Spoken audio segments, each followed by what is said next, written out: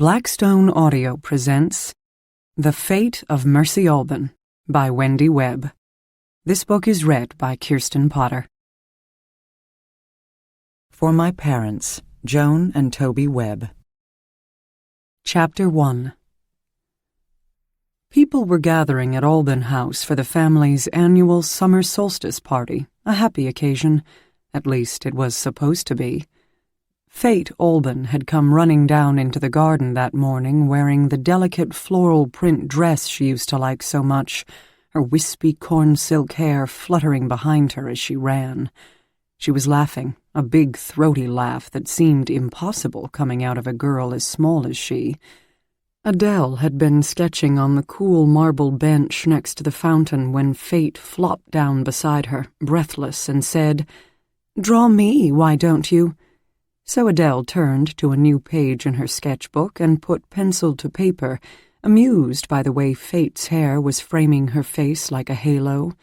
The sunlight streamed through the leaves, and Fate blinked against it before placing one hand, wrist as slim as a reed, across her forehead. Adele looked down at her sketchbook and was surprised to see she hadn't drawn Fate's face. Not exactly. It was off somehow. Adele wondered what she had gotten wrong, the angle of Fate's nose, the arch of her brow, and she squinted to focus more intently on the page. As she looked closer, the drawing began to move and shimmer, its eyes glowing with life, its mouth contorting from Fate's sweet grin into a wicked smile bearing the teeth of a predator. Adele tried to tear her eyes away from the image but found she was caught there, locked into whatever malevolent magic had suddenly taken hold of the page. She could not look away as the image of Fate's beautiful face morphed into that of a hideous demon. "I'm coming for you," the image hissed. Adele's eyes shot open and she sat up with a start. She looked around the room, quieting her racing heart by taking in the familiar. Yes, there was her desk, the fireplace, the tapestry hanging on the wall, reminding herself she was safe. That terrible day was long in the past, but even after a lifetime filled with love and loss, births and deaths, weddings and funerals, and the glorious minutiae of everyday living, the memory still gnawed at Adele, creeping every so often out of the vault she had constructed inside of her heart to contain it. A soft rapping at the door brought Adele back to herself, shaking the familiar dream and the ache that always came with it from her mind. Jane poked her head into the room. "You awake, Mrs. Alban?" "I'm up, Jane." Adele smiled as she slid her feet into slippers and rested a moment, making sure she was steady enough to stand. "It's a strange sensation, dreaming I'm 20 years old and waking up to 70. Doesn't seem quite fair somehow." "Beats the alternative, so it does," Jane chuckled, crossing the room to draw back the curtains and open the French doors leading out to the patio. "I've got your breakfast all set up out here. Shall I help you?" She came toward Adele, holding her arms wide. "I can manage, for goodness sake." Adele wrapped a thick terry-cloth robe around her brittle frame. "She's old and rusty, but she still runs." Jane hovered as Adele made her way out the doors and onto the patio, where coffee, yogurt, croissant, and the morning paper were waiting. Adele braced herself on the back of the chair before sinking down into it. "Another gorgeous morning," she said with a sigh, gazing out over the lake. "I'll tell you, Jane, if I live to be 200 years old, I'll never tire of this view." Before her lay a wide expanse of water. Steam hovered just above the lake's surface. A rower appeared out of the fog, gliding up the shoreline before vanishing silently into the mist. In another time, Adele would have been out there with him, greeting the early morning with the familiar push and pull movements she loved. Not anymore. How many decades had it been since she last rode? Jane poured a cup of coffee, and Adele added a splash of cream before lifting it to her lips, savoring the heat as it slipped down her throat. "The journalist called again," Jane sniffed. "He's not going away quietly, that one." Adele rolled her eyes as she tore off a piece of croissant and buttered it. "I'm too old for this, Jane." "Aren't we all?" she said. "Maybe I shouldn't have opened the house to tours. It's when strangers started coming that all of this was dredged up again." Adele took another sip of her coffee, the dream still hovering on the edges of her mind. "You were here that summer," she said, the past closing in around her as she stared out across the hazy lake. "You had come over from the old country with your mother years before, isn't that right? You were learning what it took to run this household even then, young as you were.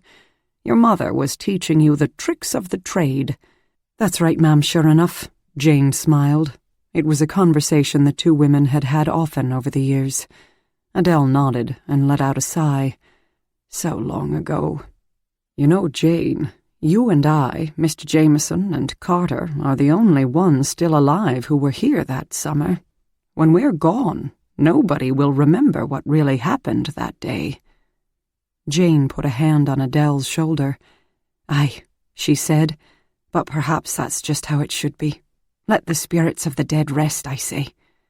Adele swiveled in her chair to look at the hill in the back of the house. "I'm not so sure about that," she said. "I've been thinking. Maybe I will talk to the man, Jane. Maybe it's time the truth comes out. Call him back, will you? Tell him to come this afternoon." She chewed her croissant as she considered what to do next. "Before he comes, I think I'll go for a walk on the hill," she said finally. "It'll do me good, getting a bit of exercise." Jane crossed her arms in front of her chest. "Do you think that's wise, ma'am? You've been ill and—" She clucked in disapproval. "Oh, I know it's not wise," Adele chuckled, "but at my age, who cares?" "Shall I ask Mr. Jameson to accompany you?" "I'm sure he's got enough to do in the garden," Adele smiled, rising from the table. "I'll be fine on my own." Jane knew better than to try to talk the woman out of whatever she set her mind to doing. Half an hour later, she watched from the patio as Adele pushed open the side door, waved, and started across the lawn. The walk took Adele's breath quickly, much more quickly than she had remembered, and at this she smirked. The ravages of age. When she reached the hilltop, she sank down into the soft grass, breathing heavily, and surveyed what was before her. From this height, she could see all 15 acres of the property, the house, the extensive gardens, the lawn, and the lakeshore beyond it. If she turned a bit, she could follow the shoreline all the way to downtown, where new shops and restaurants were popping up in the century-old storefronts. She saw the paved path, all 4 miles of it, snaking along the shoreline, where people were riding their bicycles, walking dogs, or running. A single freighter hovered on the horizon of this great lake as gaggles of kayakers paddled their way up the shore.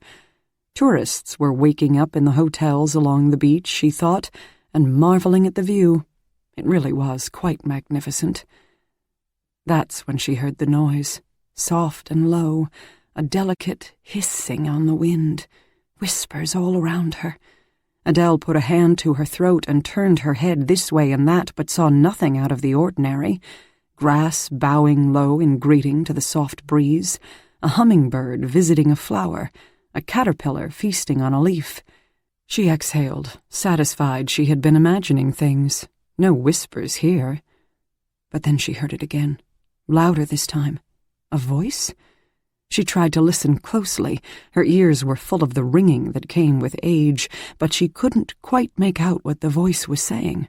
She wasn't even sure of the language. It sounded ancient and guttural, like it was coming from another place, a more savage and primitive time. And then the memory hit her. She had heard this voice once before, on a summer night many years ago. But it couldn't be. Could it? Adele shuddered and rose to her feet, wanting very much to be in the company of someone else. Jane, Mr. Jameson, anyone. She hurried down the hill toward the fountain where she had found him that night all those years ago. But the voice was louder there. It came swiftly nearer until it was right behind her, whispering in her ear. She swung around and could not believe her eyes. What sort of magic is this? It was the last thought that ran through her mind before everything went black. Chapter 2. Jane looked at the clock. The journalist would be here in no time now, wouldn't he? Where was Mrs. Alban? Jane rambled from the living room to the library, poked her head into the study. No sign of her employer anywhere. And she certainly wouldn't be in the kitchen, Jane thought with a hint of a smile. "Mrs. Alban?" She called up the grand staircase. No response. Jane put her hand on the cherry-wood banister and thought about the dusting she'd do tomorrow. Reaching the second floor, she scurried down the hallway and knocked quickly on the door of the master suite. She pushed open the door and poked her head inside. "Ma'am?" And then it settled around her like a cloak, the deafening silence. There was no energy, no noise, no signs of life. This enormous house was empty but for her. Jane hurried down the stairs and out onto the front patio, spotting the gardener kneeling over a rosebush. "Mr. Jameson!" Jane called out, rushing toward him down the smooth marble patio steps and into the immaculately manicured English garden that he had coaxed to life in this harsh northern climate for a half-century. She was out of breath when she reached him and took a moment to recover before speaking. "And what can I do for you, Mrs. Jameson?" Her husband, Thomas Jameson, smiled at her. "It's herself," she said breathlessly, looking into his eyes and putting a hand on his chest. "She went out for a walk on the hill this morning and hasn't come back.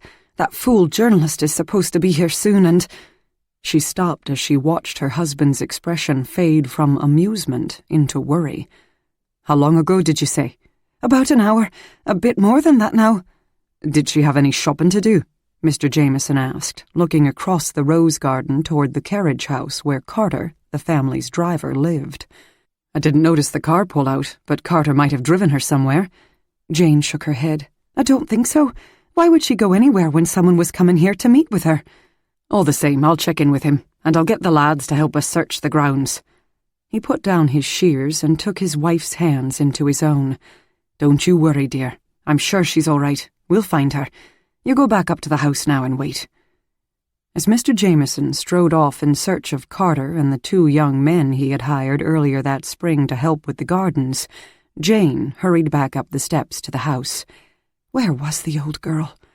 She rushed from one room to another, one floor to another. 40 rooms later, Jane was officially panicked. She wound up in the green and black-tiled solarium, a room full of leafy plants, gurgling fountains, and plush sofas and chairs, where Mrs. Alban always took her tea in the afternoons. Breathing heavily after all that rushing around, Jane sank down onto one of the wicker chairs and fished a tissue out of the pocket of her apron, dabbing at her brow. But she couldn't sit still.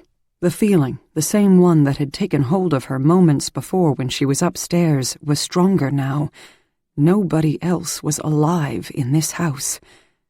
"Mrs. Jameson!" Her husband's muffled voice startled Jane, and she pushed herself up to her feet and rushed out the doors onto the patio, where he and Carter were climbing the steps toward the house. "Well?" Jane asked, knowing the answer by the look on her husband's face. "Nary a trace," he said. "We've searched the entire grounds, more than once, even the cemetery beyond, thinking she might have been visiting the relatives, so to speak." Carter shook his head. "I don't like this." "I don't like it either," Jane said, her voice a low whisper. "Something just doesn't feel right." "Aye," her husband said, pulling the blue felt fisherman's cap from his head and twisting it in his hands. "Aye." "Tell the lads to search the grounds again," she said. "I'll get us some iced tea while we wait. But if they don't find her soon, it might be time to call the police."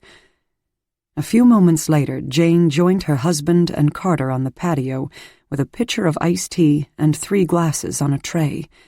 As she was pouring, Jane's gaze drifted toward the main garden in front of the house, the one with the fountain and the manicured hedges.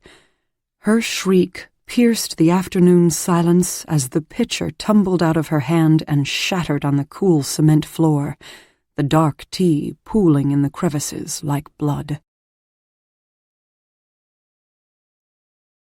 Chapter 3.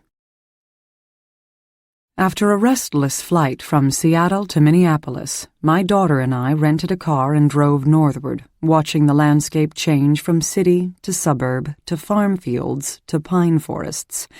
Cresting the top of the hill near Spirit Mountain, I took a quick breath in as I saw the expansive view before me, the bay between the cities of Duluth and Superior, the iconic aerial lift bridge, rising and falling to accommodate the massive ships that needed to get into the port, and the flood of city on either side of the bay that seemed to have crested in my absence. Beyond all that, the vastness and ferocity of Lake Superior shimmered. Taking it in for the first time in 2 decades, I felt my stomach twist itself into knots. I had come home to bury my mother, an event that seemed as surreal to me as the circumstances of her passing. As I drove down the hill toward town, it felt like time itself was ticking backward, the years folding in on top of themselves as though I were leafing through a book, back to the page when my mother was a vibrant 50-year-old who still rode on this greatest of lakes every summer morning. It simply didn't seem possible that death could find her, or, if it did, that she couldn't persuade it to come back another day. I wondered if it all hadn't been a mistake. If I would arrive at the house to find her on the patio sipping a glass of lemonade or a gin and tonic as she liked to do in the summer months. Looking back on it now, it wouldn't surprise me if my mother's spirit had indeed been hovering as I drove toward the house that day, not to welcome me home, but to warn me of what was awaiting me there, memories that would unearth themselves from the graves I had dug to contain them, and things much stranger than that, monstrous things that would creep and lurk and hide. I've always known that old houses are full of such things, Alban House most of all. As I turned into our driveway, I gasped aloud when I saw a ticket booth at the end of what was now a parking lot. I knew the croquet lawn had been paved over, but it still gave me a jolt to see dark asphalt where the grass my father tended so carefully, obsessively, my mother always teased, used to be. Visions of our annual summer parties crept into my mind, girls in cotton dresses, boys in seersucker suits, lemonade we'd secretly spike with vodka, a croquet tournament in the afternoon, a bonfire on the lakeshore at night. I could see the shadows of my brothers, the twins Jake and Jimmy running their ridiculous victory lap around the croquet lawn, mallets held high over their heads. The sound of their laughter floated around me before diminishing little by little until it was gone, as if it were buoyed downstream on a river of memory that flowed through this place and through me. My daughter's voice pulled me back from those visions of the past. "What's that?" she asked, pointing toward the booth and pulling the earbuds out of her ears for the first time in the nearly 3 hours it took to drive here from the Minneapolis airport. "The house is, well, it's sort of a museum now, remember?" I reminded her. Amity's face didn't betray any hint of recognition. She furrowed her brows. "What do you mean, a museum?" "We talked about this, honey." She opened her eyes wide and shrugged with the particular type of silent sarcasm that only teenage girls seem to possess. I sighed and tried again. The university asked us if it could conduct public tours of the first floor of the house and the garden because of their historic value. I told you all of this last year. "I don't get it. It's just an old house." "Oh, Amity, for goodness sake." I pulled through the parking lot and into our driveway. "Why don't you read a history book, or, better yet, listen when your family talks to you? In any case, it couldn't matter less right now." Instantly, I regretted my shortness with her and put my hand on her arm. "Sorry, honey," I started, but she had already slumped back into her seat and put the earbuds back into her ears. Another fantastic mother-daughter moment. As I climbed out of the car, I noticed a woman poke her head out the ticket booth's door, eye us suspiciously, and then skitter across the parking lot toward us, her high heels clicking all the way. "Excuse me," she chirped, wagging a finger at me. "Excuse me, you can't park there." I ignored her and opened the rental car's tailgate as Amity unfolded herself from the passenger seat. "This driveway isn't for visitors, and besides, the house is closed," the woman huffed, finally reaching us. I'm sorry, but there are no tours today or for the foreseeable future, and we don't want people wandering around the gardens on their own. That's not allowed." "I'm not here for a tour," I said, managing a smile. "I'm Grace Alban." I watched as the woman's scowl melted into confusion and then recognition. Then a breathless stream of backpedaling. "Oh, Miss Alban, I'm so sorry. I should have recognized you right away." "That's okay," I said with a nod. "I haven't been here in quite a while. Thanks for being so vigilant, keeping people out. We appreciate it, especially now." "I'm Susan Johnson," she said quickly, still staring wide-eyed at me. "I'm with the university. I'm just here gathering some things. We're not sure how long the house will be closed or if we'll be able to open it up again." She squinted at me. "I suppose that's up to you now." I supposed it was. She clutched her clipboard tighter to her chest. "I'm so sorry about your mother. We all are. What a wonderful lady." Tears were stinging at my eyes, so I grabbed my bag from the back of the car and nodded to Amity to do the same. "Thank you," I said to the woman as I popped the suitcase's handle up into place, grateful for something to distract me from her concerned face. "We'll be in touch with you about reopening, but don't plan on it for a while." "Of course. And Miss Alban, this goes without saying, but if there's anything the university can do—" "Thank you," I said to her again, eyeing her name tag. "Susan." I turned and let myself look at my home, Alban House, for the first time in 20 years. The red brick facade rising 3 stories tall, the parapets jutting out from the roof, the enormous stone patio running the entire length of the house facing the lake, the stairs down to the gardens that framed the property. None of it had changed at all. Growing up in Alban House, I felt I was a princess living in an enchanted castle, and indeed the house was designed to look like one, patterned after the Jacobean estates European kings built for themselves in centuries past. But I soon learned people who lived in castles, the ones I read about in my storybook fairy tales, didn't necessarily live enchanted lives. Not sweetly enchanted, anyway.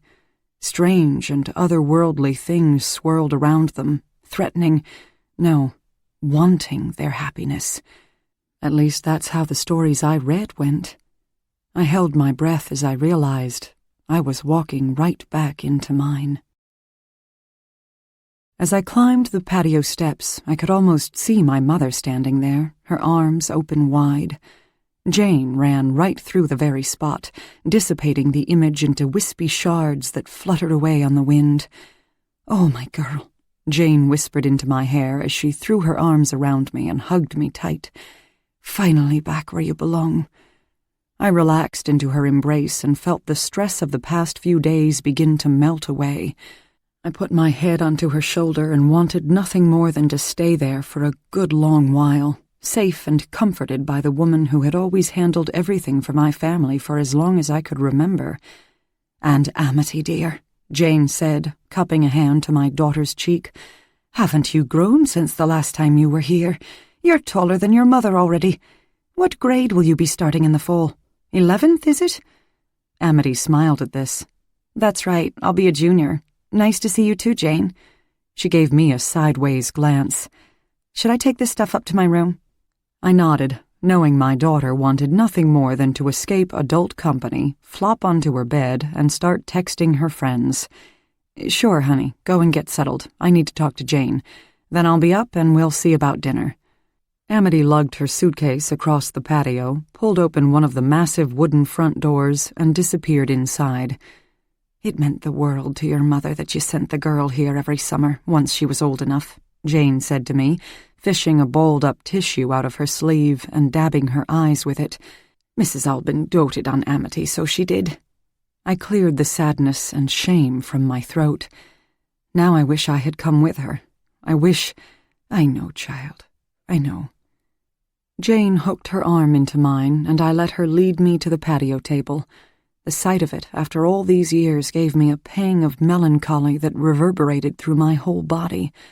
The huge wooden table, with seating for 14, had always reminded me of something out of an ancient Celtic legend.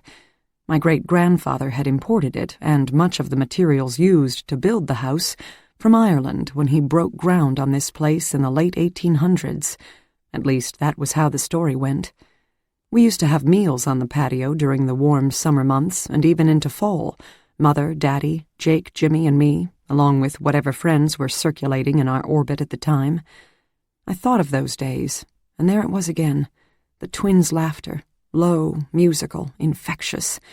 I wished it would engulf me and carry me along whatever river their giggling was floating on, back to another time in this same place, back to evenings when my family debated our way through mealtimes, talking about art and politics and literature, and even celebrity scandals of the moment, carrying me back further still to the days when our mother would wrestle with the cook for the kitchen so she could bake for us herself, greeting us with love and good humor and a plate of warm chocolate chip cookies as we came through the door after a long day of school, and back further to lazy summer afternoons when my brothers and I would lie on the lakeshore counting the sailboats as they passed.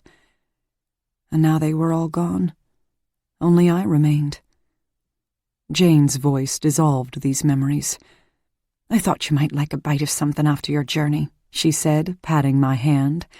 I saw she had set one end of the table with a bottle of wine, a basket of bread, some sliced cheeses.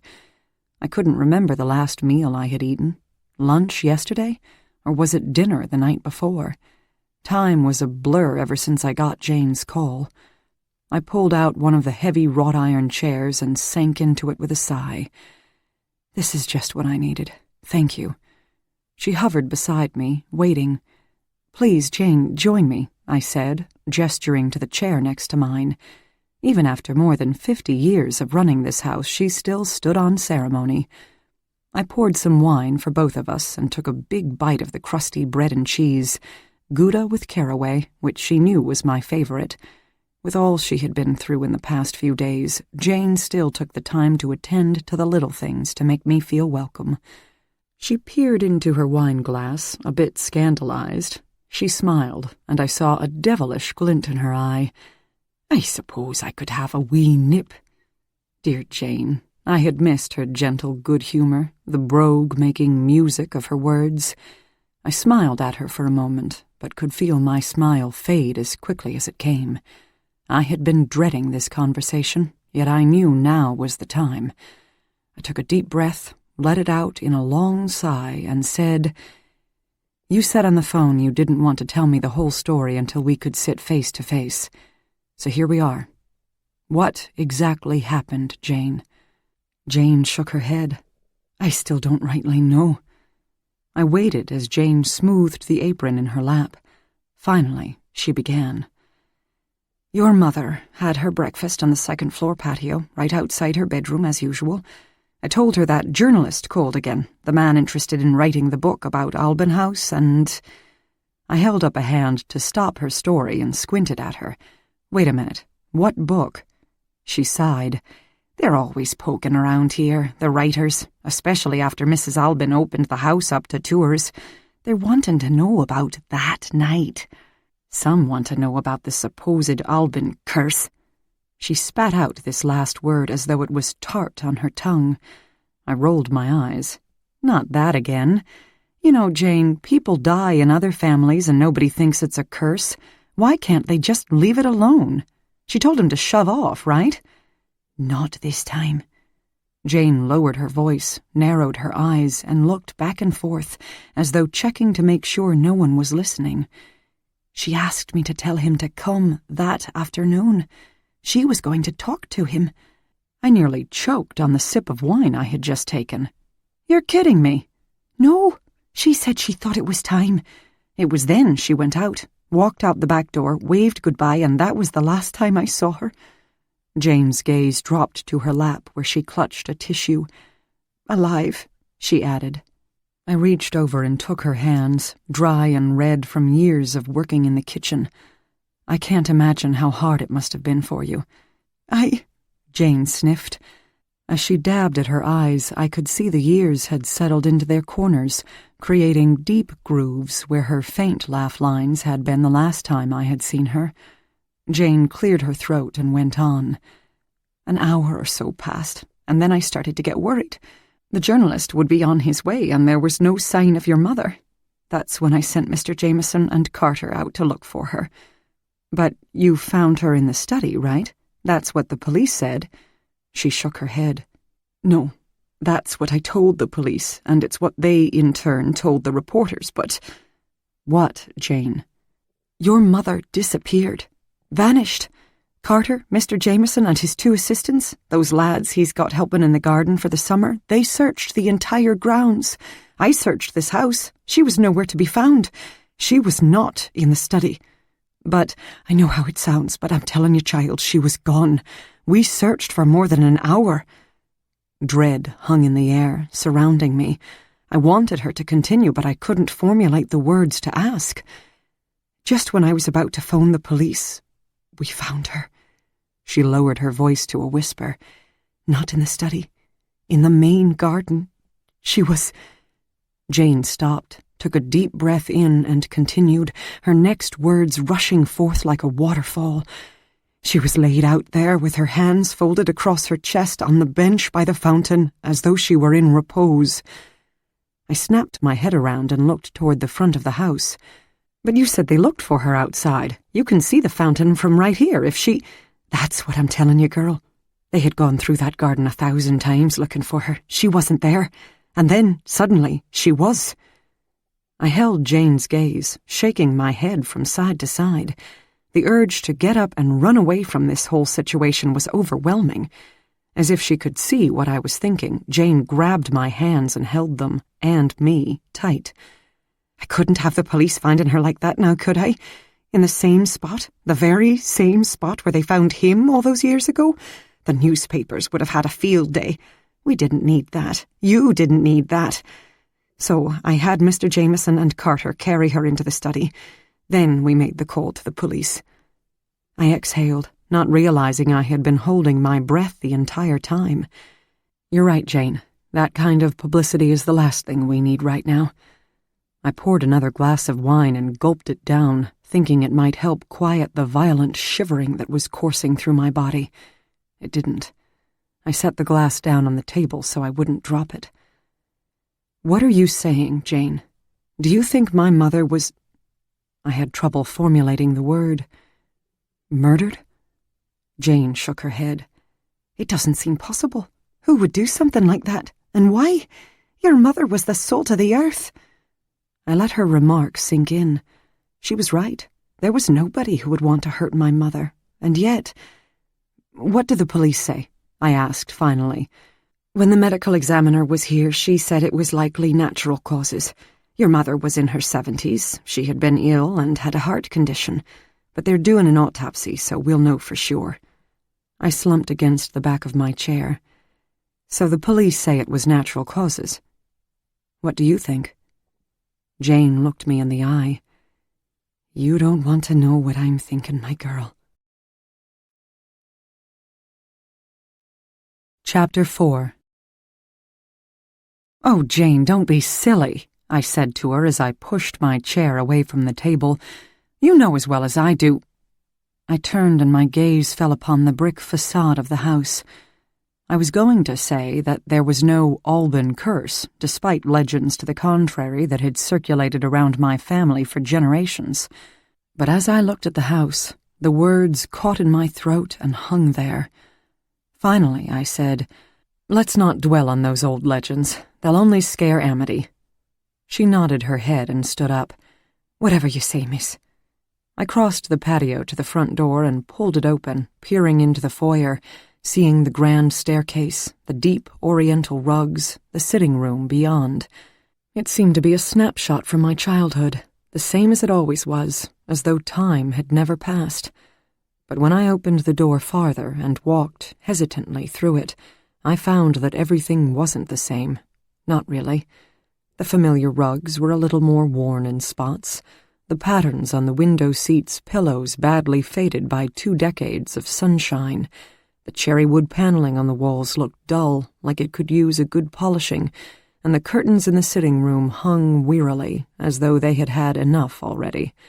Age had taken root and was weaving its wickedness through the very foundation here, making the house that had once been so solid, so formidable, so much a fortress, seem vulnerable and even a little bit fragile. I shook that thought out of my head and walked farther into my home, dragging my suitcase behind me. A small wooden desk stood in the corner of the foyer. This was new. I ran my hand along its surface and picked up one of the flyers stacked neatly in the center. Alban House, built in 1898, is one of this country's finest examples of turn-of-the-century technology, craftsmanship, and architecture, built by shipping, mining, and railway magnate John James Alban. A handout from the university's tours. I stuffed one into my pocket for Amity. She seemed uninterested in family history now, but she really ought to have known more about where she came from, who her ancestors were, and what they did. Jane followed behind me.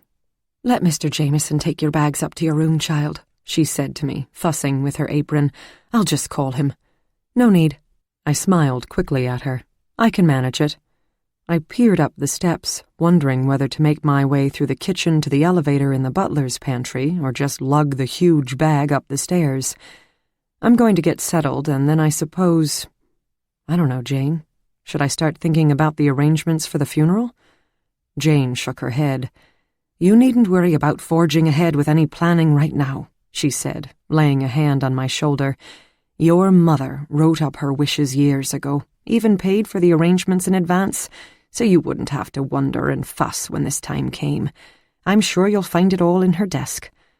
I exhaled, relieved at least not to be starting at square one. I wouldn't have known how to begin or whom to call. The minister? The coroner? Funeral director? It seemed inconceivable to me that I was the one who was supposed to handle all these things. When I had left Alban House 20 years earlier, I was only a few years older than my daughter was now. And suddenly I was the head of the family, the one who had to decide on, well, everything. It seemed wrong somehow. I sighed, not quite sure of what I was supposed to do next. As if Jane could hear my thoughts, she said, "You go upstairs and unpack. Your room is all made up with fresh linens. I'll have supper ready at 6 o'clock. Unpacking and dinner." I smiled at her. "Sounds like a plan." I dragged my suitcase up the stairs to the second floor and set off down the long hallway toward my room. The family's bedrooms were clustered in the second floor's east wing in an effort by my parents to make the enormous house seem smaller and more intimate. In generations past, children always slept on the third floor. But when my mother married my father and they moved into Alban House with his aging parents, she made it clear she didn't like that arrangement. She wanted her family all around her, close. No nannies required. As I walked down the hallway, I was remembering winter days when the boys and I would run down its length. The image of Jimmy, wearing those ratty old blue sneakers he loved so much, whooshed through me and down the hall where, at the end of the west wing, we had set up a chalkboard to tally how many times we had made it back and forth. The sensation was so real. I could feel the breeze as he ran past me that I turned to look down the hallway to see if the chalkboard was there too, jagged tally marks in white and all. But the image faded as quickly as it came, and I was alone again in the hall. I poked my head into the boys' old room, now used by Amity when she visited, and found my daughter flopped onto her stomach on one of the beds, her iPod so loud that I could hear its tinny music from where I stood at the door.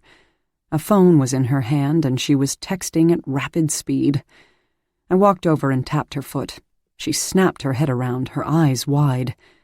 "Don't sneak up on me like that," she said, furrowing her eyebrows at me and pulling the earbuds out of her ears. "I didn't know you were there." "You need to turn the music down, honey," I told her. "Then you'll hear people. Besides, that's ruining your ears." She shot me a look and went back to her texting. Why did I always do that?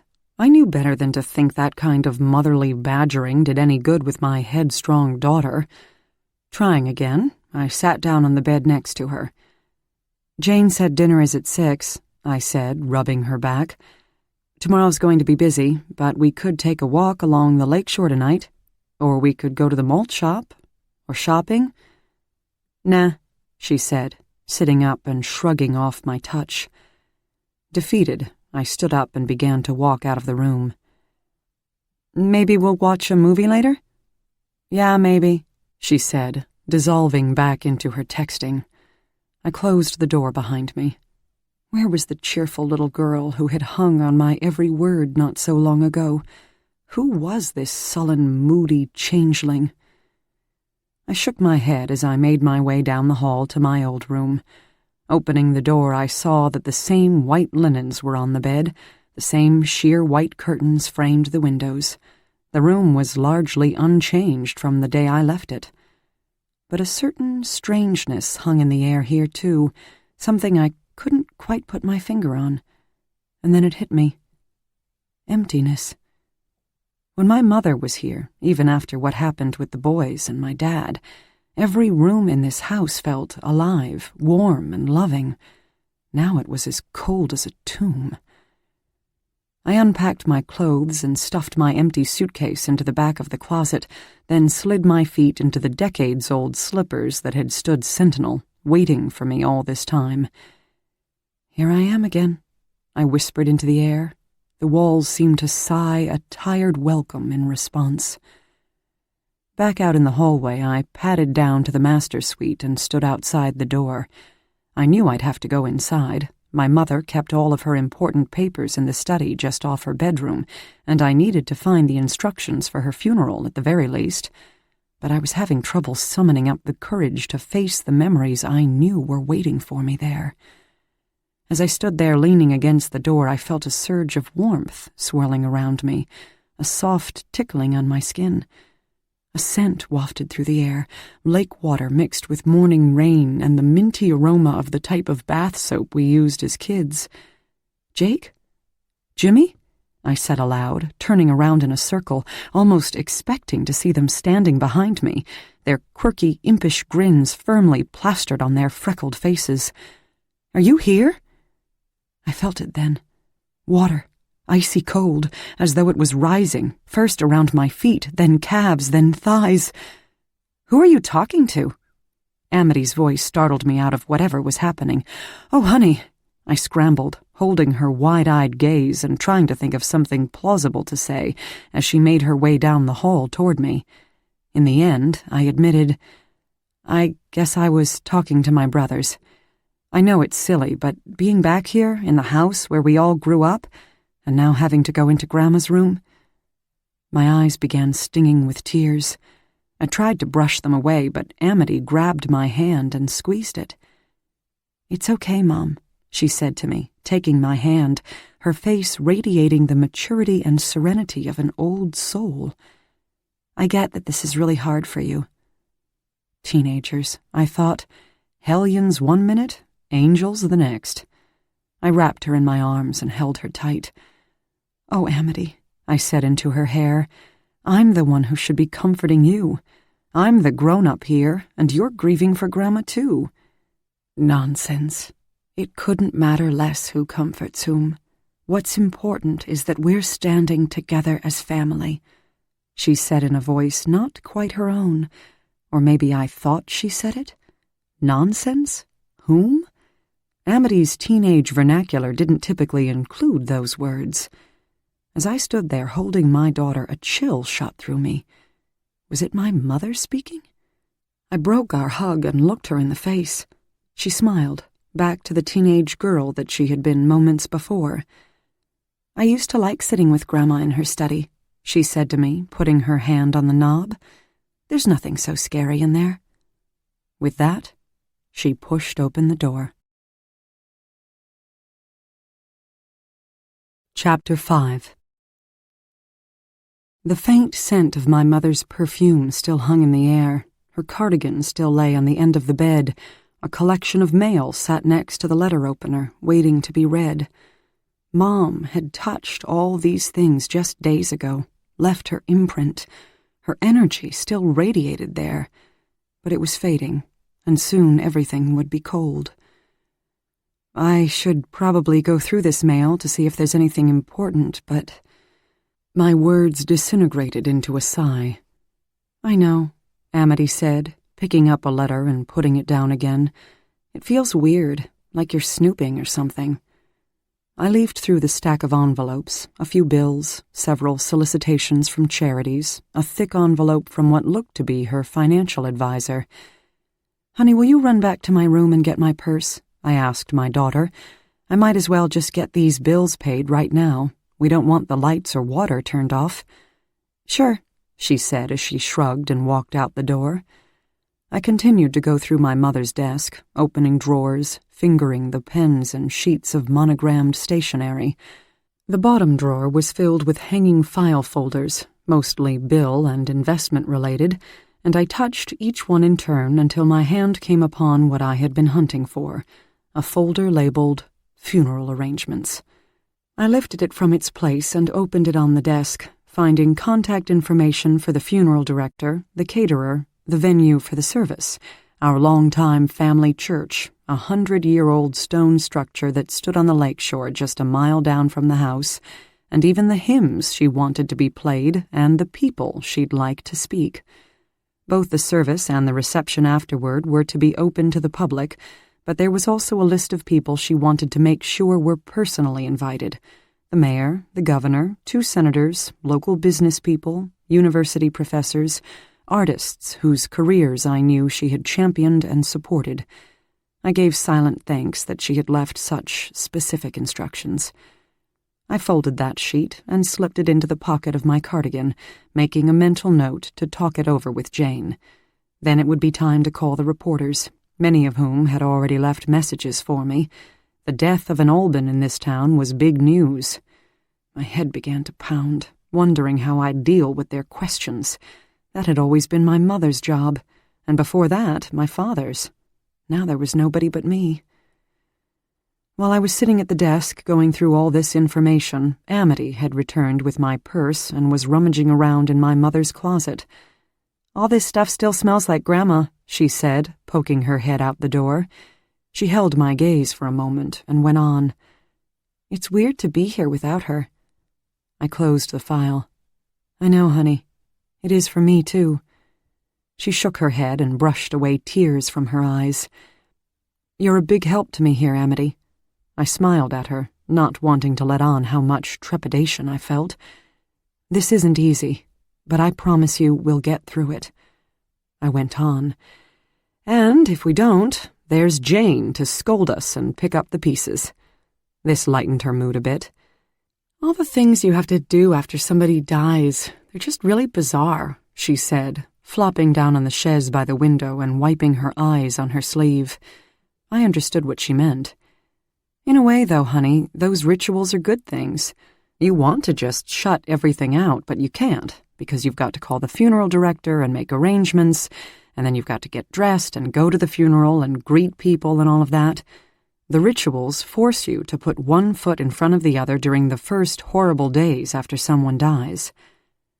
I was thinking about how I walked around like a zombie after the accident with Jake and Jimmy, how my dad didn't come out of his room for days, and how my mom somehow handled it all, arranged for everything, even attended a special candlelight memorial service put on by the boys' school. My mother soldiered on, with a permanent tinge of melancholy in her eyes, yes, but she went on nonetheless. Where she got that strength after the deaths of 2 children I'll never know, but wherever it came from, I needed to tap into some of it. I needed to be that pillar of strength for my daughter now. "Why don't you head down to the lakeshore?" I said to her, "or take one of the bikes out of the garage and ride on the path to downtown. I'll finish up in here, and then we'll have dinner out on the patio. How does that sound?" She nodded and unfolded herself from her slump on the chaise. "I guess I'll go down to the lake." She opened the door, but turned around before going through it. "What are you going to do now?" she asked me. "I might as well lay out something for Grandma to wear so it will be done. Her list of instructions says she wants to wear—" I quickly unfolded the sheet and glanced at it. "A blue Chanel dress, so I guess I'll hunt around for that. I've also got to call the funeral director. Oh, and the florist." I sat down with a thud. Lots to do. "I'll look for the dress," Amity offered. "I know the one she means. I went shopping with her last summer when she bought it. You make those calls, and then we'll both go down to the lake." "You're some kid," I smiled at her. "You've got a deal." As I was looking for the funeral director's number, Amity emerged from the closet carrying the dress. She laid it on the bed, carefully smoothing out the wrinkles. "Does she want the hat, too? She wore this with a hat." "I'm not sure," I started, rising from my chair just in time to see her turn back to the closet and reach up onto a high shelf where several hat boxes stood in a row. Not quite tall enough to grasp them from her tiptoes, she jumped and grabbed, and the whole shelf of boxes came down in a clatter, a shower of hats tumbling onto the floor. Amity looked at me, wide-eyed, holding up the blue hat. I chuckled. "Well, I guess you found it." We both began to gather up the wayward hats, returning them to their boxes, careful not to rip the fragile tissue paper within. "What's this?" she asked, scowling at something on the floor. She picked it up and held it out for me to see. It was a worn leather satchel, a little bigger than a clutch purse. "I'm not sure," I said. "A purse to go with the hats, maybe?" She handed it over to me. As I took it from her, I felt a tingling, a slight tremor. This wasn't a purse, not one my mother would carry anyway. I opened its outer flap and peered inside. "It looks like letters," I murmured, and drew out a stack of 24 or so envelopes, tied together with a faded pink silk ribbon. I flipped through them. They're addressed to Grandma. To her maiden name, I noticed. These letters were written to my mother before she had married my father. Amity's eyes were sparkling. "Who are they from?" "There's no return address," I said, quickly tucking them back into the satchel. "But anyway, these are Grandma's private letters, so I really don't think we should be reading them. Do you?" "Probably not," she said, rising to her feet, her interest waning as quickly as it had been piqued. "Is it okay if I go down to the lakeshore now?" "Sure, honey," I nodded, and she flounced toward the door. "I'll join you in a little while." But I stayed right where I was, sitting on the floor of my mother's closet, still holding the satchel, until Amity had closed the door behind her. I hadn't been truthful with my daughter, and I didn't quite understand why. There was a return address on those letters. Well, not a return address, exactly. The initials D.C. were written in the corner of each envelope. When I saw them, I felt a shiver down my spine. Something about those initials gnawed at me. Who was D.C.? Certainly not my dad. They sounded vaguely familiar somehow, but I couldn't quite put my finger on it. I drew the stack of letters out of the satchel and slowly untied the worn silk ribbon around them. I knew I shouldn't be reading my mother's private correspondence, but I couldn't stop myself. This felt important somehow. I opened the first envelope and began to read. September 1955. My dearest Adele. I can't believe it has been only a week since I returned to Boston from Alban House. It seems like a lifetime since I held you in my arms. My eyes grew wide. A love letter? I knew very little about my mother's life before she married my father, and certainly nothing about her romantic life.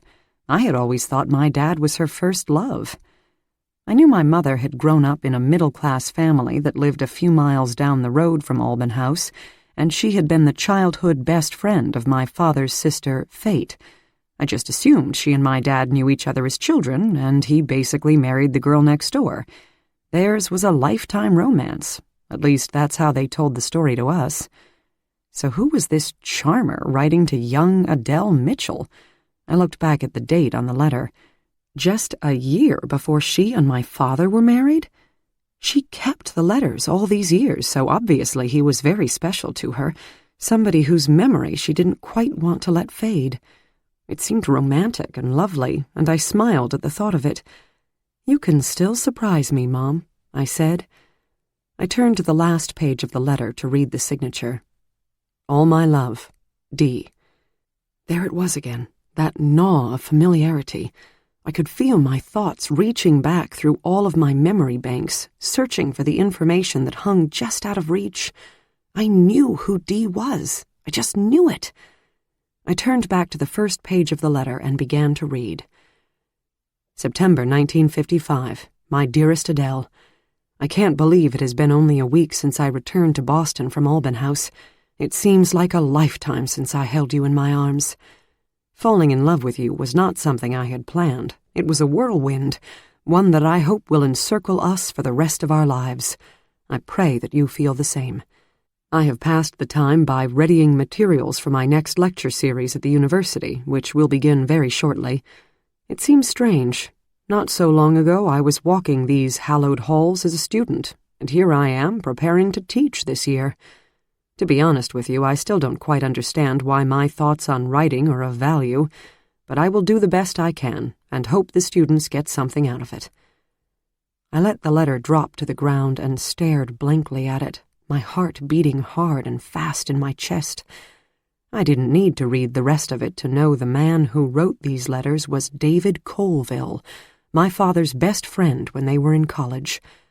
Before settling in at Harvard, where he met my father, Colville was a celebrated war correspondent whose stories about the lives of ordinary people in Europe during World War II for magazines like Life and the Saturday Evening Post had won him the Pulitzer Prize 3 years in a row. After the war, he began to focus his writing on the home front, illuminating the zeitgeist of a generation coming of age in the early 1950s.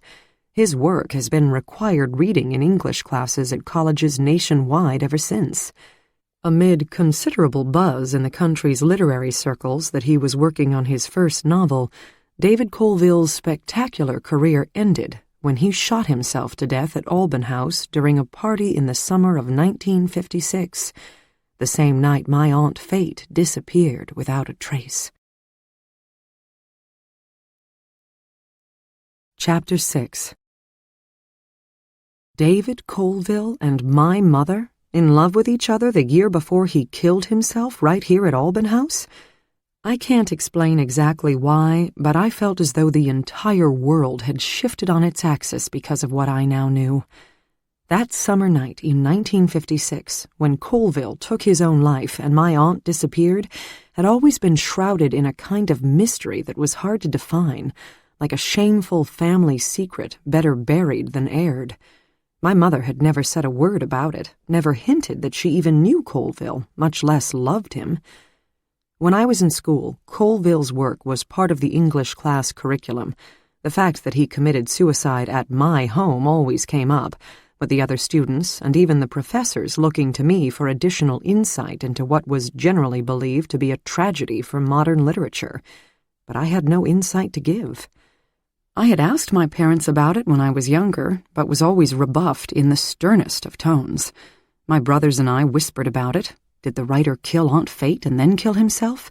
Did she run off when she found his body? We, and all of history, knew what had happened to Colville, but nobody knew what had happened to my aunt. It was as though the family closed ranks around that night in a secret agreement to keep silent about whatever had gone on.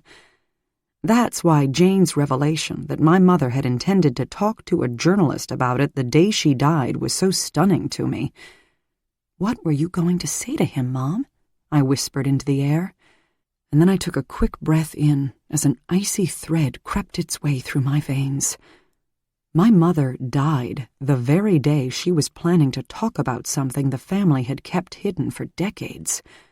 I shook my head, trying to shake off the thoughts that were taking hold. Were the two connected somehow? It just couldn't be. Could it? I tried to reason it out. What possible relevance could a decades-old tragedy have today? I hadn't even thought about Colville's suicide and my aunt's disappearance for many years, decades. By the time I was an adult and had a family of my own, it had simply become part of the past, and not even my direct past. It was just one more scandalous tragedy at Alban House, and frankly, after my brothers' deaths, I didn't even care about it anymore. Theirs was the Alban House tragedy that haunted me, not something that had happened before I was even born. But now, as I sat cross-legged on the floor of my mother's closet, I let my mind drift back to what I knew about that night. He was found in the main garden in front of the house during a summer solstice party, the same night my Aunt Fate disappeared. That was the standard family line about the incident, but it certainly didn't say much, did it? There would have been a police investigation into the suicide as well as into my aunt's disappearance. I can't believe my grandparents wouldn't have launched a massive search for her, paid anything, done anything to find their daughter. I know I would have. Did they? I didn't know. I looked at the letters spread out before me, hoping that I could find some answers within them. The first letter was dated September 1955 and referenced my mother's and Colville's recent time together at Alban House. That told me Colville visited here the summer before his suicide. That's when he and my mother must have met. I began reading the other letters, one by one. No major bombshells there. They were newsy, romantic letters from a man obviously besotted with my mother. He wrote about his lectures at the university and some of his more outrageous students. He mentioned my father often, outlining in detail their exploits during my father's last year of college. And he wrote of blossoming love, starlit walks along the shoreline, quiet afternoons in the garden. The letters were funny, tender, literate. The more I read, the more I came to know this man who loved my mother, and I began to feel a crushing sadness at the knowledge of what became of him, that he took his life right here in this house. What drove him to do it? From these letters, written during the year before his death, it was clear to me that he wasn't suffering from the kind of depression that plagued so many writers and artists. There was no angst in his words, only hope, humor, and love. I wondered, did my mother spurn him? She had married my father very soon after that summer. Did Colville choose to die because she chose my dad? I didn't have the benefit of reading her letters to him, but from what he wrote to her, "I miss you too, darling," and "I read your wonderful letter over and over again, marveling at the fact that someone like you could love me," it was pretty clear to me that she did indeed love him. So what happened? How did it all go so wrong? I was nearly ready to pack up the letters when something in the last one, dated May 1956, caught my eye. I'm finally finished with my novel, and as we discussed on the phone last night, I'm sending a copy of the manuscript to you before I send it to my publisher. It's going out today, parcel post, so please look for it to arrive in the next week or so. This didn't sound right to me. He had written this letter shortly before his death. I had studied his work in college, and I knew there was talk he was working on a book, but I was sure he didn't have one published before or after he died. I read on. I really do want your opinion on it. I haven't told you too much about it because I wanted to see if I truly could finish it before eliciting your thoughts. A novel is quite a different animal from a magazine article, I've found, but it's important that you, of all people, read it before it goes to press. You know that I began this work last summer at Alban House and that I've been secretive about it, but I'll finally reveal to you now that it's about a rich and powerful family told through the eyes of a young visitor who stays with the family for the summer and falls in love with a beautiful girl he meets there. A thinly veiled version of the events of last summer, I'll admit it. I changed the names, of course. The Albans have become the Brennans, Johnny is now Flynn, I am Michael, and you, my dear, are Lily. Why did I choose this subject? Aside from the built-in conflicts and characters involved in a story about a rather poor and common fellow, myself, suddenly immersed in the world of a wealthy and powerful family, and the love story we lived, which would have been story enough, it was the rather strange experiences I had, and the supposed Alban curse that really drew me in. The novel is an old-fashioned ghost story, my dear, reminiscent of the works of Du Maurier. I learned much talking with Johnny, his parents, Fate, and even the staff about the family's history. Did they forget they were talking to a writer? And I've learned even more here at the university's library.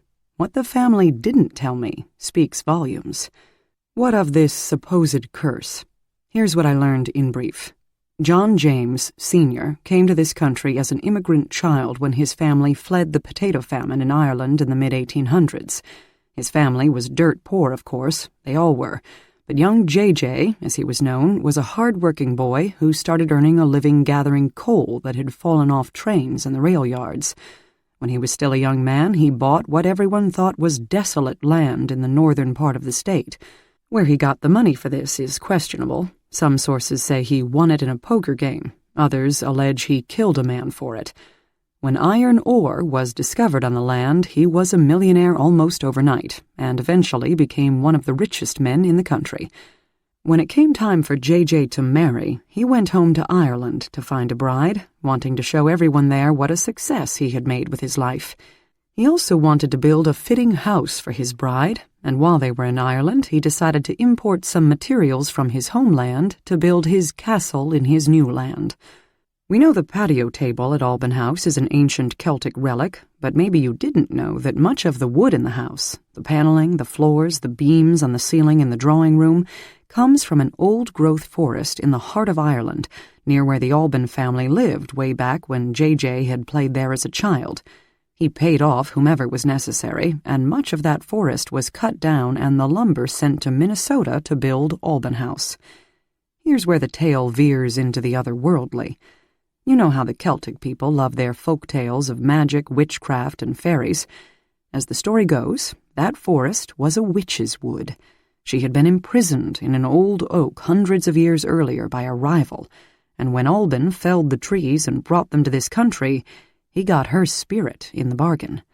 Legend has it that her spirit has been bedeviling the Alban family ever since. Of course, that's all foolish nonsense, but that's the way the story goes in Ireland. They do love their tall tales. Curse or not, Fate was right in what she said that first evening in the drawing room.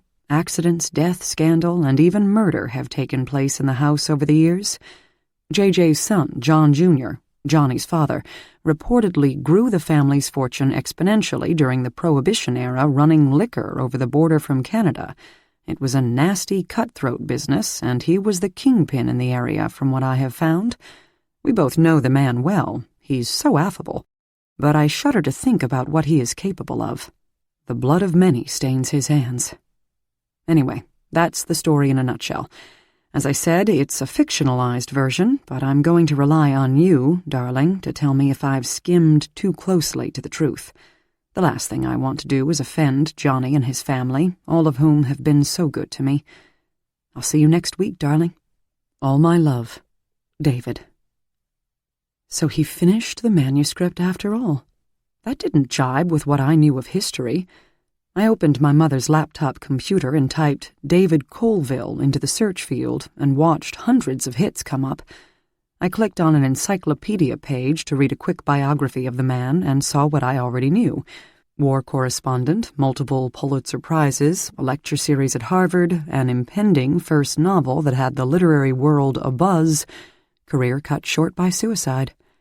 According to his letter, he had indeed finished his impending first novel, and it was a ghost story about my family, no less. But it never saw the light of day. Why? I gathered up the letters and slipped them back into their satchel, wondering where Colville had unearthed that otherworldly tale about the witch's wood. I knew about the supposed Alban curse, of course, but I had certainly never heard this witch business before. The thought of it crept inside me like the chill on a foggy autumn morning as I gazed around the room at the wood paneling on the walls. I tried to shake it off, but it kept nagging at me. I had to admit it to myself. There was something about this house. I'd always felt it. It was as though Alban House had a presence of its own that wrapped itself around us, my mother most of all. But that was just nonsense. This was my home, not some chamber of horrors.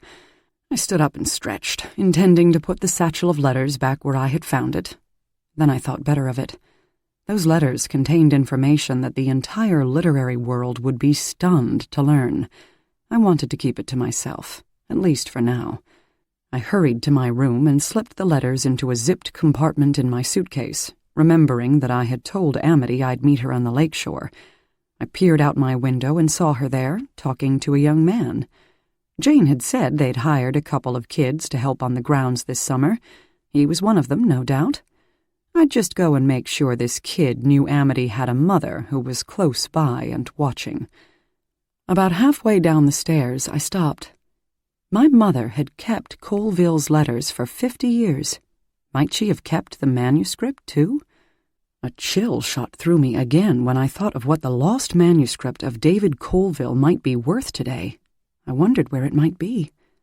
I turned my head and looked back up toward the second floor. In her study? In the wall safe? But then I shook the thought out of my mind. I had a funeral to plan, arrangements to make.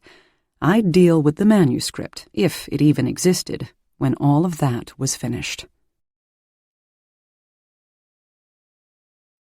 Chapter 7. After dinner on the patio and a movie with Amity, I turned in early, exhausted by everything I had learned that day. During dinner, the coroner had called with the autopsy results. My mother died of a massive heart attack. There would be no further police investigation, and we could go ahead with the business of laying her to rest.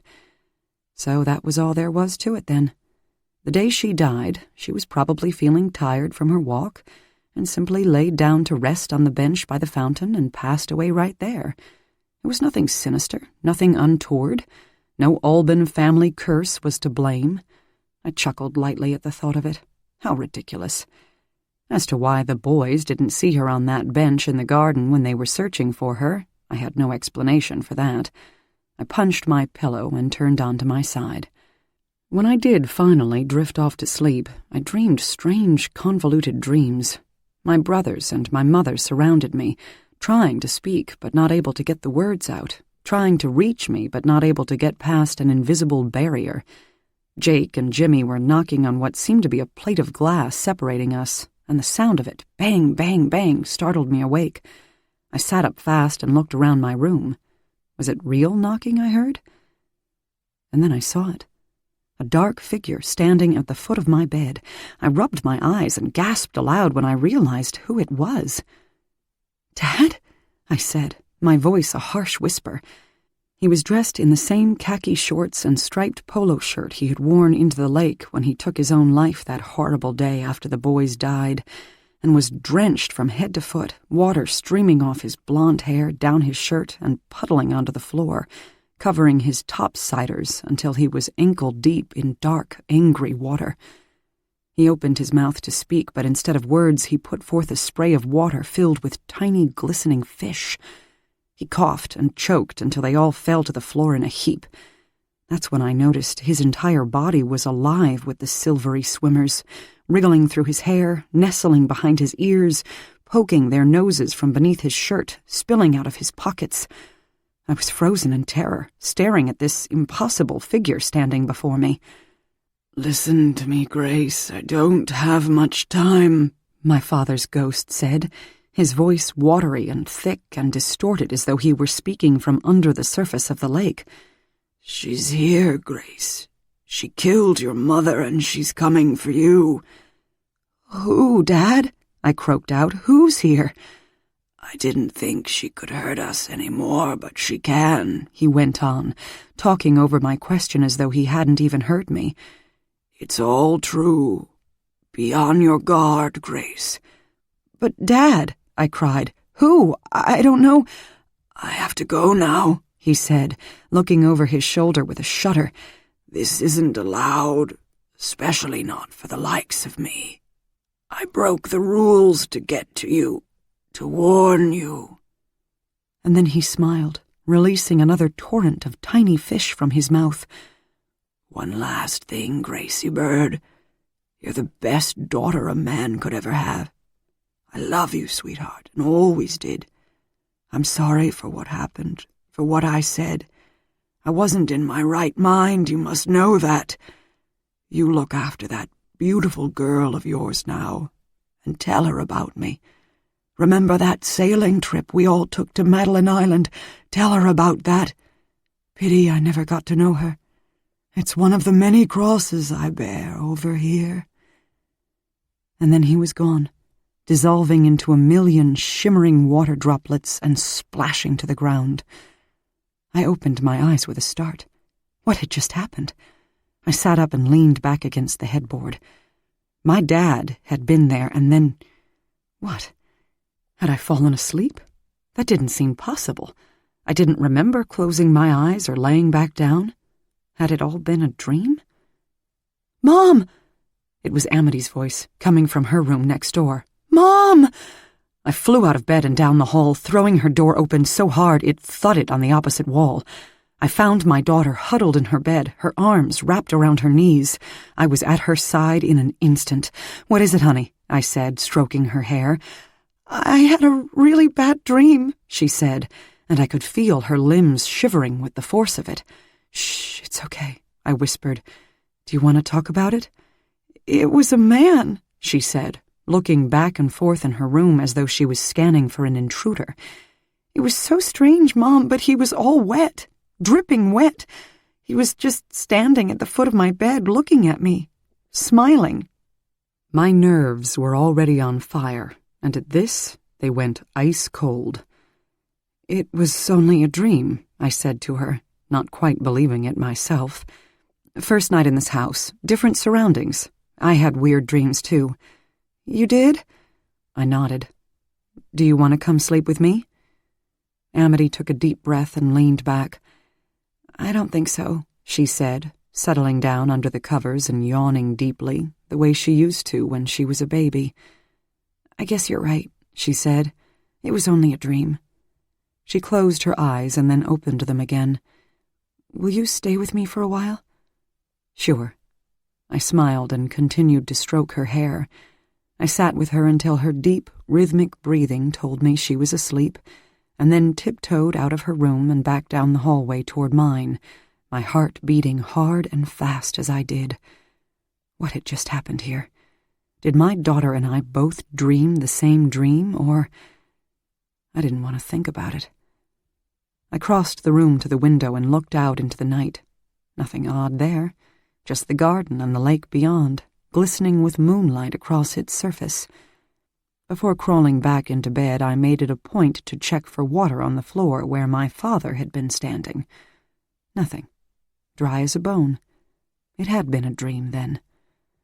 Lying there, I listened to the sounds of the night, steam hissing in the radiators that had come to life because of the chill, wind rustling in the trees outside, the clock ticking on my desk. As I breathed in and out, trying to calm myself back into sleep, it almost seemed as though the house itself, the very walls, were breathing in time with me. I remembered feeling comforted by these sounds long ago, and I settled back down and listened. Shh, the house seemed to be saying. I must have fallen asleep, because the next thing I knew, the light that had finally begun filtering back into the sky awakened me.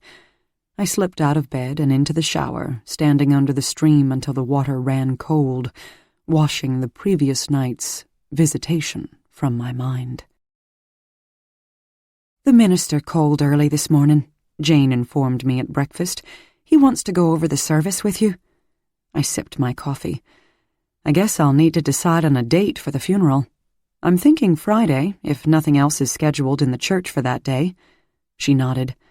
Would you like me to get him on the phone for you? I stretched and looked outside. It was a bright blue day, not a cloud in the sky, and the water was shimmering like diamonds. I had an urge to get out of the house and into the world.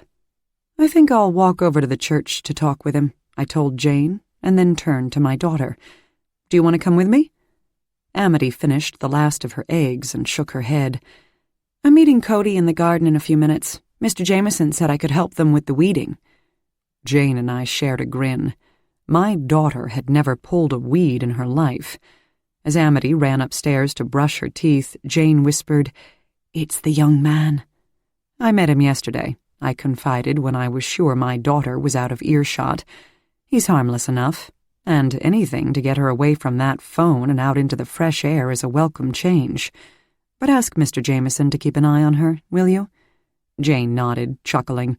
Don't you worry. He won't let the lass out of his sight. A short while later, I had grabbed a light cardigan and was headed down the patio stairs through the gardens to the lake shore, where a path snaked its way from our property through the woods and the cemetery beyond to the church, about a mile away. The walk would do me good. The church was an enormous stone building, much older than Alban House, where my family had been attending services for generations. My brothers and I had been baptized there. My parents were married there. My brothers and father, along with generations of Albans before them, had had their funerals there. Now it was my mother's turn. It was truly a place of life and death for my family. I reached the church's red wooden front door just as a man, whom I didn't recognize, pushed it open from the inside. Oh, I said, jumping back a bit, not expecting to see anyone except our long-time minister. He smiled at me and leaned against the doorframe. "May I help you?" I'm here to—" I stammered, oddly tongue-tied around this man. Then, trying again, "I'm looking for Pastor Olson." "You're a bit late for that, I'm afraid." The man grinned. "Chip retired 5 years ago." I could feel my face heating up. "Sorry, I haven't been here in a while, I guess." "Not a problem," he said, extending his hand. "I'm Matthew Parker, the new guy. What can I do for you?" I squinted at him as I took his hand. He was the minister? This man, who was about my age and wearing jeans, a denim shirt over a faded t-shirt, and running shoes, didn't exactly look the part. "I'm Grace Alban," I said to him finally. "Our housekeeper told me you called. I'm here to talk about my mother's funeral." He smiled, the recognition evident in his face as he put his other hand over our clasped pair. "Of course," he said. "Your mother has shown me so many photos of you, I should have known who you were right away. I'm so sorry about Adele. What a great lady. She made me feel so welcome here when I took over for Chip. I'm really going to miss her. I got rather used to seeing her in the front pew every Sunday."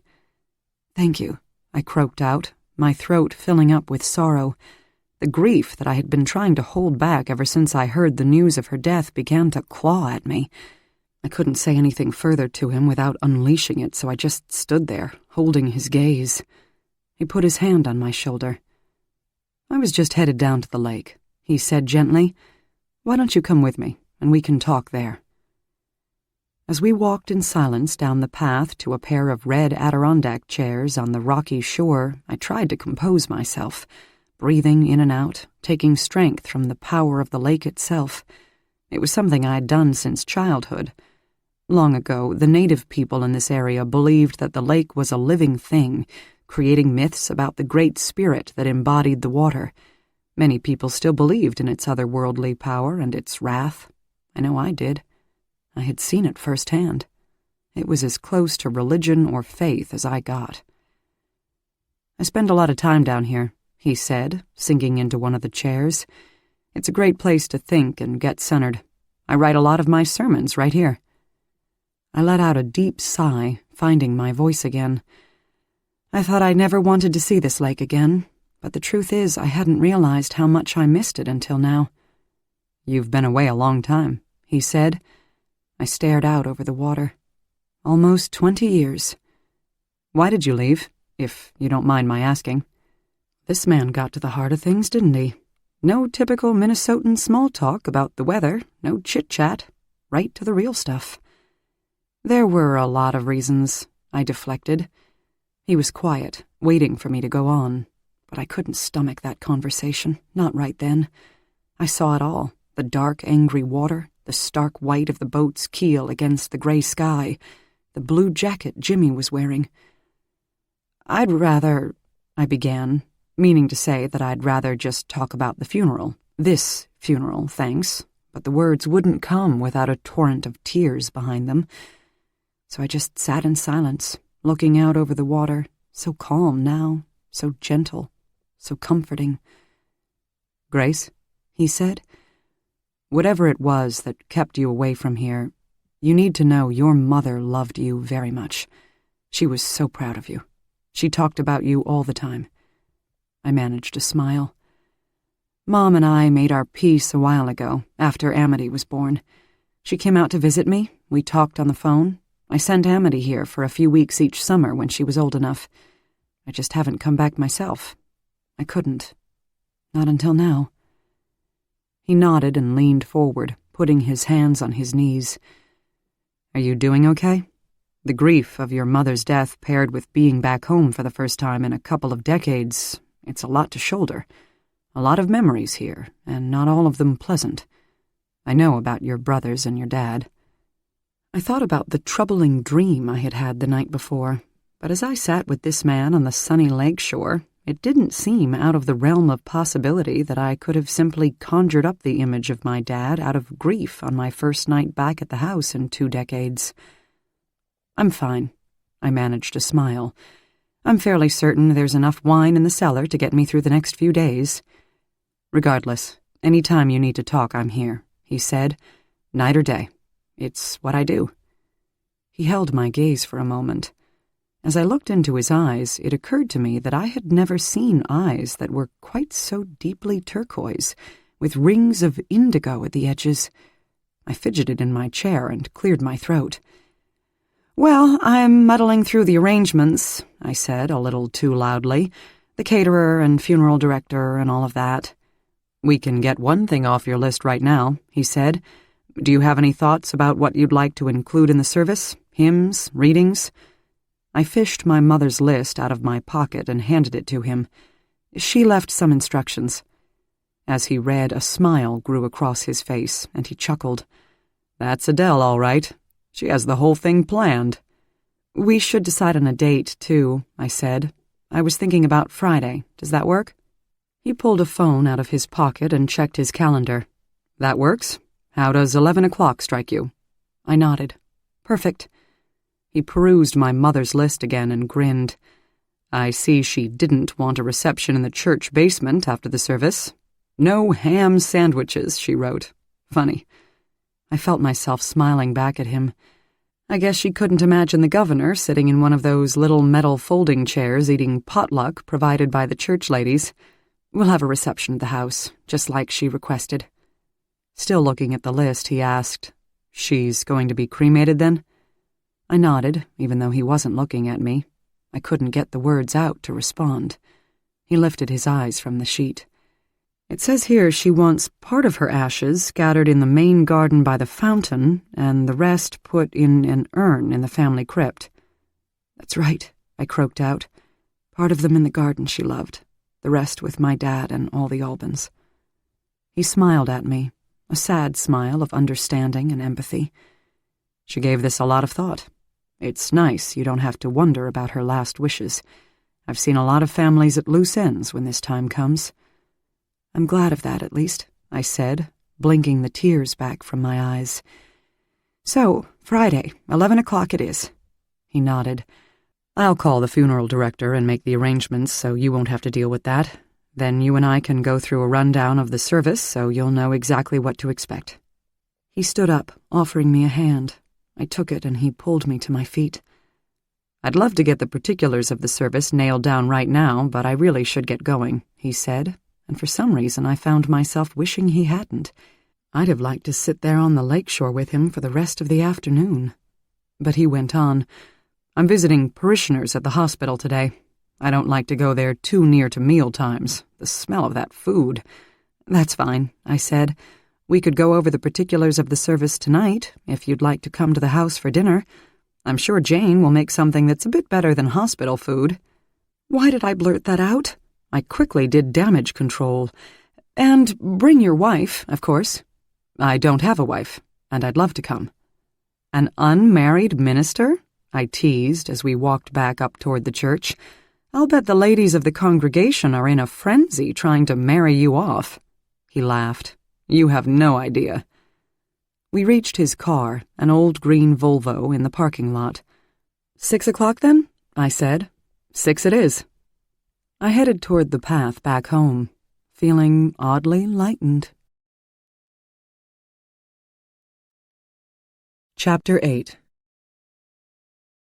When I told Jane about our dinner guest, she flew into high gear, calling in Candy and Michelle to help with the cleaning, laying a fire in both the parlor and the dining room fireplaces, polishing the silverware, baking bread, and preparing a chicken to roast. "It's not a state dinner, you know," I said to her, walking into the kitchen just as she plunged her hands into the bread dough. "It's just dinner." "Nonsense," Jane clucked as she kneaded. "When people are invited to this house, they have expectations." As she buzzed around, she spread joy in her wake.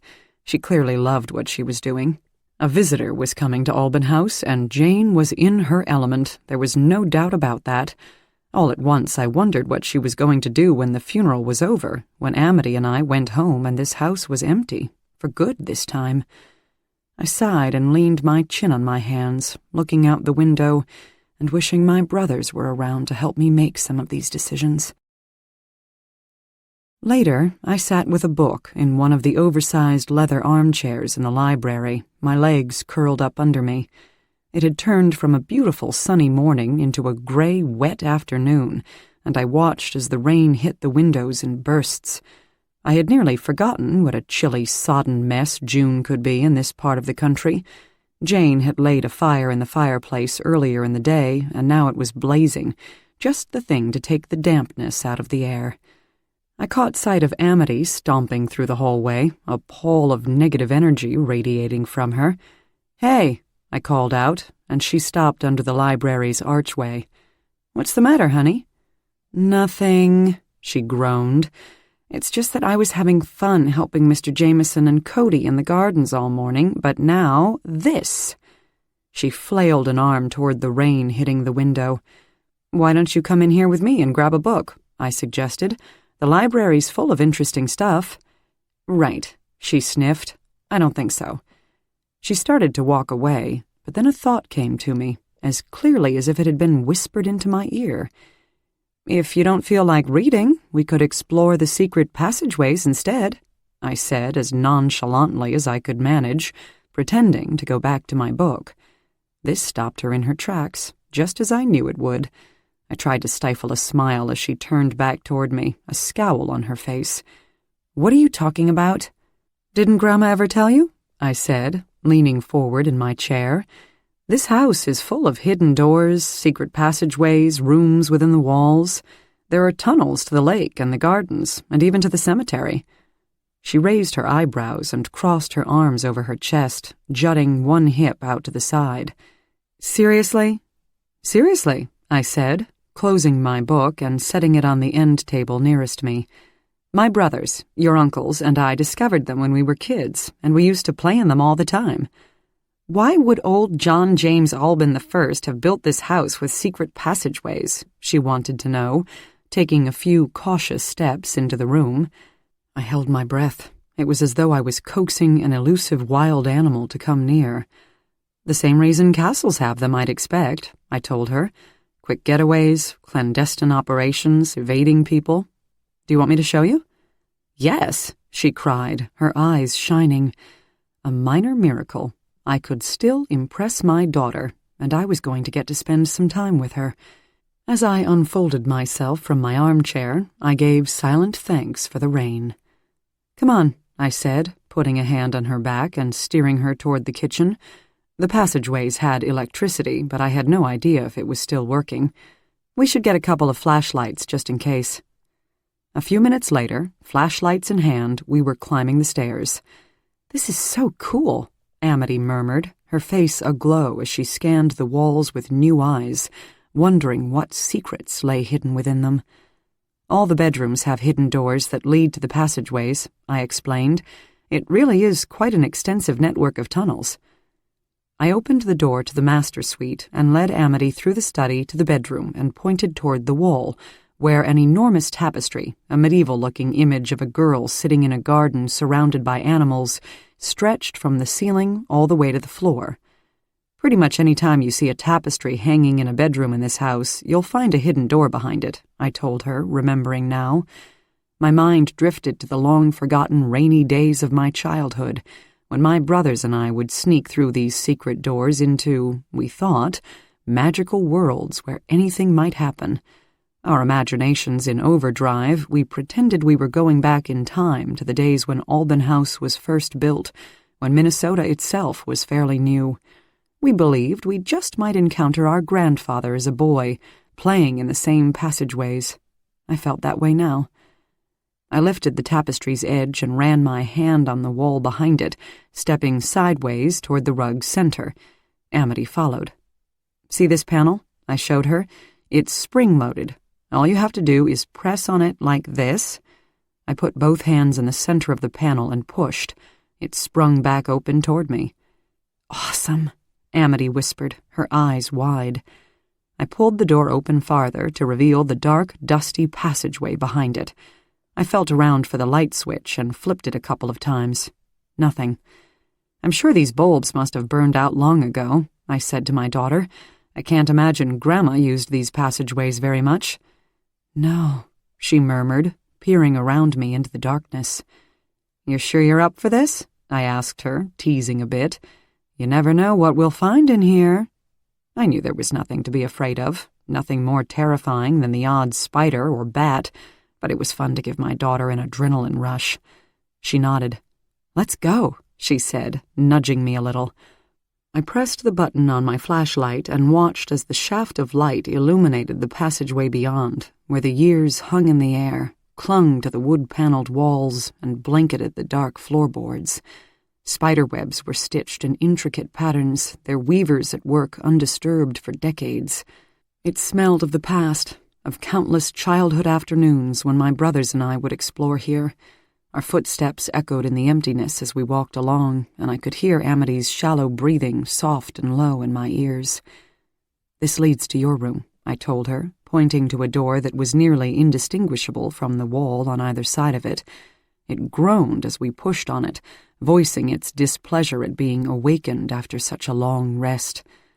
"I didn't even know this door was here," Amity whispered as she pushed aside a tapestry and peered into her room, its light and color and brightness contrasting sharply with the dingy, shadowy passageway in which we stood. "Come on," I told her, gently shutting the door and leading her farther down the hallway. "You won't believe what's down here. It's almost like a house within a house." And then I noticed it, what seemed to be a darkness within the light-colored dust on the wall. I shone my flashlight beam in its direction and saw, for lack of a better description, a trail along the passageway's wall, roughly at hand height. I squinted at it. Had someone been walking there recently, absently trailing one finger through the dust as they went? That just couldn't be. It wasn't like my mother would have been creeping around these passageways, and Jane certainly wouldn't either. A workman, perhaps? One of Mr. Jameson's lads? I shone the light to the floor, looking for footprints, but didn't see anything out of the ordinary there. Just my imagination, then. We reached the end of the hall, where narrow spiral stairs led either up to the third floor or down to the first floor and basement beyond it. I started up the stairs, but then thought better of it. There was always an air of taboo about the house's third floor. Even as kids, my brothers and I didn't play up there. We knew that generations of Albans had grown up on the third floor in the nursery, and it felt as though something, one of them perhaps, didn't want us up there. It felt that same way now, as though walking up those stairs was unwise and going down was the safer path. I didn't think too long before heading down. The stairway was even more narrow than I remembered, barely wide enough for a person to fit through. "Careful," I told Amity, pointing at a broken step. On the first floor, the passageways ran around each of the main rooms and were lined with peepholes, each with its own cover that could be slid on or off, so undetected lurkers could easily spy on the people who happened to be in our parlor, salon, library, living room, and dining room.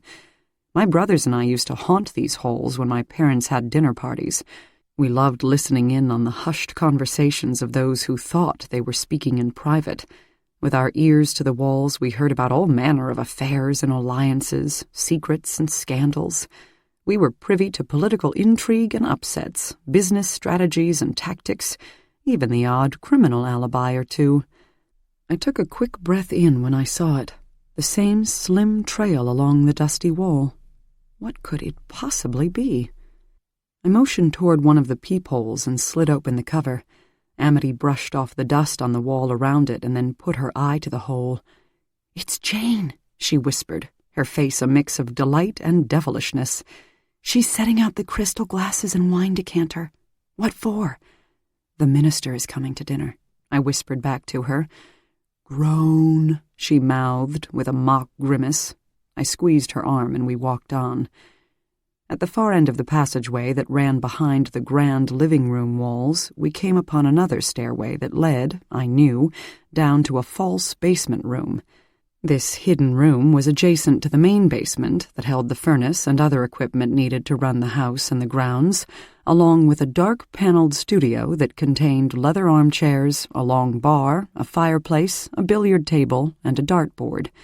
This main basement room had always been called Scotch and Cigars because generations of Alban men would retire down there after dinner for those two indulgences and to discuss politics or the day's events or to simply play billiards or darts in the company of friends while the women took tea in the parlor. Amity might or might not have seen this room in earlier visits to the house. It was accessible via the main stairway, but the false basement room would be the one I knew would interest my daughter. A mirror image of Scotch and Cigars, it was a hidden, secluded lair for those same generations of Albans who needed to evade the law or other pursuers, or to conceal all manner of illegal substances. Liquor during Prohibition, I suspected, thinking back to David Colville's letter, or to otherwise hide what they didn't want seen in the light of day. There was even a daybed, a refrigerator, and a bathroom for those who needed to hide out for an extended period of time. When Jane discovered my brothers and me playing there one afternoon, she gave us strict orders to stay out of the room on pain of the severest punishments. Just a bit farther down the passageway from the false basement room was a series of tunnels leading outside. One went directly to the lakeshore, for speedy getaways by boat, we always thought. One into the gardens, another led toward the back of the house, and still another found its way toward the cemetery beyond. It was as though John James Alban had wanted the ability to flee in any direction if necessary, and I had no doubt that in a family as wealthy and potentially scandalous as mine, it had been necessary often. "Wait until you see this," I said to Amity as we reached the door to this secret room. I put my hand on its center and pushed the groaning door open into the darkness.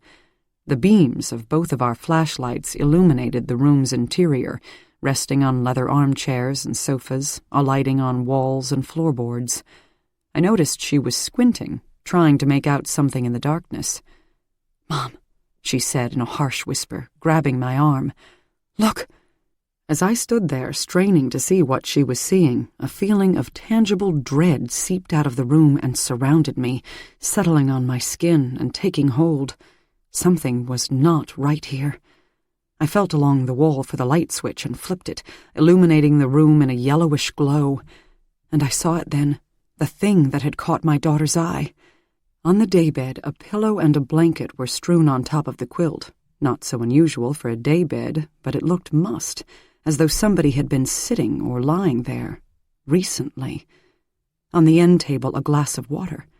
Out of the corner of my eye, I saw, or thought I saw, a movement in the doorway to the bathroom, a dark shape shifting. I grabbed my daughter's arm and pulled her back into the passageway, slamming the door shut behind us. "Move, honey, move!" I shouted as I pushed her along the corridor to the narrow staircase leading upstairs. We pounded upward, my heart racing, until we reached the hidden doorway to the living room. I popped it open and pushed Amity inside, through the hanging tapestry, slamming the door shut behind us and finally leaning on it to catch my breath. "Mom, was that—" Amity's words stopped short, her eyes imploring mine for answers. "I don't know," I said to her, grasping her arm again and hurrying us out of the room and into the foyer. "You just stay close." I called out for Jane, who came scurrying out of the kitchen carrying a silver candlestick. Her smile faded when she saw the look on my face. "What is it, miss? What's happened?" "Jane, we might have an intruder in the house," I said. "There was somebody in the false basement room." Jane squinted at me. "Whatever are you talking about, child?" I tried again, slower this time. "I was showing Amity the passageways." She clucked and shook her head. "Not that again. Why all the children in this house gravitate toward those infernal passageways I'll never know. Just listen." I put my hand up. "We went down to the false basement, turned on the light, and somebody had been in there, Jane. Slept there, maybe. We saw a pillow and a blanket, even a glass of water." "I thought I saw something or someone move in the darkness," Amity said, her voice cracking. "I did too, honey," I said, draping an arm across her shoulders and pulling her close. Jane crossed her arms in front of her chest as her mouth straightened into a thin line. "That's simply impossible," she said. "Nobody apart from family even knows that room exists." I looked from Jane to Amity and back again. "I think we should call the police." "It just can't be, lass." Jane shook her head. There's no way anyone could have gotten into the house, much less stumbled upon that hidden room. There's a reason it's hidden. Your family didn't want anyone to know it was there." "I know, Jane. I know it sounds ridiculous, but the fact is, Amity and I both saw evidence that somebody had been there. Recently." I turned around and marched toward the door to the passageways. "Come on, we'll show you." "Seriously?" Amity stood right where she was. "We're going back down there?" I hesitated for a moment and then smiled at my daughter. "I want to know if we really saw what I thought we saw. If somebody is down there, what's he going to do against 3 strong women?" With Jane brandishing the heavy candlestick and Amity and I wielding our flashlights, we made our way through the hidden door, down the rickety staircase, and through the door leading into the false basement room. I flipped on the light, and Amity gasped, her hands flying to her mouth at what we all saw. Nothing. No blanket, no pillow, no water glass. It was all gone. "Mom," Amity said to me, her eyes wide, "I know we saw what we saw down here." I nodded, staring into the room as though, if I looked clearer, I would be able to discern what happened to the items we had seen there just moments before. "It's just your eyes playing tricks on you," Jane said, patting me on the shoulder. "Not to worry. You were all worked up with your secret passageways and false rooms and—" "No," Amity interrupted, walking farther into the room and holding her arms wide. "I know what we saw. It was here, and now it's gone." I approached my daughter and took her by the hand. "Let's go upstairs," I said, slowly pulling her toward the door. "I don't like this." Jane and Amity crouched through the doorway, but I stayed where I was for a moment, looking at the table where the glass of water had been. The other furniture in the room was covered by a thin layer of dust, but that table was wiped clean. Chapter 9. Back in the main part of the house, Amity curled up in an overstuffed chair with her arms wrapped around her bent knees while I paced, my mind racing in several directions at once. I knew what we had seen. It had been there, and then it wasn't. But how? A thought hit me, one I didn't have any intention of sharing with my daughter. Did whoever was in the false basement room hear us when we told Jane about what we had seen? Was he in the passageways spying on us when we were here in the living room? I looked at my daughter, who suddenly seemed very much a child, curled up as she was, and I felt a sense of utter vulnerability, a barrage of questions running through my mind. Why would someone hole up in our basement? How did whomever it was learn of the existence of the passageways? And worse, how long had he been there? With access to those passageways, he had access to the house, and very easily might have entered our rooms while we were sleeping. That thought made me shudder. "I'm calling the police," I announced, crossing the room to the telephone sitting on one of the end tables. "Are you sure that's wise?" Jane asked, smoothing her apron and slightly shaking her head. "I didn't see—" "I know you didn't, but we did," I interrupted, irritated by this household's age-old tendency to close ranks. As I held the receiver in my hand, I continued. "The fact that the evidence disappeared so quickly is even more troubling, frankly. That tells me someone not only was here, but is here, and heard what we were saying." "He could be watching us right now," Amity added, wrapping her arms tighter around her knees. That did it. "Jane, ring for Mr. Jameson and the lads. I want all the secret doors in this house locked from the inside, every one of them, and all the peepholes need to be covered too. It has to be done right now. If anyone is or has been in the passageways, I don't want him getting into the interior of the house or spying on us." And just as quick as that, the indecision and paralysis I'd been feeling since I'd been back at Alban House vanished. I was the head of the household, like it or not, and as uncomfortable as I had been in that role since I arrived, it now seemed to slip over me like a second skin. It was up to me to make sure this house and the people in it were safe and secure. Jane gave a quick nod and rushed off into the kitchen, where the somewhat complicated buzzer system was located. Each room in the house and the buildings on the grounds had been wired with a buzzer, which would ring in the kitchen, illuminating the location on a map grid. That way, family could summon staff from wherever they were in the house. And it worked both ways. The kitchen could buzz the rest of the house as well. It was revolutionary technology more than a century ago when the house was built, and it still functioned today. As Jane was ringing for her husband, I dialed the police station. But before blurting out the nature of my call to just any officer who answered the phone, a bit of Jane's, and this household's, tradition of privacy and discretion seeped into my thinking. "Chief Bellamy, please," I heard myself saying. "This is Grace Alban." A moment later, my mother's old dear friend was on the line. "Gracie," he said, his mellow, fluid voice erasing the years since I had last heard it. "It's so good to talk to you. I'm sorry it isn't under more pleasant circumstances." "It's good to talk to you too, Chief." "I suppose you're calling to go over security for the funeral," he said. "It's a damned shame, Gracie, a damned shame." "Thank you," I said, clearing my throat. "Actually, we probably will need security for the funeral, but that isn't what I'm calling about." "Oh?" he said, the concern reverberating from his end of the line to mine. And I told him the whole story, how we had seen evidence of someone staying in the basement, I didn't say false basement, and how, when we went back a few moments later, it was gone. I heard Chief Bellamy let out a long sigh. "For God's sake, Grace, that's the last thing you need, now of all times. I told your mother last year I didn't think it was a good idea to open the house for those goddamned tours, but she didn't listen to me. She never did." I could hear the slight chuckle in his voice as he remembered his old friend. I hesitated a moment before responding, but then I thought I might as well say it.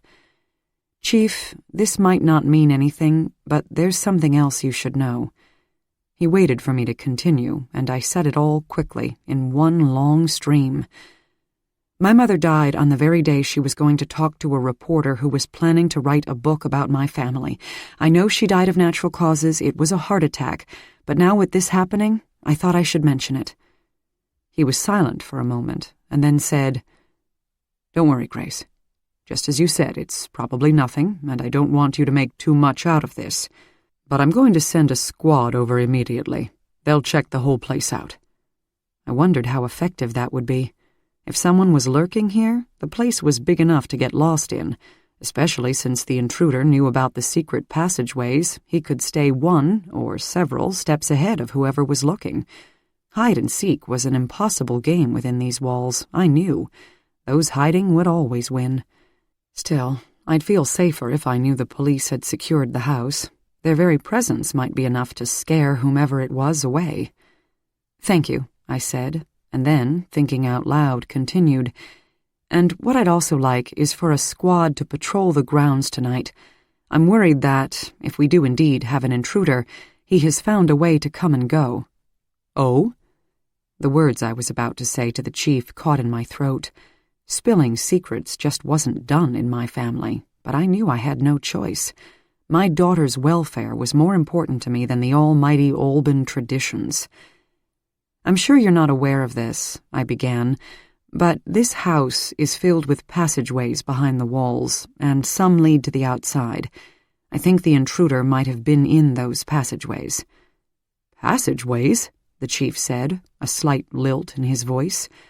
"Why am I not surprised? You Albans have always had a flair for the dramatic." He had no idea how right he was. "The doors to the outside can be locked, of course, but I'd feel better with a police presence. My daughter's safety is my main concern." "Consider it done," he said. 24-hour guard until further notice." "Grace, your mother—" His words stopped in midair. I heard him clearing his throat. "I know, Chief. She loved you too. The service is Friday morning. I look forward to seeing you there." "Anything you need, Grace. Anything. The entire force is at your disposal." "Thanks, Chief Bellamy. It means a lot, it really does." I intended to hang up then, but a thought crept in. "I do have one more thing to ask of you, if I may." "What's that?" "Your discretion. and that of your officers. I don't want it getting out that there was an intruder at Alban House. You know what a field day the press would have with that." "Of course." I put the phone down and turned to see Mr. Jameson and his 2 young men coming out of the kitchen through the swinging doors. "We're on the job, Miss Grace," he called to me over his shoulder as the 3 of them began to ascend the stairs. "All the doors and those infernal peepholes will be secured in a jiffy. Don't you worry now." "Wait a second," I said, hurrying toward the bottom of the staircase. "Cody, you and—" I looked at the second young man. "What's your name?" "Jason, ma'am." "Cody and Jason, you 2 are living in the groundskeeper's quarters for the summer, isn't that right?" They nodded, exchanging a quick glance. That was the usual practice. The outdoor help stayed in a small 2-bedroom cottage located between the gardens and the lake, which had originally been intended for the head of the groundskeeping staff. But Mr. Jameson, of course, lived with his wife in her large suite of rooms off the kitchen, so the cottage was vacant unless he hired outdoor staff. "I'd like you both to move into the main house effective immediately," I said. "I'm sorry about this, and I know it's a bit of an upheaval for you, but I'd really feel better with you guys in the house. Is that all right? You'll have the west wing on the 2nd floor all to yourselves. There are bedrooms and bathrooms, a library, a media room, and even a small kitchen. I think you'll find it much larger than the groundskeeper's cottage. Come and go as you wish, and don't worry about using the back stairs. You're perfectly welcome to use this main staircase." It was strength in numbers I was going for. If there was an intruder, and he was still here, I felt a bit safer knowing that 2 strapping young men were going to be in the house with us overnight rather than just me, Amity, and an elderly couple. Cody and Jason exchanged a quick glance and tried to hide their smiles. "Sure, Miss Alban," Cody said. "Anything you want." "Okay then," I said, turning to Jane. "Will you make up rooms for these boys?"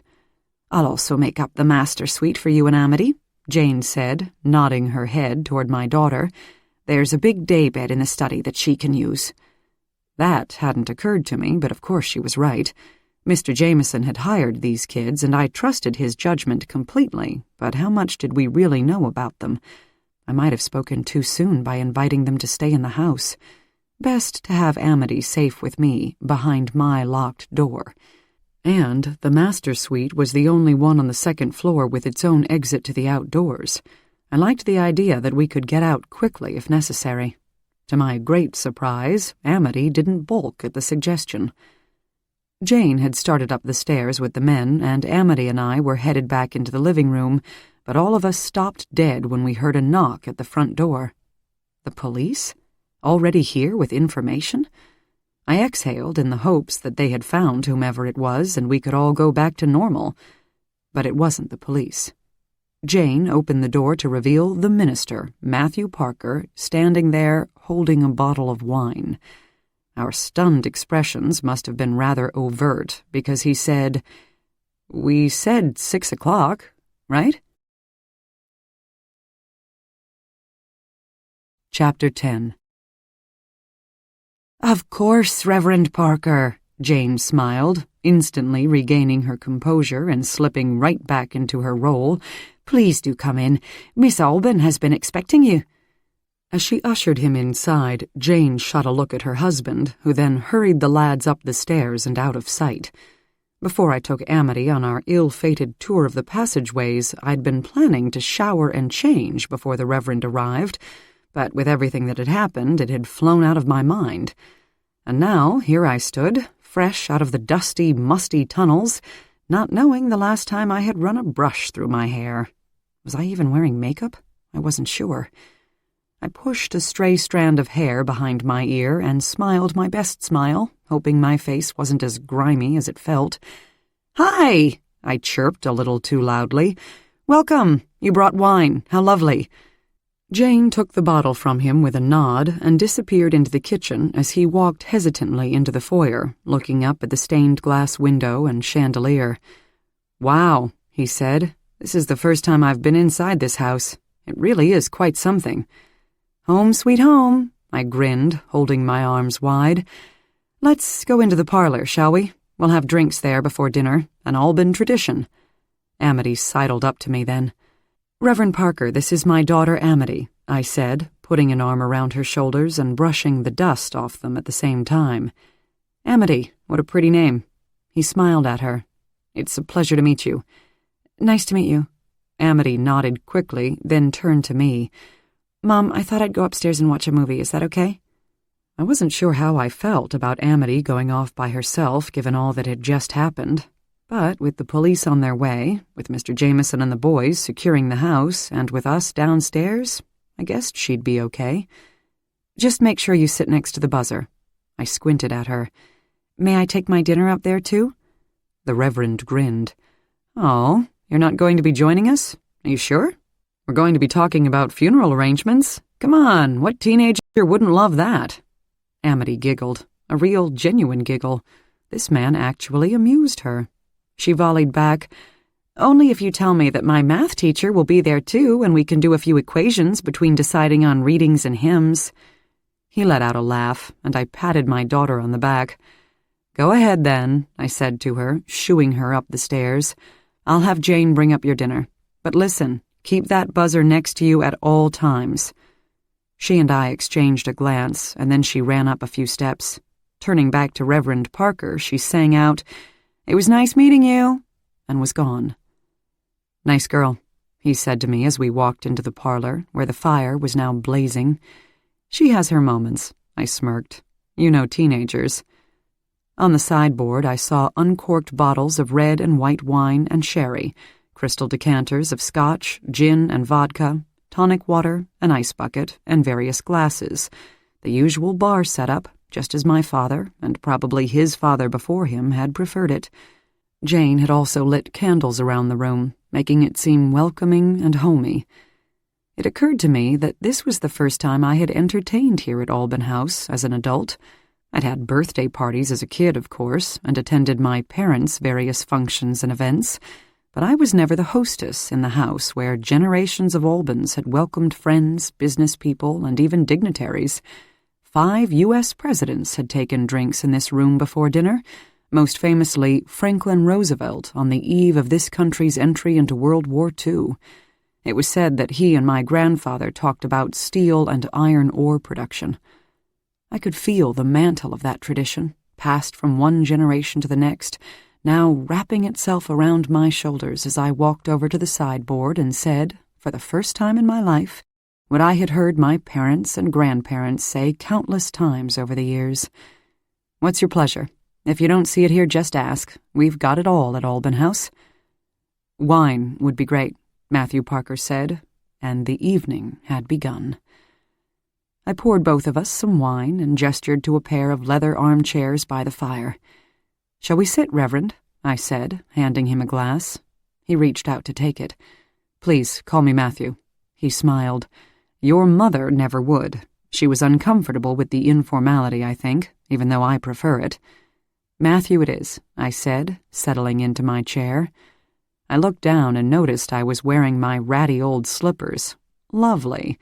A quick glance at my dusty jeans, and I was fully chagrined. It occurred to me that I was now the perfect picture of the eccentric lady of the manor. What a cliché. I put a palm to my cheek in a futile attempt to fend off the reddening I could feel seeping out of my pores. "I'm sorry about my appearance," I said quickly, brushing the hair out of my eyes. "We had a bit of a situation here just before you arrived, and I didn't get the chance to change my clothes. Usually I'd be, at least, clean when a guest showed up." Reverend Parker, Matthew, chuckled. "You look lovely, so you've got no worries there, but a situation? Nothing serious, I hope." Contrary to what Jane and generations of Albans might have done, I made the decision right then and there to confide in this man. I relished the idea of having somebody to talk to, another adult who might help me navigate my way through what had just happened. Not that Jane and her husband weren't a help to me, but they always seemed to have their own agenda in matters of Alban House, dispensing information on a need-to-know basis, always weighing their actions against public opinion of the great Alban family if whatever it was got out, always prefacing everything with the question, spoken or unspoken, "How will it look if we—" And it occurred to me, listening to parishioners was part of this man's job. That's why he was here, after all. "I think somebody might have broken into the house," I blurted out, "and may have even been living here." Matthew furrowed his brow. Really? You're kidding. I took a sip of my wine and nodded. The police are on their way, actually. And I told him the whole story, taking Amity through the passageways, finding the blanket and pillow in the false basement, all of it. He leaned back in his chair, shaking his head. Hidden tunnels, secret doors, mysterious intruders. It would be the most intriguing story I'd heard in a long while if it didn't involve your safety, and Amity's. That's exactly what I was thinking. The safety part, I mean, I said. I'm most worried about whomever it is getting into the interior of the house at night while we're sleeping. Matthew held my gaze for a long moment. Grace, if you'd rather just sort this out with the police, we don't have to do this now. He put his wine glass on the end table next to him. We've got a few days before the funeral, so I can come back another time. You've really got your hands full, and don't be silly, I interrupted a bit too forcefully. I'd really like to go over the service now, so that's off my plate. And this just occurred to me. I think it's good to have some activity going on. I'm hoping that our intrepid intruder is gone, scared off by us stumbling upon his hiding place, but if he isn't, the more people around, the better. Just then I noticed lights outside the window and unfolded myself from my chair, moving across the room to get a better look. I pushed the curtains aside and peered into the twilight. There's the police now. Matthew joined me at the window, and we watched 2 squad cars pull into the drive. A few moments later, the doorbell sounded. I started to answer it, but saw Jane scurrying from the kitchen and stopped in my tracks. I had to remember that answering the door was Jane's job. I watched her wipe her hands on her apron before she pulled the door open and ushered a man inside. Stepping into the parlor, she said, "The police to see you, miss." As Matthew and I walked into the foyer, I smiled at 2 uniformed officers, extending my hand to one of them. "I'm Grace Alban, and this is the Reverend Matthew Parker. Thank you for coming so quickly." And then it was time to repeat the whole story yet again. As I finished, one of the officers nodded. "The chief has asked us to patrol the house and grounds, securing any exits. I'm assuming you've got all the doors and windows in the house locked?" "Of course." I had been so worried about securing the interior passageway doors and peepholes that I didn't even think of locking the outer ones, too. When I lived here, it was one of the household staff's last duties of the evening, locking everything up tight. But with only Jane and her husband here with my mother for all these years, I wasn't sure if that was still the case. "If they aren't all locked, they should be," I said. "Jane, will you ask Mr. Jameson and the boys to tend to that, please? All the doors and windows on the 1st and 2nd floors." "Right away, miss," she said, adding a quick aside to me, "We'll be ready for dinner in just a few minutes." With that, she headed back toward her kitchen lair. "Chief Bellamy said he was arranging for a 24-hour guard," I said to the officers. "Is that right?" "We'll be here overnight, Miss Alban," one of them confirmed. "When we've given the house a look, you'll have 2 men in the front, 2 in the back. Nobody's getting into this house on our watch." "Thank you," I exhaled. "I've got my young daughter here, and it's good to know you'll be on guard." "We're just doing our jobs, ma'am." He smiled. "Protect and serve." "Well then, do you have everything you need?" I crossed my arms in front of my chest. "You'll be warm enough outside?" "Don't you worry about us," he said as he took a walkie-talkie from his belt and held it out to me. "And if you need us, if you hear or see anything, just holler. Press the red button to talk." Jane and her husband floated back into the room so silently I didn't even realize they were there until Mr. Jameson spoke. "I'll take you and your men through the house," he said to the officers, who followed as he ascended the stairs. "So that's what police protection feels like," I said to Matthew, exhaling again. "You can't be too careful," he said, watching the officers until they turned out of sight on the 2nd floor. "I'm glad they're here." "I am too," I said, picking up my wine glass and taking a sip. "Once they finish going through the passageways and are patrolling the grounds, I'll have Jane bring them out some supper. And ours is probably just about ready too, so we should migrate to the dining room. I hope you like chicken." As we took our places at the table, me hesitantly taking the head and Matthew next to me on the right, Jane brought out our first course, French onion soup with crusty bread with butter, and we got down to business, talking about how the service would go, this reading followed by that hymn. Discussing my mother's final wishes at our dining room table, where my family had eaten countless dinners together, conjured her spirit in a powerful way. Matthew was sitting in her usual spot. As I looked at him, I could also see my mother's image superimposed over his own, there in her blue Chanel dress and hat, a strand of pearls around her neck. She smiled and nodded, and I heard her voice, soft and low, in my ear. "Thank you, darling. You're doing everything right." I felt a whoosh of cool air buoying along the faint scent of her favorite perfume, and then it was gone. I sopped up a little of the soup with the last of my bread. "It's so strange to be in this house without her," I said. "It's not just that it feels empty to me, it's almost like the house itself feels her absence somehow, as though the walls and floorboards and banisters are grieving with me over the loss of her. Does that make any sense?" "In a way," he said slowly. "I can understand that. There's so much family history here, it's as though the house is infused with their spirits." But that's not what it was, not really. Certainly I felt the spirits of my family keenly, but that's not what I was talking about. He didn't get it, and I didn't blame him. He didn't know what it was like to live in this house and feel whatever it was that radiated from its very foundations. I thought about the letter from David Colville to my mother that I had read the day before. I could see the words in my mind as though they were right in front of me. As the story goes, that forest was a witch's wood. She had been imprisoned in an old oak hundreds of years earlier by a rival, and when Alban felled the trees and brought them to this country, he got her spirit in the bargain. Legend has it that her spirit has been bedeviling the Alban family ever since. It was complete nonsense, and I knew it, and yet, when I really thought about it, I shuddered and took another sip of wine.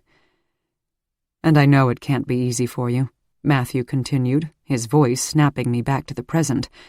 "You're dealing with your mother's death on top of being home for the first time in so many years. The emotion that surrounds those two rather monumental things would be overwhelming for anyone. And now you've got to worry about a possible intruder? You're shouldering it all very well. The name Grace fits you, it really does, but it's a lot to deal with." He was looking into my eyes with such genuine concern, just like he had earlier in the day. This man really did seem to care, and it occurred to me that he was in the perfect occupation. "It does seem like it's been one thing after another, doesn't it?" I managed to smile. "But it's fine. I'm okay." "I know you are." He smiled back. "From what I've seen of you, I have gotten the impression that you're a strong woman, your mother's daughter through and through. But—" He hesitated a bit, and then continued, "Something you said this morning, or rather didn't say, has been on my mind." "What's that?" I wanted to know. I put my elbow on the table and rested my chin in my hand. "You never did tell me what kept you away from here all these years," he said, his voice softening. "It's clear to me that you feel a certain reverence for this house and your family history, and yet you stayed away for decades. You evaded the question when I asked it this morning, and I've been wondering if you just thought it was none of my business, that I had no right to ask, or if it was something else. Whatever it was, I just want you to know that I care, and that you can talk to me about it, or anything else, if you ever decide that you want to. It's a big part of my job, listening." I looked at Matthew Parker, and, for reasons I can't quite explain, I felt that he was a safe harbor somehow. He was right. It was his job to listen, to counsel. Maybe I could get it off my chest, once and for all. I hadn't intended to talk about this to anyone, ever, but it was as though being back here, and especially my father's visit the night before, had unearthed the box where I had put these memories and buried them, and now they were screaming to get out. Before I knew it, the words were spilling forth. "When I was 20, and my brothers were 18, we decided to go sailing one November afternoon," I began, the images of that day swirling in front of me. "We had been sailing our whole lives. It was a passion of my father's, and he brought us out on the water when we were very young. Some of my earliest memories are of skimming across our bay in one of the several sailboats our family had back then." Matthew leaned forward, Now it was his turn to put his elbow on the table and rest his chin upon his palm. It was an unseasonably warm day, so we thought nothing of it when the wind picked up a bit. My voice broke, remembering my brother's laughing faces as we zipped along. We sailed out of our protected bay and into the main body of the lake. We went farther out than we should have, but it was just so much fun. We were going so fast. My hands were shaking as I picked up my wine glass. I took a long sip and continued. But, as it turned out, it was one of those deceptive, sly November days here on Lake Superior. The weather changed. Lake Superior is like that, murderous when it wants to be. It wouldn't have blown up a storm when we were safe in our own bay, not then. It waited until we were far away from shore. We should have known better. I should have known better. But we hadn't noticed the clouds building up, or if we did, kids that age, they think they're invincible. We certainly did. But when the wind shifted and the rain started, we realized we were in a lot of trouble out there. My eyes were unfocused, staring back into a moment in the past that I had all but blocked out of my mind. I could feel the spray on my face, the stiff wind tangling my hair. We sailed for hours against that wind, trying to get back to shore. The waves were so huge and the rain was just beating down on us. The boys were expert sailors, but this was too much. If we had just taken the larger of our boats, we might have been all right. But we weren't, and it was my fault. I was the eldest. I should have gotten us to shore sooner. I saw his lips moving. It wasn't your fault, but I could barely hear him. So deeply was I caught in the story that was unraveling. The boat capsized. I went on. All of us tumbled into the water, and then it was a frenzy, grasping for the side of the boat, flailing around in the water. I saw a huge wave. To me it looked 3 stories tall, bearing down on us, and everything went an icy black. I was clinging on to the side of the boat, but my brothers, they were gone. Just gone. Taken by the lake, both of them. Matthew shook his head and closed his eyes. I hung on to the boat until the Coast Guard arrived. I never saw my brothers again. I could see the image of my father watching the Coast Guard vessel, with me on it, pull up to our dock. His eyes were bright, his face expectant. His children were saved. But then he saw me alone coming toward him, still wearing my life vest, wrapped in a blanket. He ran past me and onto the boat, looking everywhere, calling the boys' names. Where are they? Where are my sons? And when the reality hit him, he staggered onto the dock and collapsed onto our beach, where he let out a wail that seemed to have no end, an ancient, primal keening that pierced my soul with its power. Jane led me into the house, into my mother's open arms, where we too collapsed onto the floor and wept for those impish, devilish boys whom we loved more than anything. I swallowed hard and continued. My father sent out a fleet of boats to look for the boys, but their bodies were never found. He was never the same after that. His grief for them, it consumed him. The man he had been, the father I had known, was gone. His humor, his wit, the sparkle in his eyes, taken just as swiftly as the boys were taken by the lake.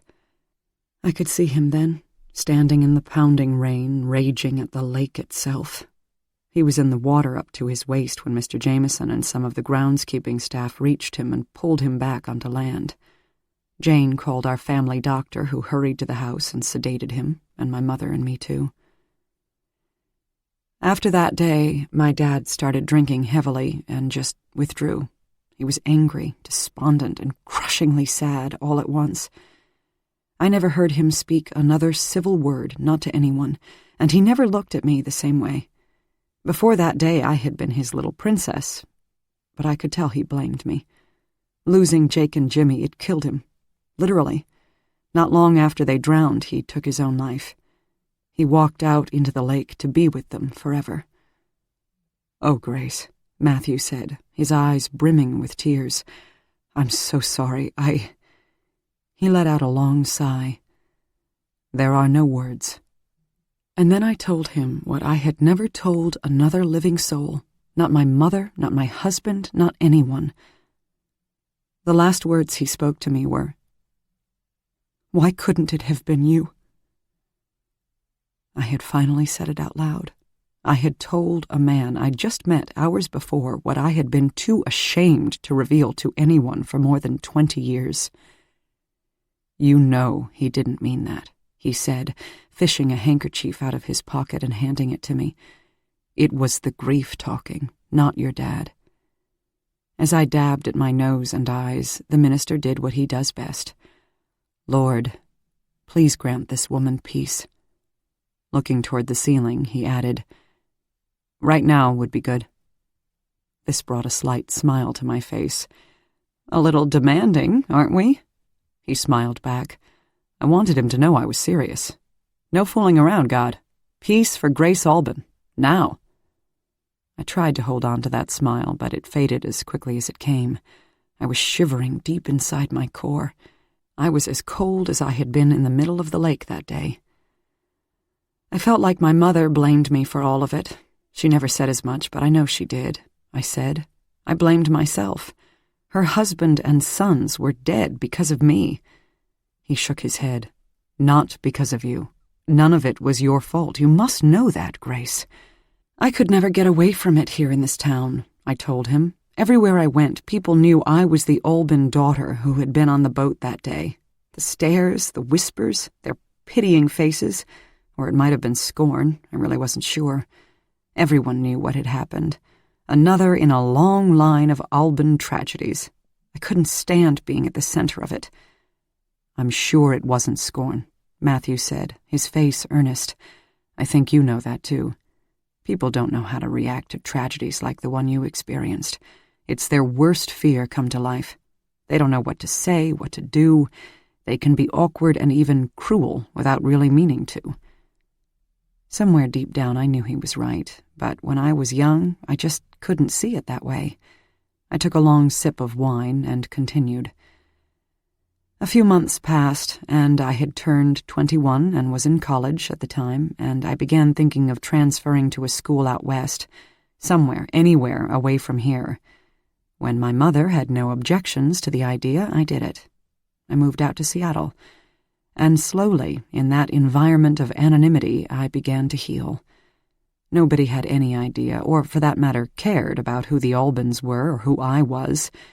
Nobody knew I was on a sailboat that day with my brothers. They didn't even know I'd ever had any brothers. Or a father who killed himself because of me. Even now, most of my friends out there don't know. It was liberating, in a way. I loved that people didn't know anything about Grace Alban, because it meant I could pretend I didn't either. I could pretend I was a different person. And eventually I became that person. Just then Jane came into the dining room with our main course, a platter of roasted chicken and vegetables. She set it down and cleared our soup dishes, eyeing me darkly. I had no doubt that she heard and objected to my airing our family's dirty laundry, but I didn't care. It felt good to talk about it. "I can understand how you felt," Matthew said when Jane had left the room after serving us each some sliced chicken and roasted tomatoes, onions, and asparagus. "You went to a place where the slate was wiped clean." "That's right. And then I met Andrew, who grew up out there, and before I knew it, we were married and Amity was on the way. I never really made a conscious decision to stay away from Alban House, but the more time that passed, the less reason I found to come back. I had built a life elsewhere, a life I loved. I was happy for a long time, I really was." He chewed a bite of chicken and considered this. "You said was. You were happy. What happened?" "Another woman." I sighed. "I guess my husband got tired of the person I was pretending to be." "You're divorced, then?" I nodded. "It's been nearly a year. He's remarried and has another child already. He hasn't seen much of Amity since." Matthew and I locked eyes. "It's not my place to criticize Amity's father. I'm sure he's a fine man." He shook his head slightly. "But he's also a blind son of a bitch." I let out a laugh. "Such language, Reverend. Just calling it the way I see it." He grinned and took another bite of his chicken. "If you have a daughter like that girl upstairs and a wife like you thank God every day for your good fortune." We smiled at each other, and I felt a sizzle. an electricity wrapping around us and charging the air. I shook my head and pushed away the feeling. That was the last thing I needed right now. "So," he said, breaking the silence, "what's it like finally being back here after all this time?" I looked around the room. I was dreading it. I knew it was going to dredge up memories that I had tried very hard to forget. But just being here, I know it's going to sound a little crazy, but I feel so close to my brothers, and to my mom, and Dad, for that matter. I've heard the boys' laughter and smelled my mom's perfume. I really feel their presence in this house. It makes me realize how much I've missed them. My eyes brimmed with tears. "That doesn't sound so crazy to me," Matthew said. "I deal with the supernatural on a daily basis, you know. I have no doubt that you can feel the spirits of your family here." He took a sip of wine and continued. "So what's next for you? What happens after the funeral?" "I really don't know," I admitted to him as I bit the top off an asparagus spear. "Amity and I had a great life out in Washington. Our house is on Whidbey Island, which really is quite beautiful. But I'll be honest, ever since her father left us last year, things have gone downhill, and it has been pretty lonely for me out there. That's his hometown, and all of our friends were his friends first, and they basically got him in the divorce, if you know what I mean. I'm off the dinner party list. He's got a new wife and baby now, and we're completely out of the picture. And it doesn't help that everything about the place reminds me of our life together. He introduced me to it all." For the first time, this occurred to me. I really wouldn't mind leaving there for good. "And Amity? What does she think?" I thought out loud about how a move might affect my daughter. "She doesn't see her dad very much as it is, so moving across the country wouldn't change that. Actually, it would provide an excuse for why she doesn't see him, other than the fact that he's an ass and much too busy with his new family to care about his old one." The more I talked about it, the more it seemed to make sense. "Amity has been coming here during the summers for years," I went on. "She loves it almost as much as I did at her age. And back on Whidbey, this next school year, she's got to change schools. Redistricting, it's quite annoying, and she's going to have very few friends at her new school. If we were going to make a change, now is a good time." He smiled a broad smile, his eyes shining. "So are you saying that you'd consider moving back here to Alban House?" "I'm not sure," I said. "It's funny. This house and my family's legacy haven't meant much to me for a couple of decades. But now that my mom's gone, and I'm basically the head of the Alban family, I do feel a certain, I don't know, a sense of responsibility, I guess. I feel it especially strongly when I'm here inside the house. Albans have been leaders in this town for 150 years. Without me here, what will happen to that legacy? And what will happen to this house? I hate to think of it withering and dying or becoming a museum. This is my family's home and a part of this town's history. It's important to me to uphold it." At that, I distinctly heard a loud exhale. I don't know if it was Jane in the butler's pantry eavesdropping on our conversation, or the house itself breathing a sigh of relief. Chapter 11. After Reverend Parker had gone home, I sat in the parlor until the fire settled into embers, and then I retreated to the master suite, where I found Amity already asleep on the daybed in my mother's study. I locked the door behind me and stole over to her bed, tucking the covers up around her neck and giving her a soft kiss on the cheek. She'd be perfectly safe here with me, intruder in the house or not. I felt my way behind the tapestry and checked the hidden door, locked tight. A quick look in the closets turned up nobody lurking. I peered out the window and saw 2 uniformed officers sitting on folding chairs near the side door, a small flame burning in a fire ring between them. I hoped they weren't too terribly cold out there as I slipped into my mother's bed and pulled the quilts around me. Jane had lit a fire in the fireplace, and, as I burrowed under the covers, I watched it burn in the darkness, its flames casting wild shadows that looked like trees with gnarled and leafless limbs, witches reaching out from behind them toward me. That image sounds rather macabre, but it felt just the opposite. I was content and comforted there among my mother's mountain of pillows and down quilts, listening to that crackling fire and watching the shadow play on the walls. Several days passed, with the police turning up nothing in the way of an intruder. Perhaps Jane was right, and it was my imagination working overtime. And finally, Friday arrived. I awoke to rain on the day of my mother's funeral. Not a delicate whisper of a rain like I had been used to in Washington, but a good old-fashioned Minnesota downpour with electricity crackling through the sky. As Amity and I walked hand in hand down the main staircase, a booming clap of thunder shook the house so hard that the stained-glass window quaked and rattled its displeasure. I had been moving through a dense fog for most of the morning, relying on my familiar routine, showering, drying my hair, applying makeup, pulling my dress over my head to guide me. I smiled at Amity, who was looking so grown up in her black skirt and blouse.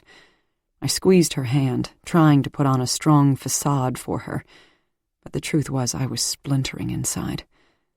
My mind drifted back to the day of my brother's funeral, when my mom and I walked down these stairs hand in hand, just as I was now doing with my own daughter.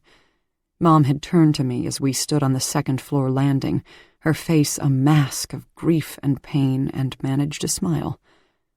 "We'll get through this together," she said, her voice wavering. She was always a tower of strength, even on what was undoubtedly one of the worst days of her life. I hoped I could be half as strong for Amity.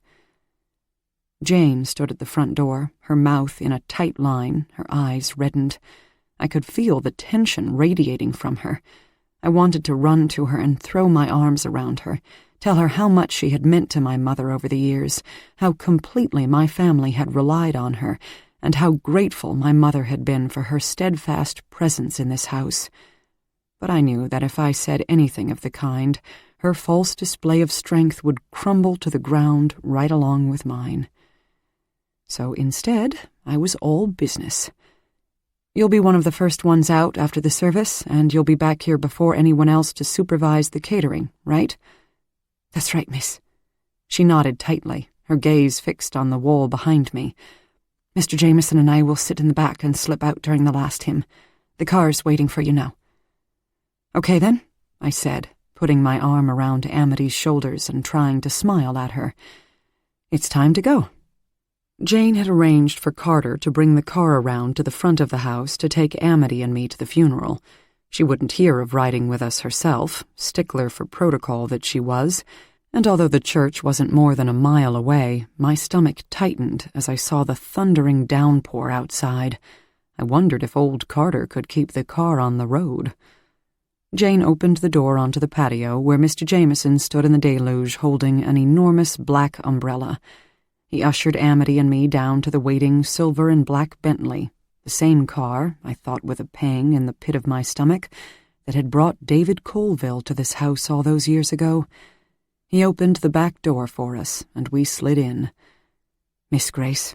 Carter smiled at me from the driver's seat, the years evident on his impossibly kind face. He looked the picture of a driver, black suit, white shirt, black tie and hat. I had never seen him wear anything else. "So good to have you back at Alban House." I smiled back at him and nodded, holding his gaze for a moment before my eyes began stinging. Amity handed me a tissue, and I held it to my face, trying to hold back the flood of grief. He cleared his throat and pulled away, and I watched as the rain distorted Jane, her husband, and the house behind them into an impressionist painting. Just a turn here and a turn down the road, and we would soon arrive. But we were crawling at a snail's pace as the rain beat down onto the windshield and the wipers flew back and forth in a frantic attempt to clear the way. As we inched along, I thought about how I'd always loved this tree-lined street. Maples and elms arched over the roadway on either side as though they were trying to grasp one another's hands. It made for a beautiful scene in the fall when their leaves were ablaze, but on this day, with their branches shaking violently in the wind and lightning crackling through the dark sky, it seemed sinister and foreboding, as though we were creeping through a haunted wood. We were nearly at the church.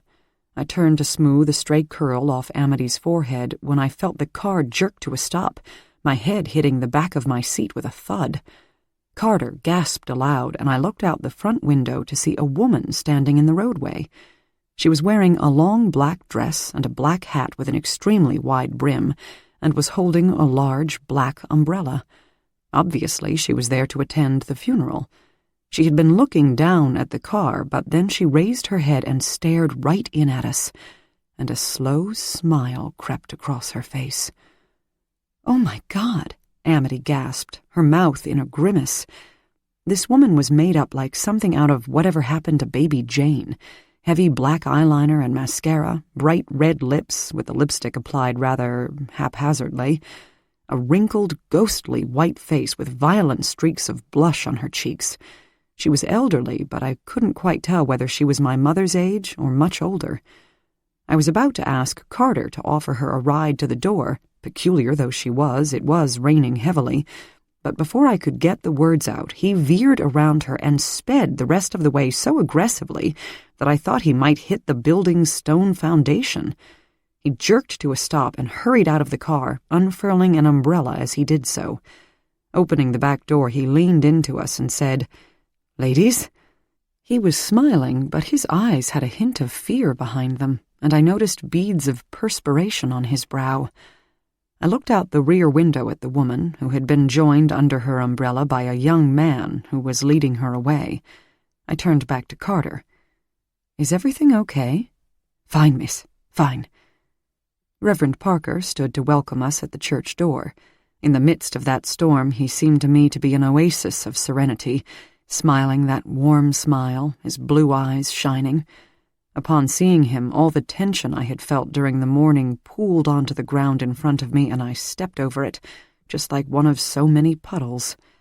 He held out his hands, and I slid mine into his. "I'm going to get you through this day, Grace," he said. "I'll be right here next to you, with the widest shoulder you've ever seen. You are not doing this alone. I'm asking you to do me the favor of leaning on me." I managed to smile. We had timed our arrival so that most of the people coming to the funeral would have been seated before us. Avoiding the throng, that was the goal. I saw that the parking lot was full and cars were snaking out onto the side streets. Fleets of official-looking limos lined one side of the lot, the vehicles of the governor, senators, and various congressmen. Satellite-laden vans from the 3 local news stations stood just past the limos. Adele Alban's funeral would be the lead story on tonight's news. I had asked reporters to stay away from the reception following the service. I had no wish for my grief to be on display, but there wasn't anything preventing them from filming here in the parking lot. It was a public place, after all. Cameramen and dark-suited reporters with microphones had jumped from the vans as we arrived, but I knew the rain would hamper their ability to get a clear shot. Good, I thought. Still, they called out to me. "Grace, what's it like to be home after all this time? Any comment about your mother, Miss Alban? Amity, over here!" I ignored them and turned to the minister. "Is everyone in place?" I asked. "They are," he said, scowling across the lot at the newscasters. "The beginning hymns have started, so you're right on time. When you're ready, the 3 of us will walk up the aisle together. You'll take your seats in the front pew, I'll go up to the pulpit, and we'll get this started. Then, after the service is over, I'll lead you back down the aisle. Your driver will be waiting right here to take you back to the house so you don't get caught in a line of well-wishers." "Got it," I said. "Grace, what's it like?" We stepped inside, leaving the reporters and their questions behind. As we stood in the vestibule, I pushed that same stray curl from Amity's forehead, my palm lingering on her cheek. I saw that the church was packed, every seat filled, with even more people spilling out into the side aisles and standing in the back. "Are you ready, honey?" I asked my daughter. She looked into my eyes and nodded. I put my arm around her shoulders, and we followed Reverend Parker up the center aisle as every head turned to see the last 2 surviving Albans. Chapter 12. I sang the hymns, listened to the readings, cried at the eulogies delivered by the governor, the mayor, and an old friend of my mother's, and was utterly grateful I had decided not to get up and speak myself. I knew I'd never be able to get the words out. I felt as though I were seeing it all from a distance, that I wasn't really sitting there, that I was removed somehow. Before I quite knew what was happening, Reverend Parker was standing at the side of our pew. Oh, I thought, it's over? It's time to go? As I stood up and turned around, I glanced at the people sitting in the pews behind us. Their features seemed hazy and distorted, as if I were outside peering in at all of them through an old and weathered pane of glass. As we walked down the aisle, I could see a second set of mourners overlapping the first. Wispy, spectral figures dressed in black. Long dresses, high collars, top hats. They were nodding at me, smiling sad smiles, holding out their hands toward me. I gasped and clutched at Matthew's arm to keep from stumbling when I recognized the faces of my ancestors. John James Alban, his wife Emmeline, his children and others, all there to pay their respects to my mother. I stopped and looked around wildly. Jake? Jimmy? Dad? Where were they? They had to be here. Grace? Matthew's soft voice brought me back to reality. I shook my head and looked around me. There were no ghostly mourners, after all, no dead ancestors, only a church filled with people staring at me. It must have been some sort of hallucination brought on by the history of this place. Each stone, each pew, each stained glass window steeped in the lives and deaths of my family. I held Matthew's gaze and nodded. I'm okay now, really, and started down the aisle once again. I wanted nothing more than to get out of this church and into the light of day. Back at the house, I rushed up to the bathroom of the master suite and splashed water on my face. I'd have to reapply my makeup, but I didn't care. I just wanted to feel something cold and wet and real. Mom? I snapped my head around to find Amity hovering in the bathroom doorway. I hadn't known she had followed me upstairs. Are you okay? She asked. I blotted my face dry with a fluffy towel and smiled at her. I'm fine, sweetie, I said, trying to quiet my racing heart. It's just... I'm sorry. It was hard getting through the service, but everything's fine now. Amity put her arms around me and held me tight. I don't want to go back downstairs to the reception, she said. Do I have to? I stroked her hair the way I used to when she was a child and needed comforting. People are expecting to see you, honey, I said. They want to pay their respects. The governor is coming, so are 2 senators and the mayor, the chief of police, so many others. She pulled back and leaned against the doorframe. I don't care, she said, sighing. They're just a bunch of strangers. I didn't blame her for that. Truth be told, I felt the same way. Listen, I'll make you a deal, I said as I fished my foundation out of my travel kit, squeezed a bit onto my fingertips, and began smoothing it over my face. We'll wait up here until most everyone has arrived, and then we'll walk down the stairs together. I'm going to ask you to stick around for a half hour, make an appearance, let people pay their respects to you, eat something if you want. And then, if you'd like to slink off and come back up here or go outside if it ever stops raining, fine. Maybe you can find Cody and watch a movie or something with him. Then another thought occurred to me. Just let me know what you're doing, where you'll be, I went on. I don't want to lose track of you today. Okay? She considered this as I stared into the mirror and rubbed some cream blush onto my cheeks. Okay, she agreed. I saw Heather and her parents in the church, so maybe they'll be here. Heather? Is she the girl you met when you were here last summer? Amity nodded. Grandma signed me up for tennis lessons. Heather was on my team.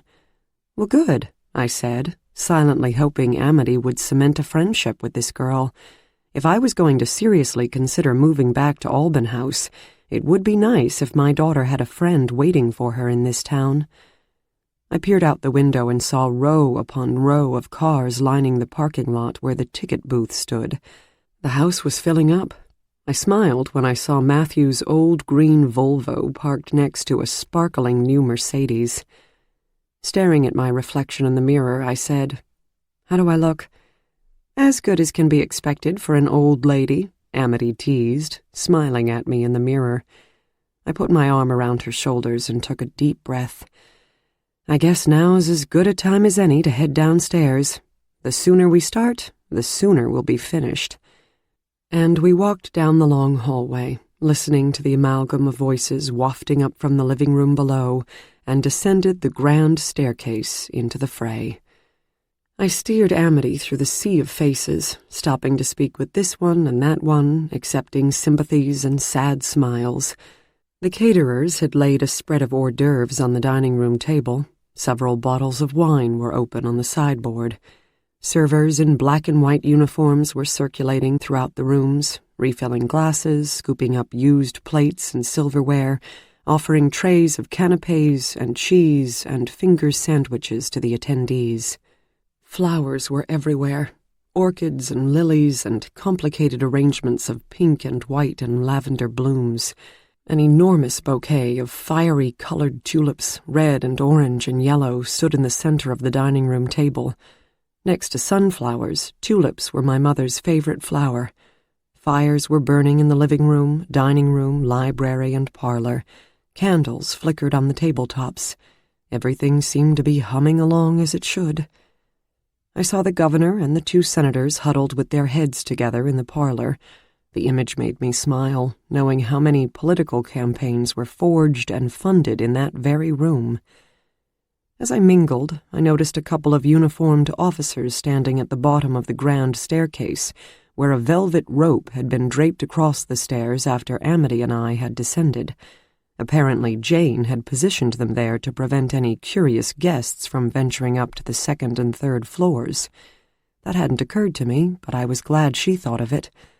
I wondered, not for the first time, what sort of pandemonium would overtake us if not for her steadfast presence in this house.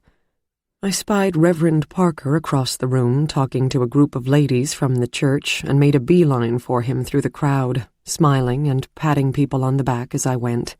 He excused himself from the brood of hens and steered me toward the sideboard, pouring a glass of wine for both of us.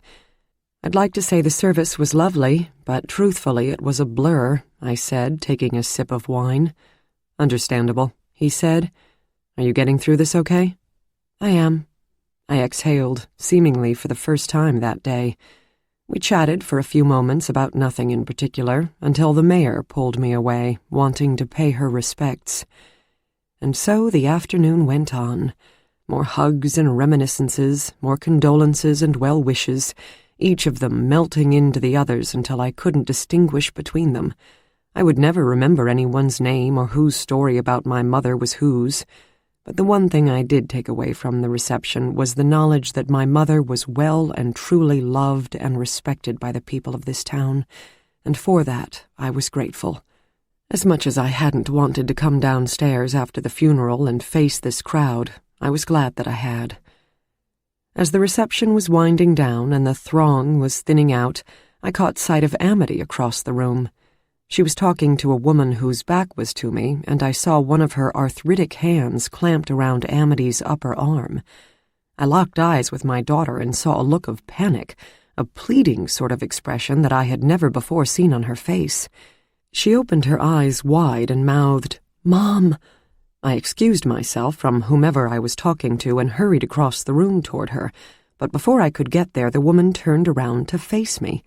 It was the same woman we had nearly run down on our way to the church, bright red lipstick, heavily made-up eyes and all. "What a lovely party, isn't it, Adele?" she said to me, smoothing the front of her black dress, which I saw was worn and threadbare in spots. "Will we be playing croquet later? You know how I love croquet."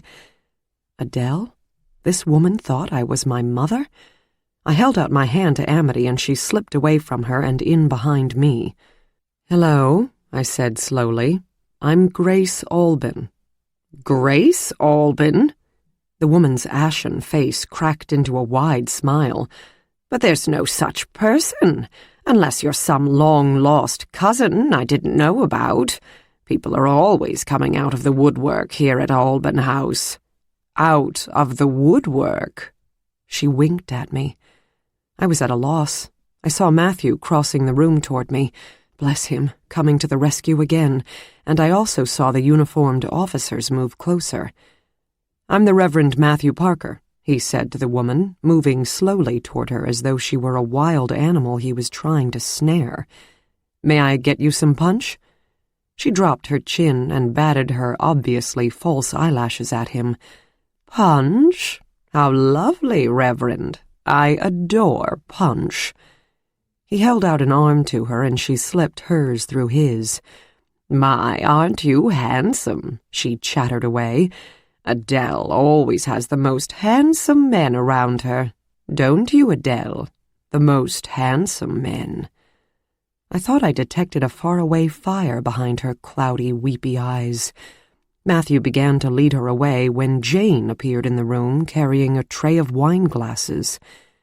"Jane, will you bring us some punch?" the woman called to her, waving her arm in a wide arc.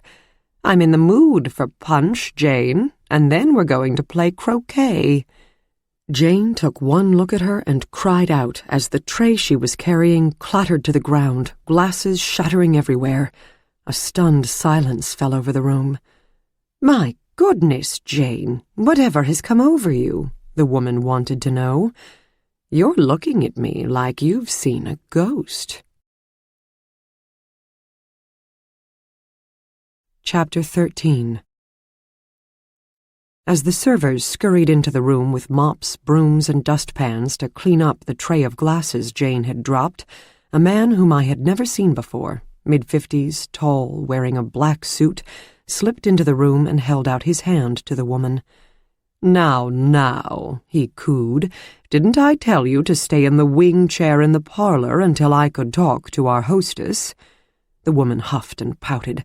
"I didn't want to stay in the wing chair. I wanted to find Adele." Then, looking to me, her eyes brightened, and she said, "Let's go upstairs and change out of these ridiculous black clothes. This party is dreadfully dull, don't you think? Maybe we could go for a swim." Jane had regained her composure and was helping guests with their coats and umbrellas, trying, it seemed, to usher the stragglers who remained at the reception out the door. I agreed with her, everybody out. As she held the door, I saw that her face was gray and lifeless, a mask of confusion and questions. A chill ran through me as I looked from the obviously old woman to her younger companion, who stood ramrod straight, chin jutted out, a slight smile on his face.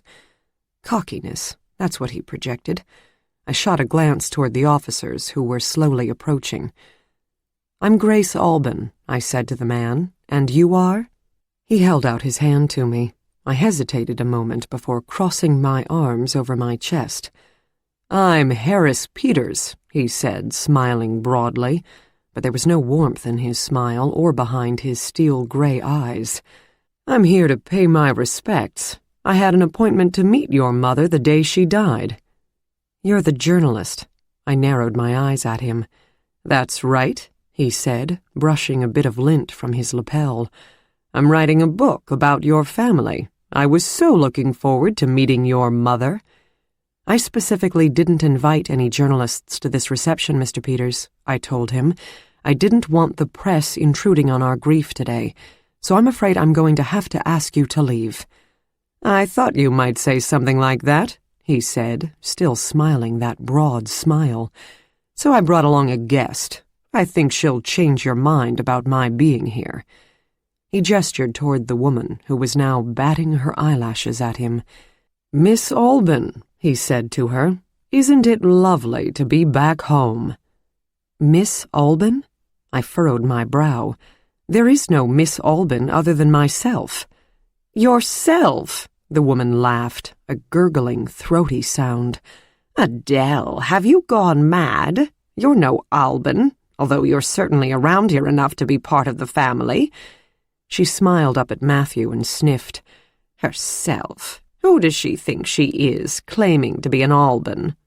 Harris crossed the room and put his arm around the woman's shoulder, leading her slowly away from Matthew, a proprietary gesture. "Of course she's a little confused," he said to me in a stage whisper. Being in an institution for 50 years will do that to a person. Time slowed to a crawl, groaned, and stopped. I looked around to the fire crackling in the fireplace, the candles burning low on the table. I noticed the hors d'oeuvres were nearly gone. Several wine bottles were emptied. The heavy, deep red curtains in the parlor swayed ever so slightly, as if they were being blown by an unseen breeze. I could hear the rain still pounding away outside, and I smelled the particular spicy scent of my mother's perfume. And then, overpowering that, the fresh aroma of lake water that had accompanied my father's visit a few days earlier.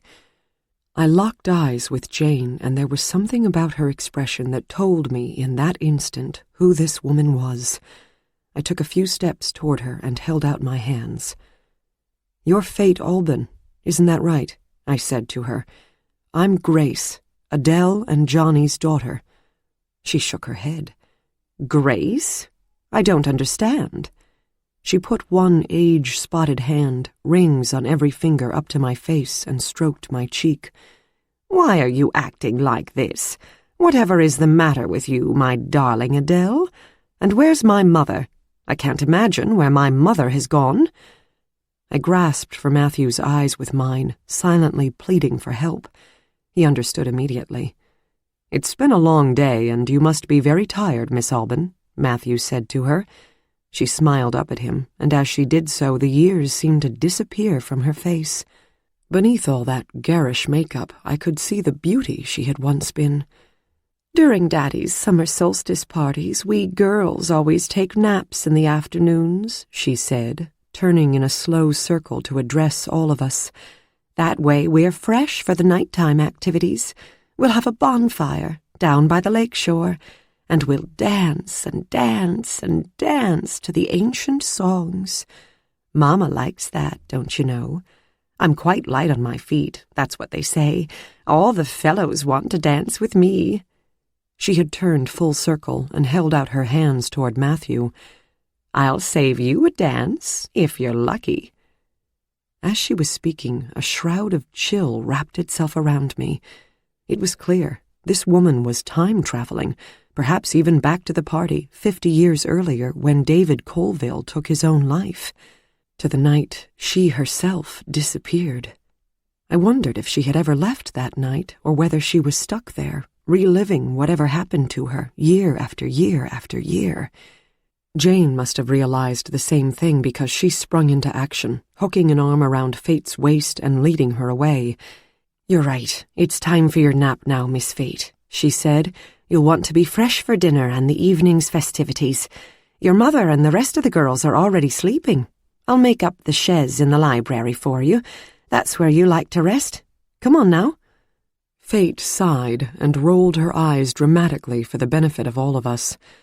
"All right, Jane, if you say so." And she waved at us over her shoulder as she let Jane lead her out of the room. What a character she must have been in her youth, I thought. When they had gone, I whirled around to face Harris Peters, the grief I had been keeping at bay for the past several days finally and completely catching fire. "What is the meaning of this?" I demanded, my voice louder than I had intended, gesturing my arm toward the room where Jane had led my newly found aunt. "You burst in here on the day of my mother's funeral, using a poor, confused old woman as a prop? I don't know what you think you're doing or what you're trying to accomplish with this stunt, but you're not making any friends here. Today of all days." I stomped toward the window, determined to hold back the tears that were threatening to erupt. "What kind of person are you?" He just stood there, cool and collected. "I should be asking you that question," he said. "You're the head of a family that kept this poor woman, as you called her, a prisoner in an institution for 50 years. "That's not true," I spat back. "We had no idea where my aunt was. Nobody knew what had happened to her. She disappeared from this house 50 years ago. We all thought she was dead." But even as I said the words, they rang hollow in my ears. Hadn't I been wondering, just the other day, about her disappearance, and whether my grandparents had launched a search for her? The old family story just hadn't seemed right to me. It never had. This, at least, explained where she had been all this time. Harris walked over to the sideboard and poured himself a drink. You Albans might have controlled the press and the police generations ago, but not anymore. I knew something didn't add up about her disappearance. I knew she was out there somewhere, and I just couldn't stop wondering about it. Why send her away and cover it up? He took a sip and continued. I've spent years trying to find out what really happened. He reached into his pocket, fished out a folded sheet of paper, and handed it to me. What's this? I asked, but as I looked at it, I answered my own question. My college French told me it was the address of a hospital in Switzerland. Go ahead, call them, he went on. You'll be told that Miss Alban has been living there since 1956. When I started this investigation, I figured she was in hiding somewhere, a plush villa in Italy, an estate in Ireland. After years of turning up nothing, I finally got the idea to check the best mental institutions worldwide. I don't know what made me think of that. Just a sixth sense, I guess. While he was talking, my mind was racing in different directions at once. On the one hand, I should have been thanking this man for finding my long-lost aunt and bringing her home. I had no idea why she was institutionalized, but even if she needed around-the-clock care, we could certainly afford to hire a live-in nurse for her so she could stay at Alban House, or, barring that, place her in the best care facility in town. But his demeanor made it impossible to be grateful. He stood there so proudly, so defiantly, as though he had unearthed a dirty family secret that we had intentionally kept hidden. I had no doubt that was the slant his book was going to take, and I wanted to squash it here and now. She was in a mental institution, and my family didn't feel the need to tell the world about it, I said, trying to steady my voice. So what? Back in those days, mental illness was covered up. There's no bombshell here. Are you kidding? Harris laughed at me. I've solved the mystery of the Alban daughter who vanished the night of David Colville's suicide. It's like finding the Lindbergh baby. Only her disappearance wasn't at the hands of a servant wanting ransom. It was the work of the family itself. Again, Grace, you have to ask yourself, why? You have no idea how or why she ended up in that institution, only that she was there, I said slowly, choosing my words carefully. She might have run away from this house on her own. Others have. She certainly had the means. Do you really think I haven't asked her about it? Harris chuckled. What do you think we chatted about during that long plane ride across the Atlantic? And boy, does she like to talk. You went over there to get her, I said. I did indeed. Apparently her father had an entire wing at the hospital built just for her. It really is quite beautiful. That's how I found her, you see. One of my sources told me about how this hospital in Switzerland was a replica of a famous mansion in the United States, and it got me thinking. I pushed further, paid off a few people, and found her. And my source was right. It's a dead ringer for this place. He took another sip of his drink and then continued. She's all the way across the ocean, imprisoned in a psychiatric hospital, and it's like she never left home. Maybe that's why she remembers the past so well, especially when it comes to your mother. She's quite fixated on her. I could feel the hair on the back of my neck bristle. I didn't know what he was implying, but I didn't like his tone. Of course she remembers her, I shrugged. My mother was Fate's best friend when they were growing up. Again, that's some bombshell you've got there, Harris. But even as I said it, I realized I was feeling my way blind. I was trying to downplay an event in my family history that I knew nothing about. But then a thought occurred to me, and I ran with it. If she told you so much, why are you here? I asked him. Why aren't you holed up someplace writing that book of yours, or trying to convince a literary agent that it's worth publishing? I'll answer my own questions, Harris. It's because she hasn't told you anything you can use, or enough, at any rate, and you're here to get me to fill in the blanks for you. Isn't that right? He swirled the scotch in his glass. I'm here because after learning what I did from your aunt, I wanted to talk to your mother. You're a bit late for that, I'm afraid. I interrupted him, my voice disintegrating into a rasp. I realize that. Just before I was to meet your mother, your housekeeper called to tell me she had passed away. It was quite a shock." "I'll bet it was," I spat back at him. "Imagine spending all those years solving the mystery of the vanished Alban girl, only to lose the last remaining eyewitness just minutes before she might have told you all you needed to know. And now here you are, with a crazy old lady on your hands, and nobody to make sense of what she's saying. As I said, that's why I'm here." "Now you're the one who's not making sense," I said. "Knowing my mother had passed away, why didn't you just get in touch with me? I've been here for more than a week. Why pull this stunt now, showing up like this at her funeral?" "I tried to contact you," he told me. "Your housekeeper wouldn't put me through. I came in person. Your police guards did their job. Talk about a stone wall. But I kept trying because, after all, I had your aunt, and I needed to bring her here, whether you were going to talk to me or not." I had heard enough. "Well, you've done that. Now it's time for you to leave." I shot a look at the officers, who were at his side in an instant. "But we still have so much to say to each other," he said. I crossed my arms in front of my chest. "I don't think so." As the police escorted him to the door, he turned. "You need to know that this book is going to come out whether you talk to me or not. I had my tape recorder turned on during the entire flight, and your aunt talked of nothing but the past. I don't have to write the book so much as transcribe it. And I promise you, Grace, much of what she said is going to rock the literary world. Scholars have been speculating for 50 years about the night Colville killed himself. Now they'll have a first-hand account. And I promise you, Harris, if you slander my family in any way, you will know what it feels like to be on the wrong side of one of the most powerful families in this country." "I'd think twice about making threats in public if I were you, Grace," he smiled. "Think about this, Harris.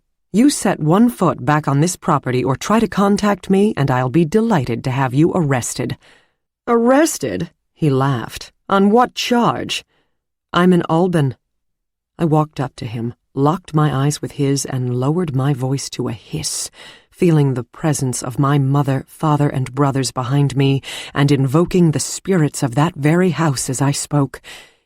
"If you know anything about my family, you know there doesn't need to be a charge." I turned to the officers. "Gentlemen, please escort Mr. Peters from this property. Far from it." As they led Harris Peters out of Alban House, I hurried to the window to see them put him into the back of their squad car. He saw me and waved, the cocky bastard. I watched as they pulled out of the drive, satisfied that he was really gone. I turned around to find Matthew and Amity staring at me, open-mouthed. "Anyone else thirsty?" I asked, making my way over to the sideboard and pouring myself a large glass of wine. "I'll have one," Matthew said, grinning at me. "Whoa. I knew you were a strong lady, Grace, but I didn't know how strong." I handed Matthew a glass, and we stood in silence for a moment, my heart pounding so hard that I was sure the others could hear it. And then Amity said something that made it nearly stop. "Mom," she began, "do you think he was the one in the false basement?" This hadn't occurred to me, but it made perfect sense. Aunt Fate could have told him all about the secret passageways when they were on the airplane coming from Switzerland. What a great way for him to dig up information from a family that he knew wouldn't talk to him. "Unbelievable," Matthew murmured, staring down into his glass. Then he looked up at me, his brows furrowed. "You know, you threatened to have him arrested, but I wonder, do you think you could file kidnapping charges against him? He did walk out of a hospital with a patient." That hadn't occurred to me either, but it too made perfect sense. "I'll check into it, and I'm going to have the police put a trace on him to make sure he doesn't worm his way back into the tunnels."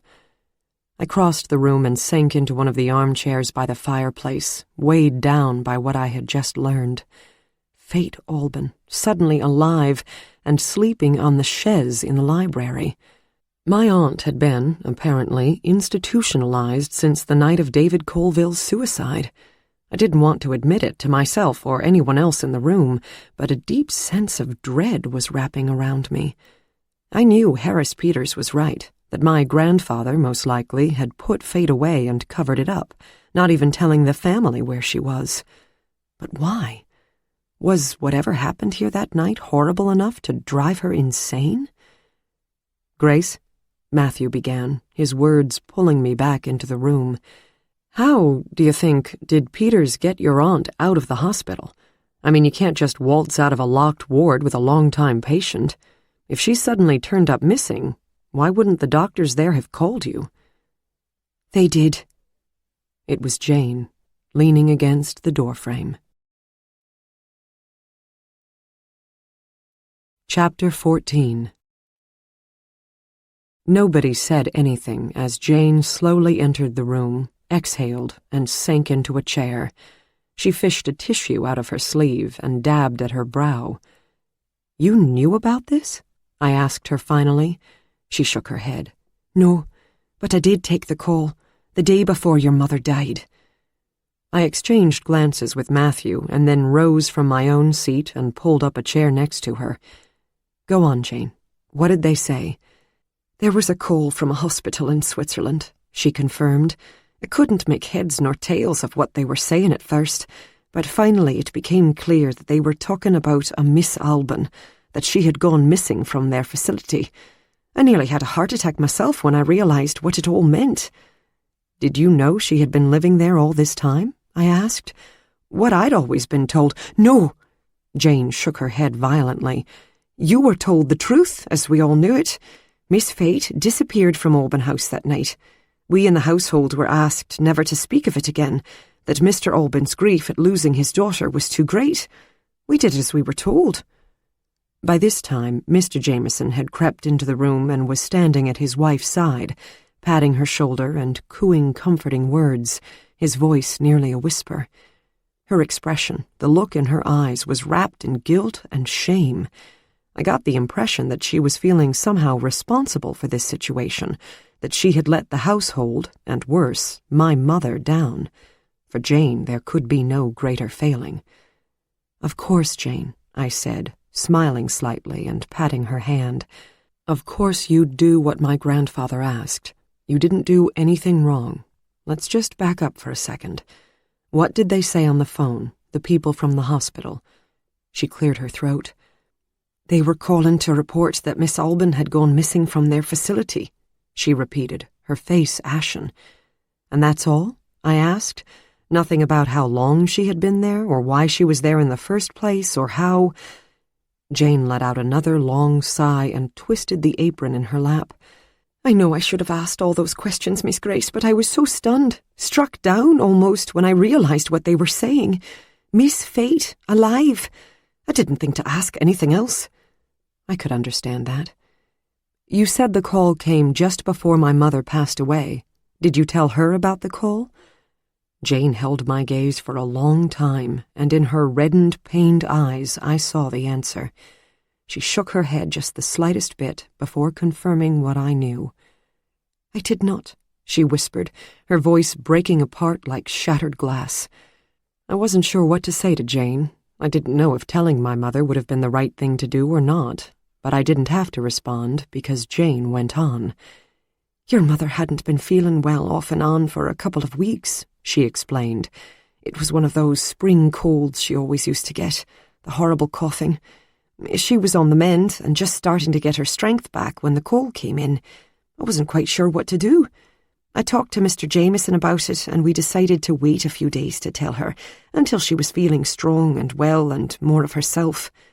"Aye," Jane's husband piped up, nodding his head. "We didn't want to give the lady too much of a start, not until she was up to it. We were—" His voice broke. "Worried about her heart." "But the journalist," I said. "When he called, didn't you think—" "That we did," Jane confirmed. "He had been calling for weeks. When I took the call from the hospital, I put two and two together. I suspected he had been the one who had found Miss Fate. Too much of a coincidence it was. I don't believe in coincidences." Jane dabbed at her nose with the tissue.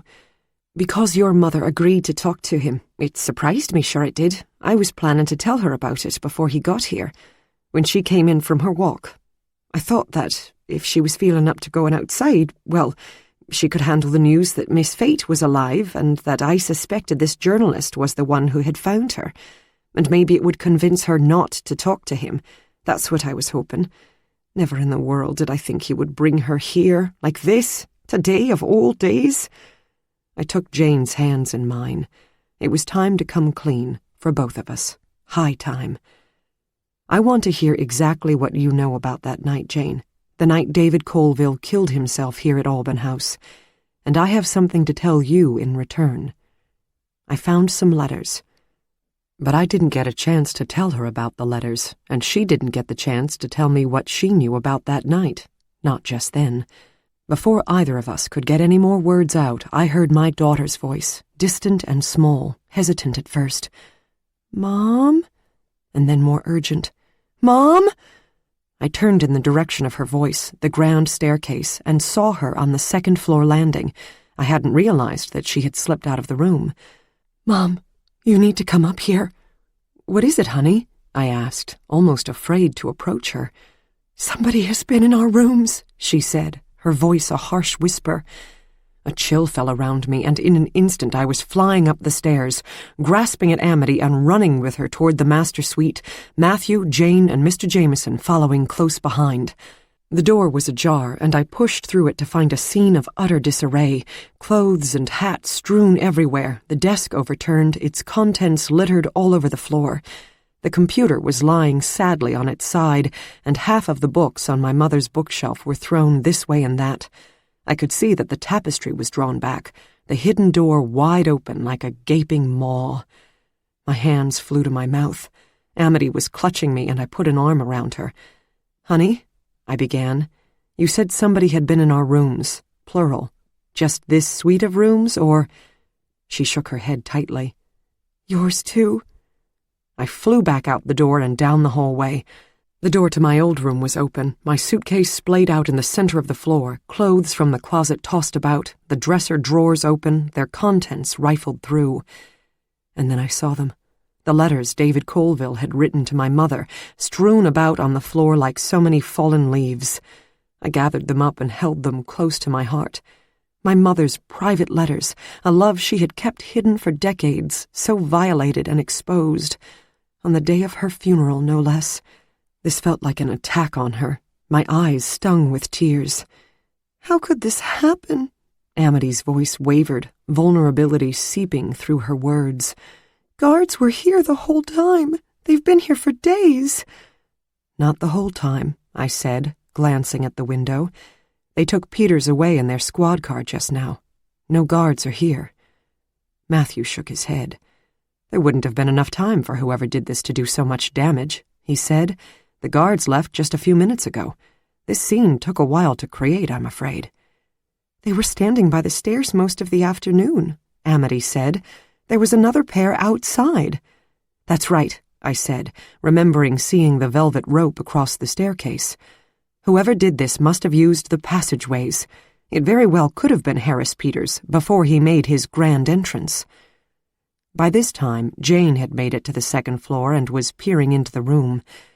"Jesus, Mary and Joseph," she whispered. I bent down to retrieve a jacket from the floor, but Matthew grasped my hand before it made contact with the fleece.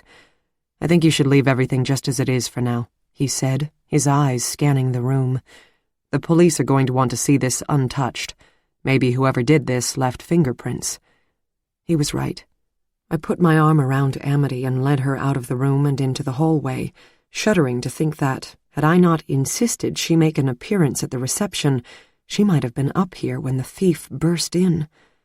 Jane looked at me, and as if she could read my thoughts, she said, "I'll make the call to the police, miss," and she hurried off toward the telephone in my mother's study. Matthew, Amity, and I walked the other way, down the hall toward the stairs, but before we descended, he stopped and turned back toward the master suite. "What I don't get is, why?" he said, narrowing his eyes and shaking his head. "Why would anybody do this? What did they think they were going to find? Something valuable? Jewelry, maybe?" The realization washed down around me like a cold rain. Scenes flashed in my mind, me talking with Amity in my mother's study the first day we arrived, me sitting alone on the floor of her closet reading the letters my mother had kept hidden all these years, Me hurrying into my room and tucking the letters inside my own suitcase. Someone had been in the passageways watching us, watching me all the while. It was the only way anyone would have known those letters were in my suitcase. I was still clutching the letters in one hand, and I quickly scanned the envelopes. The last one, the one describing Colville's unpublished manuscript, was gone. "I know what they were looking for," I said, my voice dropping to a low whisper as I scanned the walls, wondering if whoever did this was still lurking behind them. It was something very valuable, but not jewelry. "Let's go into the solarium." Holding Matthew's gaze and putting an arm around my daughter's shoulders, I explained, "It's the only room in the house that doesn't have hidden passageways running through the walls. I've got something to tell you." Chapter 15.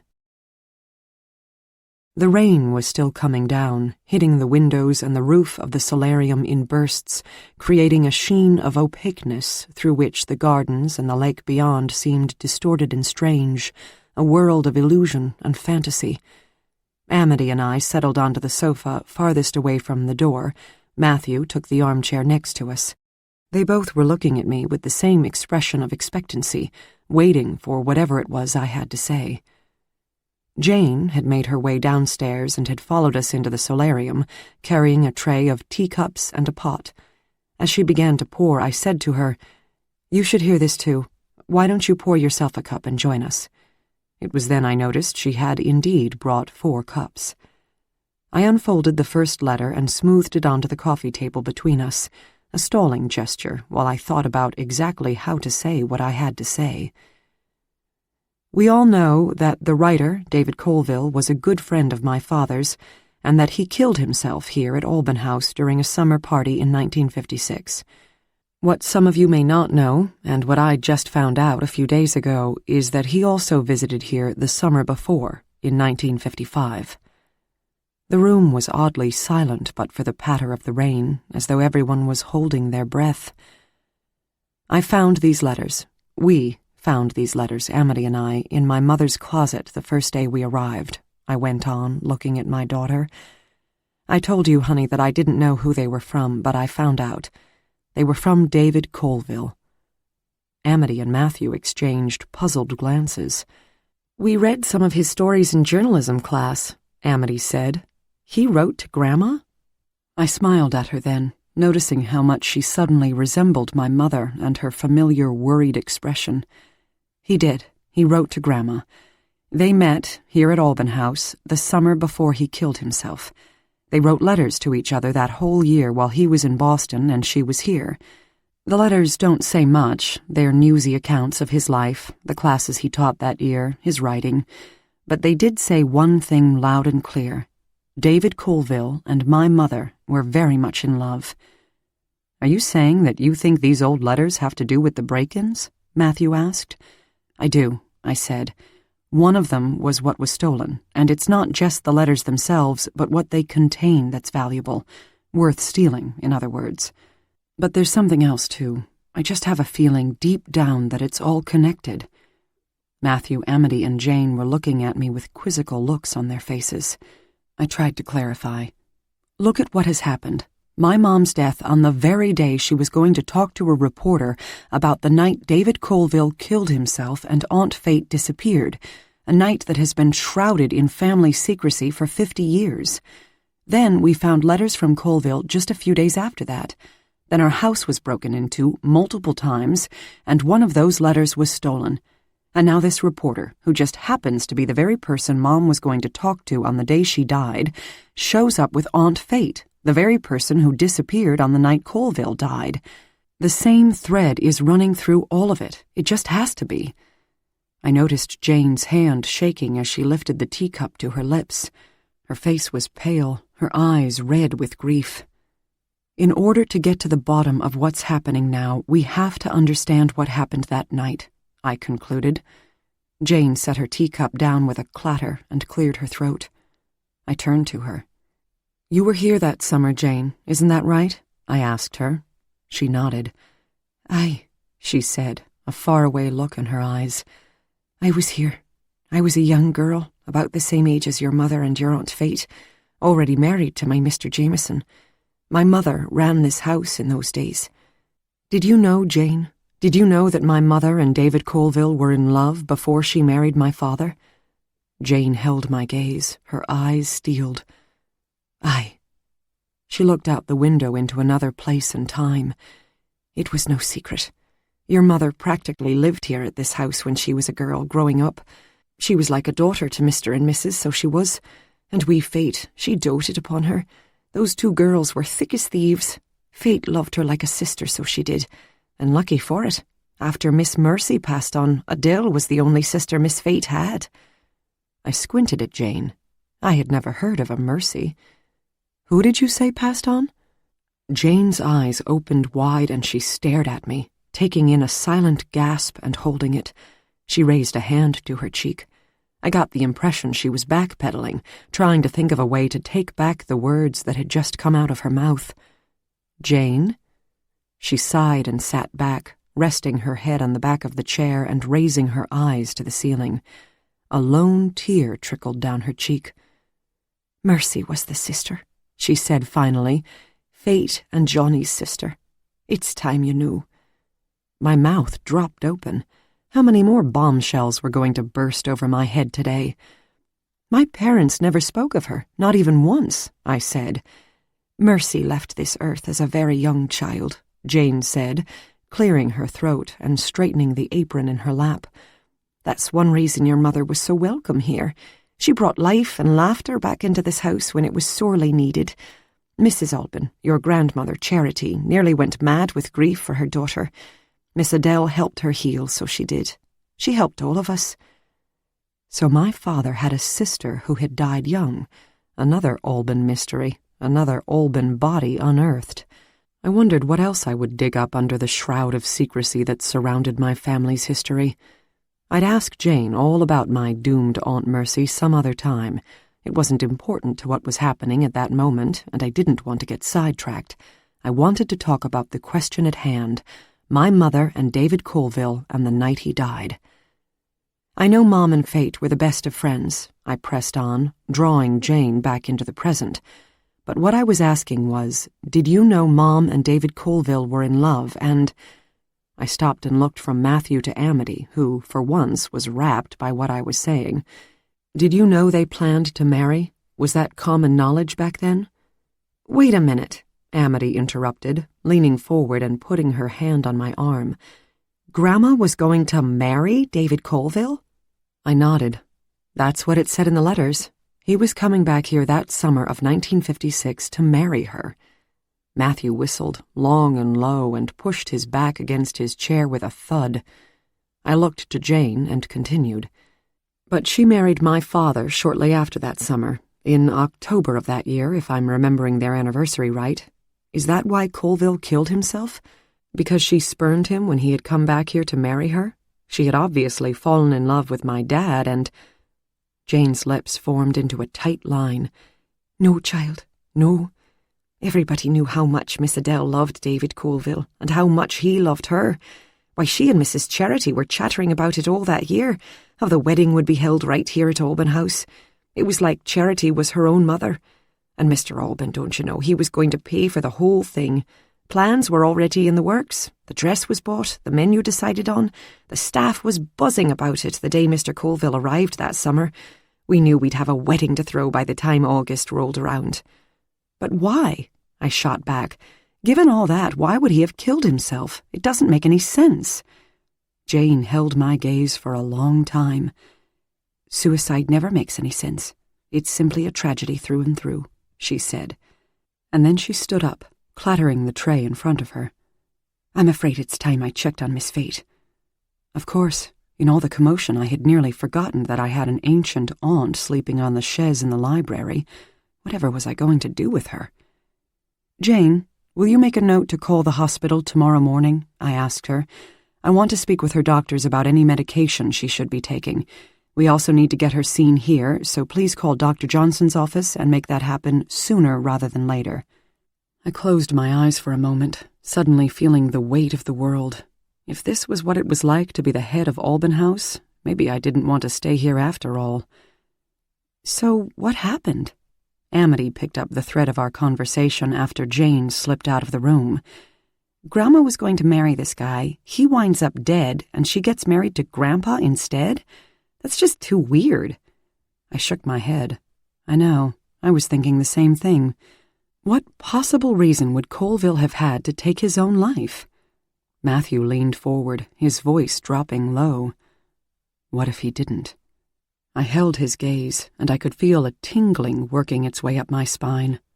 What do you mean? Well, suicide on the eve of his wedding doesn't make any sense, right? What if he didn't kill himself?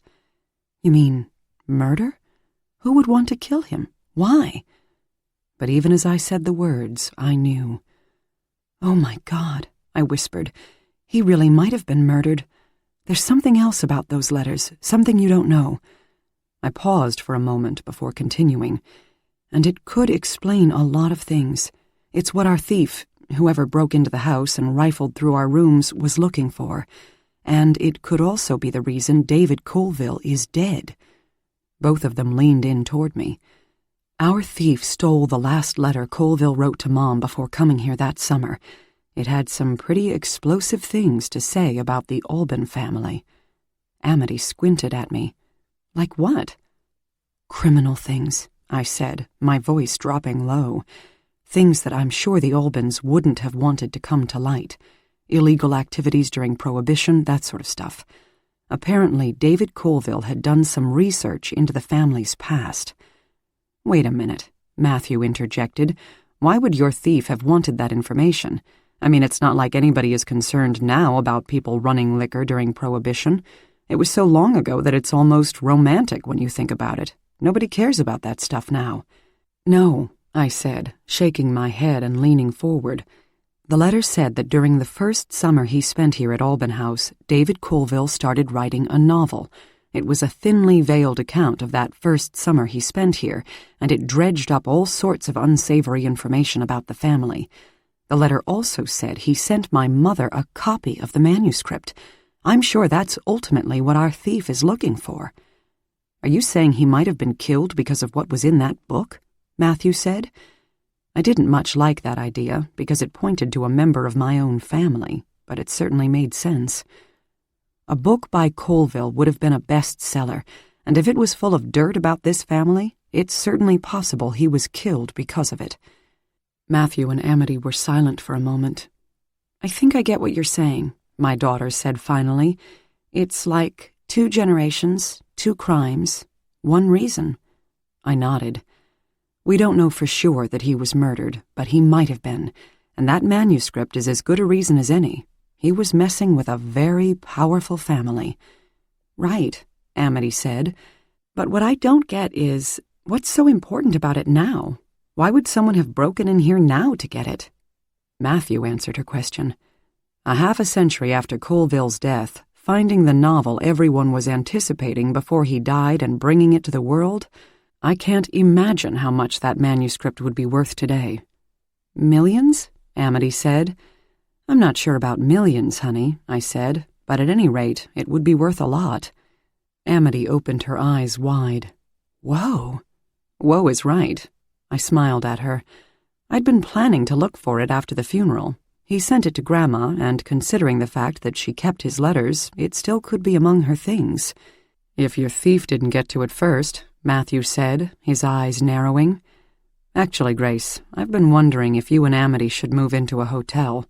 It's sort of a romantic notion, looking for an undiscovered manuscript by a literary giant, but we can't forget that someone else is looking for it too, and he's already broken into this house more than once.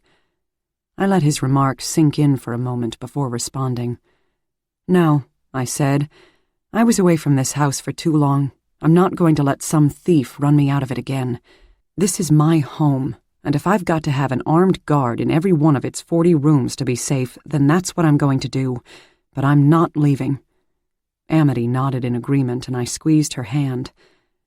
There's another reason I want to find that manuscript, I went on, other than the value it will have to the literary world, that is.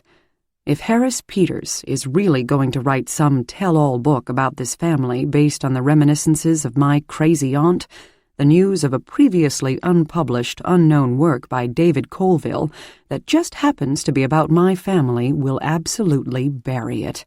Nobody's going to care about his little book in the face of that." "You're absolutely right," Matthew smiled back at me. "So, where are you going to begin looking?" "I really have no idea where it might be, but I'm thinking that my mother's safety deposit box at the bank might be a good place to start." Amity settled into the back of the sofa, pulled up her legs, and crossed her arms around her knees. Her eyes were narrowed. "What is it, honey?" I asked her. "There's one big thing about all of this that I just don't get," she said. "What's that?" "If Grandma was so much in love with David Colville, why did she get married to someone else so soon after he died? You said it was just a few months after his death, right? That seems really weird to me." As Amity's words hung in the air, a cold wind wrapped itself around me. There could be only one reason for a rushed wedding so soon after a planned one had fallen apart because of a tragedy, and the look I exchanged with Matthew told me we both knew what it was.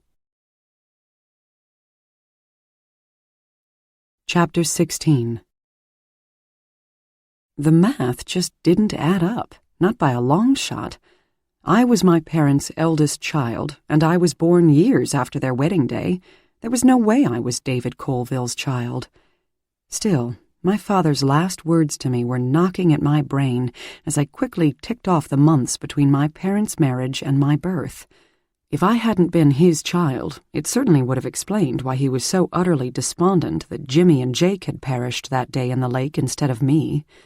I didn't want to say any of this out loud, didn't want to let on to Amity what I had been thinking, but I knew Matthew had been thinking the same thing, and I wanted him to know it wasn't the case.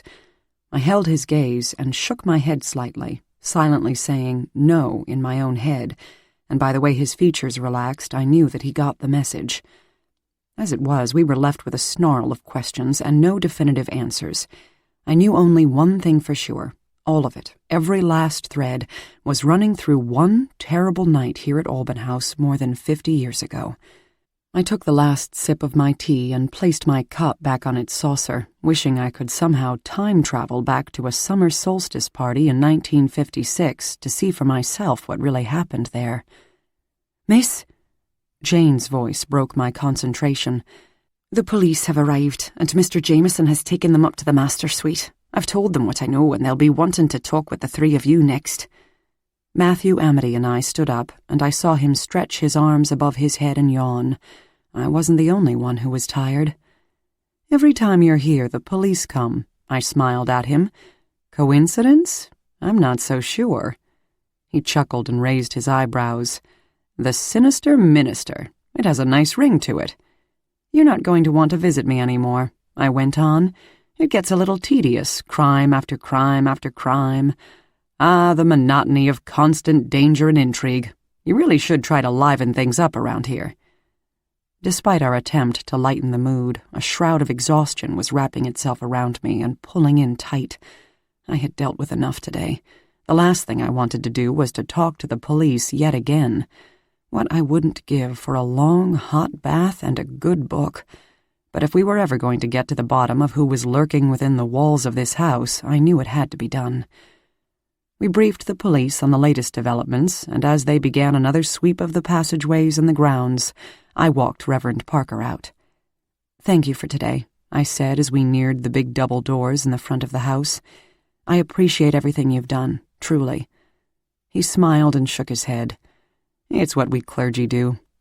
I know it's not easy for you, Grace, especially not now with all of this going on." He gestured toward the window, where we both could see 3 squad cars parked in the driveway. He grasped the doorknob, but then hesitated a moment. "This is where you grew up, but you haven't been back here in a couple of decades," he said, his eyes reaching for mine. "I'm not sure how many people you know in town anymore.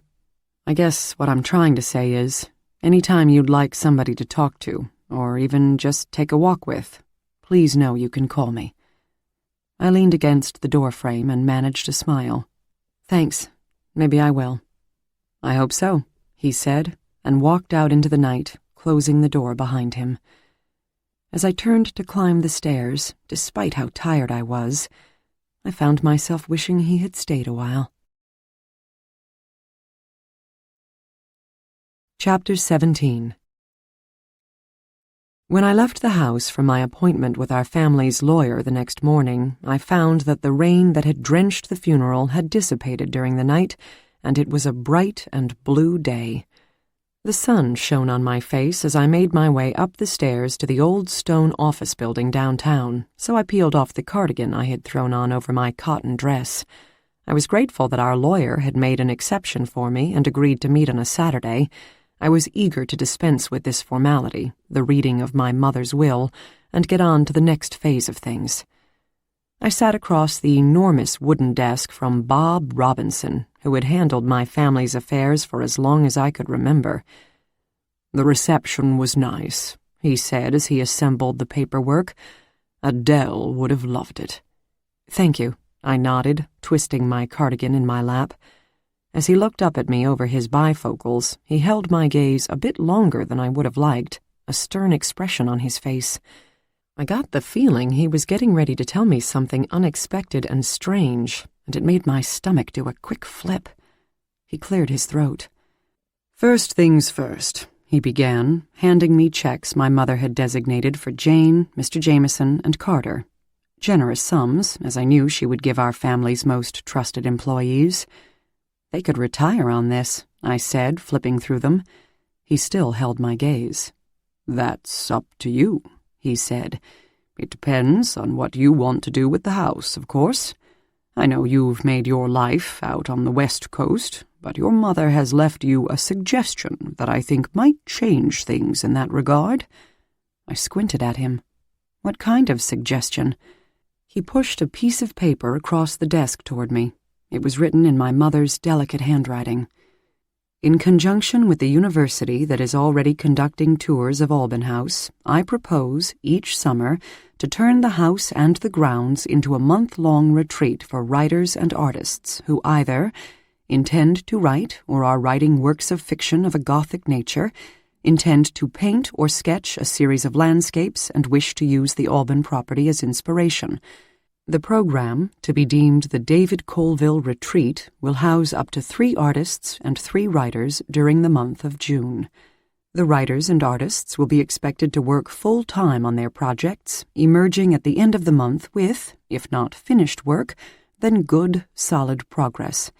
The writers and artists in attendance will be chosen by a panel of writing and fine arts professors at the university, with the final decision being made by Grace Alban, who will also administer and host the program." I sat there staring at the page and the potentially new future it held for me. A purpose, something to dedicate my life to, other than raising my child, who was already beginning to become more and more independent. In just a couple of years she'd be in college, and then what would I do with myself? It seemed that my mother had provided an answer to that question. "I think it's an excellent idea," the lawyer said. "Your mother was a great patron of the arts, as you know, and this is a wonderful way to honor her. But it's up to you. She spoke about this with me and was going to bring this up to you within the next year or so. Specifically, she didn't want to force you into anything, so she didn't tie your inheritance, which is the bulk of the estate, to this. Take some time. Process the idea, and know that you can put it into motion any time you wish." I nodded, and a pang of melancholy went through me when I realized how much she must have loved the man to create a retreat in his honor. "For now," he said, shuffling more papers on his desk, "we should finish the business at hand. I've got a noon tea time." There were no more surprises in her will. A generous trust for Amity, which she could access only after she had finished college and embarked on a meaningful career of her own.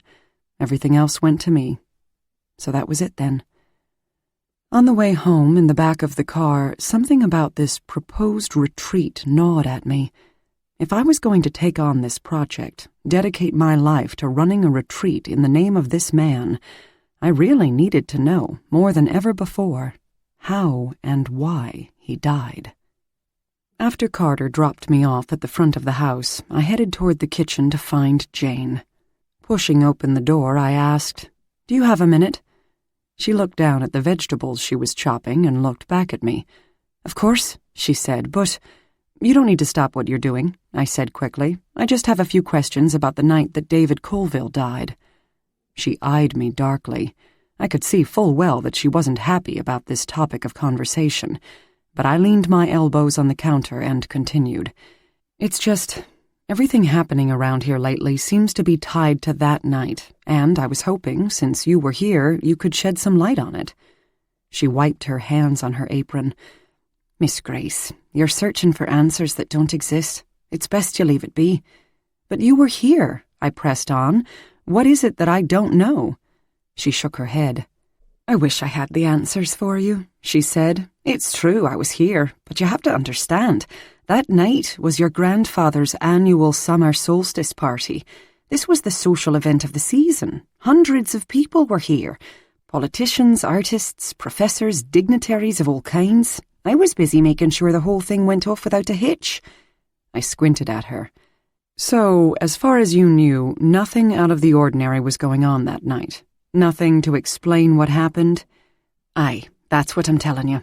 The first I heard of it, his death, your father had already called the ambulance."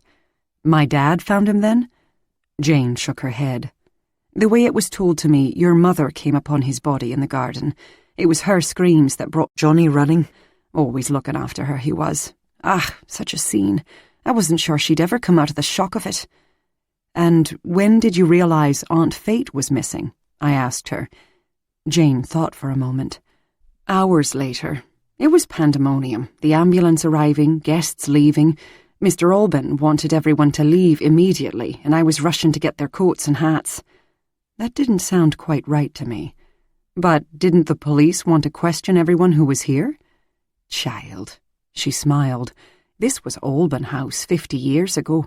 Your grandfather and the chief of police, let's just say they had a rather special relationship." I nodded. Of course they did. Just like my mother and Chief Bellamy. "Your grandfather called the police, actually made the call himself, and told them what had happened here," she said, holding my gaze. "And that was all there was to it. There was no investigation. And when you realized Fate was missing, Mr. Alban said he was handling it, that he had dispatched people to find her, and we, the staff, were told not to worry about it. We did what we were told, Miss Grace." "And that's all you know?" Jane nodded. "That's all I know, child. As I said, I was just a girl myself. If anyone in the household had known anything else, it would have been your grandfather's man, Hamilton. He handled everything for Mr. Alban back in those days. And he was long dead, I knew. I had never met the man." Changing the subject, Jane said, "The doctor from the hospital in Switzerland returned your call while you were out? On a Saturday?" I wondered if Swiss doctors kept different hours from their counterparts in the States. "He said he'll call back," Jane said. "He's not going to be available tomorrow, so it'll have to be Monday." "Damn it," I whispered under my breath. Another whole day would go by without my talking to him, and I needed information about my aunt's condition, sooner rather than later. I was worried my aunt was supposed to be on medications that she wasn't taking, and that her care was being compromised because of Harris Peters' rash action of taking her out of the facility and bringing her here. I thought about Matthew's suggestion that I sue him or make it a police matter.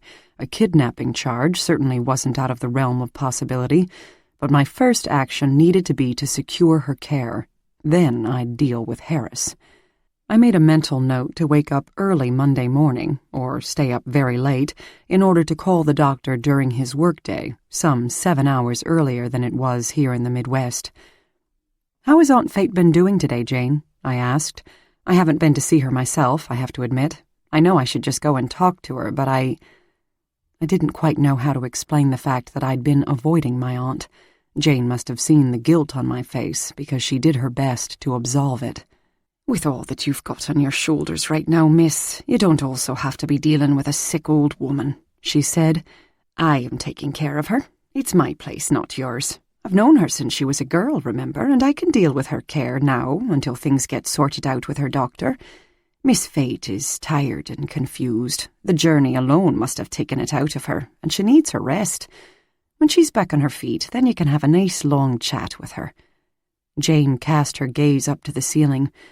I must confess that I've been keeping her suite locked on the 3rd floor. I bristled at the thought of it. It sounded rather Dickensian to me. I didn't know if I liked the idea of keeping the woman locked up. "But," I started to protest, but Jane cut me off. "It's for her own safety," she said, straightening her apron. "I can't be watching her all the time, not with everything I have to do. Until we get a care nurse for her full-time, or whatever we do with her, she needs to be where she's safe. I don't want her wandering outside and getting lost or hurting herself on the stairs." She took a deep breath in and let it out. "Not that there's much chance of that," she continued. "Miss Fate seems more than content to stay in her childhood rooms on the 3rd floor. She looks out the window, reads some of her old books, and even watches a little television. It's where she's always felt the most safe, so it is." "Still, I don't relish the idea of keeping her locked up," I said. "Use your discretion, Jane, but maybe we could just lock the doors at night?" My head began to pound at the weight of everything I was dealing with. "Do you ever wish for the bliss of being bored with nothing to do?" I managed a weak smile and ran a hand through my hair. "I'm not sure I even remember that feeling." "Aye," Jane nodded. "That's what it is to be the head of Alban House. Always has been."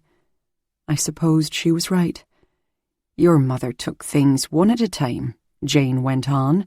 "Got one crisis off her plate, then on to the next. It's the only way." I smiled at her. Good advice. As I made my way up the steps to the 2nd floor, I looked around and thought of the proposed retreat that I very well could be running here the following year. I imagined artists painting outside in the garden and writers with their heads bent over their manuscripts, just as my mother in Colville had done all those years ago. And then it hit me. She not only wanted to honor the man, she wanted to recreate what they did here together, making the house a sort of shrine to their relationship. How she must have loved him. My heart began to ache for her, for what she lost that night at a summer party 50 years earlier. "What happened that night, Mom?" I said aloud. "If the Albans killed the man you loved, how in the world did you end up here with them?" With Jane being a stone wall, I realized that if I wanted more information about what had happened, there was only one place I was going to find it: Colville's lost manuscript. It wouldn't tell me about the night he died, obviously, but it would provide the background for his death, and, if it was as inflammatory toward my family as he said it was, perhaps even the reason for it. It also wouldn't tell me how and why my mother had married my dad, but at least it was a start. My mother had kept his letters. I couldn't imagine her not keeping the manuscript, too. It had to be here in the house. But where? I opened the door to her bedroom and put the packet of papers from the lawyer's office into her desk. Then I began rummaging around. The desk, the nightstand, the armoire. I scoured her bookshelf, rifled through the closet, and peered under the bed. I opened her wall safe. Nothing. And then I remembered there was another wall safe downstairs in the library. My mind flipped back into the past as I hurried down the stairs, and I gave a small internal cheer when it hit on the crucial bit of information I was trying to remember: the combination. My mother had changed it years before to my brother's birthday, 01/27/1973, and had told me about it at the time. In the library, I carefully took one of her paintings off the wall, the one I knew concealed the safe, and, with shaking hands, dialed in the combination. The safe opened with a chuck. It was as easy as that. But as I drew out its contents, cases of old jewelry that I knew belonged to my great-grandmother, legal papers, even an ancient-looking pistol, loaded, I noticed, I realized the manuscript wasn't among them. "Where did you stash it, Mom?" I said to her, my mind running in several directions at once. But as I sank into one of the armchairs, I wondered if anyone could ever find something that was deliberately hidden in this house of secrets. I spent the rest of the day scouring every place I could think of where my mother might have hidden that manuscript for safekeeping. I riffled through bookshelves in the library, opened dresser drawers, peered under beds and in the backs of closets. I even sifted through the attic, picking through relics from my family's past. Nothing. Defeated, I tramped back down to the main floor, wandering into the library and realizing my search was at its end. Just then the phone rang, and I snatched it before Jane could pick it up, hoping it was the doctor in Switzerland calling back. "Hello," I said. "This is Grace Alban." "Hello, Grace Alban," said a familiar voice. "This is Matthew Parker." Chapter 18. "Hi," I said, a little startled to hear his voice on the other end of the line. "I know we left it that you were going to call me if you needed to talk to somebody," he began, and I could hear him clearing his throat. "But even though we extend the offer, people don't always follow it up, so I thought I'd just give you a quick call to see how you were doing." I smiled. "I had a meeting with my mother's lawyer today," I told him, crossing the room and settling into an armchair. "She wants me to turn Alban House into a retreat for writers and artists during the month of June every year. She wants it to be named for David Colville." He was silent for a moment. "What a marvelous idea. What do you think about it?" "I'm not quite sure," I admitted.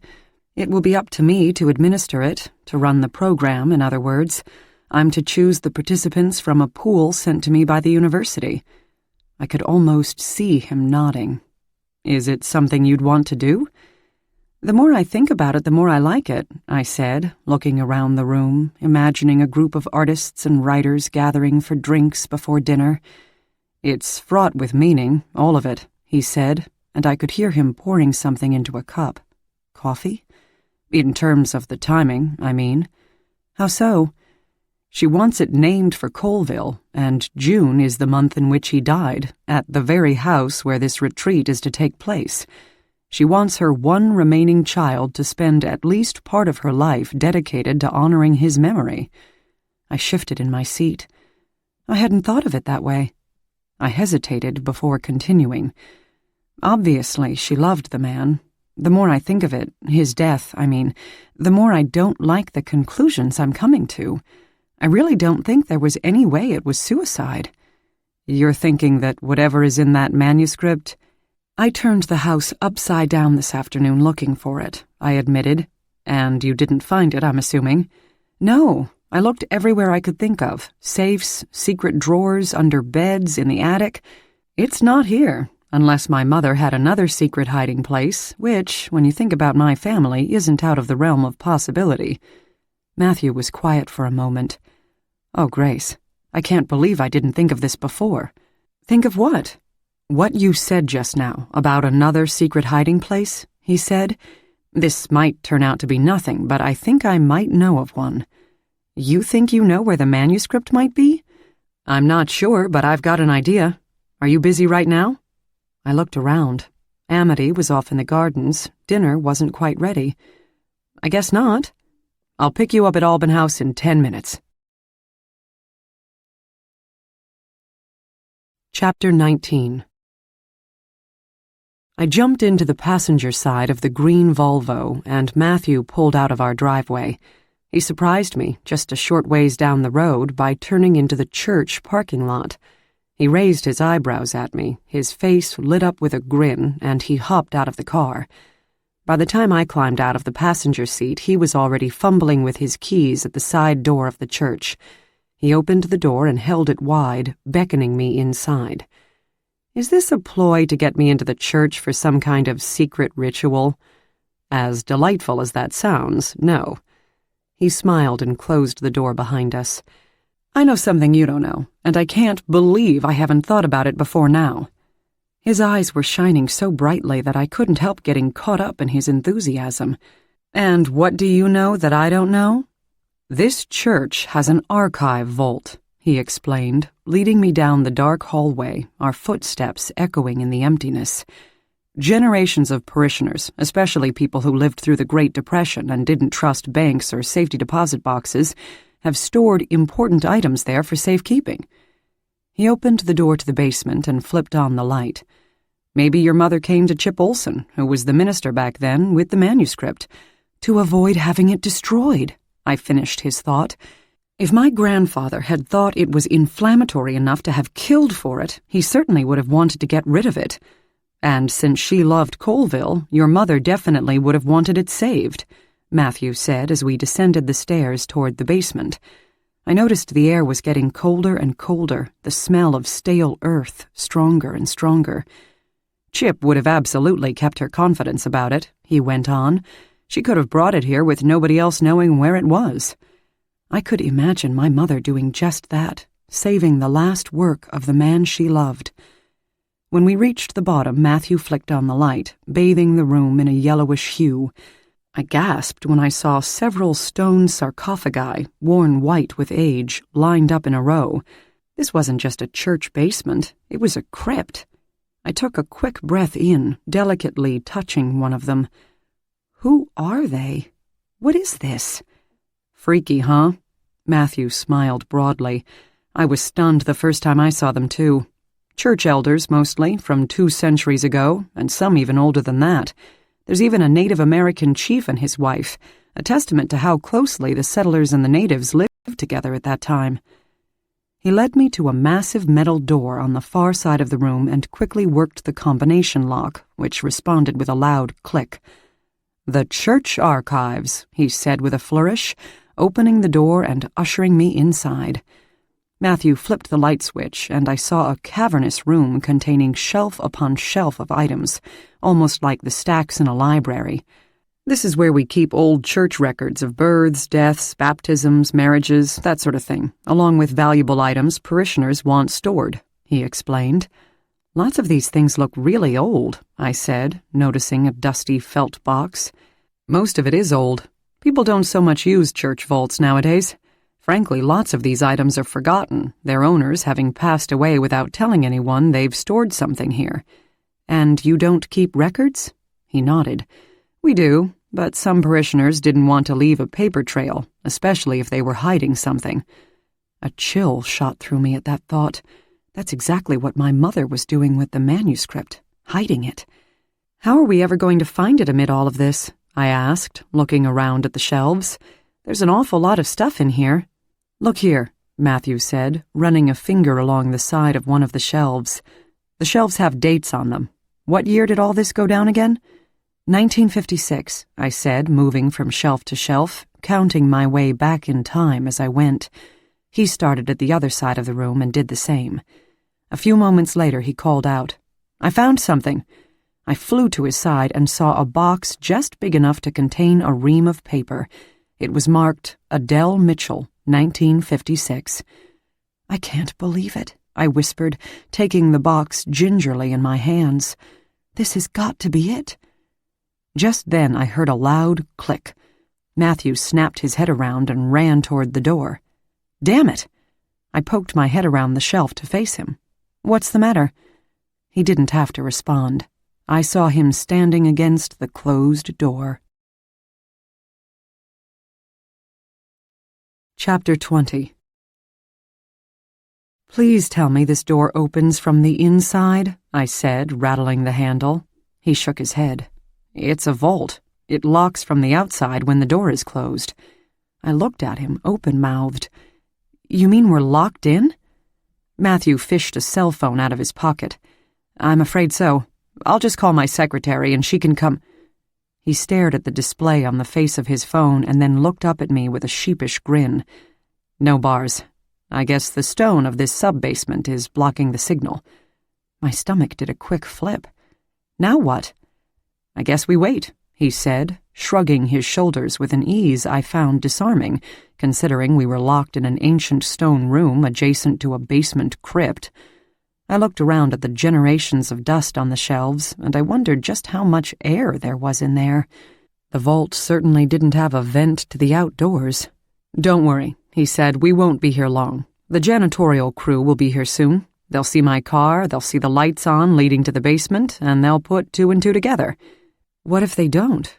"We'll bang on the door and the ceiling," he offered. "They'll hear us. Worst case scenario, we'll have to wait until morning. Martha will be here at the crack of dawn and we'll figure out we're down here. It's Sunday tomorrow, remember?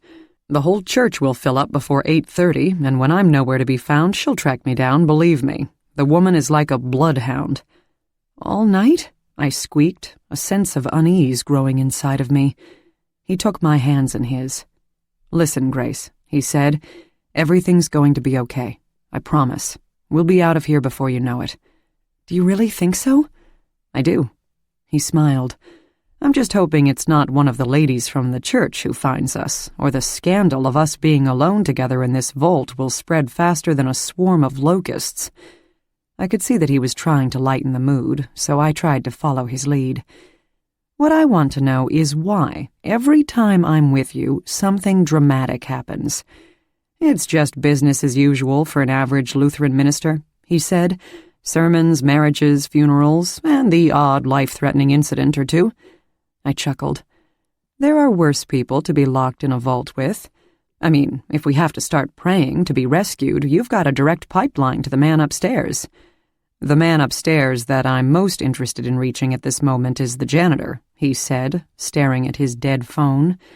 I sighed, looking around the room, dust hanging in the air like fog. I wrapped my arms around my chest and shivered. Matthew's eyes met mine. "Are you cold?" I nodded. "A little. It really is dank down here, isn't it?" He peeled off the jean jacket he was wearing and held it open for me. "Are you sure you don't need it?" I asked. He shook his head. "Not at all. Please."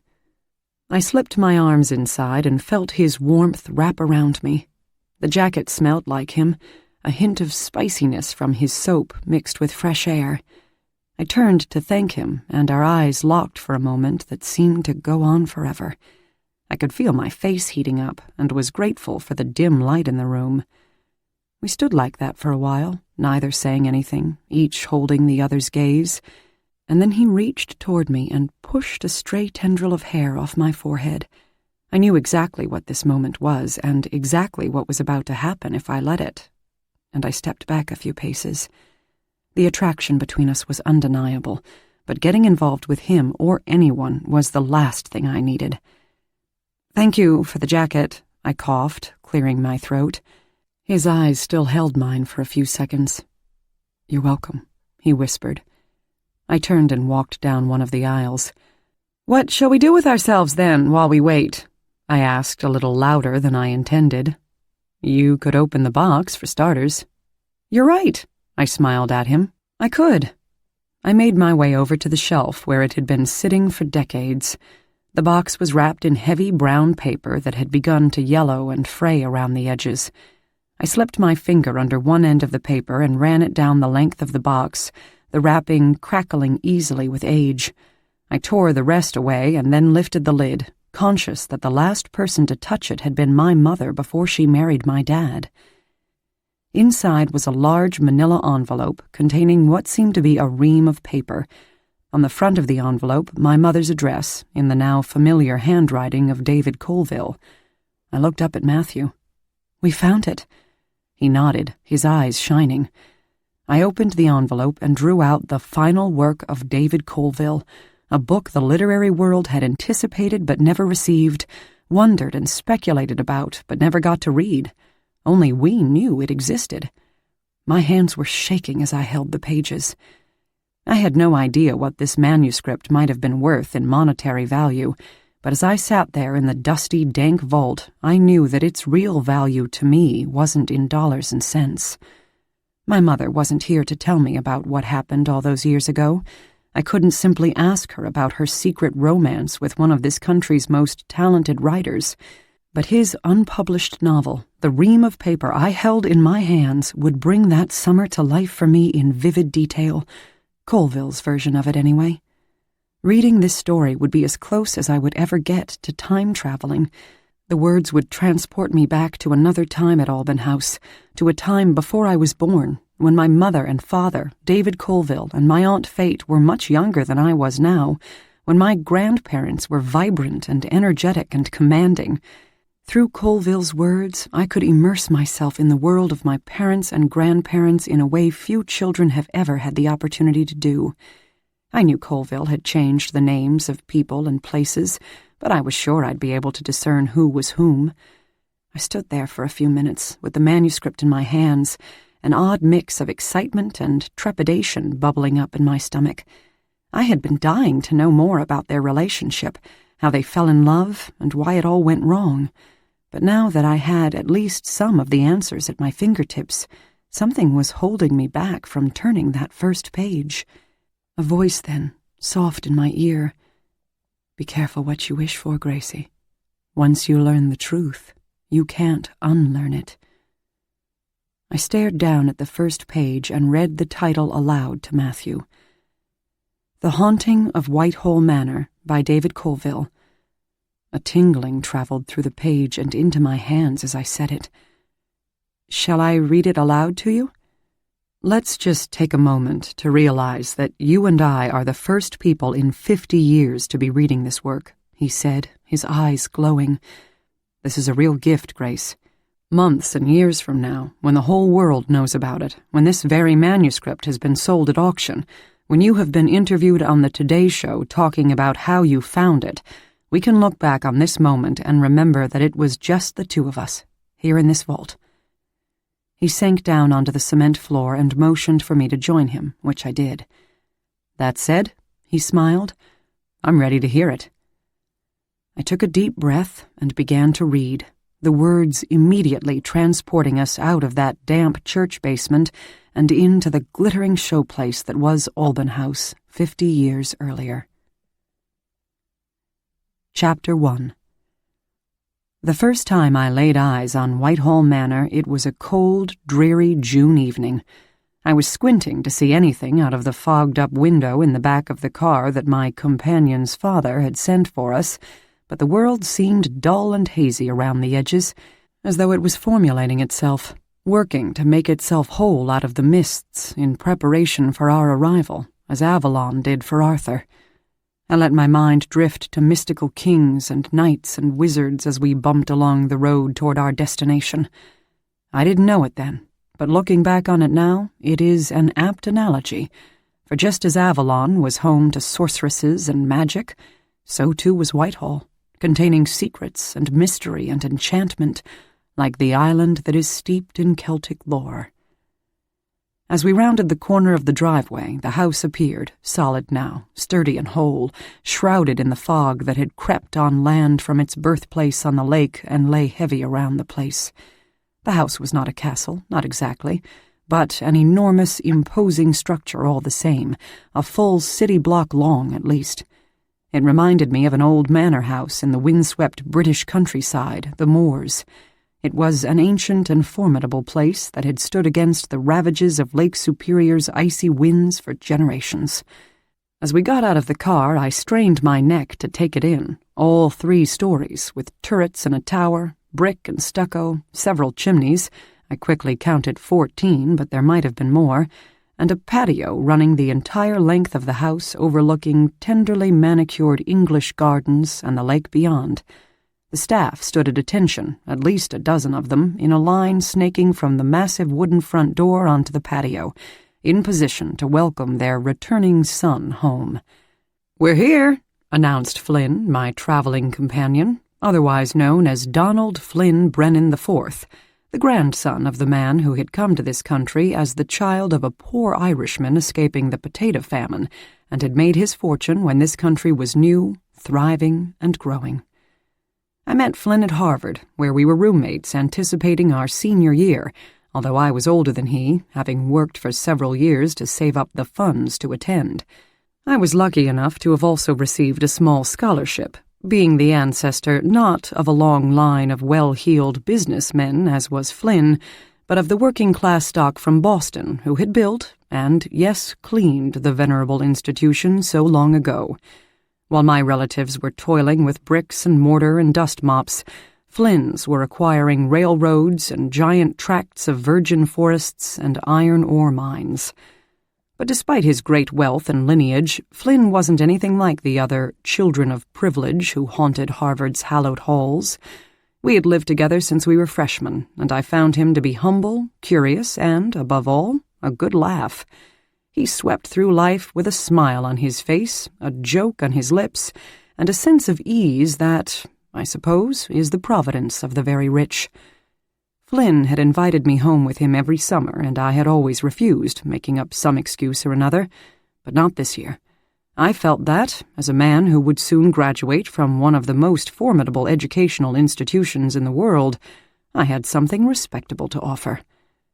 Climbing out of the car, Flynn pushed the thick blonde hair out of his blue eyes as he flashed me a wide grin. He looked the picture of a typical Ivy Leaguer, wearing a cream-colored cable-knit sweater with navy blue trim around its V-neck, a blue button-down shirt underneath, tails untucked and hanging below his sweater, khaki pants, and loafers without stockings. This boy was to the manner born, no doubt about it, but the way he was laughing and shaking hands with the staff, he didn't show it. "Mary Ruth," he grinned, pulling a formidable-looking woman into his arms. "Give us a hug, lassie. Welcome home, my boy. We've missed you, so we have." "It's good to be home," he said, resting his head on the old woman's shoulder for a moment. Flynn turned to me then. "Mickey, meet one of the best women on this or any other planet, Mary Ruth McBride. She runs things, and I do mean everything, here at Whitehall. Mary, here's my much ballyhooed roommate, Michael Connolly." "Ma'am, it's a pleasure to meet you," I said, bowing low. But the woman had eyes only for Flynn, placing one hand, red and worn from a lifetime of working in the kitchen, delicately on his cheek. A moment of tenderness between herself and the boy, now a man, that she had obviously raised since childhood. Just then the two massive front doors burst open and the family appeared, right on cue. "Darling!" Flynn's mother held her arms wide for her son, and he flew into them as his father beamed and patted Flynn on the back. Hugs and laughter all around. I thought back to the chilly relationship I had with my own parents, especially my father, and I was, not for the first time, envious of Flynn. Wealth, privilege, and happiness, too. It didn't seem quite fair, somehow. "Mom, Dad, this is Michael Connolly, soon-to-be world-famous novelist, currently crew captain and pool shark." Flynn smiled, winking at me. "Mickey boy, my parents, Donnie and Honor Brennan." "We're delighted you could join us for the summer, Michael," Honor cooed, taking my hands in hers and giving them a squeeze. "We do so enjoy having the children's friends here. Life, laughter, love, that's what we're about here at Whitehall. The more the merrier." I can't explain why, but I felt an odd tingle in my hands when she touched them. A slight jolt of electricity passed between us, and she shot me a look with her steel-gray eyes that made me decidedly uncomfortable. Those eyes did not evoke life, laughter, and love. Just the opposite. "Thank you so much for having me," I said quickly, pulling my hands from hers and brushing my hair out of my eyes. "I'm starting my first novel, and I'm hoping to get some good writing done over the summer before the fall term puts an end to all that. Flynn convinced me this was just the place to do it." Flynn's father patted me on the back as we all walked through the doorway and into the house. "Writing, you say?" he said. "A novel, is it?" I suppose I should have responded with more than a grunt and a smile, but my words sifted down into a gasp when I stepped through the threshold and took in this place my roommate called home. It was like nothing I'd ever seen. Towering ceilings, a grand staircase, an enormous stained-glass window, one full story tall, overlooking the gardens and grounds. I had hoped to hide my rather pedestrian awe, but I'm afraid I stood there like a lump, mouth agape, eyes wide. "What a beautiful home you have, Mr. Brennan," I murmured. "It'll do, son," Flynn's father smiled. "It'll do. And please call me Donnie. Mr. Brennan was my grandfather." He led me into the drawing room next to the foyer, a decidedly masculine, dark-paneled room with a floor-to-ceiling bookshelf on one wall and a wood-burning fireplace on another, with leather armchairs, couches, a scattering of end tables and ottomans grouped around it. The staff had laid the fire earlier, and now it was blazing, just the thing to take the chill out of an early June night here on the shore of Lake Superior. Donnie walked over to the sideboard, where decanters of scotch, chilled white wine, a bucket of ice, and various glasses had been arranged. As he began pouring drinks, I heard laughter, and looked up to see two girls come running down the grand stairway, arm in arm. I knew one of them from the family photographs that Finn displayed in our dormitory. She was his younger sister Prudence. Prue, he called her.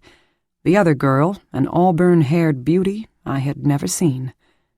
The girls swept into the room, bringing an air of fun and vitality with them that caused everyone to smile. "Well, look what the cat dragged in," Prue snipped at Flynn while flashing me a big smile.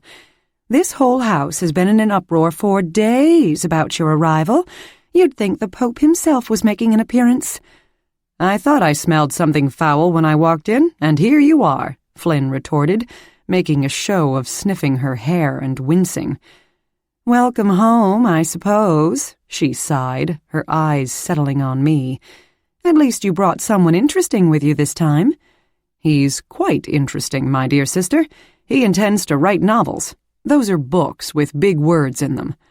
Flynn shot Prudence a look and turned to her friend. "Now, the lovely Lily here reads all the time, so she knows what I'm talking about." He wasn't kidding about the lovely part. Lily was delicate and had a soft way about her that contrasted with Prue's boldness. She blushed, glancing shyly at me. "With all this talk of books, I hope we're not going to be sitting around reading all summer long," Prue said. "What a bore." I laughed out loud, bowing slightly to the girls. "Perish the thought, Miss Brennan. Flynn tells me you ladies play a mean game of croquet." "That's right." Prue brushed the wispy blonde hair out of her eyes and flashed a smile. Then she hooked her arm into Lily's and began leading her out of the room, giving me a backward glance. "We play for money here, Mr. Connolly. Are you up to it?" "I think I can hold my own." The girls giggled and disappeared under the archway. "They really are good fun, if we can't find anything else to do with ourselves," Flynn said. "Prue's a horrible flirt, though, so watch out for her." "What's Lily's story?" I asked, as Honor and her husband joined us, handing us each a glass of scotch. I took a sip of the amber-hued drink. It was spicy and smooth on the way down, and from the first taste I could tell it was a damn sight better than the swill we students bought back home. "She's Prudence's friend," Honor said. "The girl is with us so much, she's like family now. She loves nothing more than to sit in the garden and sketch. So we'll have an artist and a writer in the house this summer. How grand." "Tell me, Michael," Donnie cleared his throat. "You say you intend to write here at Whitehall. What's the novel about, if I may ask?" I grinned and looked down into my glass. "I don't have the slightest idea," I confessed. "I've had a horrible case of writer's block for months now." Flynn sank into a leather wing chair by the fireplace, swirling the ice in his low-ball glass of scotch and propping his feet on the nearby ottoman. "Dad, I told Mickey that if it's inspiration he's after, there's no better place to find it than Whitehall." Donnie slung an arm over the back of his son's chair and nodded. "Indeed. If these walls could talk, as they say." "Lots of history here, I imagine?" I asked, raising my eyebrows. "History, scandals, suspicious deaths, ghosts around every corner," Prudence said, re-entering the drawing room with Lily by her side. "Haven't you heard, Mr. Connolly? Whitehall is cursed." As I read those words, I shuddered and put the papers down in my lap. I had goosebumps. "So that's what David Colville thought of his first experience at Alban House," Matthew mused. "I can see the real-life people easily corresponding with the characters in his story," I said, looking down at the page. "Flynn is obviously my dad, Johnny Alban. The characters Donnie and Honor are my grandparents, John James and Charity Alban. Lily is my mother." "And Prudence is your Aunt Fate," Matthew finished my thought, leaning his head back against the door. "The character seems so vivacious and feisty and full of life. Even on paper, her character took over the scenes, commanding attention. She reminded me a little of Scarlett O'Hara from Gone with the Wind, or Lady Brett Ashley in The Sun Also Rises. A stark contrast to the woman we met yesterday at Alban House, isn't it?" I thought of my poor, bewildered Aunt Fate, who had spent her life in a mental hospital and was now locked away on the 3rd floor of Alban House. "Makes you wonder what happened that she ended up in an institution, doesn't it?" I said. "More now than ever before." "Read on," he smiled. "Maybe we'll find out." Chapter 2.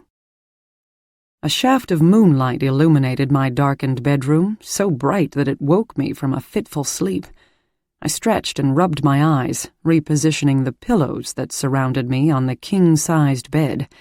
I had remarked on its massive, intricately carved wooden headboard and footboard earlier in the evening when one of the staff had shown me to this third-floor room. "It's the kind of bed I'd imagine King Henry VIII sleeping in," I had said, running my hand over its deep red bedspread. "Fit for a king, indeed," the girl had replied. "It may well have belonged to royalty, now that you mention it. Old Mr. Brennan, the man who built this house, imported it from Britain around the turn of the century." I noticed that my suitcases had been brought up and were standing near a cherry wood armoire. "Is much of the furniture in the house antique?" I asked the girl. "It is," she said, chattering away as she opened the shutters to reveal a sweeping view of the lake, which was choppy and tumultuous on this windy night. "I'm charged with polishing it, all the furniture on the second and third floors. I tend to the tapestries as well. Some are said to have come from ancient castles in Britain, so there's your royalty for you."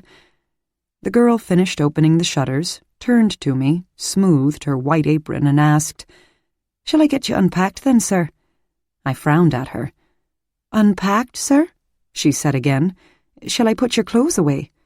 "I think I can manage, thank you." I smiled, and she took her leave. As I hung up my shirts and put my socks into a drawer, I thought about how living in a household with servants was going to take some getting used to. Put my clothes away, indeed. I rolled over and punched my pillows a bit and closed my eyes, but sleep wouldn't come. I kept thinking about the curse Prudence spoke about earlier that evening. What could she have meant? From where I stood, the Brennans had the world by the tail. Great wealth, success, a happy and healthy family. The only curse I could see was what to do with it all. I lay there for a while, staring at the ceiling as the glow of the moon lit up the room. It was too bright, I thought, so I pushed off the covers and padded over to the window, intending to close the shutters. But instead, I stood transfixed by what I saw on the lakeshore below. Flames crackled in a fire ring on the beach. A girl wearing a white nightgown, or was it a dress, was dancing around the fire, turning in circles with her arms held wide. I squinted through the distance and darkness to make out who it was. Lily? No, her hair was longer than this girl's. Was it Prudence? One of the servant girls, perhaps? I wasn't sure. I couldn't see clearly. Reality seemed to be hazy, as though the window itself was warped. But I was mesmerized by the girl's movements, slow and wavy, as though she was moving her arms and legs through water, or a dream. Then I heard her voice, soft and low, through the open window. I could make out faint strains of a verse, but couldn't understand the words. They were strange, guttural sounds, like an ancient language from a different time. I stood at my window until the girl stopped and snapped her head in the direction of the house. Did she see me? I jumped away from the window, my heart beating hard and fast in my chest. I smiled to myself, feeling like a little boy who'd been caught spying on girls through a peephole. I peered out the window again, but it couldn't be. The girl was gone. The fire was out. The lakeshore was empty, and there was no sign of anyone, anywhere. What had just happened here? I crawled back into bed and pulled the covers around me, but the gnawing in my stomach chased sleep away. Little by little, as the hours passed, the reality of what I saw eroded in my mind. When the sun finally came up again, I wasn't at all sure that the whole thing hadn't been a dream. I shivered and was suddenly aware of my dark and dusty surroundings. I was about to turn the page to the next chapter when I heard a loud rapping at the door. "Reverend Parker, are you in there?" "Yes," Matthew shouted, and we exchanged a look of relief. We both jumped up, and he rattled off the combination to the janitor as I placed the manuscript back into the box and stood up, hurrying to smooth my dress just as I heard the lock click. The door popped open, and there stood one of the janitors, looking slightly bewildered. "Oh, thank goodness," Matthew said, brushing the dust off his jeans. "We were in here retrieving a family heirloom of Miss Alban's, and the door latched shut. I tried to call someone to get us out of here, but my phone didn't have any service." The janitor eyed the two of us. "I got suspicious when I saw your car in the lot and the lights on leading down here," he said. "Thank God you did, Pat." Matthew put a hand on the man's shoulder and gave it a squeeze. "Heaven knows how long we might have been trapped in here if not for you. I was beginning to get more than a little claustrophobic." We hurried out the door, and he leaned onto it, shutting it with a thud. Twirling the combination lock a few times, he said, "Let's get back upstairs." We made our way through the crypt and were halfway up the stone stairs when Matthew and I both stopped short. He turned to look at me and said aloud what we were both thinking. How in the world did that heavy door shut behind us? "That's what I was wondering, boss," the janitor said. "Did you see anyone?" I asked. He shook his head. "I sure didn't, but when I got here, I noticed the side door of the church was ajar, as if someone had left in a hurry and didn't pull it closed." Chapter 21. "Do you think someone could have been following us?" I asked Matthew as we climbed into his Volvo. He grimaced. "I don't much like that idea, but somebody had to have closed that door." I rested my head against the back of the seat and stared at the ceiling. "You know what I think? I think it was Harris Peters." "Me too," Matthew said, nodding. "I know I can't prove it, but I'm sure he's the one who was rifling around my room that night, and very likely the one who was in the basement room, too," I said, narrowing my eyes. "He was creeping around in the passageways trying to dig up more dirt on my family, and he saw me find the letters. Now he's read them, so he knows about the manuscript. He's looking for it, too." "But that's where it gets odd," Matthew said. "If it was Harris, as you said, he's looking for the manuscript just like we are, right? And we just found it. So, what? He closed us in the vault with the thing we were all looking for? That just doesn't make any sense." I turned to look at him. "You're right. It's a rather—" The next word stuck in my throat, and I stared at Matthew open-mouthed. "A rather what?" he said, his eyes on the road. "A rather insane thing to do," I said, my voice lowering to a whisper, as though someone were lurking and could hear us. "And I only know of one insane person in my life at the moment." Matthew pulled the car over to the side of the road and stopped. "You don't suppose—" He didn't finish his sentence, but I knew full well what he was thinking. I shook my head. "It can't be," I said. "There's no way my aunt could have done it. Jane has her locked on the 3rd floor of Alban House." As soon as the words escaped my lips, I regretted them. His eyes grew wide, just as I suspected they would. "Did you just tell me that you've got that poor woman locked?" I held up a hand. I know, that's how I felt at first, too," I said quickly. "But Jane said she can't watch her all the time, and she's afraid she'll get into something or fall down the stairs or get lost. Jane says she's perfectly happy in her rooms on the 3rd floor.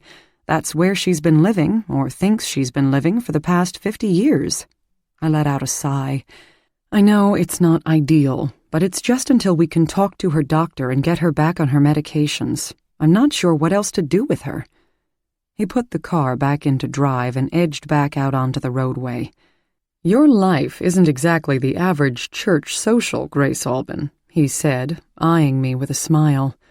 "There are some nights when I just order a pizza and watch a movie," I said. "Really?" He pulled into our driveway and hopped out of the car with me, walking me up to the patio. We lingered at the railing a while, and I was glad of it. Something was scratching at the edges of my emotions when it came to this man. I had to admit it. I liked being in his company. I wondered if there was anything more to it than that. "I don't suppose you'd like to come in for a drink?" I offered. He shook his head. "I'd love to, but I've got an early day tomorrow. Robes, rituals, hymns, all that stuff." Of course, I had lost track of the days. Tomorrow was Sunday. "What time is the service?" I asked. "In the summer, we've just got one." He grinned, leaning against the patio railing. 9:30. "Well, you never know, Reverend Parker," I smiled back at him. "I might just slink through the forest to see you in action. I can offer you weak church coffee and homemade lemon bars after the service," he said. "I don't know how you could possibly pass that up." After Matthew got into his car and left, I climbed the patio steps, clutching the manuscript to my chest.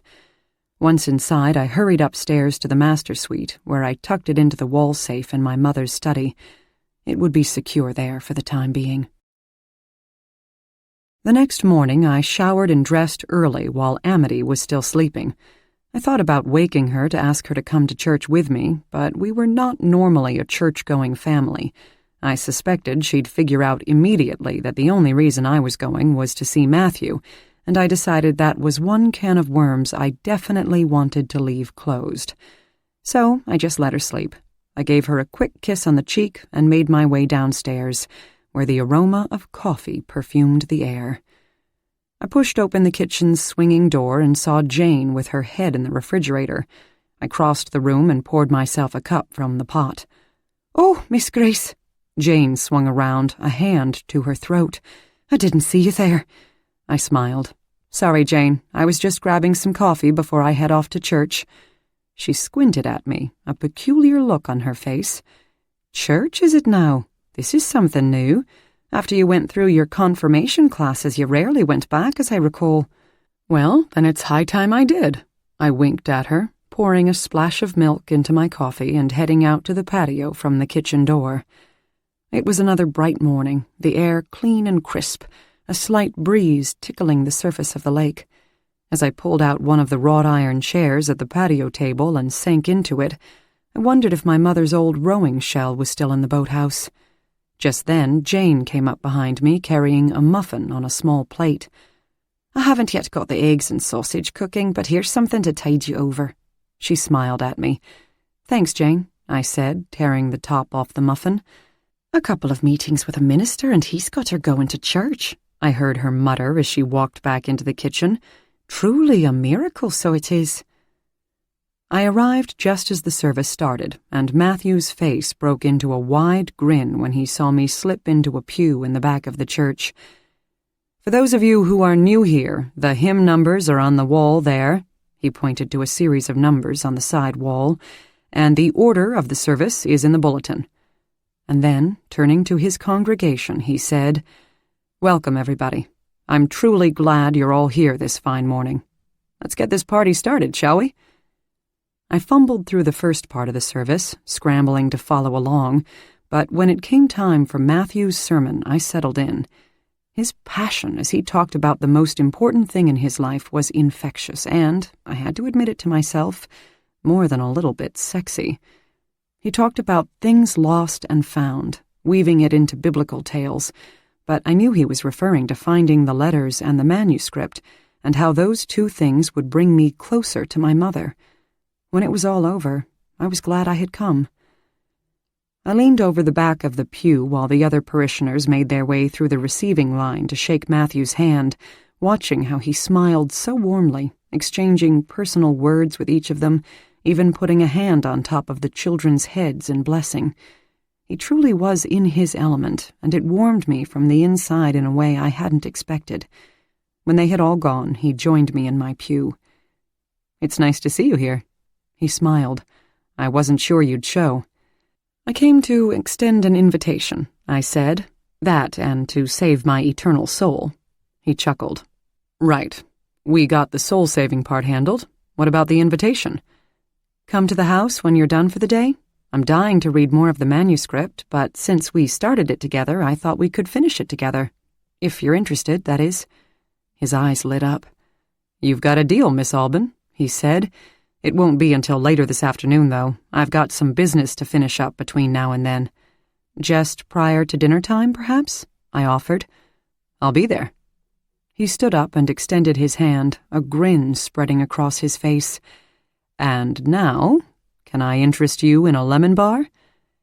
After a polite grilling by various ladies of the church about my future plans for Alban House, I extricated myself from their web and made my way down the path toward home, hoping Amity would be receptive to the plan I was hatching in my mind. I found her on the patio diving into the eggs and sausage that Jane had prepared. Slipping into a chair next to her, I said, "Honey, I've got something really exciting to tell you." Amity's smile morphed into a scowl. "You do?" Reverend Parker and I found the manuscript last night, I told her, lowering my voice. The manuscript David Colville sent to Grandma. Her eyes grew wide as she held her fork aloft. I've got it in Grandma's wall safe in her study, I said, leaning forward and squeezing her hand. Reverend Parker and I read the first 2 chapters of it last night. Her scowl intensified. You started without me? I brushed her off. Don't worry about that, Amity. Listen, it's really good so far. Why don't you read those first 2 chapters sometime today? He's going to come over later on, around dinner time, and I thought the 3 of us could read it aloud together. What do you think? He sure is hanging around a lot, she said. Are you dating this guy or something? Dating? I recoiled. No, that's ridiculous. We're just friends. But as I said it, I wondered what exactly was happening between me and the good Reverend. Amity was right. He certainly was hanging around a lot. I shook those thoughts from my mind. Besides, I deflected, don't you want to know what's in that manuscript? I watched as her scowl faded and a smile threatened to break free. I held my breath as she popped another bite of eggs into her mouth. I suppose, she said. I'm going to help Mr. Jameson and Cody in the garden, but after that we could read it. Okay then, I said, and left her to finish her brunch, wondering what I was going to do with my day until Matthew arrived. Later, we sat in the parlor, Matthew, Amity, and me, the manuscript out of its box and in my lap. With Amity curled up on one of the leather sofas, her arms wrapped around her knees, and Matthew seated in the leather wing chair next to mine, I leafed through the manuscript's pages until I came to the 3rd chapter. Ready to dive in? I asked, looking up to see my daughter's shining eyes. I began to read. Chapter 3. At breakfast the next morning, I mentioned that I had seen, or thought I had seen, a girl in white doing a midnight dance by the fire ring, but my hosts brushed it off, first with Flynn laughing about the imagination of a novelist doing strange things at Whitehall, and then Prue settling on the idea that I'd simply had a dream. If I were to dance by the lakeshore in the moonlight, I certainly wouldn't do so alone. She giggled, a musical sound that reminded me of a delicately rushing stream. But I don't blame you for conjuring up a dream about me, Mr. Connolly. You're not the first man who has. Donnie cleared his throat, his wife, Honor, smiling shyly over her coffee cup. Looking back on it now, I think I glimpsed something in their eyes then, a flash passing between them and vanishing as swiftly as it came. But hindsight plays funny tricks with memory. There may have been nothing at all. Oh, for goodness sake, Prue, you're incorrigible. Can't you go 5 minutes without flirting? Flynn tossed a piece of breakfast sausage at his sister. It landed near her plate, and she speared it with her fork, popping it into her mouth with a flourish. I flirt, therefore I am, she purred, batting her eyelashes at me. I didn't meet her gaze, instead turning my attention to the scrambled eggs on my plate. I had no wish to be cast as Prudence's love interest this summer, and needed to nip this flirting business in the bud. Although Prudence was a beautiful and vivacious girl, I found myself longing for the quiet company of her friend. "And where is Lily this morning?" I asked her. "Don't tell me she's still sleeping." "Of course not, silly," Prudence sniffed, as Mrs. McBride, who had been hovering all throughout breakfast, refilled the girl's coffee cup with shaking hands. I smiled at the old woman, thinking of how the ravages of age were taking their toll. "Lily lives down the lane, on the other side of the church," Prudence went on. "She doesn't stay here at Whitehall, not all the time anyway." "She'll be here soon enough," Flynn offered, taking another helping of hashed brown potatoes. And then, looking across the table at his sister, he asked, "What do you girls have planned for the afternoon? Anything? I thought we'd play a round of croquet and then maybe go for a sail. Are you game?" Now it was Prudence's turn to shrug. "If nothing more interesting comes along," she said, standing up from the table and dropping her napkin on her plate. But the dramatic wink she shot in my direction let me know that I would indeed be seeing the girls that afternoon. "Perhaps I'll get some writing in this morning, if nobody minds," I said a bit hesitantly. I was unsure of how much time I was expected to spend with my hosts, but I had promised myself that I'd at least come away from this summer with an outline of a new book, a skeleton that I could fill in at a later date. "To inspiration," Donnie said, holding his coffee cup aloft. "You go shudder yourself away, son, and let your imagination take flight. It's what you're here for." "My, yes," Honor said, her steely eyes gentle now, as big and round as a doe's. "Don't feel like you need to stand on ceremony with us." Flynn pushed his chair away from the table and stood up, stretching. "I think I'll head down to the garden and pester Brinkman," he said, turning to me. "What say you toil away for a few hours? We meet back here at noon for a spot of lunch, and then we'll play with the girls for the rest of the day. How does that sound?" "A fine plan," I said, hurrying to my feet and patting Flynn on the back as we walked together out of the room. He went one way, toward the front door, as I headed toward the grand staircase. He grasped the door's handle and turned back to me, staring at me for a moment before he spoke. "Hey, old man," he said, glancing this way and that as if making sure we were alone. "A word." He nodded his head toward the parlor and beckoned me to follow.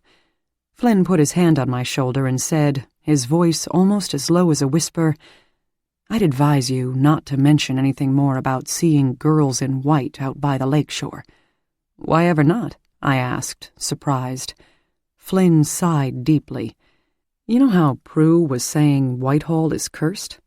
I nodded, a gnawing developing in the pit of my stomach. That's what she was talking about. I stared at him. "I'm afraid you've lost me, Flynn." He held a finger to his lips and motioned for me to follow him to the sofa, which I did. After we had sunk onto its soft leather seat, he continued. "Prudence and I had a sister," Flynn explained. "Her name was Felicity. She was Prue's twin." I squinted at him. "You've never mentioned—" He cut me off, shaking his head. "I know. She died years ago when we were just kids. It nearly destroyed my parents, and Prue has never been the same since it happened. It's something we don't talk about often in this family." He hesitated for a moment. "Actually, we don't ever talk about it." My thoughts were swimming. What did that have to do with what I saw down by the lake the night before? I remained quiet, waiting for him to continue. "I know how this is going to sound, Mickey, but for years afterward, my mother was sure Felicity was still here, with us at Whitehall." "What do you mean, still here? Are you talking about—" The word felt strange and a bit silly as it rolled off my tongue. "A ghost?" He nodded. "Her spirit. Mother would tell us she had seen her down by the lakeshore, wearing a white gown." I finished his thought. "Dancing around a fire?" My blood ran cold as I pictured the girl I saw with my own eyes just a few hours before. "It wasn't just my mother who saw her," Flynn continued, his voice a harsh whisper. "Prudence would tell us that she saw her all the time. My father and I were quite worried about the two of them back then, but the whole business sort of dissipated when I went away to college, and to tell you the truth, I haven't thought much about it in recent years. But now—" I stared at my friend, open-mouthed. "Good Lord," I murmured, leaning back against the sofa. "I'm just asking you not mention it again because it upsets my mother and Prue so much," Flynn said, putting his hand on my knee and giving it a quick pat. "I'm so sorry," I began. "I didn't mean—" I thought of the jocularity at the table just moments before, Prudence's flirting, Honor's shy smile. "Flynn," I began again, "I don't quite know how to say this, but they didn't seem upset by what I said, not in the least." He smiled at me. "It's the Brennan way," he said, shaking his head. "Smile when your heart is breaking. Isn't that how the old song goes? It's what we do here at Whitehall." "Well, I do apologize," I said. "Had I known my comments would offend—" "You couldn't have known. I only brought it up because I didn't want you walking into another minefield. I thought you'd appreciate the warning." "I do," I told him, "and you have my word I won't mention it to them again, even if I see her dancing in my room." We both chuckled a bit at this, but as we stood to leave, another thought shook me. "Flynn, do you mind if I ask you one final question?" "Not at all," he said, straightening his cardigan. "You said Felicity died when you were small. I began hesitantly. But this girl, the girl I saw last night, she wasn't a child. She looked to be about Prudence's age. I thought she was Prudence at first. Flynn held my gaze for a moment before responding. That's the truly horrifying thing about this, Mickey. That's why Prudence insisted on calling it a curse. Prue believes, I know this is going to sound mad, but my sister believes her dead twin is, in fact, the image she sees reflected back to her in any mirror here in Whitehall, and that Felicity's spirit is aging along with her. I stared at Flynn, trying to make some kind of sense of what he had just said to me. Is it some kind of psychosis, then? I whispered, shaking my head, brought on by the trauma of her twin's death? Surely. To tell you the truth, Mickey, right now I don't know what to believe, Flynn said. As I said, my mother and Prudence are the only ones who have ever claimed to have seen Felicity. He looked off into the distance and seemed to be struggling with his words. I've always thought, or rather, my father and I have always thought, they were, well, for lack of a better term, manifesting it in their own minds. Not on purpose, you understand, not because they're crazy, but out of their sheer grief at losing Lissy. I can completely understand that, I said to him. It makes perfect sense. But now it doesn't make sense. Not when you pipe up over eggs and sausage that you, a stranger here with no knowledge of prior events, have seen the very same manifestation my mother and sister have been claiming to see all these years, right down to the white gown and fire ring. We sat in silence for a moment, neither knowing, I supposed, what to say next. What was there to say? As we both rose from the couch and began to make our way out of the room, Flynn put a hand on my shoulder. If you see her again, he said, his voice low, don't mention it to the others, but let me know. I'd like to see for myself what this is all about. You have my word, I said to him, and watched as he pulled open the door and went through it, outside into the sunshine. I made my way up to the 3rd floor, thinking about what Flynn had told me. Were Honor and Prudence right? Had I truly seen a ghost? The thought of it shook me to my core. Back in my room, I fished my leather-bound journal out of my suitcase and sat, pencil in hand, at the desk adjacent to the window where I had seen the vision the night before. I looked through the pane and saw Flynn in the garden, talking and laughing with an older man whom I presumed to be the gardener. This moment of normalcy quieted my racing heart. Maybe there was nothing to this after all. Maybe there was a rational explanation for this ghost sighting. Maybe, I thought with my fiction writer's mind, Prudence herself was somehow involved in this apparition, whether a result of some psychosis on her part or, more likely, as a way to play an elaborate trick on a newcomer and her own brother. Maybe, I thought as I sat gazing out the window, something monstrous and hideous and undead was not lurking at Whitehall. Oh, what the mind allows us to believe, even contrary to what we have seen with our own eyes. Chapter 22. I looked up from the manuscript and saw Amity staring at me, her eyes as big and round as moons. I thought this was supposed to be the love story of David Colville and Grandma, she said, her voice wavering. Not a ghost story. She drew her knees closer to her chest and held them with her arms tighter. It's creepy, she went on, having it set right here. Matthew and I exchanged a quick glance. Honey, it's just a story, I said, smiling a broad smile. Just a work of fiction. It's not the true story of what happened here that summer, not at all. But even as I said the words, I wasn't so sure. Colville himself had written to my mother that this manuscript was indeed a thinly veiled account and had wanted her to read it to make sure it didn't skim too terribly close to the surface. Listen, I said to my daughter, if you were a writer and you came to this house for the first time to get inspiration to write your first novel, wouldn't your imagination go into overdrive? Matthew echoed my thoughts. I agree with your mother. Seeing all this, he gestured widely with his arms, the secret passageways, the antique furnishings, the tapestries, I might conjure up a ghost story about it, too. Wouldn't you?" Amity considered this as her gaze traveled around the room. "I guess," she said tentatively. Still, I was wondering if asking Amity to listen in on this reading had been a good idea after all. She wasn't a girl who typically was attracted to scary movies or books. Even television shows about police solving particularly violent crimes weren't her speed. But like her, I had hoped that it was going to be primarily a love story, and I hadn't seen the harm in sharing that with her. Now I was hoping she'd lose interest. I placed my hands on top of the manuscript. "Honey, would you rather not hear the rest of it? You can go back upstairs or outside into the garden if you'd like." "No," she said, cutting me off. "I'm already hooked. I want to know what happens. It's just a little creepy because it's set right here in this house, that's all." I smiled at her, noticing for the first time that the late afternoon sun was streaming in through the window, shining on her face and warming the room. The sight seemed a little incongruous to me, as though I should be reading this eerie story on a dark and stormy night. "How about we take a quick break and you run into the kitchen to get some lemonade or a soda from Jane?"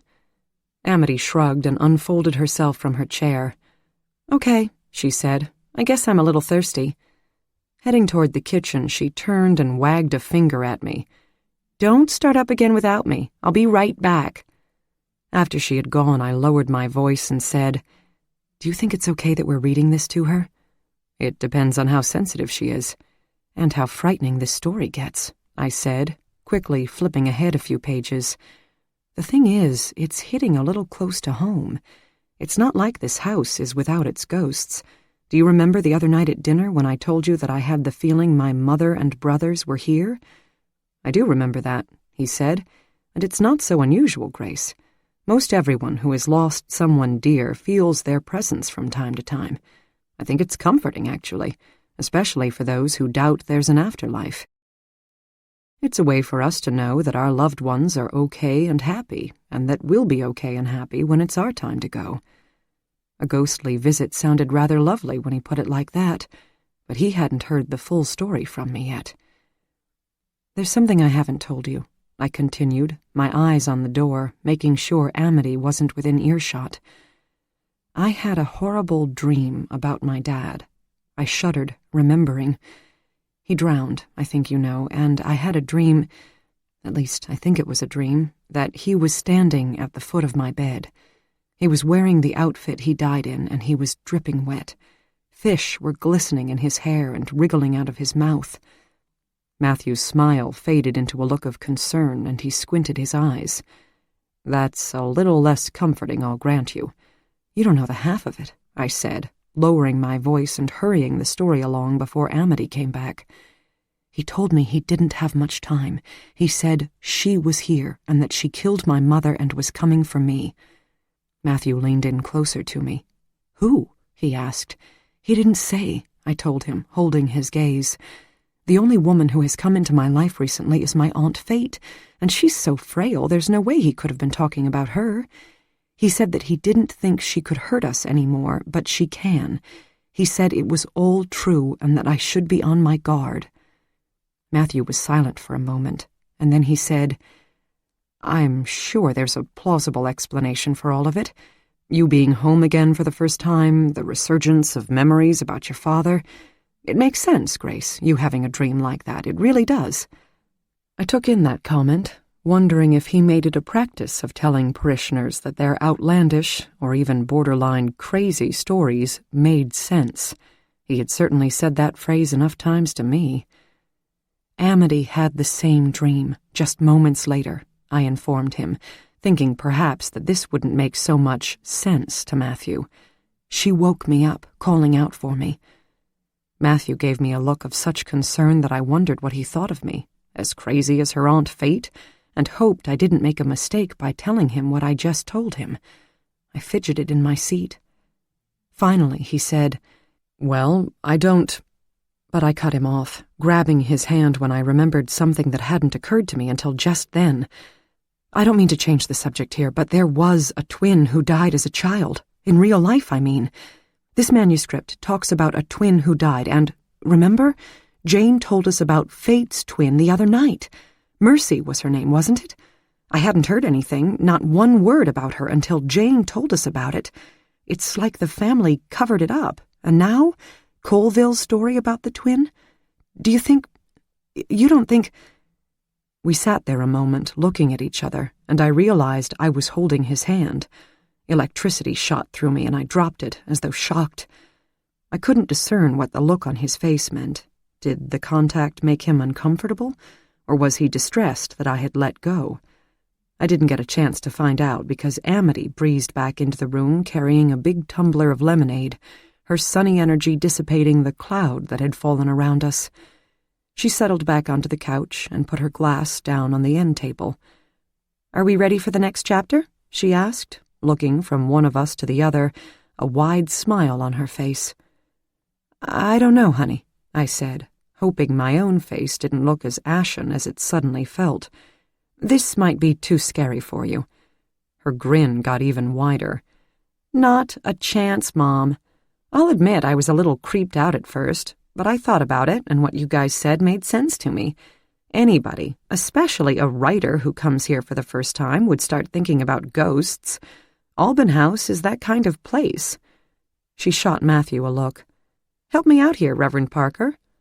Matthew shrugged and held up his hands. "This is your mom's call, kiddo," he said. "I'm just an innocent bystander." They both turned to me. "I'm not sure," I started, but my daughter cut me off. "Mom, I can tell you exactly why I'm not scared by this story," she told me. "I've been coming here in the summer ever since I was little, and I've never seen a girl in white. And you grew up here. You lived your whole life here before you moved to Seattle. Did you ever see a ghost like that?" Of course, she was right. "No, I didn't," I admitted. No girls in white, no dancing around the fire ring, no strange and guttural language borne on the wind. I'd lived a lifetime in this house without seeing anything like that. My brothers never saw anything like that either. They certainly would have taken the opportunity to scare me with it. And what about my mother and Jane? They had lived their whole lives here, too. Despite the admittedly strange dream about my father, the visions I had had of my mother and brothers, and the old legend about the witch in the wood, I knew Amity was right. There were no ghosts here, at least not the malevolent kind. I exhaled and leaned against the back of my chair, shooting Matthew a glance, chagrin mixed with relief. He winked at me. "I guess this story got to me," I said. "What a great writer Colville was, huh? He had us all worked up about ghosts being here at Alban House when we knew better." "Well, I wouldn't say he had us all worked up," Matthew grinned at me. "Some of us kept our heads. I'm just saying." I shot him a mock scowl and stood up to get us a couple glasses of wine as Matthew and Amity shared a laugh at my expense. "So, can we go on?" Amity asked as I handed Matthew his glass and settled back down in my chair. "Onward we go," I smiled at her, then opened the manuscript once again. Chapter 4. I sat at the desk by the window for an hour or so, staring at the page. All I had managed to write was, "The Girl in White," over and over. I had to admit it to myself. I was preoccupied with the story Flynn had told me.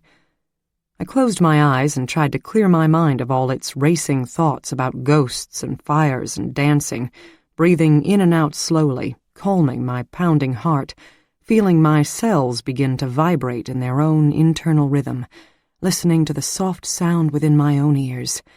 It was a technique I often use to combat writer's block, a clearing of the external noise that can conspire to stop creativity from flowing. I exhaled and sat for a moment, savoring the exquisite sense of peace this technique always brought with it. And then I heard something.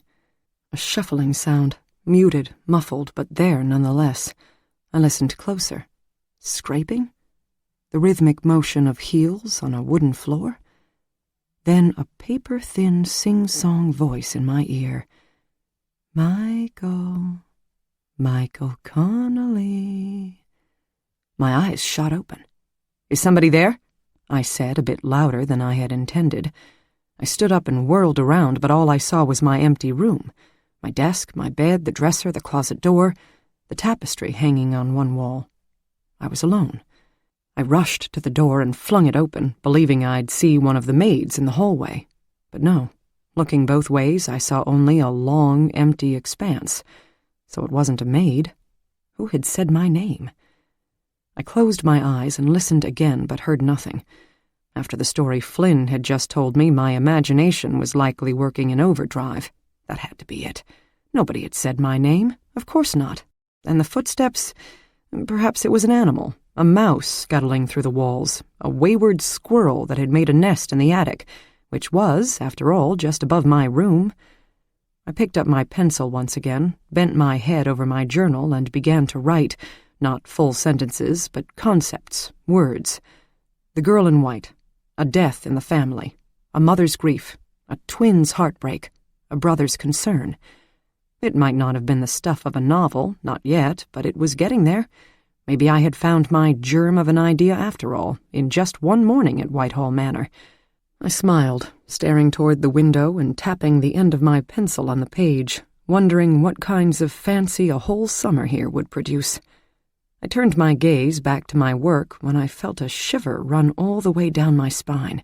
The hair on the back of my neck stood up, and I felt, and then saw, goosebumps form on my forearms.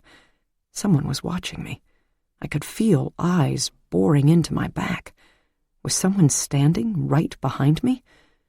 I stood up, whirling around once again and knocking my chair to the floor as I did. "Who's there?" I said again, more forcefully this time. I wondered, was Prudence hiding in the closet? Would the girl really be so bold?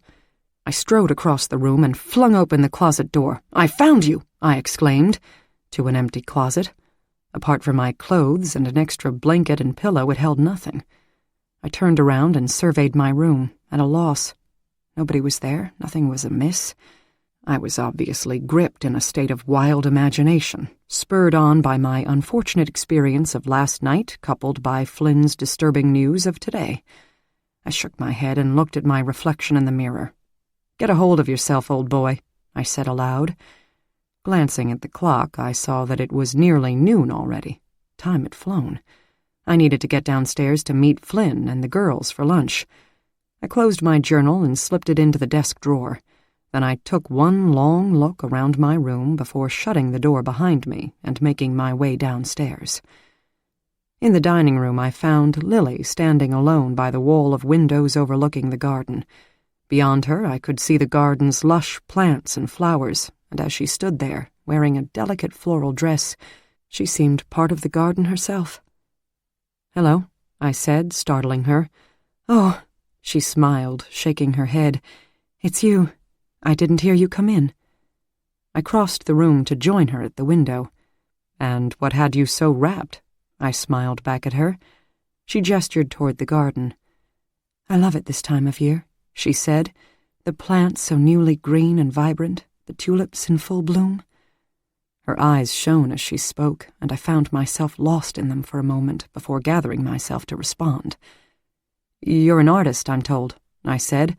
"Do you find your inspiration in nature?" Her face reddened slightly. "I wouldn't call myself an artist," she said, "but I enjoy sketching and painting. I spend much of my time in these gardens. They're so beautiful." I was about to say they weren't nearly as beautiful as she, when Prudence and Flynn bounded into the room, breathless, as though they had been chasing each other like two puppies. Flynn pushed his sister, and she collapsed onto one of the chairs, laughing. "You will never beat me," Flynn said to her, picking up a glass of water from the sideboard and drinking it down in a gulp.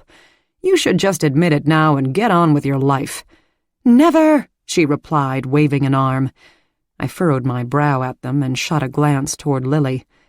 "These two have been racing from the lakeshore to the house ever since they learned how to walk," she told me, taking her place next to Prudence at the table. "Everything's a competition with them. Watch out when we play croquet." "She tries every trick in the book," Flynn laughed. "Today she tripped me, and I still beat her." "Anything to give me an advantage, brother," Prudence said, lifting her water glass to her lips and taking a long sip. As I looked at Prudence's expression, amusement with more than a touch of defiance, I wondered about that statement. It wasn't hard to believe this girl would indeed do anything to give her an advantage, and not just against her brother in their childhood games. Just then Mrs. McBride entered the room carrying a large tray. One of the younger maids followed behind, carrying an enormous soup tureen. "Your parents are lunching in town," Mrs. McBride informed Flynn, setting the tray on the sideboard. "Soup and salad, that's lunch for you today." She ladled the steaming soup into waiting bowls, and the younger maid hurriedly set them in front of us, along with crisp salads and warm bread. "So," Flynn said, tearing off a bit of his bread and popping it into his mouth, "croquet after lunch?" He looked at each of us in turn, his blonde hair falling onto his forehead, before his gaze fell upon Lily. He smiled at her warmly, so warmly that it made me a bit uncomfortable. "I want Michael on my team," Prudence announced. "Perfect," Flynn piped up, still smiling across the table at Lily. "The losing couple has to serve the winners when we go out for a sail. I've had Mrs. McBride bring a basket containing plenty of adult beverages down to the dock, and I'm sure Flaherty has already stowed it." "But how are you going to serve drinks to us when you've got to be the one sailing the boat, brother?" Prudence asked, shooting me a sly glance. Flynn grinned. "Exactly, which is why we're not losing. Right, Lily?" "I'll do my best, Flynn." She smiled at him, "but I'm not promising anything. You remember what happened during the tournament at the last solstice party?" "Dead last," he said to me in a stage whisper, laughing. "It's a good thing you're so pretty, Lilybell, because you're all but useless on the croquet lawn." Laughter all around then, but I was getting a knot in my stomach as I sat there watching the interplay between Lily and Flynn. It seemed to me that my best friend was a little more than fond of the girl, and it was beginning to trouble me, considering my growing feelings for her. I decided to ask him about it at our earliest convenience. I'd bow out if he confessed to having feelings for her. He was my best friend, after all. I wasn't about to let a girl, even this extraordinary girl, come between us. That's what I told myself. But as I gazed across the table at the way Lily's auburn hair was falling so delicately around her face, I knew I was already far gone, and I found myself wondering if I'd be able to bow out and remain here at Whitehall. I set the manuscript in my lap and looked up at my daughter, whose eyes were shining. "Now here comes the romance," she smiled. "Mom, do you think that's how it really happened?" "I'm not sure, honey." I smiled back at her. "They definitely fell in love here that summer, but we'll never be sure exactly how it happened. I think we have to take everything we read in this book with a grain of salt, the stuff about ghosts, and the love story, too." I sat up a bit straighter in my chair and stretched before reaching for my water glass. I had been reading aloud for a long time, longer than I had in many years, since Amity was small and we'd huddle together reading book after book at bedtime. I glanced at the clock. It was already nearly 6. "How about we take a break until after dinner?" Then, looking at Matthew, "Can you stay? I'm sure Jane has cooked enough for a state dinner." "I'd love to," he said. Amity shrugged. "I'd like to hear more, but I guess that's fine with me too," she said, unfolding herself from her spot on the couch. "I'm supposed to text Heather anyway. Is it okay if she sleeps over?" I blinked a few times. "I really don't think it's a good idea." "Mom!" Amity protested, crossing her arms and jutting out one hip. "Honey, it's just that with all that's happened here lately, the break-ins and Aunt Fate being upstairs and everything, I'm a little uneasy about somebody else coming into the house," I explained. "It could be dangerous, and I don't want to be responsible." "With half of the town's police force here at any given moment?" she argued, gesturing wildly toward the window. She looked at Matthew, and for the second time that day, she enlisted his aid. "Come on, Reverend Parker, help me out here." He folded his arms across his chest and smiled broadly at her, shaking his head. "Nice try, kiddo, but this is your mom's decision." He grinned at me. "But if I were to be asked, I'd say I didn't see the harm in it." Amity's eyes brightened and she ran with it. "See? He thinks it's okay. Mom, we'll hang around outside for a while after dinner, and then we'll stay in the media room on the second floor and watch movies, I swear. You can assign a police detail to us if you want." I was torn. I loved that my daughter was making a friend here, It would certainly ease the transition if I decided to relocate to Alban House permanently, which was becoming more and more attractive to me with every passing day. But on the other hand, considering the recent break-ins, I didn't like the idea of being responsible for someone else's child as well as my own. And yet her face was so hopeful. She was bouncing up and down on her toes, her eyes wide. I shrugged at Matthew, and he nodded back at me. "Do you promise you'll stay out of the passageways?" I asked her. "I promise." She flew to my side, throwing her arms around me. "Now listen," I said, pulling back. "I mean it. I'm going to lay down some rules here, and if you break any one of them, Heather is going home and you'll be grounded. Do you understand?" Amity nodded her head, serious now. "I understand. What are the rules?" "No going into the passageways. They absolutely need to stay locked." "Okay. Don't even mention them to her. Until now, nobody but family even knew about the passageways, and that's how I want it to stay. It's a family secret. Got it?" "Got it. I won't tell." "Do you swear?" I pushed it, wagging a finger at her. "I swear." "And no going up to the 3rd floor. That's where your great-aunt Fate is, and I don't want her disturbed." "That's fine. We don't want to hang around her anyway." "And one more thing, Amity," I said to her. "If Heather comes over tonight, there'll be no more talk of this manuscript." I shot a quick look at Matthew. "The two of us might finish it tonight, but if we do, I'll read it with you some other time." "Aw," she protested loudly. "Not negotiable," I said, shaking my head. "Nobody apart from the 3 of us is to know this manuscript even exists. It's extraordinarily valuable, and until I decide what to do with it, it's still lost to history. You've never heard of it. I know this is a strong word, honey, but I absolutely forbid you to mention it to Heather. Not a peep. Do you understand?" "I get it," she said. "It's important, Amity," I pressed. "If the wrong people knew about this—" "I get it," she repeated, her tone bordering on annoyance. But I still had more to say. "And come to think about it, don't talk at all about David Colville." "Okay," she said, rolling her eyes and drawing the word out into several syllables, fidgeting where she stood. I guessed I had set enough ground rules for a simple sleepover. They seemed a little rigid even to me. I quickly looked at Matthew. He nodded his head, shrugging his shoulders slightly. "All right," I said, "she can come, but I want to talk to her parents first." Beaming, Amity fished her cell phone out of her jeans pocket, dialed, and thrust it at me. Approximately 30 minutes after talking with Heather's mother, who sounded more than a little excited about having her daughter spend the night at Alban House, despite the fact that there had been a recent break-in, I watched from the window as their car pulled into the driveway. "I won't be a moment," I said over my shoulder to Matthew as Amity and I went outside to greet her friend. "Hello again," I called out, walking down the patio steps toward the driveway. "We're so glad to have Heather with us tonight." "She was thrilled you called," Heather's mother said as the girls ran off toward the south lawn. "I want you to know the house is 100% secure despite the recent break-in," I said, trying to remember the woman's name. I knew I had met her at the funeral, but there were so many people that day I couldn't quite place her.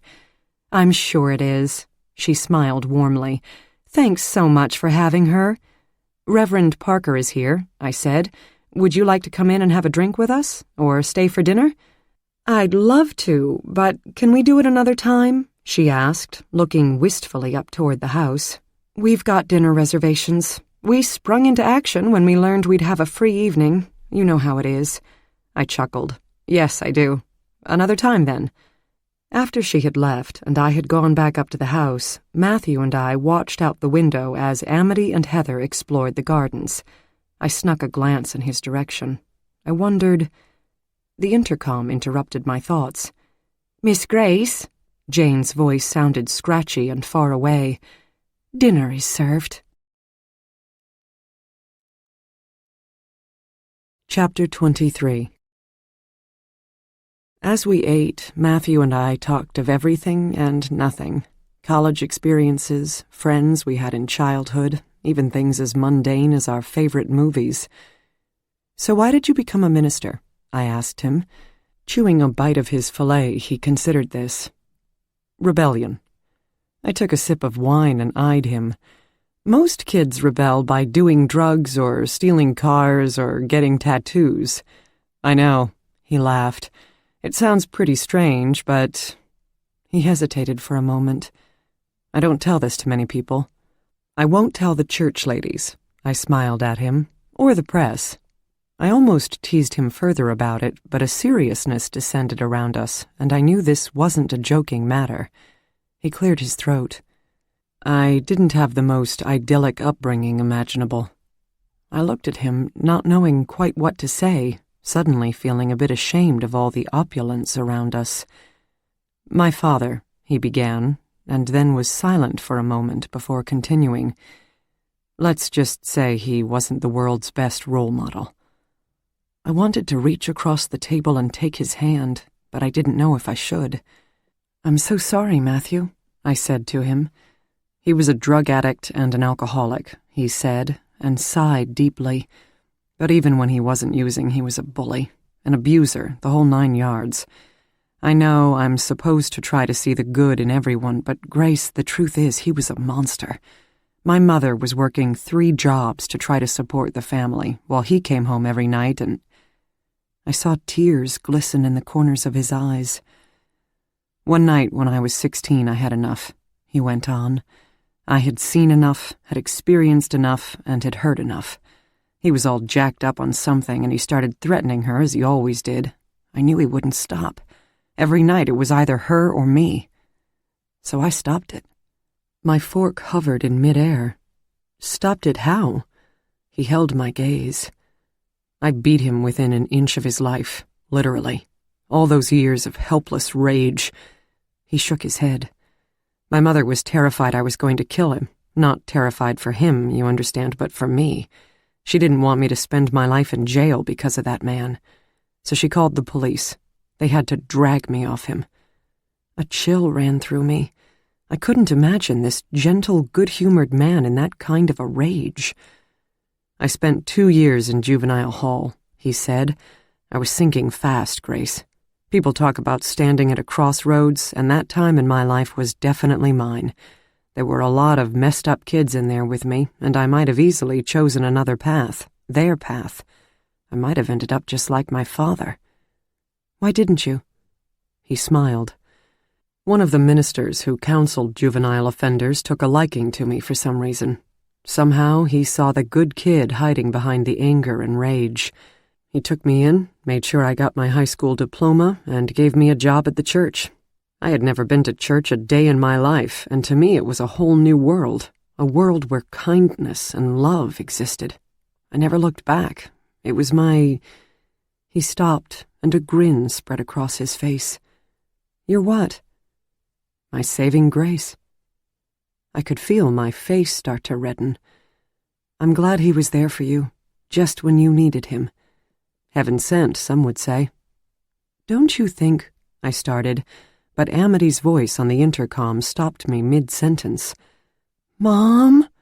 Her voice had a tremor I didn't like. I hurried across the room and pressed the button. What is it, honey? Mom? Will you come up here? She sounded small and very far away. What was this about? We're just in the middle of dinner, honey. What do you need? She began, and then I heard another voice, a paper-thin sing-song voice in the background.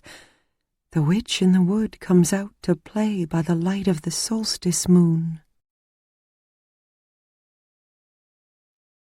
Chapter 24. We'll be right there, honey, I said into the intercom. Matthew and I raced out of the dining room and toward the stairs. Jane, I called, and she popped her head out of the kitchen. I think Fate is upstairs with the girls. She was at our side in an instant, and we climbed the stairs together, hurrying toward the media room where I knew Amity and Heather had been watching a movie. I opened the door to find both girls huddled together on one of the leather sofas. Fate, dressed in a tattered old gown, was twirling in slow circles in the middle of the room. She didn't seem to realize anyone else was there. Her eyes were closed, and she was chanting over and over, The witch in the wood comes out to play by the light of the solstice moon, to sing and sway and conjure and pray, awakening them with her tune.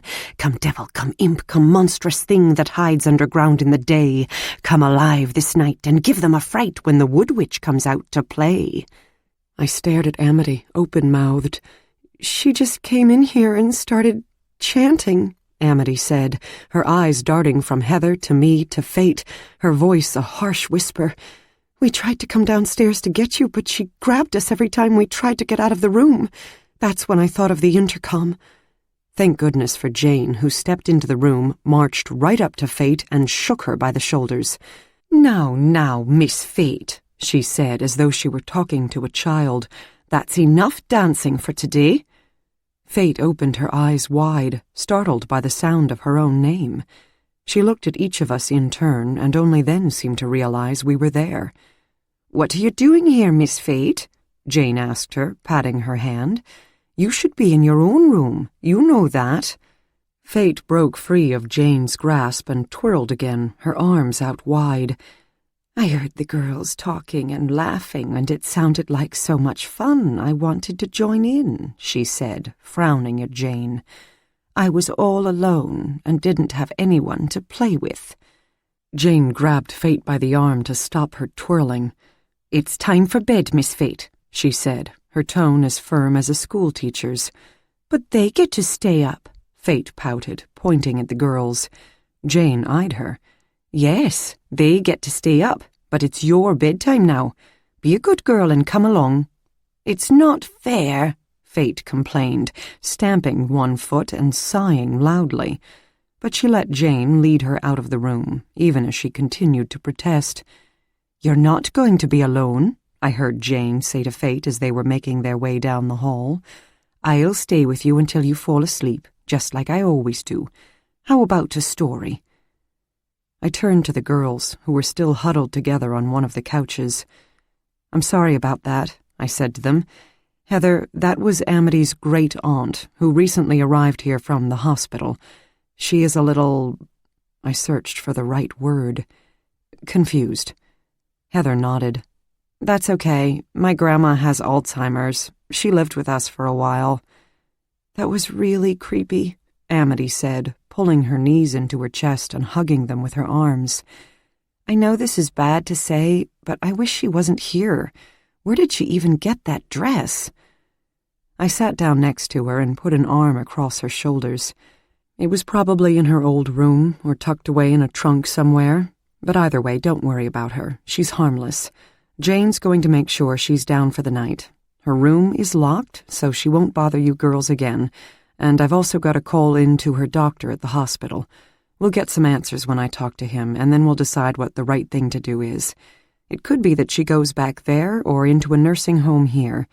We'll do what's best for her, and it'll all be taken care of within the next few days. Amity's frown told me she wasn't buying it. I wasn't sure I was either.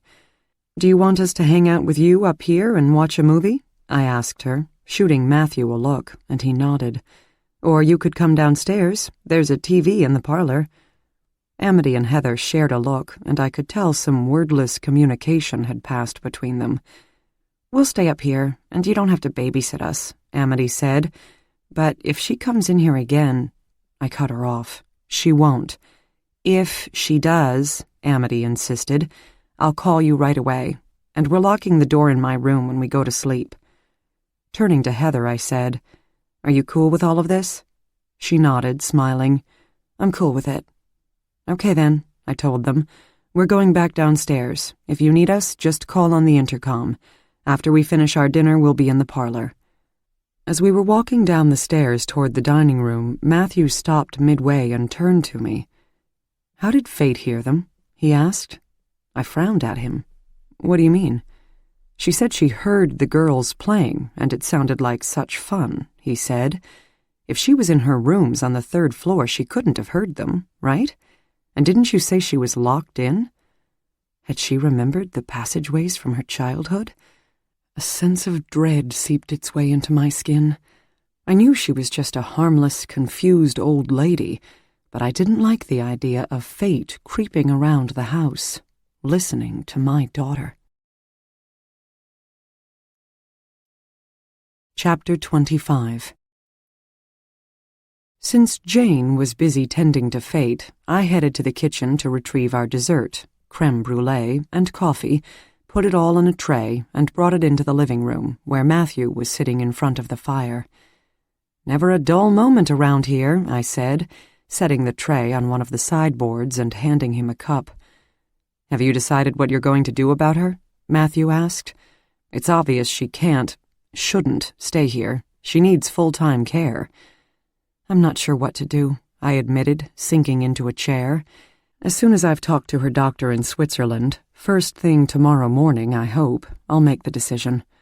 There are lots of resources here in town, of course, and I could certainly help you find the right facility for her, but it might be best that she goes back there," he said. "It has been her home for a half-century, after all." "That's what I've been thinking," I said. "I may have to take her back myself. That way I can check out the place and make sure it's of the best quality." We made small talk while we finished our desserts, but after he put down his spoon, he locked his eyes with mine. "Grace, can I ask you something?" The energy between us began to swim and bubble, and I got the feeling that whatever he was about to say was important in a way nothing else had been. "Of course." He took a deep breath. "What is this?" I looked around the room. "What is what?" "This." He gestured from himself to me. Us having dinner, reading the manuscript together, talking on the phone. I smiled, but a sense of dread was wrapping itself around me. I didn't want to define what was going on. I didn't know enough to define it, and I had the sense that calling it out, saying its name, might make whatever was happening, if anything was, vanish. "Well, Amity says you've been hanging around a lot lately," I said finally, bringing my coffee cup to my lips with shaking hands. "I have indeed been hanging around lately." He leaned in toward me. "About that, I've got something to confess." "I thought people were supposed to confess to you," I deflected. "Those are the other guys, the ones with the head man in Rome." He grinned. "We don't do much confessing in our church. We leave that between each person and God. Thank goodness. I really don't want to hear that the ladies who run the church social are lusting in their hearts. That I can do without." I chuckled. "So, what is it you have to confess to me?" He cleared his throat. "It could easily be assumed that I've been hanging around because I'm simply tending to the needs of a parishioner who just lost her mother. And in one way I'm certainly doing that. It's my job. But if I'm going to be honest with you, and that's also in my job description, that's not why I'm here. At least that's not the whole reason." A tingle ran up my spine. "It isn't?" He shook his head. "No. The truth is, I'm here because I'm finding it very difficult to stay away." I wasn't sure what to say to that. I couldn't deny that I had felt something the moment I had met this man, and those feelings were growing with every encounter we had, but a minister? "I'm finding it difficult to stay away too," I admitted, but in the same breath I glossed it over. "You're the first friend I've had in this town in 20 years. I consider you a friend, Matthew. I hope you consider me one, too." "Friends," he said, nodding and taking a sip of his coffee. "Is that what you're thinking we are?" Since he was being honest, I should have been too, but I couldn't bring myself to say the words. The truth was, I wasn't crazy about the idea of getting involved with somebody who had the kinds of very public responsibilities a minister had. After all, I had left this town 2 decades ago because I couldn't stand the scrutiny of people after my father died. That would be nothing compared to the kind of grilling I'd receive if I were dating the minister of a large church. Why couldn't he have been a lawyer or a doctor or a car mechanic? But I didn't say any of those things. Instead, I said, "I don't know. What do you think?" He held my gaze. "I don't know." "Friends is good." "Friends is good," he nodded. What had I just done? The whole conversation was making my skin itch, so I got up and walked to the window. It only took a moment for me to realize what I was seeing. "Matthew, look." He joined me at the open window. Is that? And there she was, white dress and all. Somehow she had made her way out of her rooms and down to the lakeshore and built a fire inside a ring of stones. And she was dancing around and around, her spidery sing-song voice carried by the wind into my ears. The witch in the wood comes out to play by the light of the solstice moon, to sing and sway and conjure and pray, awakening them with her tune. Come devil, come imp, come monstrous thing that hides underground in the day. Come alive this night and give them a fright when the wood witch comes out to play. She was repeating it over and over, louder and louder, until her voice, at first so hesitant and shaky, was strong and booming and firm. "Matthew," I whispered, locking my eyes with his and grasping at his arm. "She's supposed to be upstairs with Jane." "She's just a confused old lady, Grace," he said, but the look on his face betrayed his words. I hurried to the buzzer. "Jane? Jane, it's Fate. She's outside, down on the lakeshore." Jane was in the living room in an instant, and together the three of us opened the French doors and walked out into the night. "Come devil, come imp, come monstrous thing," Fate screamed, snapping her head toward us, a look of wild abandon in her eyes. Jane rushed at her and took her by the arms. "You have been very naughty, Miss Fate," she scolded, her words bringing Fate back into the present moment from wherever she had gone. "You know you were supposed to stay in your rooms. How did you get out?" "It's the solstice," she whispered, her voice a harsh rasp. And then, turning to Matthew and me, "Friends is good," she sang. "Difficult to stay away. Friends is good." Caught in Fate's gaze, a coldness seemed to take hold of me from the inside. A seeping, slithering sense of foreboding was working its way through my body, curling around my heart, slipping up my throat, and finally wrapping itself around my neck like a noose.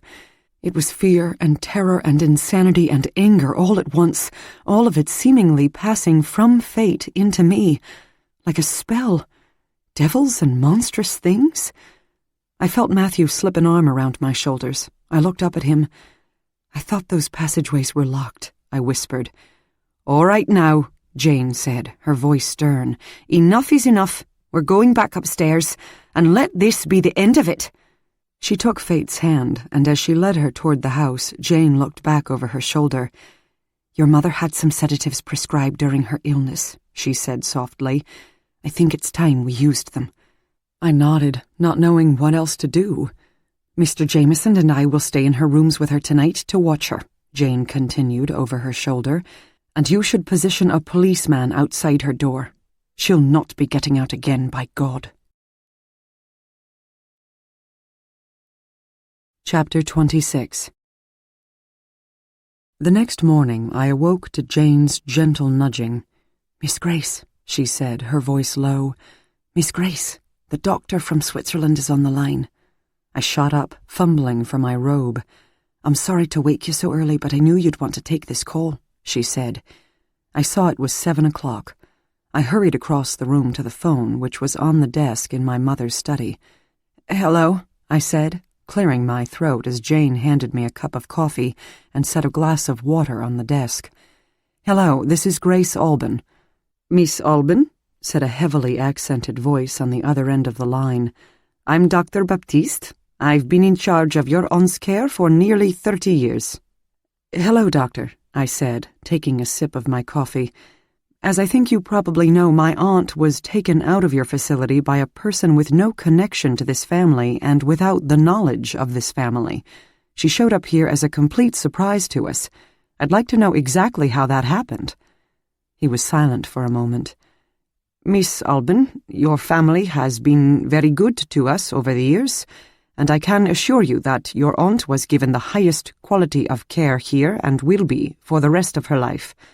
Please accept my sincere apologies for this situation, and know that I have launched a full investigation into this the moment we realized she was missing. I've been trying to contact your family for days." "I know," I said. "That's our fault, I'm afraid. It's been a very hectic time. My mother passed away, and we've had a lot to deal with here, not the least of which is my aunt's arrival." "I'm so sorry," he said, But please rest assured I will find out who is to blame for this situation. Frankly, Miss Alban, I'm afraid that in order for her to have left this facility, someone here on the inside must have been involved, and when I find the guilty party, corrective action will be taken. You can be sure of that. I'm not calling with recriminations or to cast blame. It happened. I'm satisfied that you're looking into it, but now we need to move forward. Thank you, Miss Alban, he said. Your aunt is on several medications. I'll transfer those to your local pharmacy immediately. She needs these medications, and I'm quite worried she has been off them for so long already. I looked at Jane and mouthed, "Pharmacy number." She hurried off to find it. "What are the medications?" I asked him. I guess what I'm really asking is, what exactly is her condition? Your aunt is on antipsychotics. She's psychotic? I coughed into the phone. A form of schizophrenia, yes, he said. I'm sorry, I assumed you knew and were taking the proper precautions. She hasn't had any medication for, what has it been, a week's time? At least that, maybe more. He was silent for a moment. And you say she's at home with you? Yes. A tingling sensation crept up my spine, and I wondered exactly where this conversation was headed. Miss Alban, the doctor said, I don't know how much you know about your aunt's history, but you very well could have a dangerous situation on your hands. What do you mean, dangerous? I said louder than I had intended. You're right in that we don't know much about my aunt's condition. My family didn't know where she was living all these years. All I know is she came to you some 50 years ago and has been there ever since. Your grandfather was a large benefactor of ours, he began. You may know that he built a wing of this hospital to simulate his own home, the home where your aunt grew up. I do know that now, I said. What you might not know is that he built it in the 1940s, when your aunt was still a child, he went on. It was all very hush-hush, but I don't believe in keeping secrets, even long-standing ones, when it comes to a patient's health and well-being. A chill began to wrap its way around me, and I had the urge to hang up the phone, to not hear what the doctor had to say. But I knew I had to hear it, no matter how unpleasant. I agree, I said, my voice a rasp. Please go on. As I said, he built the wing for her when she was just a child, because he suspected she'd be coming here someday, he continued. I don't understand, I said, shaking my head and trying to focus on what he was saying, but I just wasn't grasping it. I had never met my aunt before she arrived here unannounced just a few days ago, but by all accounts, she was fine, perfectly normal, until something happened here at Alban House during a summer party in 1956, and the stress or trauma of it apparently drove her into a kind of madness and she ended up with you. So, what you're saying doesn't make any sense to me. Why would my grandfather have gone to the trouble to build an entire wing on a psychiatric hospital for her a decade earlier? A psychiatric hospital? Asked Dr. Baptiste. Is that what you think we are? Well, my mind was reeling. Aren't you? In a manner of speaking, yes, he said, but not strictly. Miss Alban, we are a private facility for the criminally insane. I pulled out the desk chair and sat down hard. All of our patients, Miss Alban, have been the perpetrators of violent crime, the doctor went on. That's who we serve here. As I said, we're a private facility. Families turn to us to care for their loved ones who simply cannot function in society. My thoughts were going in several directions at once. I'm sorry to keep repeating this, Dr. Baptiste, but I don't understand. A private facility? We are located in Switzerland, as you know, where the extradition laws for various countries are rather ambiguous. When a family brings a patient here... His words trailed off, but I was beginning to see his point. Do you mean to tell me that people, rich people, arrange somehow to have their family members who have committed violent crimes? Exactly, he said. I'm only telling you this because you are an Alban, and your family has been one of our most trusted benefactors throughout the years. Sometimes circumstances arise, situations happen, shall we say, and families don't want their loved ones spending time behind bars or in one of the ghastly institutions you have in the States, or they don't want the whole scene to be played out in the newspapers. So they come to us. Their loved ones disappear. They are no longer a danger to the family or to society at large, and the family is spared the embarrassment of dealing with the situation in a public way. Spared a trial? I managed to squeak out. Exactly, he said quickly. We provide their loved ones with the highest quality of care while making sure they are no longer a danger to society, themselves, or their families. Our facility is quite secure. And yet a reporter waltzed right out of there with my aunt. And that, said Dr. Baptiste, is under serious investigation, as I have said. Just then, Jane came back into the room and held my gaze, a concerned look on her face. This must be coming as quite a shock to you, the doctor said, his voice taking on a gentle yet forceful tone. Let me suggest this. You get her back on her medication today. I can put a nurse on the plane this afternoon so she can be returned to us and simply bill you for the cost. This is the best place for your aunt, Miss Alban. This is her home. It's what she has known for 50 years, and she is happy here. It's a safe place for her to live out the rest of her days. Her father saw to that, leaving us a trust for her care. We will correct the security breach that allowed her to leave, believe me. What he was saying made sense. I held Jane's gaze and mouthed, Send her back? She gave me a quick nod. Make the arrangements and let us know when the nurse will get here, I said to him. You can feel free to talk with Jane Jameson, who works for me. Let her know the specifics. I'll give her to you now, and she'll relay the information about where to send my aunt's prescriptions. I held out the phone to Jane, but then heard the doctor's voice, small and far away, from the receiver. Miss Alban. I put it back to my ear.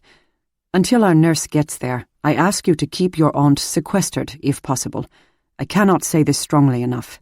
You need to watch her. Another chill ran up my spine. Why do you say that? She is fixated on your family, he explained. You may have already learned that she is firmly planted in the past, believing it's still 1956, the year she came to us. She is reliving it, day after day. There was a death here at Alban House, I told him. It was a suicide. He was silent for a moment. Miss Alban, you need to take precautions and protect yourself. Without her medication, I'm afraid her hallucinations will return. She will begin to hear voices and... But I didn't let him finish. I thrust the phone at Jane and raced out of the room and down the hallway, knocking on the door of Amity's room until she opened it. Mom? She said, rubbing her eyes, still in the throes of sleep. What's the matter? Do you think you could sleep at Heather's tonight? I said, my voice low. She yawned. I don't know. Why? I just talked to Aunt Fate's doctor, and because of several things he said, I want you away from here. The hospital is sending a nurse to come and pick her up and take her back there, but I don't want you around here until she's safely gone. But why? You said she's harmless. Honey, for once, just don't ask questions, I whispered.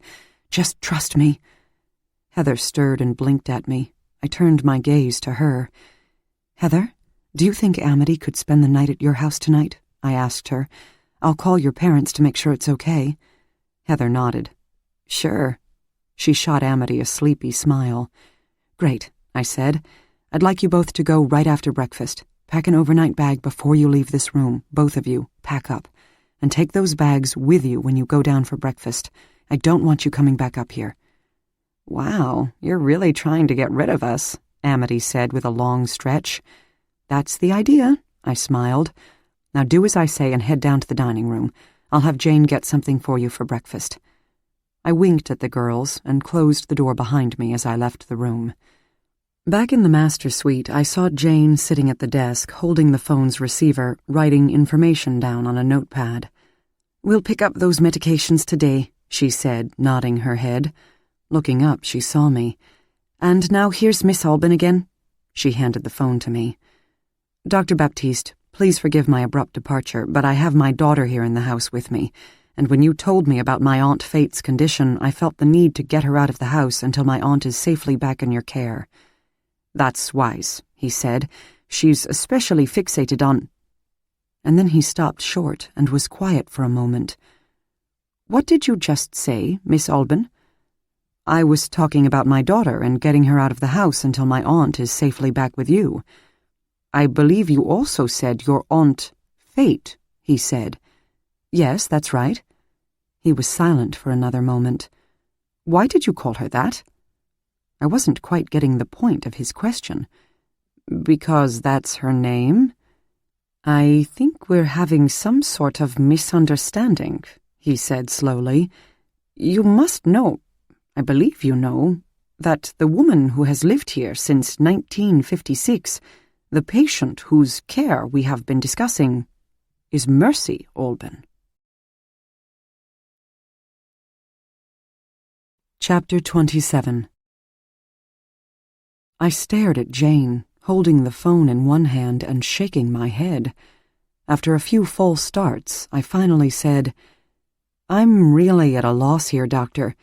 The woman who arrived here a few days ago has identified herself as Fate Alban. I'm not surprised about that. Mercy is fixated on her sister and, at certain times, insists that she is her sister. It's one of the things we have been working on over the years in terms of her care. Without her medication—" I interrupted him. "But Mercy died when she was a young child." Hearing me say the name Mercy, Jane sat down hard on the bed, her face ashen, her mouth agape.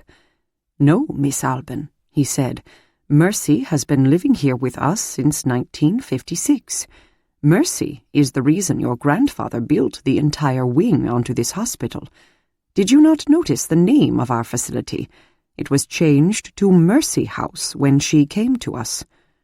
The room felt cold, as though an Arctic chill had suddenly blown through it.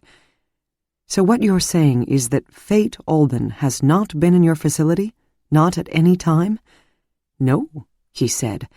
"Our patient, the patient who has lived here for 5 decades and who left here unsupervised more than a week ago, is Mercy Alban." "But," I started, but didn't quite know where I was going with the thought.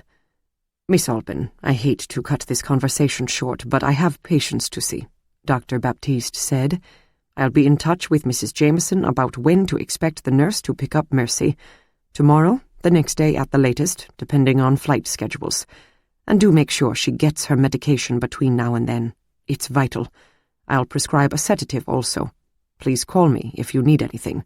I want to be in closer touch with you as we move forward." "Yes," I said, staring out the window into the garden. "Yes, I will."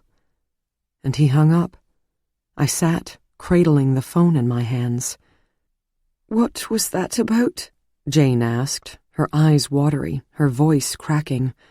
I just looked at her for a moment. "Jane, it's the oddest thing," I began, the words sounding strange and otherworldly as they slipped from my tongue. "The doctor told me that the woman upstairs on the 3rd floor is Mercy Alban." She shook her head, smiling slightly, a chuckle on her lips. "That's impossible." "That's what the doctor said." "But, Miss Grace, that's impossible," Jane repeated, still smiling. "Mercy died right here in Alban House when she was 10 years old." "I don't understand this any more than you do, but apparently she didn't die back then," I said, finally hanging up the phone. "That's Mercy up there, Jane. The doctor said my grandfather built a wing on that hospital for Mercy when she was a child, and she came to live there a decade or so later. Why would a father build a wing on a hospital for the criminally insane for his daughter, who was a child? Why would someone do something like that, Jane?" Her mouth was a tight line, her spine rigid. "But it's Fate Alban who disappeared that night." "How can you insist that when the doctor tells us different?" I shot back. "The doctor wasn't here all those years ago," she cried. "I was." "But you weren't there at the hospital for the past 50 years, I said. "They even named the facility after her because my grandfather gave so much money for her care. It's called Mercy House." Jane shook her head slowly. Her eyes were focused on me, but I knew she was looking into the past, back to a rather chaotic night a half-century earlier. "And here's the other thing, Jane," I went on.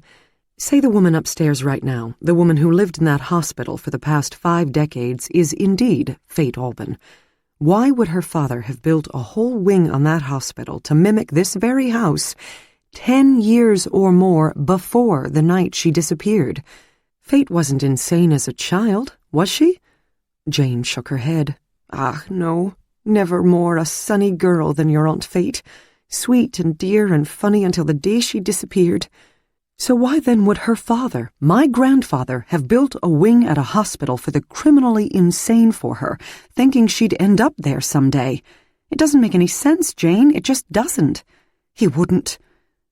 I watched Jane's face morph from defiant to ashen to stone, as something, a realization, took hold of her. She leaned across the desk between us and, uncharacteristically, took my hand. "Miss, I want you to listen to me carefully," she said slowly, holding my gaze with her steel-grey eyes. "If it's truly Mercy up there, I think it's best that you and the girls don't spend another night under the same roof with her." "I've already arranged for Amity to stay over with her friend," I said, pulling free of Jane's grasp and walking across the room toward the window. "And it's no problem for the lads to move back into the gardener's house. But Jane, you and I have been here for days with Fate, Mercy, whomever. You're going to the pharmacy to get her meds today. The doctor said he's going to prescribe a sedative as well, so I think she'll be pretty harmless, don't you? I certainly don't want to leave." "Can't you stay with your pastor friend?" she asked, her eyes earnest. I leaned against the window frame. "No, that's out of the question. I could just stay in a hotel. But Jane, aren't you overreacting? Getting the girls out of here is one thing, but me? You sound afraid, Jane, but she's just a sick old lady, isn't she?" "Miss Grace," she said, her voice low and guttural, her old accent more pronounced than I had heard it in years. "You need to understand.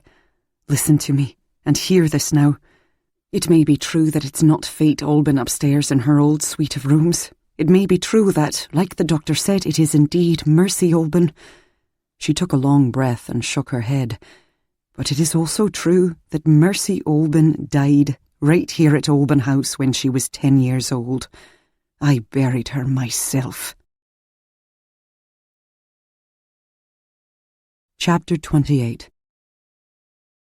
I blinked at Jane and then closed my eyes, draping a hand across my forehead. I was having a hard time processing everything that had come at me in the past few minutes, especially considering the fact that I had had only 1 cup of coffee to kickstart my brain. "So Mercy died," I said, my voice dropping to a whisper. "You buried her. Then... I don't get it. Why are you even entertaining the thought that it might be Mercy upstairs?" Jane twisted her apron in her lap and shifted her eyes from side to side. Obviously there was something she wasn't telling me. "What is it, Jane?" I prodded. Jane leaned in close to me, her voice gravelly and rough. "She didn't stay dead." I squinted at her, shaking my head. Well, forgive me, Jane, but that's just crazy." "I know how it sounds," she said to me, "but it's the honest truth." I waited another moment for her to go on, but she stayed quiet, twisting her apron and looking down.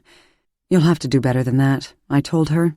"You're telling me a girl died and then came back to life. You've got to know that's impossible, right?"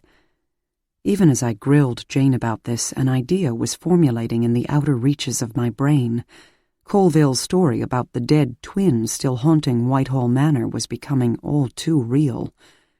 Jane shook her head and closed her eyes, and, as though she could read my thoughts, I saw a shudder pass through her. "Listen, maybe Mercy slipped into a coma and came out of it," I offered. "Couldn't that be what it was? Back then, medicine certainly wasn't as advanced as it is now. It might have seemed—" Jane's eyes shot open.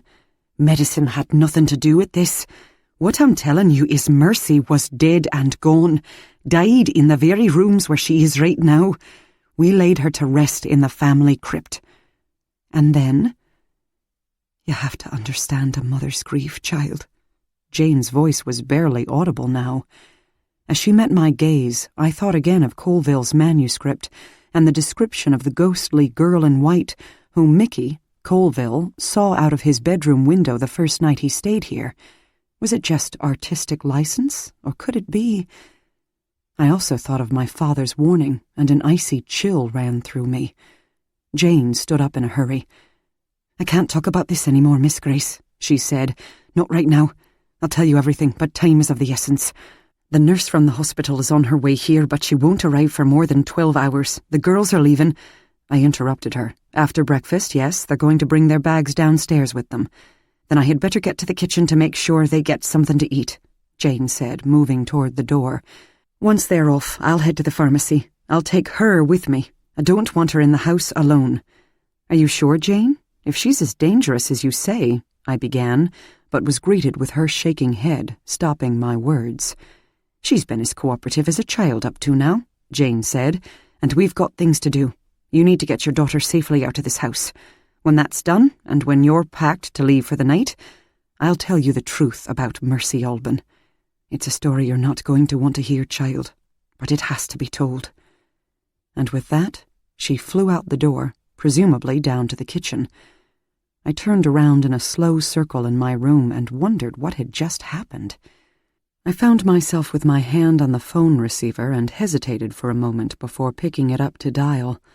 What I had said to Matthew the night before was true. He was my only friend here in town, and I desperately needed to talk to somebody.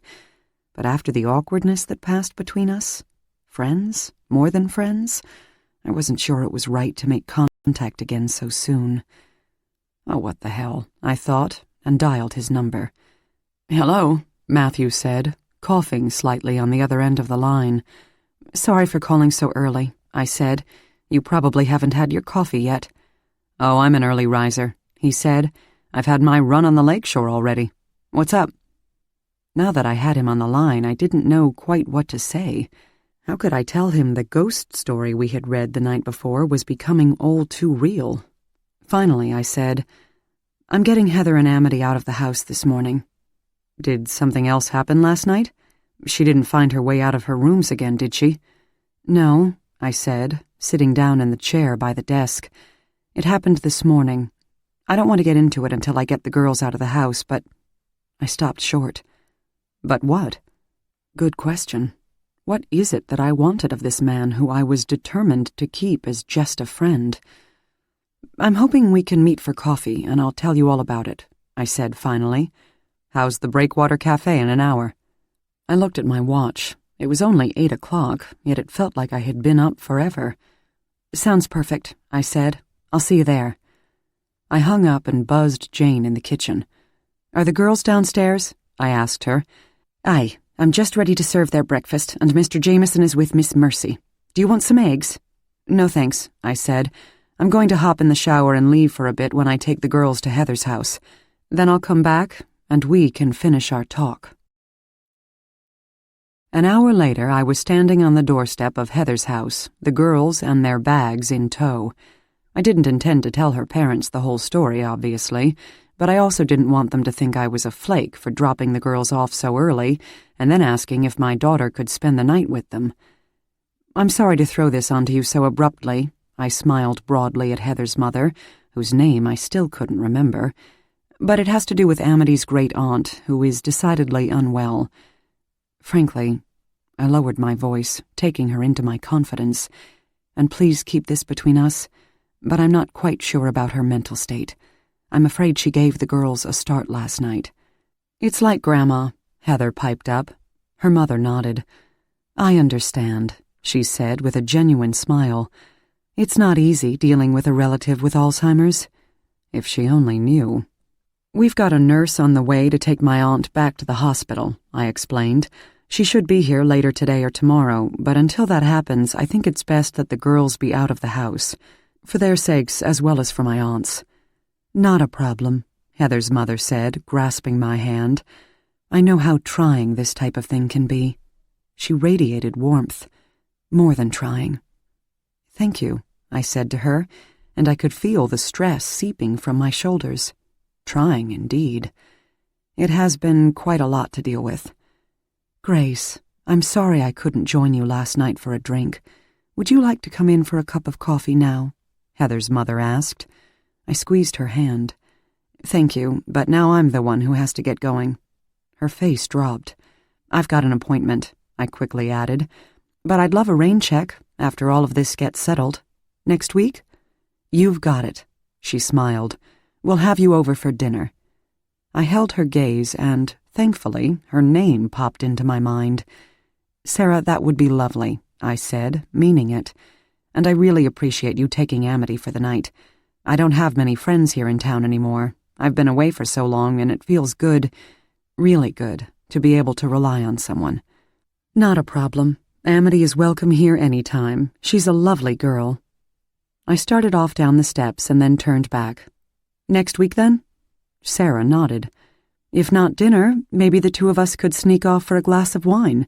There's a new wine bar downtown I've been wanting to try. I liked her better and better with every passing minute. Sounds great, I called over my shoulder, giving her a quick wave. I'll be in touch, and thanks. I pulled into the parking lot at the old Breakwater Cafe, glad to see Matthew's green Volvo.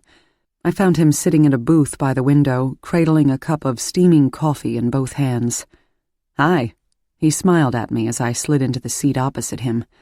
I held his gaze for a moment and then put my head down on the table, gently knocking my forehead on the formica a few times. You are not going to believe this, I mumbled. What can I get you, honey? I looked up to see the waitress holding a pot of coffee. Some of that, I gestured toward the pot, with cream. And do you still have the trail breakfast?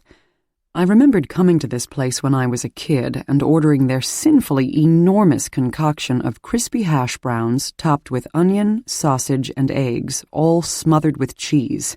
I hadn't eaten anything like that in years, but if ever I had a need for comfort food, it was right then. We sure do, she smiled, her free hand on her hip. She turned to Matthew. Make it two, he said, and she was off. I've been eating low-carb, low-fat, egg-white omelets for so long that my heart may actually stop when I take my first bite, I said. Get me directly to a hospital if that happens, will you? With their menu, I think they're required by law to have a defib machine in the back. He took a sip of his coffee. So what's up, Grace? You sounded fairly upset on the phone. The waitress set a ceramic mug in front of me, along with a small silver pitcher of cream. I poured a splash into my coffee and stirred. The crazy lady at Alban House right now isn't my Aunt Fate, I said, taking a sip. Matthew wrinkled his nose. Okay, he said, drawing out the word into several syllables. Who is it? I finally connected with her doctor in Switzerland this morning, I continued. The woman at the house right now is my Aunt Mercy, Fate's twin. The place where she's been living all these years is called Mercy House because of the enormous sum of money my grandfather donated for her care. Matthew shook his head. But didn't Jane tell us that Mercy— I cut him off. Died? Yup. I took another sip of my coffee, and as I looked at his utterly confused face, I began to laugh, my shoulders shaking and eyes watering with the force of it. I'm sorry, I choked out after the wave had passed, dabbing at my eyes with a napkin. I shouldn't be laughing. None of this is funny in the least. But I am completely overwhelmed right now, and the absurdity of my life has just hit a new high. Matthew reached over the table, took my hand, and squeezed it. The simple, kind act nudged my borderline hysterical laughter over to tears. My eyes welled up, and I covered them with my napkin, shaking my head. I've officially gone off the deep end, I squeaked out. This is what I've been saying for days, Grace. You've got a lot to deal with right now, he said as the waitress returned to our table with our heaping plates. I'm surprised you've held it together as well as you have. Oh, you don't know the half of it. I shook my head. It's not just that her name is different. The place where she's been living all this time, Mercy House, not a psychiatric hospital. He furrowed his brow. What is it then? A private facility for the criminally insane. I couldn't believe I was even saying the words, and Matthew's expression told me he couldn't believe he was hearing them. And that's... what, exactly? I sank my fork into the pile of hash browns, eggs, and cheese and took a huge bite, savoring the decadence of this forbidden food before continuing. It's a place where ultra-rich people put their family members who are crazy and violent. Criminally insane. It's a perfect term. They're nuts and they've hurt somebody or worse.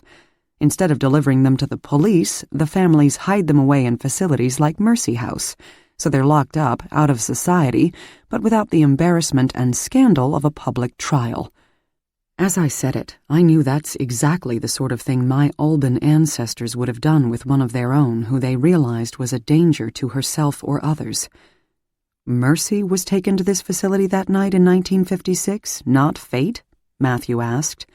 Exactly. So where's Fate? Whereabouts unknown. I took another bite. But, Grace, can we go back a little bit? Jane told us Mercy died when she was a child, right? That's right. So, obviously, that didn't happen. My fork hung in the air just over my ever-shrinking plate of breakfast. Oh, but it did, I said. That's what I'm telling you. I know how this sounds, Matthew, but Jane insists Mercy did die. It was a fever or something. She was buried in the family crypt on our property. Matthew put his fork on the table and turned both of his palms upward, shrugging his shoulders. Meaning what? Jane said Mercy was dead and buried, and then she wasn't. He was silent for a moment before continuing. Grace, there's only one human being that I know of who was dead and buried and then he wasn't. His name was Lazarus, and a guy from Nazareth had a little something to do with his improved situation. I'm assuming the Lord himself didn't pay a visit to Alban House way back when. A chill ran through me. From what Jane said this morning, I got the impression that this situation is on the other end of the spectrum from holy. Matthew shook his head. What exactly are you getting at, Grace? I took a deep breath and the words poured forth. The truth is, when Jane learned that it was Mercy, not Fate, upstairs, she seemed afraid. She insisted the girls get out of the house immediately and had Mr. Jameson's helpers move back to the cottage. If Mercy isn't gone by tonight, and I don't see how she could be, Jane wants me out of the house too. So she thinks Mercy is dangerous. Yes, Mercy's doctor agrees because she's been off her medications now for several days. He says she's psychotic and her hallucinations will likely return. And from what we saw last night, I think both of us know that they have. We looked at each other for a moment, both remembering the strange scene on the lakeshore the night before, neither one knowing quite what to say next. Matthew shook his head and ran a hand through his hair, grimacing. You realize you just told me that an undead, hallucinating psychotic is living in your house. I couldn't stop a chuckle from escaping my lips. The absurdity of it was too much. Correction.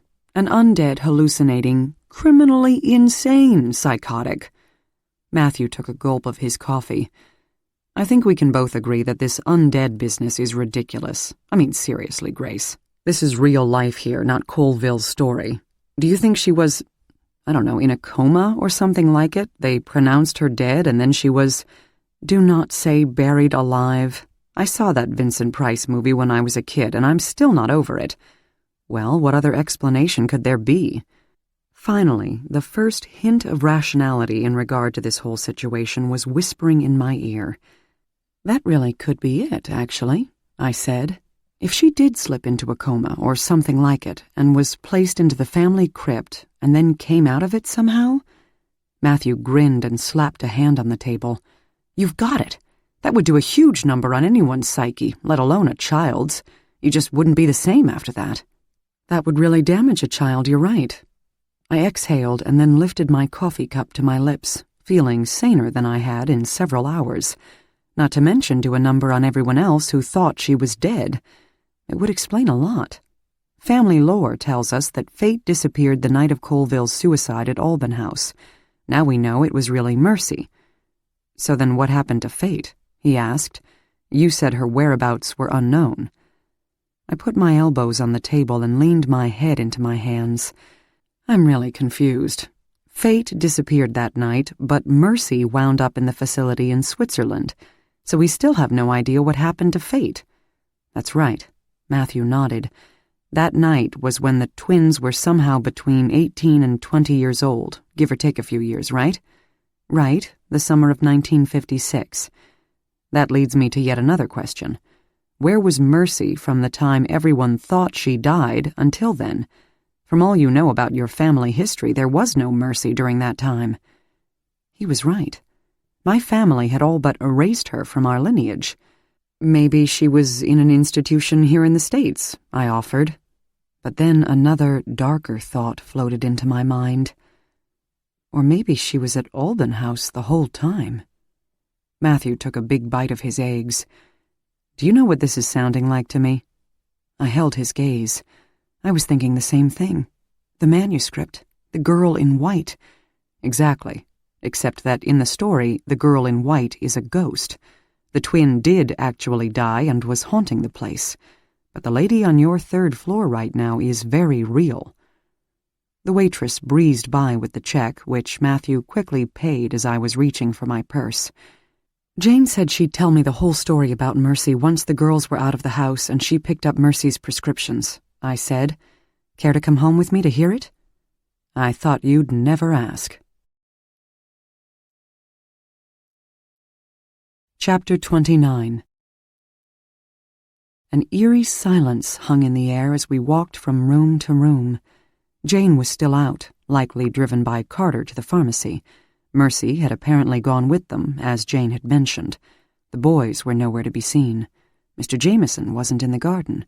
I didn't see either of the guards I knew would be, or should be, patrolling.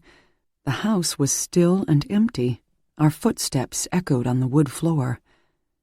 You know, I don't think I've ever been in the house without Jane, I said to Matthew.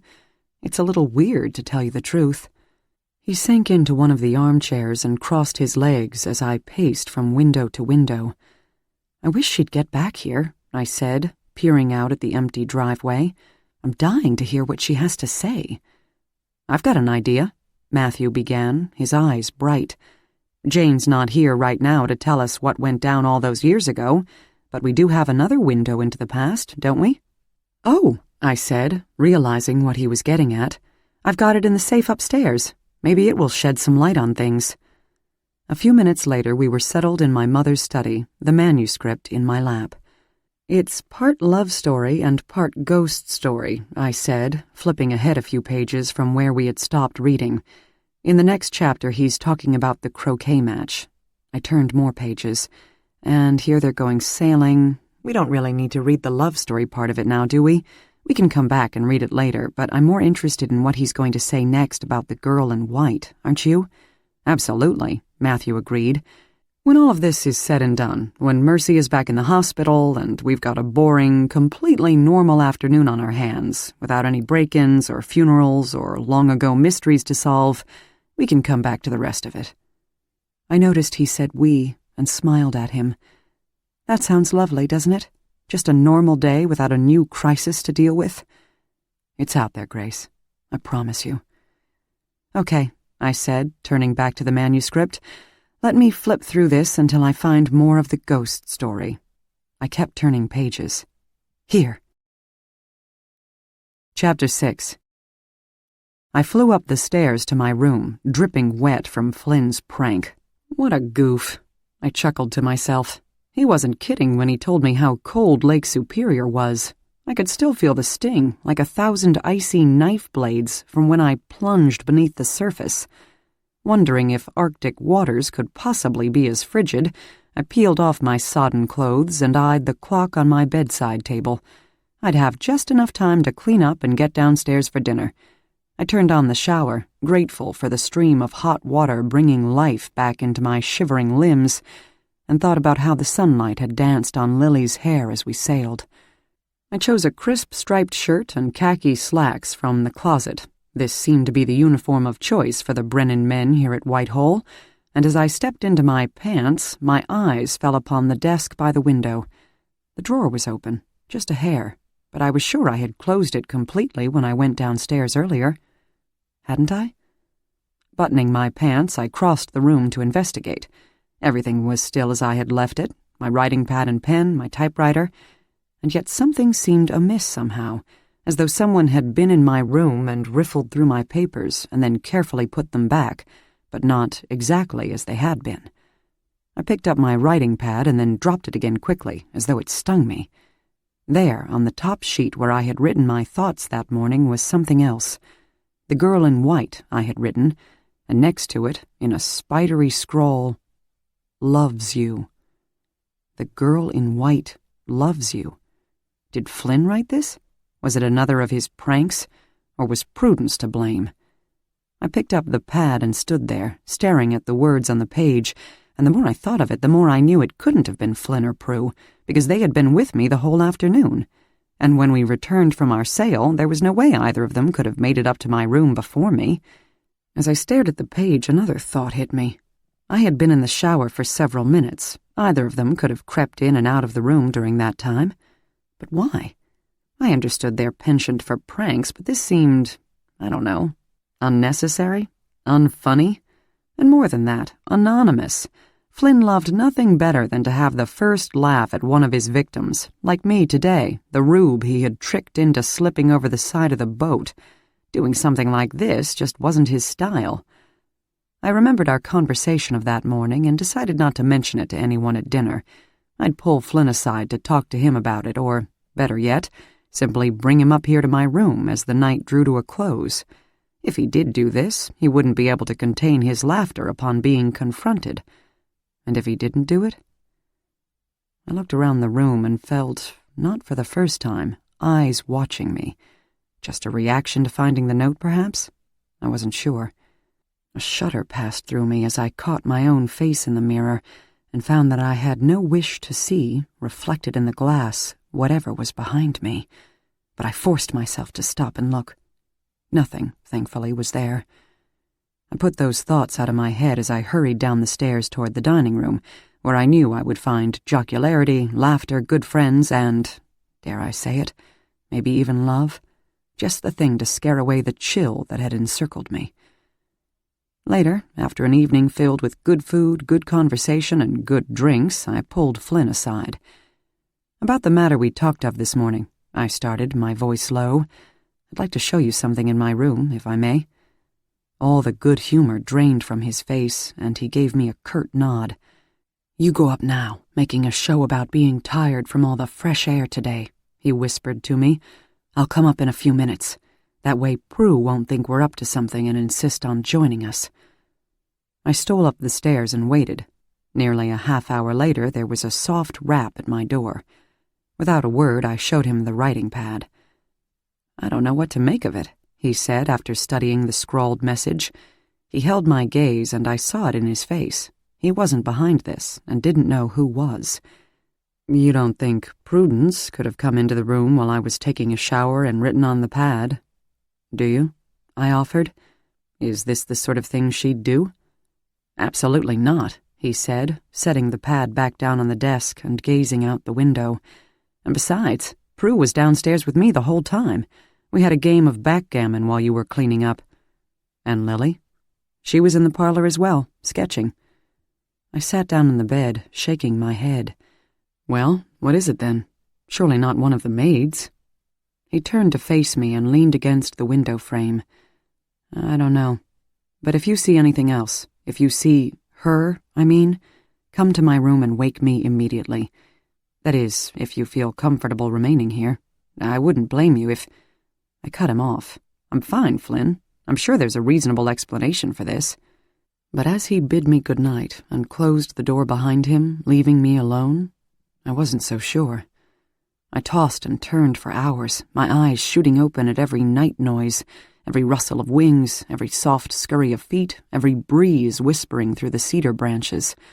When I finally did drift off to sleep, I dreamed I was standing at the window, entranced by the sight of the girl in white dancing around a small fire on the lakeshore. She was so beautiful, so enchanting that I couldn't look away. Her singing drifted up to my room and surrounded me, a strange Celtic tune that sounded ancient and magical, as though it had the power to evoke the spirits of the night. I was so enraptured by the sight and sound of her that I didn't notice I was rising from the floorboards, held aloft by her tune. I reached down to open the window and then flew through it toward the lakeshore, landing gently in front of her. She smiled at me and took my hand, but I couldn't quite see her face, obscured as it was by the harsh light of the fire. We began to dance, slowly at first, and then faster and faster still, engulfed by strange and beautiful music that seemed to be emanating from the rocks and water and soil around us. When the music finally stopped, she turned to me, and only then did I see her face, a hideous mask of death, worm-eaten and dirty, as though she had just risen from the grave. She smiled and floated toward me, saying the words, "My love, my true love has come for me," though her lips did not move. I opened my mouth to scream and was awakened by the very force of it, never so happy to find myself in my bed between sweat-soaked sheets. My heart beating furiously, I padded to the bathroom and turned on the tap with shaking hands, trying to steady the glass I held under the stream. I took one gulp after another and then splashed water on my face in an effort, I suppose, to banish the dream back to whatever dark and evil place it had come from. I dried my face on a towel and shook my head. Enough nonsense. It was only a dream. It was only then I noticed the footprints on the white tile floor. My footprints. The bottoms of my feet were caked in dirt. How in the world? When the answer passed through me, I slumped to the floor, wrapped my arms around my knees and began to shake, unable to get the dance and her monstrous visage out of my mind. I stayed there like that until the first rays of sun streamed through my window, and during the hours that passed, I had all but convinced myself it had been a case of sleepwalking or some other decidedly real-world event that led me outside in the dead of night. What other explanation could there possibly be? Even so, I had had enough of girls in white and midnight dances. I vowed to leave Whitehall that very day. But I should have known better. When one has been caught up in a dance with the very face of evil, there is no running away. Chapter 30. I looked up from the manuscript and shivered. That was rather intense, wasn't it? "It's a perfect ghost story," Matthew said, "but I think it also tells us something about what really went on that summer, don't you?" He smiled a broad smile and gestured toward the walls. "Exactly what I was thinking," I said, "the passageways." "Without knowing about them, the story reads just like an old-fashioned ghost tale," he said, "but with what we know about the way this house is laid out..." I nodded. "I'll bet my father and his sister didn't tell Colville about the passageways. My brothers and I were always forbidden to talk about them with outsiders, and I'm sure they were too. I think it's clear that Colville sensed he was being watched that summer, even heard whomever it was shuffling around in the passageways. Add a writer's imagination to that, and you've got a ghost story." Matthew finished my thought.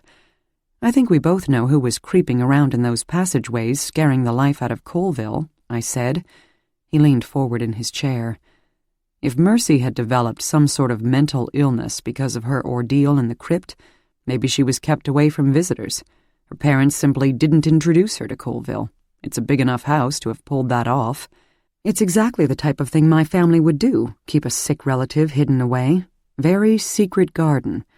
And let's say Mercy didn't much like that, being away from all the fun," Matthew went on. "What would she do?" My eyes opened wide. "She'd do what my brothers and I would do when we didn't want to stay in our rooms, but also didn't want our parents to know we were watching them." We sat in silence for a moment. We might never know what really happened all those years ago, but this explanation was sounding more and more plausible to me. But then another thought floated through my mind. "You know," I began, "something else is bothering me. We suspected that my family was upset about what Colville wrote and killed him because of it. But this isn't some sort of exposé of my family's dirty laundry. This is just an old-fashioned Gothic ghost story. Who would be upset enough about that to kill him because of it?" Matthew leaned back and crossed his legs. What if it wasn't the manuscript that got Colville killed? And then and there, the explanation for Colville's ill-timed death seemed to simply lay itself out before me. In Colville's story, he found on his writing pad, "The girl in white loves you," I said. What if that really happened? What if Mercy, creeping around in the passageways spying on him, really did fall in love with him? Matthew picked up my train of thought. And what if she found out he was coming back the next summer to marry Lily, your mother? People have killed for a lot less, I said, the certainty of it wrapping itself around me. If she killed Colville, that would explain why my grandfather put her in Mercy House. Mystery solved. I'll bet you anything that's what happened. But Matthew began shaking his head. Nope, he said. It still doesn't explain what happened to Fate. I'm wondering. The crackling of the intercom interrupted his thought. Miss Grace, are you up there? It was a man's voice. I crossed the room and pushed the button on the desk. I'm here. Who's this? It's Carter, miss, he said, his voice harsh and full. You need to get down here to the main floor immediately. I've rung the police and the ambulance, but... Ambulance? Police? It's Jane, miss. She's been hurt. We're in the kitchen. Chapter 31. Matthew and I flew out of the study and raced down the hallway, taking 2 stairs at a time on the way down. We reached the main floor just as the ambulance was pulling into the driveway, lights blazing, and I gave a quick thanks for living in a small town where ambulance response times can typically be counted in the seconds. I burst through the kitchen door to find Carter standing against the wall of cabinets, his face ashen, and Mr. Jameson crouched over Jane, who was lying on the floor, a small pool of blood from her midsection seeping into the tile. "You're going to be just fine, dear," her husband was whispering to her, his voice shredded to bits. "You rest now. You're going to be just fine." My hands flew to my mouth. What happened? But even as I croaked out the words, a feeling was creeping its way up my spine. I exchanged glances with Matthew and could tell that he was thinking the same thing I was. Mr. Jameson didn't seem to hear me or register that I was there. Carter met my gaze and shook his head. Just then the ambulance drivers were rapping on the kitchen door. "We found her like this just a few moments ago," Carter told them after opening the door and standing to the side so they could rush in with their stretcher. "I had been waiting to take her into town. Mr. Jameson was with me in the carriage house playing cards. When she didn't come..." "We thought you were all in town when we got here," I said, glancing at Matthew. "The house was so quiet." "How long ago was that?" one of the ambulance drivers asked as they worked to get Jane on a stretcher. I searched Matthew's eyes. "A half hour? Maybe a little more?" I hurried to Jane's side and grasped her hand, which was limp but still warm. "Jane," I said to her. "Jane, what happened? Who did this to you?" But she didn't even open her eyes. And then the ambulance drivers were ready to take her away. "I love you, Jane," I choked out. She didn't respond, but I felt her, ever so slightly, squeeze my hand. "St. Mark's?" I said to the driver, who nodded as they were wheeling Jane out the door, Mr. Jameson following close behind. "I'll get the car," Carter said, his voice wavering. "No," I said to him over my shoulder as I locked the kitchen door. "This time, we'll drive you." The ER waiting room was full of people, some slumped in their chairs, others staring out into space, and still others pacing back and forth. "Jameson," I said to the woman behind the reception desk. She was just brought in, for goodness sake. "Are you family?" she asked, snapping her gum and barely looking up from her computer screen. "Yes," I said to her, louder than I had intended. "Where is she? How is she?"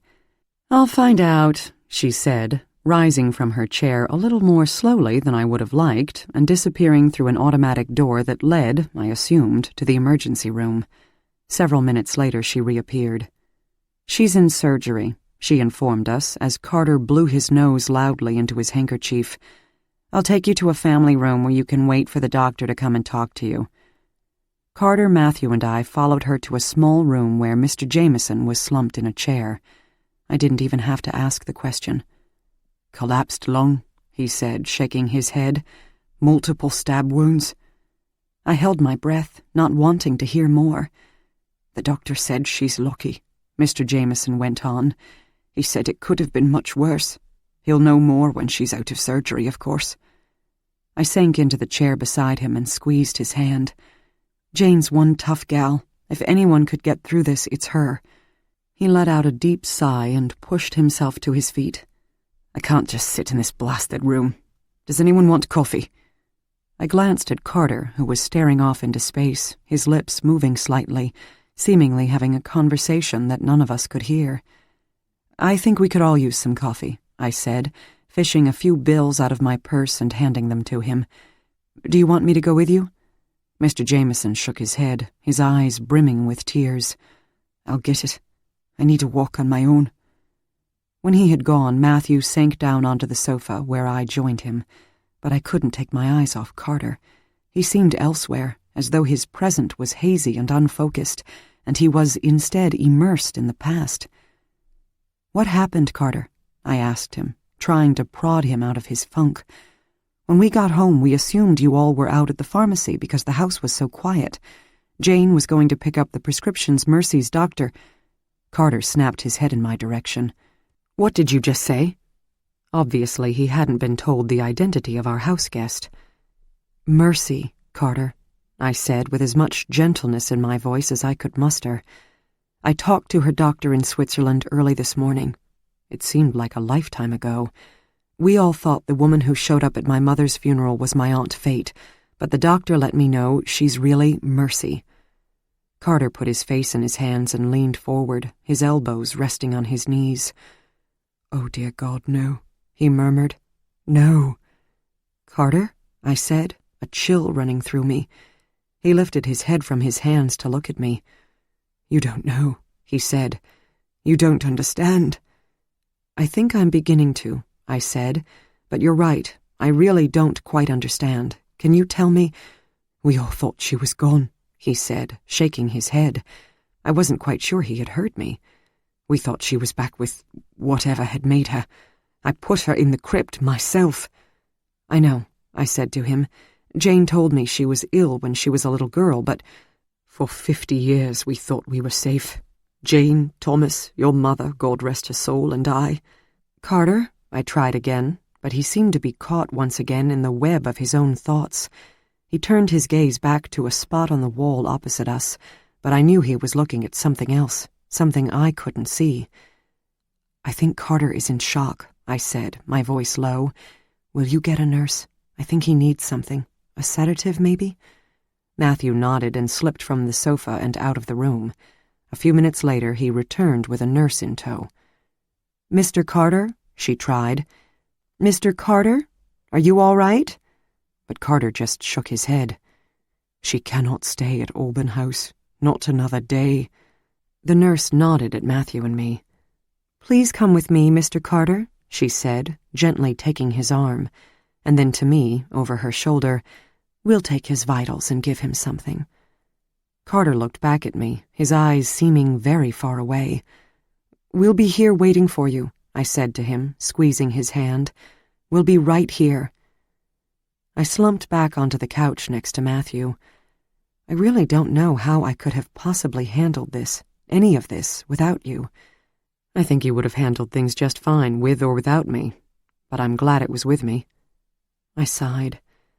You don't think there's any doubt that Mercy did this, do you? I'm afraid not, Grace, Matthew said. Who else? Maybe Jane told her that the nurse from the hospital in Switzerland was coming to get her. Maybe that's what set her off. My daughter's face floated through my mind just then, and an ache reverberated through my core. Do you think I should call Amity and let her know what's going on? Matthew shook his head. She's safe at Heather's, right? For the night, yes. And there's no reason they might head back to Alban House? I had given Amity strict orders to stay away from the house. I didn't believe she would go against my wishes on this. None that I can think of. Then I wouldn't call her. Not until we know what's going on with Jane, he said, leaning back and resting his head on the sofa. When you have something to tell her, some news that presumably Jane's going to be okay, then you can call.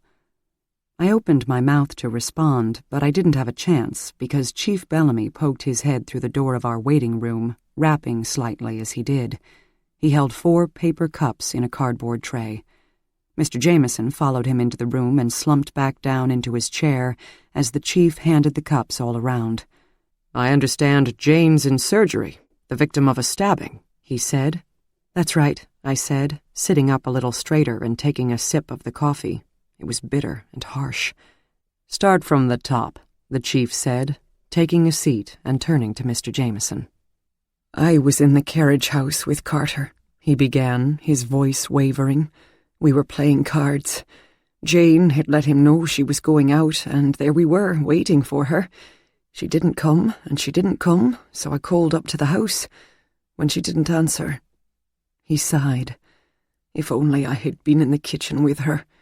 "Then what happened?" the chief prodded. "It's not like Jane to keep us waiting so long without a word, and it's certainly not like her to not answer when I call," her husband went on, a mix of guilt and shame radiating from his face. "Carter and I rushed up to the house thinking something must be wrong. We found her in the kitchen." His eyes were brimming with tears. "Carter called 911 and then called Miss Alban." "And where were you, Grace?" the chief said, turning to me. "Matthew and I had met for breakfast at the breakwater, and when we got back to the house..." I turned to Matthew. "What time was it? Around 10:30, 11? He nodded. "We thought the house was empty. Jane was supposed to be going to the pharmacy, so I assumed that's what she was doing when she didn't come to greet me." "She usually did that?" "Yes," I said, my voice cracking. "Every time I've walked through the door at Alban House, Jane has been there to welcome me home." Mr. Jameson blew his nose and coughed into his handkerchief. "But not today," I went on. "That's why we thought she was out. We were in my study when Carter called us to come down to the kitchen, and that's where we saw Jane." Chief Bellamy held up one palm. "Let's back up just a minute," he said. "You've had a police presence at the house since you called about the break-in several days ago. Do you believe this is related to that break-in?" Matthew and I exchanged a look. I wasn't sure what I believed. "Chief," I said finally, "there's a lot you don't know." He leaned back in his chair and crossed one leg over the other. "I've got nothing but time, Grace. Start from the beginning." And so I told him about Harris Peters showing up on the day of my mother's funeral in an effort to dig up dirt about my family for the exposé he was writing. "He's the journalist who was supposed to meet with my mother the day she died," I said. "You had already left the reception, but 2 of your men were there. I think your guys questioned him after the second break-in, the day of the funeral, when we found our rooms had been rifled through." And then I told him about my aunt, whom Peters had found in Switzerland, and how he brought her to the house after my mother's funeral. "Let me stop you for a second, Grace," Chief Bellamy said, his intense eyes boring into mine. "As far as I know, and I've known your mother for 30 years, you don't have an aunt on either side of the family. Can you connect the dots for me?" I took a deep breath in. "There is a lot of backstory here, but suffice it to say that she basically disappeared 50 years ago, hadn't been heard from since, and the entire family thought she was dead." Chief Bellamy blinked several times. "Oh, that aunt? Alive? I remember the story about her. Wasn't Fate her name?" "Yes, but it's a little more complicated than that, I'm afraid. We initially thought she was Fate Alban, but as it turns out, she is Fate's twin sister Mercy, who, as far as anyone in the family knew, had died when she was a child. You might imagine it was quite a shock to learn she was alive and kicking." "On the day of your mother's funeral, no less," the chief said. "Exactly," I went on. "But that shock wasn't anything compared to the one when I found out where she had been for the past half-century. I talked to her doctor this morning."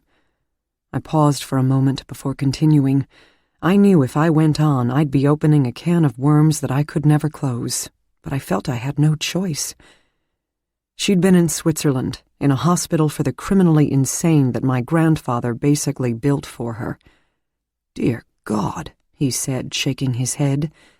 "And there's more," I said, sensing a floodgate somewhere inside of me had been opened. The information kept pouring out. I was powerless to stop it. She's supposed to be on medication, antipsychotics or something, and the doctor has been quite worried about her since she turned up missing. That's why Jane was headed to the pharmacy today, to pick up those medications. She was taking my aunt with her because she didn't want to leave her alone in the house. So you've got someone who has been in a lockup for the criminally insane for 50 years. She's here now and off her medications, and you believe she might be the one who did this to Mrs. Jameson. Is that what you're telling me, Grace? That's exactly what I'm telling you. The chief stood up, fished his cell phone out of his pocket, and dialed. There's an older lady who has been staying at Alban House. An Alban relative, yes. She's probably about... He shot me a look. 70? I nodded. Have you seen anyone like that at the house? Well, find her, Johnson. She is psychotic and off her medication, and... Have you found the weapon? In that case, she might still have it with her.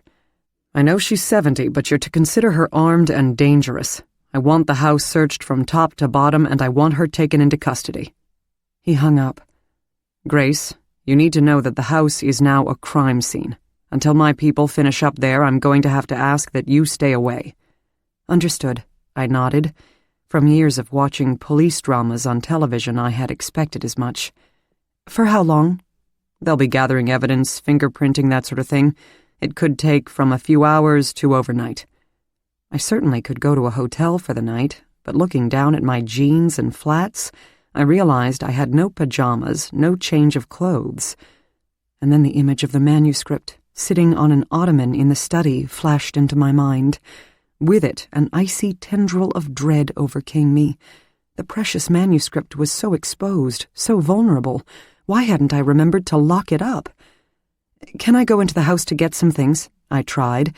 I don't have so much as a toothbrush with me. The chief looked at me long and hard.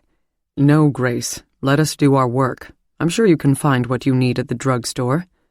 I shrugged at him and smiled, but inside my stomach was turning. Any excuse to go shopping, I guess, I joked. The chief got to his feet, his work here done, and was on his way out. I stood to walk him to the door when a thought hit me.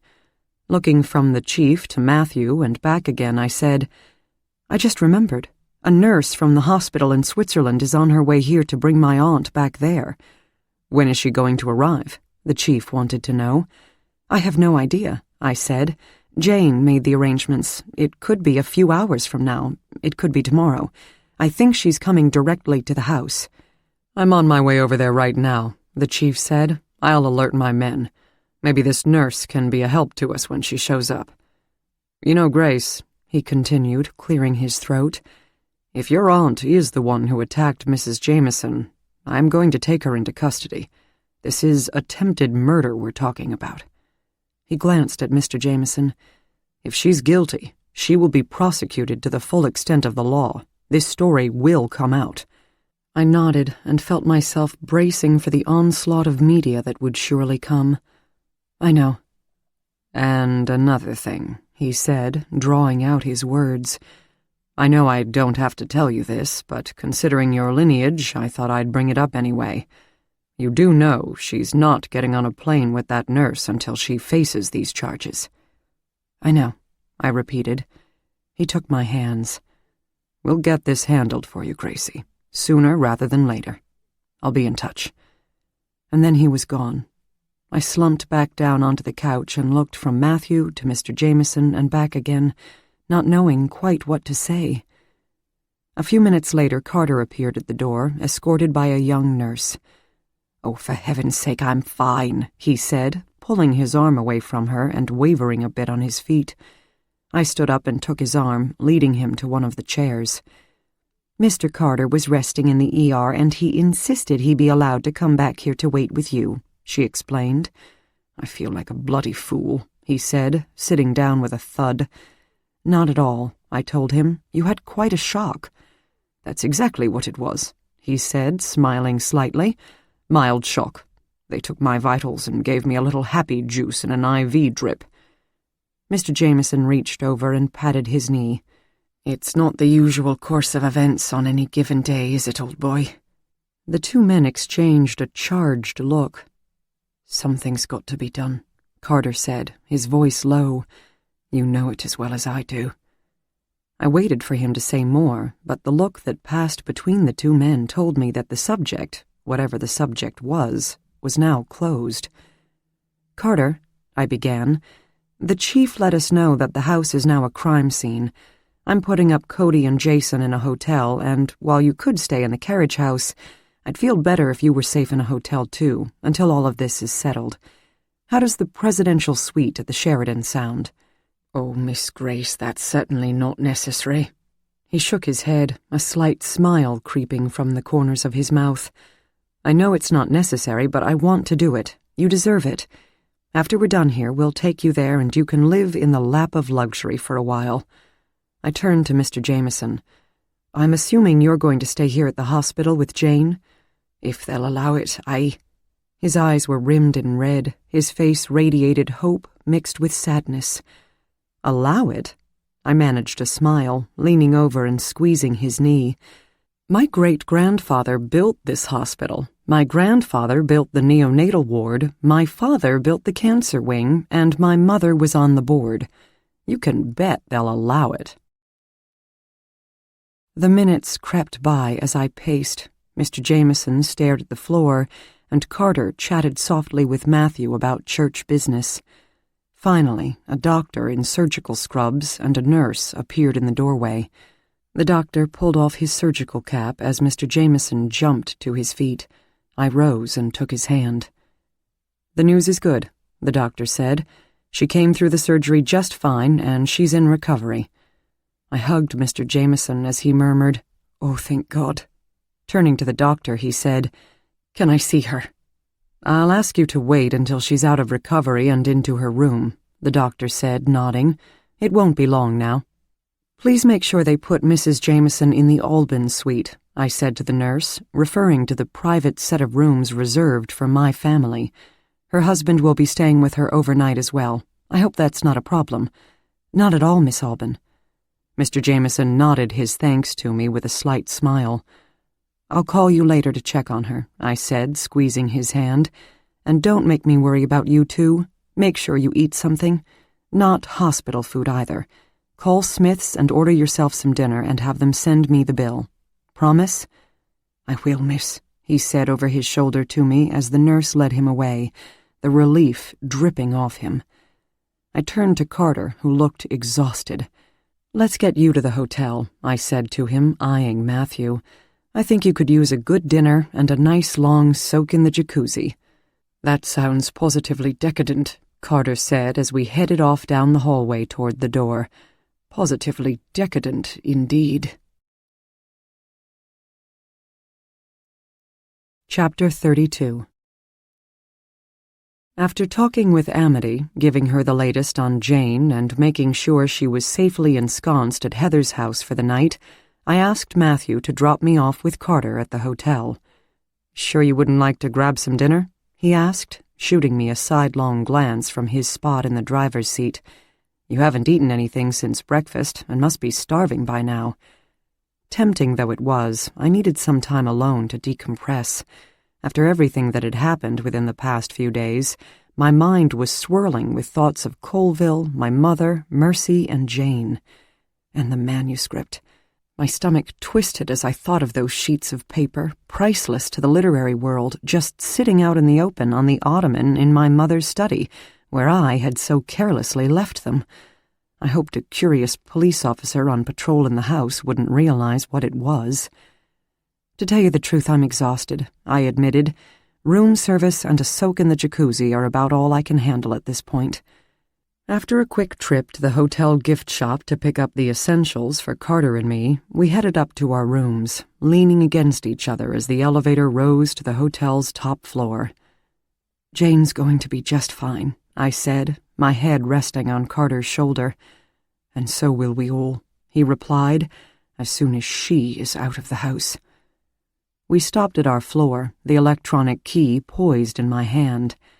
"You have a good night, Carter," I said. "If you need anything, just call." "I will, miss. And you too."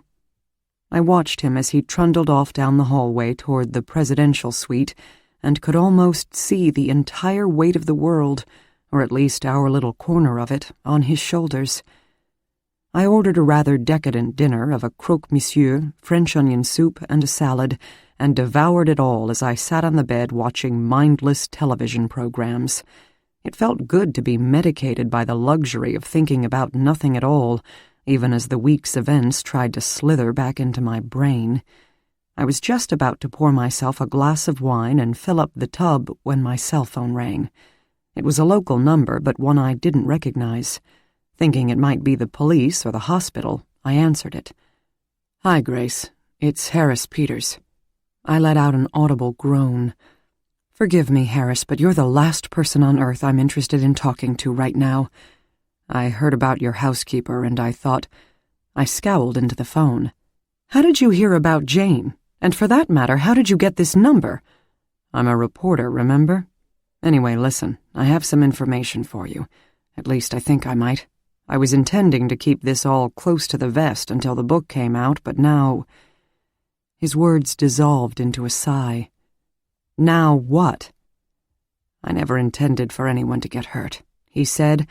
I was horrified when my source at the police station called to tell me what had gone down. "I'm not sure what I'm supposed to say to that.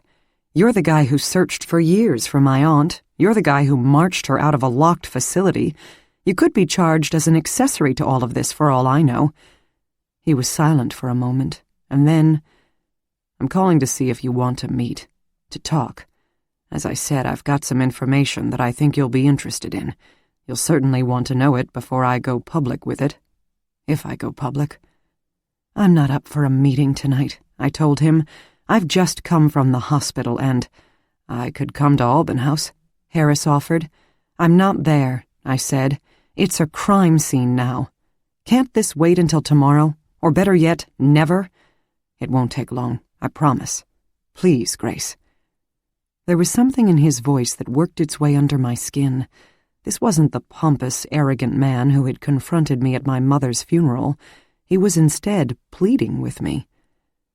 "Where are you?" he continued. "I'll come to wherever you are.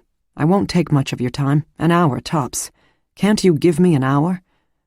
I sighed, gazing at the jacuzzi in the bathroom. "I'm at the Sheridan."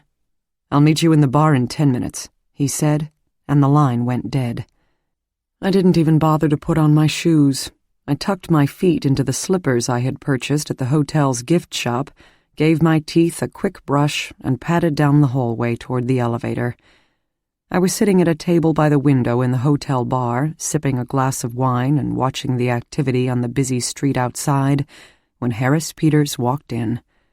If I hadn't known he was coming, I might not have recognized him. His designer suit and expensive shoes were replaced by a faded pair of jeans and sneakers. His hair wasn't slicked back as it had been the day of the funeral. Instead, it was wavy and rumpled, as though he had just gotten out of bed. But the most striking change was in his attitude. It was just as I had picked up on the phone. He had an air of defeat about him, a resignation that seemed to seep from his very pores. He pulled out the chair next to me and sat down with a thud. "Please, don't get up," he said with a slight smile.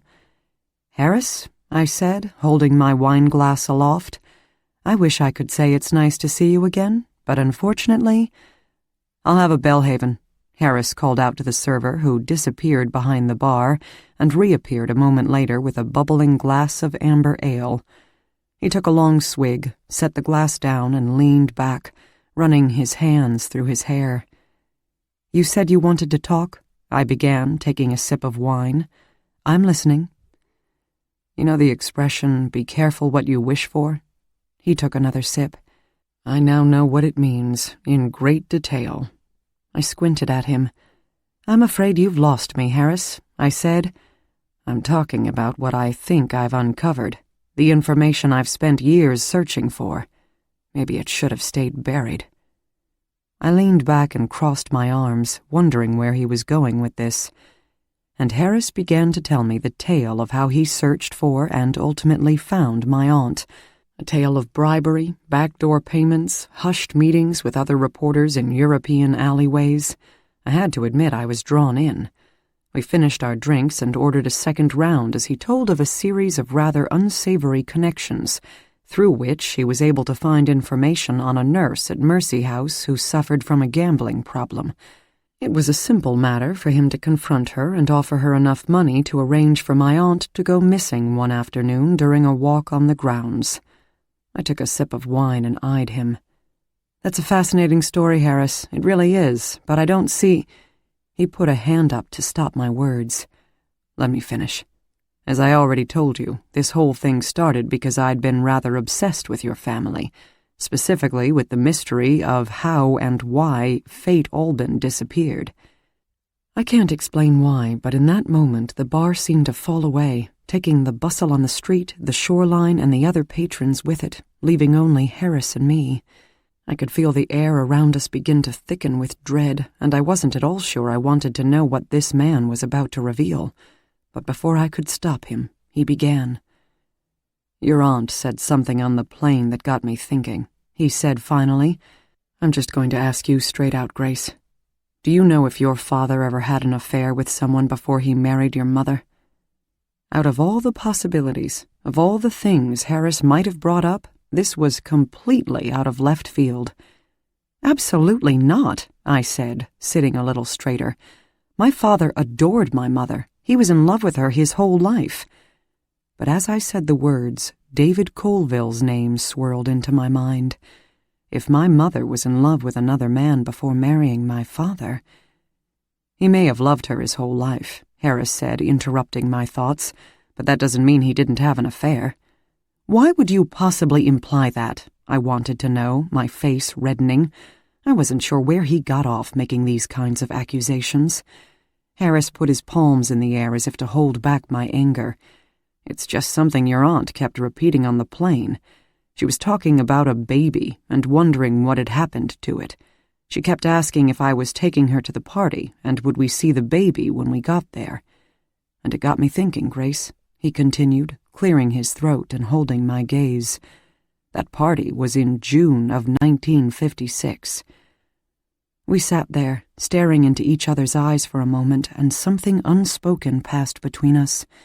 That's when I noticed the faint smattering of freckles across the bridge of his nose, the same as Jimmy's.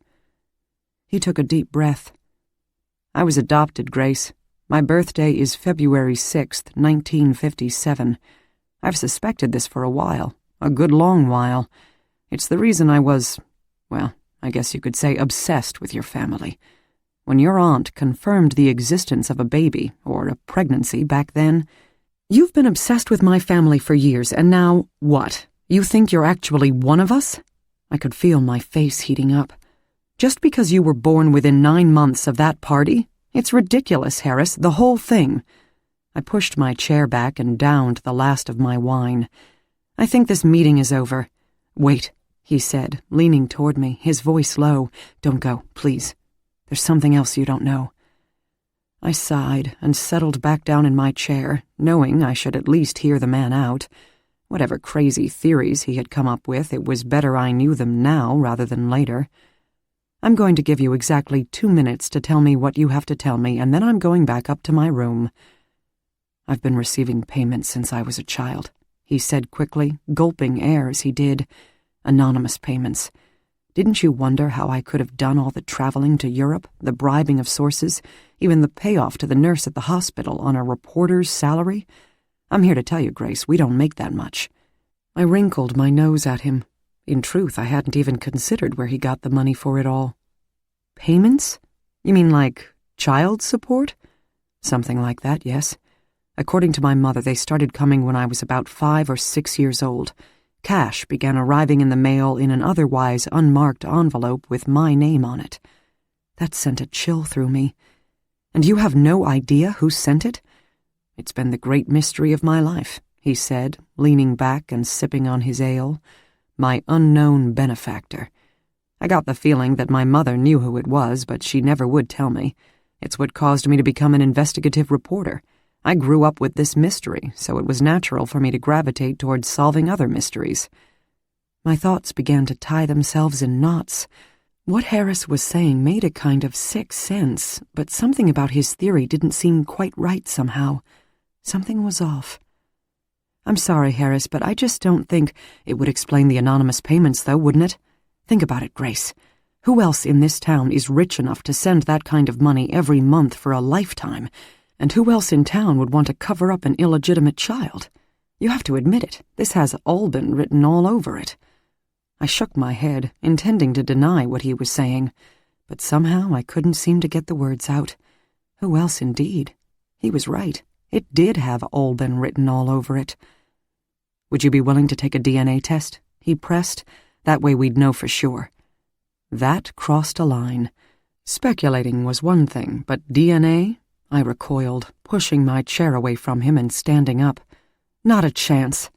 Grace, this could mean... Harris started, scrambling to his feet and leaning across the table. Okay, let's dial things back a few notches before this friendly conversation gets out of hand. Sit down, please. This is really poor timing, I said to him, my words crackling in my throat. You know Jane's in the hospital. You know I just lost my mother. I wondered if Harris had laid this on me that very day on purpose, specifically because he knew what had happened to Jane. I'd be off my game, and he knew it. I'm sorry about the timing, he said. I don't know. I didn't think about how hard of a day you've already had. I studied his face, which was beginning to seem so familiar. The angle of his jaw, the slope of his nose. Could it be? Could Harris Peters be my father's child? I shook my head. Something about this whole thing was gnawing at me. There was a disconnect that I couldn't quite get my mind around, a flaw in his theory that was just beyond my reach. An idea began to take shape in my mind. You said you're still getting the payments, isn't that right? I asked Harris. He nodded.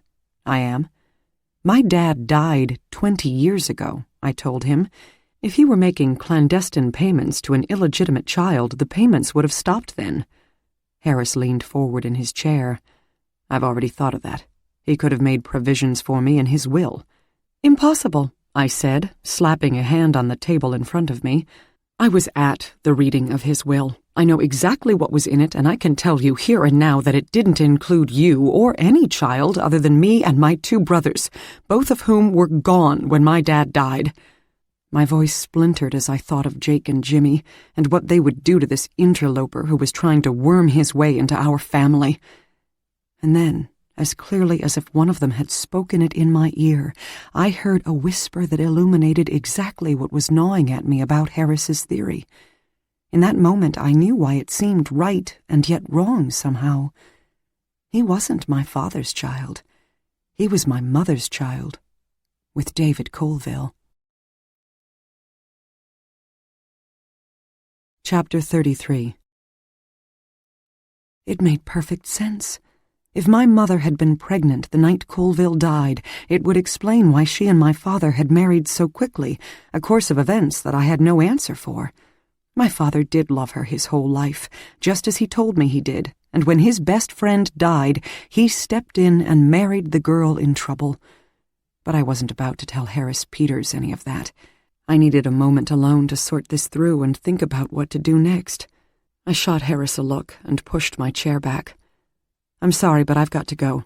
But, Harris began, hopping to his feet. I held out my hands, palms toward him. Listen, you've given me a lot to process here, I said.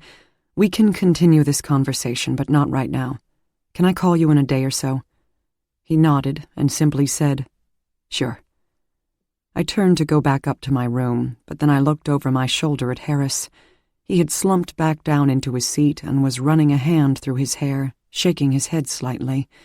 He radiated exhaustion mixed with a hint of despair.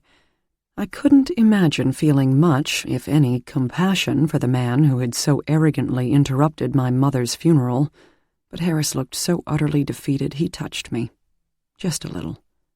I sat back down. I don't get it, Harris, I said to him, reaching across the table to place my hand over his.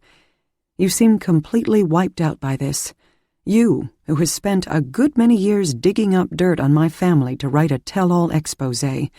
You, who crossed an ocean and bribed unknown numbers of people to bring my aunt here on the day of my mother's funeral, no less.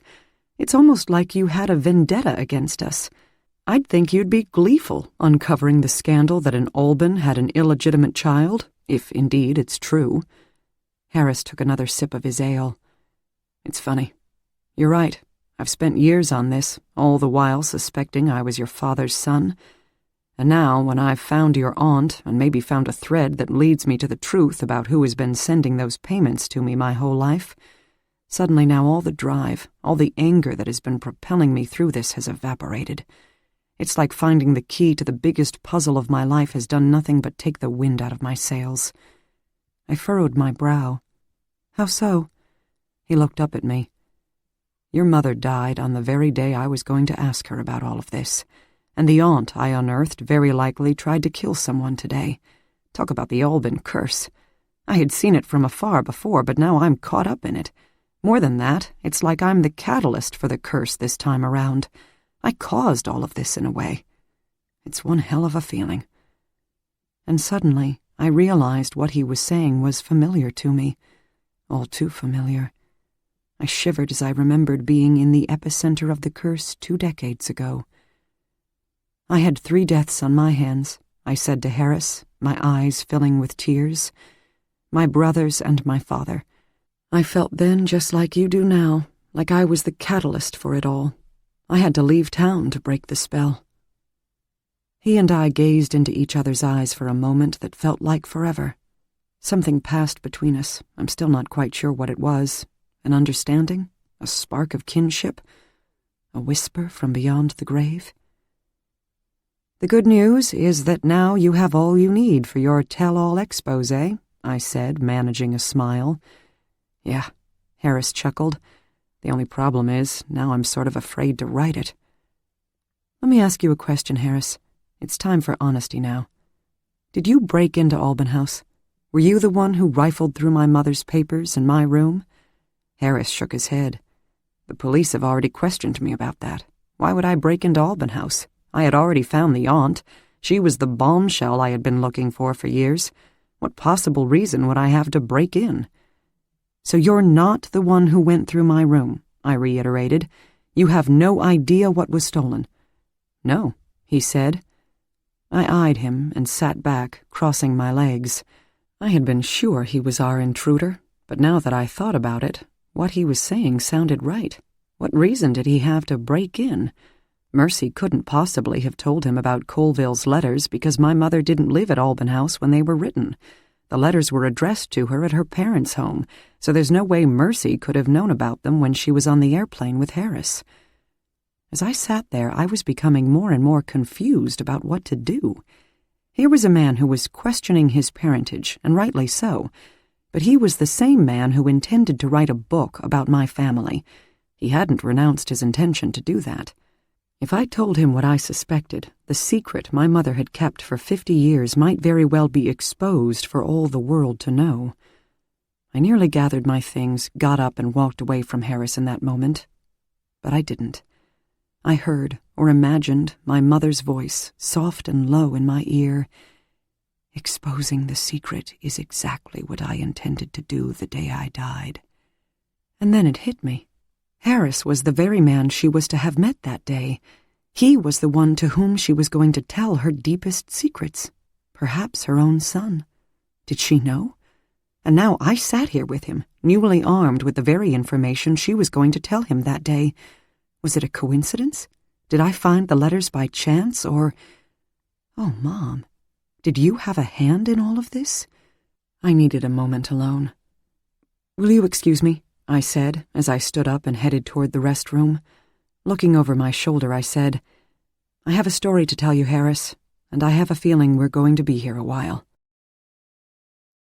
In the ladies' room, I fished my cell phone out of my purse and clicked on the internet search engine, typing David Colville into the search field. I found the photo I was looking for, and an icy thread worked its way up my spine. It was true then. That's why he had looked so familiar to me. Harris Peters was a dead ringer for David Colville, with a little of Jake and Jimmy thrown in for fun. He was, without a doubt, a mixture of Colville and my mother. Still, even though I saw the resemblance clearly, the gnawing in my stomach was telling me to keep Harris in the dark about this. The Alban silence was wrapping itself around me. Keep scandals hidden, close ranks. But, I told myself, despite what it might mean to the Alban family, this was a man's parentage we were talking about. We could certainly do a DNA test, but this photo told me all I needed to know. I had no idea how or why my mother would have put the child up for adoption. I couldn't imagine any possible scenario in which she would have given one of her children away, especially the child of the man she loved and intended to marry. But there was Harris, with the truth written all over his face. I had no right to keep this information to myself. And if Harris told the whole world, well, that's what my mother had intended to do the day she died anyway. I took a deep breath and rejoined Harris at our table. "So," I began, "are you familiar with the journalist David Colville?" And I told him the story of finding the letters and how Colville and my mother had fallen in love. I told him they had planned to marry the summer Colville died. "Highly interesting," Harris said finally. "This is something the literary world needs to know. But what's it got to do with our topic of conversation?" He smiled. "Well, that's what I was thinking, yes." I took the cell phone out of my purse and showed him the photograph of Colville. "You're a dead ringer for him, Harris." He leaned forward and squinted at the small image. Then he looked up at me, his eyes wide. "I knew it didn't add up, your theory about my dad," I said to him. "You're right in that only someone very rich could have made those payments all these years. But my dad died 20 years ago, and I knew he didn't have you in his will. Your birthday, along with the payments, got me thinking." I reached across the table and took his hand before continuing. "My mother was planning to marry David Colville the summer he died. She married my dad that fall. Ever since I learned about her love affair with Colville, it struck me as odd that she and my dad would marry so quickly after Colville's death. I initially thought she must have been pregnant, but I'm the eldest child, and I was born years after that summer. And now here you come." "Whoa," Harris said, wiping his eyes on his napkin. I don't... "Listen, we can sort all of this out," I said. "We've got time. We don't know yet if this is true. I suspect it is, but we don't know for sure. So yes, we can get a DNA test, and in the meantime I'll run down a paper trail to see if my mother made those payments to you over the years. If it does turn out that you're my mother's son, you need to know right now that I'll welcome you into this family with open arms." For a moment, Harris stared at me, open-mouthed. "How can you be so impossibly kind to me?" he said finally, "after everything I've done." I smiled. "I'm only doing what generations of Albans have done before me, Harris. We close ranks. If you're family, you're in the fold." Back up in my room, I drew a bath and stared at my cell phone. I had to admit it. The only person I wanted to talk to at that moment was Matthew Parker. As much as I had been fighting my attraction to him, I couldn't stop myself from circling back into his orbit. "We're just friends," I said to myself. "This is what friends do. We tell each other things." Satisfied with that, I dialed his number. "This is Reverend Matthew Parker, minister of Prince of Peace Lutheran Church. Sorry to have missed you. Please leave your name and number, and I'll call back as soon as possible. God bless you." I hung up without saying anything. Instead, I grabbed the paperback I had bought in the hotel gift shop and slipped into the tub, hoping to savor the escape into another world that reading always provided me. That night, however, it didn't. The truth of my life at the moment was stranger and more encompassing than the fiction on the page. I closed the book and slid down farther into the bubbling water, thinking of my mother and David Colville and Harris Peters, and what it all might mean to me and to Amity to have a new member of the family. I wondered how Jane would take to it. Not well, I was imagining. I was having trouble keeping my eyes open when the phone rang. I turned off the tub's jets, cleared my throat, and answered. "Hello?" "Grace, it's Matthew. I saw you called." "Hi," I said. "Hi," he said. I sat up a little straighter in the tub and suddenly felt a little strange, being in the tub and talking to him. "I'm just getting out of the bath," I said to him. "Can I call you back in 2 minutes?" "I'll be here." I hopped out of the tub, quickly dried off, and wrapped a fluffy white robe around me before padding to the bed, cell phone in hand. I dialed. "Hi," I said again. "Hi," he said again. I was silent for a moment, not knowing quite what to say. "Harris Peters came to see me at the hotel," I said finally. "What did he want?" "You're not going to believe it," I said. "Is it a bombshell?" "I think this qualifies as a bombshell, yes." "Do you know what I want to know?" he asked me, chuckling. "Why is it every time you call me you drop a bomb?" "It's my way." I smiled into the phone and leaned back against the pillows. "I like to keep people interested." "I don't think you have anything to worry about in that regard, Grace Alban. I'm interested. Despite what we said the other night, I think you know that." I hesitated. All of my fear, a minister, public scrutiny, responsibilities, curdling in my throat. "I'm interested too," I finally admitted, and could feel the weight of the words all throughout my body. "I don't suppose," I continued, "that you're free to talk about this supposed bombshell." "I'll be right there." We might have met in the bar downstairs, but instead I closed my eyes and jumped off the cliff I had been avoiding for days. I'm in room 1201. Chapter 34.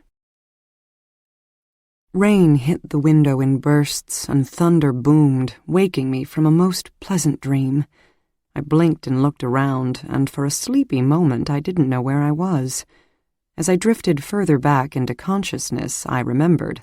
I was in the Sheridan Hotel with a man by my side. As I listened to the rainstorm and watched Matthew's chest rise and fall next to me in the slow rhythm of sleep, I wasn't quite sure what to do. Get up and order breakfast? Pretend to be asleep until he got up and headed for home? I didn't have much experience handling these sorts of situations and tried to remember my scant dating life before I married Amity's father. In the end, I snuggled back down and gazed at the sleeping face of the man I was sure I could love. We hadn't talked much the previous night, not at first anyway. As soon as I opened the door to my room, he pulled me into a kiss that seemed to go on forever. Despite whatever horrors and sadness had befallen me in the past week, my journey back to Alban House had led me straight to him, and for that I let out a grateful sigh. Within a few moments, he opened his eyes. "I'm Matthew Parker," he said, stretching and putting an arm under his head. "And you are?" "Just a wayward soul who called you last night when she had no one else to turn to." "How lucky for me."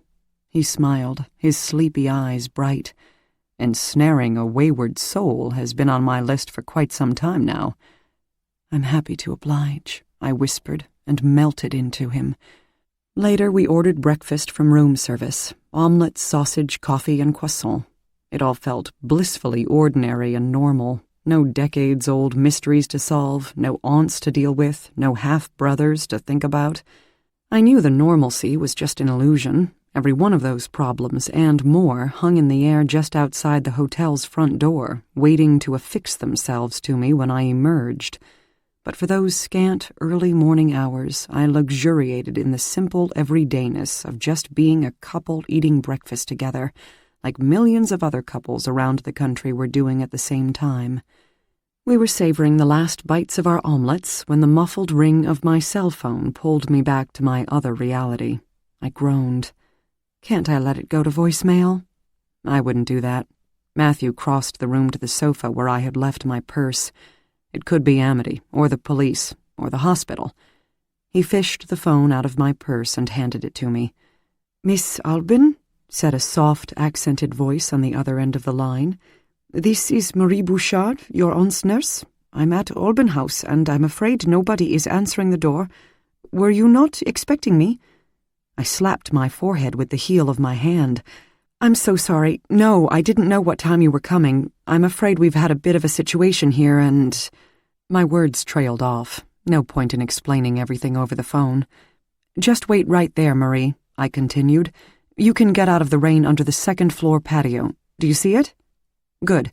I'll be there in a few minutes. And again, my apologies for not being home when you arrived." We got dressed, scrambled down to Matthew's car, and drove through the pounding rain with lightning crackling through the sky, thunder growling in the distance. On the way, I checked my phone for voicemail messages and found one from the chief, sent early that morning, telling me it was okay to return to the house. "But one thing, Grace," he cautioned me. "Your aunt is still at large. We've checked the house and the grounds, but we've turned up nothing. I'm sending a squad car back to you later today, but until then, just be careful."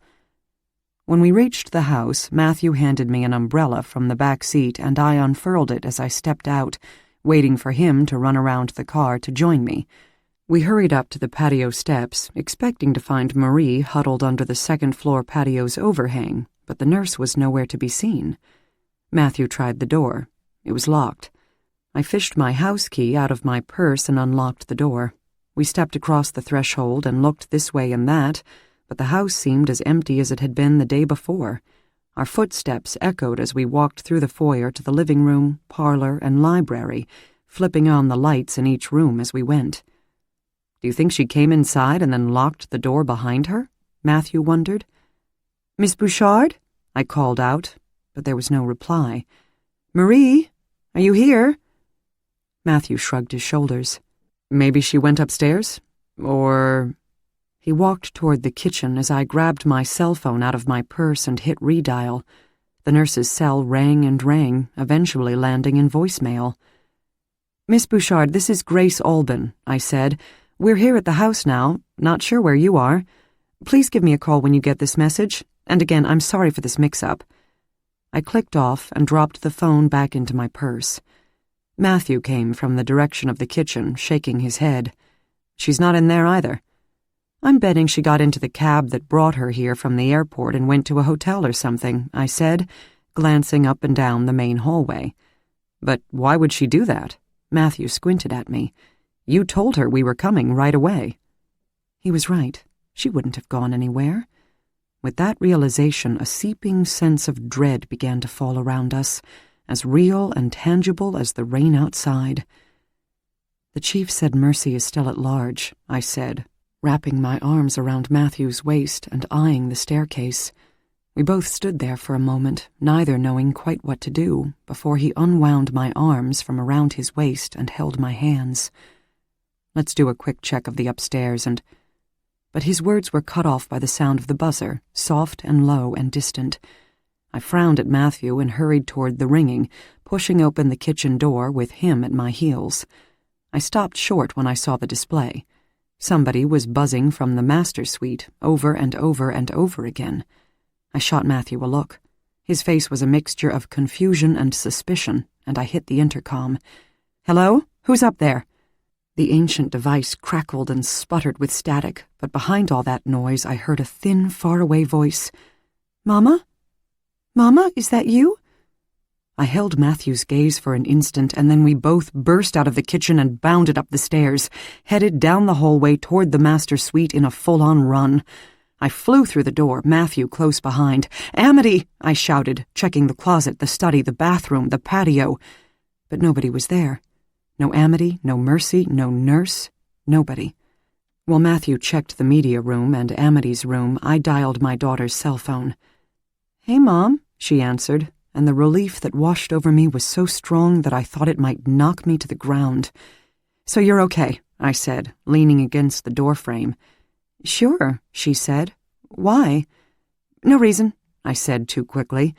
"But remember, don't come back to the house right now. You can stay at Heather's for a while, right?" "Yeah, Mom, not a problem, but—" "Is this about Jane?" "No, honey," I said to her. "Jane's resting in the hospital and she'll be fine. Just promise me you won't come back to the house until I call you to tell you it's okay."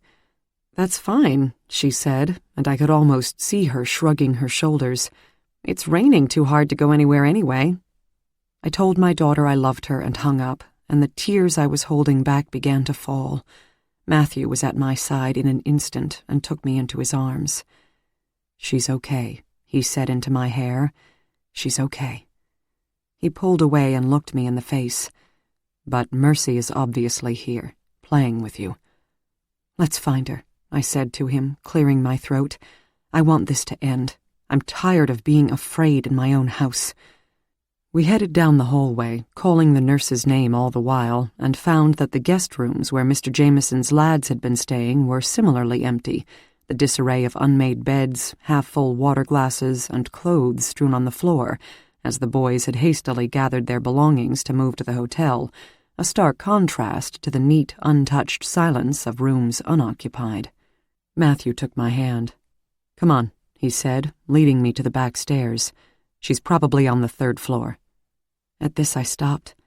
"Should we call the police, do you think?" Matthew pulled his cell phone out of his pocket and dialed. After a few quiet words with the police, he hung up.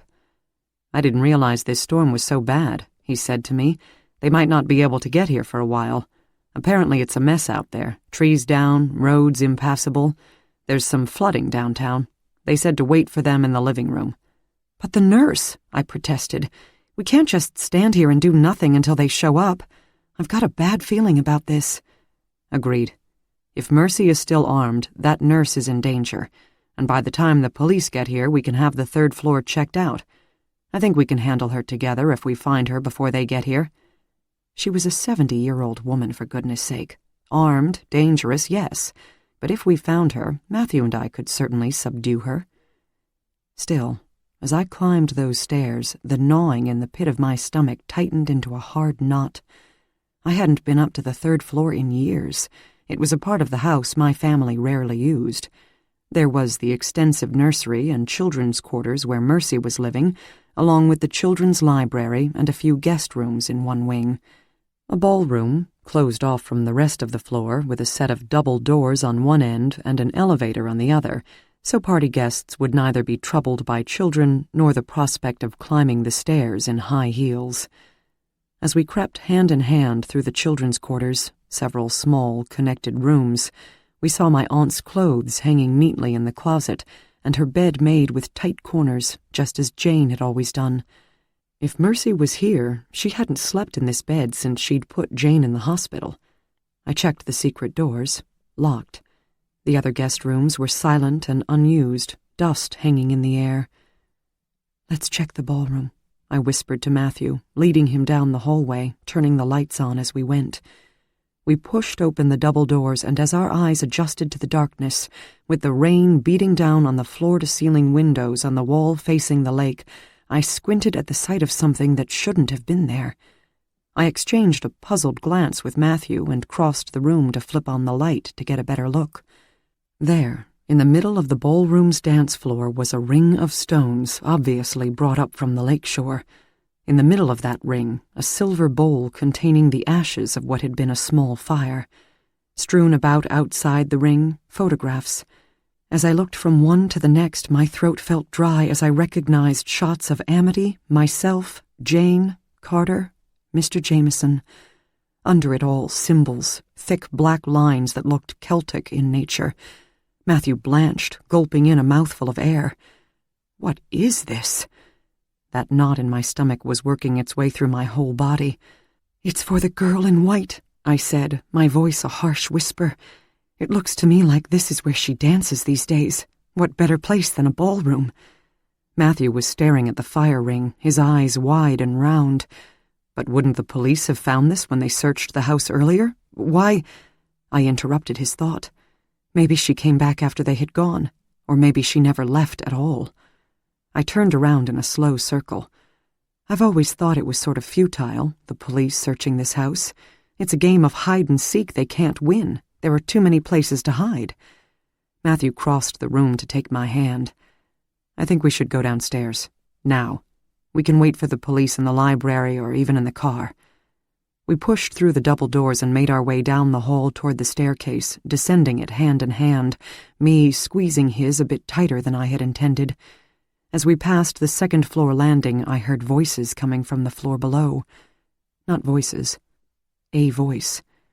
Matthew and I stopped in our tracks to listen, my heart pounding. "Miss Grace?" I heard. "Reverend Parker? Are you here?" Matthew and I hurried down the rest of the stairs to find Carter standing near the front door, holding a massive umbrella in one hand. "Oh, Carter, thank God." I ran to him and threw my arms around his neck, trying to catch my breath. "Oh, for goodness sake, Miss Grace, I'm all wet," he fussed, pulling away. But I saw the smile on his face and the twinkle in his eyes. "I just returned from my wonderful stay at the hotel. Thank you so much for that. And I saw the Reverend's car in the driveway." We got him up to speed. The police were on their way. Mercy was still missing. Her nurse was now also missing, and we had checked the entire house and found nothing. "Nothing except a very strange sight in the ballroom," I said. Carter squinted at me. "What do you mean, strange?" I told him about the fire ring and the photographs and what looked to be Celtic writing scrawled on the floor. He let the umbrella drop from his hand. "I meant it, Miss Grace, what I said in the hospital waiting room yesterday," he said to me, a frightened look in his eyes. "She cannot stay in Alban House for one more day. She simply cannot." I shot Matthew a look and said, "Carter, I think it's time you told us everything you know about Mercy." "Indeed, Miss Grace," he started. Then there was a massive crack of thunder and lightning, and everything went black. Chapter 35. I fumbled for the long matches on the hearth in the parlor, and soon the kindling I'd laid in the fireplace ignited, bathing the room in a warm yellowish glow. "It's terrible outside," Carter said as he flipped off his overcoat and draped it on one of the chairs. "Power is out all over town. The poor taxi driver had quite a job of it getting me home from the hotel. It's like a puzzle trying to drive anywhere because so many trees have fallen onto the roads. They're predicting straight-line winds and hail before it's all said and done." At this, the whole house shook. I settled onto the sofa and grabbed an Afghan. Usually, I loved being at Alban House during a thunderstorm. It was such a solid fortress, I knew that even the worst of nature's fury couldn't damage it or hurt me. But this was different somehow. It felt dangerous and confining, as though we were trapped in the house instead of sheltered by it. I wrapped the Afghan around me and listened as the wind howled and the waves crashed against the shore. Matthew joined me on the sofa and draped an arm around my shoulders. "This may sound a little hysterical, but I'm going to say it anyway," he began, looking at Carter and me in turn. "None of us is going anywhere because of this storm, including Mercy, and it might be a while before the police get here. We don't know where the nurse is, but she may well be with her. Or, I hate to say this, she may well have come to harm." He paused before continuing. "I guess what I'm saying is, I'm not crazy about this whole situation. Because of that, I think we should all stay right here in this room together. No wandering alone to the kitchen, no going upstairs. And, not to be indelicate, but if one of us has to use the bathroom, we're all going." Carter nodded gravely. "Agreed," he said. "Neither of you really knows what you're up against. I do. She's not a harmless old lady, not by a long shot." Matthew moved closer and held me tighter.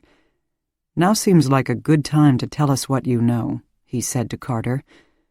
Carter crossed the room, nodding his head, and opened a decanter of scotch that was standing on the sideboard.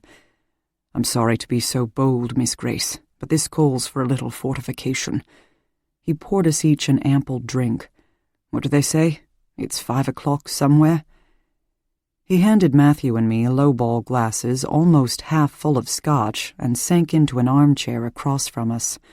I took a sip and felt the spicy liquid warming me from the inside as I curled my legs up onto the sofa and leaned into Matthew. With the wind roaring outside, the rain punishing the window panes, and the fire crackling in the fireplace, Carter took a gulp of his drink and began to speak.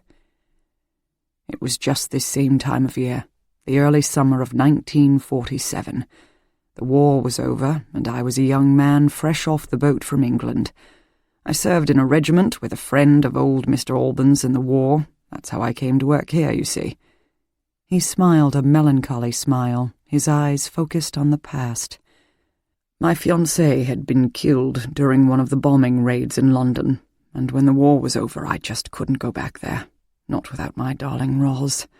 I desperately needed a new life, away from everything that reminded me of her, and Mr. Alban gave me that.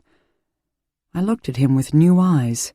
My whole life he had just been Carter, our impossibly kind driver. I had never realized he was in the war, or had had a fiancé, or, well, anything.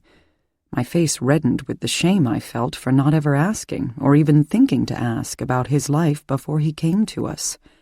He went on. The girls, Fate and Mercy, were just children then, no more than 10 years old, and what scamps they were, always playing hide-and-seek, racing around the place like puppies, tormenting their brother. I wanted a new life, and indeed I got it, coming to a house filled with so much love and laughter. He let out a deep sigh. But then everything changed. He took a sip of his drink, and I saw a shudder pass through him. That's when Mercy fell ill? I nudged him to go on. He nodded. Influenza. A bad strain was going around that year, and both the girls caught it. Fate recovered, but poor little Mercy got weaker and weaker until... He shook his head. I was in the carriage house when I heard Mrs. Charity's screaming. A wail the likes of which I hope never to hear again. Jane said Mercy died, Carter, I said, but surely that's not the case, right? He locked eyes with me, and in his I saw fear. It is indeed the case, he said, his voice low and wavering. The whole household was in mourning. Mr. Alban retreated into his work, Johnny became unusually quiet and withdrawn, and poor little Fate was lost, absolutely lost. But it was Mrs. Charity who scared us the most. She was utterly and completely destroyed. It was as though her own life force had been extinguished when her daughter died. She was but a shadow of the vibrant person she had been. The image of my father on the horrible day when he realized Jake and Jimmy were dead swirled through my mind, and it hit me how much grief this house had seen over the years. So much suffering, so much death, family mourning loved ones over and over again. I thought about my conversation with Harris the night before, and I could see why people believed my family was cursed. The tableau of grief seemed to play out the same way for every generation. We were all haunted by tragedy. We laid poor Mercy to rest in the family crypt, Carter continued, and life went on, Mr. Alban especially. Even Charity seemed to be perking up, coming out of it, and we were all so relieved. We had no idea her change in mood was because she had put a plan in place. If we knew about the evil she was preparing to invoke, we surely would have stopped it. As he lifted his glass to his lips, a crack of lightning sizzled across the sky and lit up the room with its flash. I noticed his hands were shaking, and his face had gone white. Matthew shot me a look. "What type of evil are you talking about, Carter?" he asked. Carter sighed and shook his head, a faraway look in his eyes. "This goes back to Mrs. Charity's family in the old country," he began. "The family Jane and her mother worked for?" I asked, remembering her history. "That's the one," Carter said. "I got this straight from Jane, so there's no speculation here when I say that Mrs. Charity came from a long line of women who had..."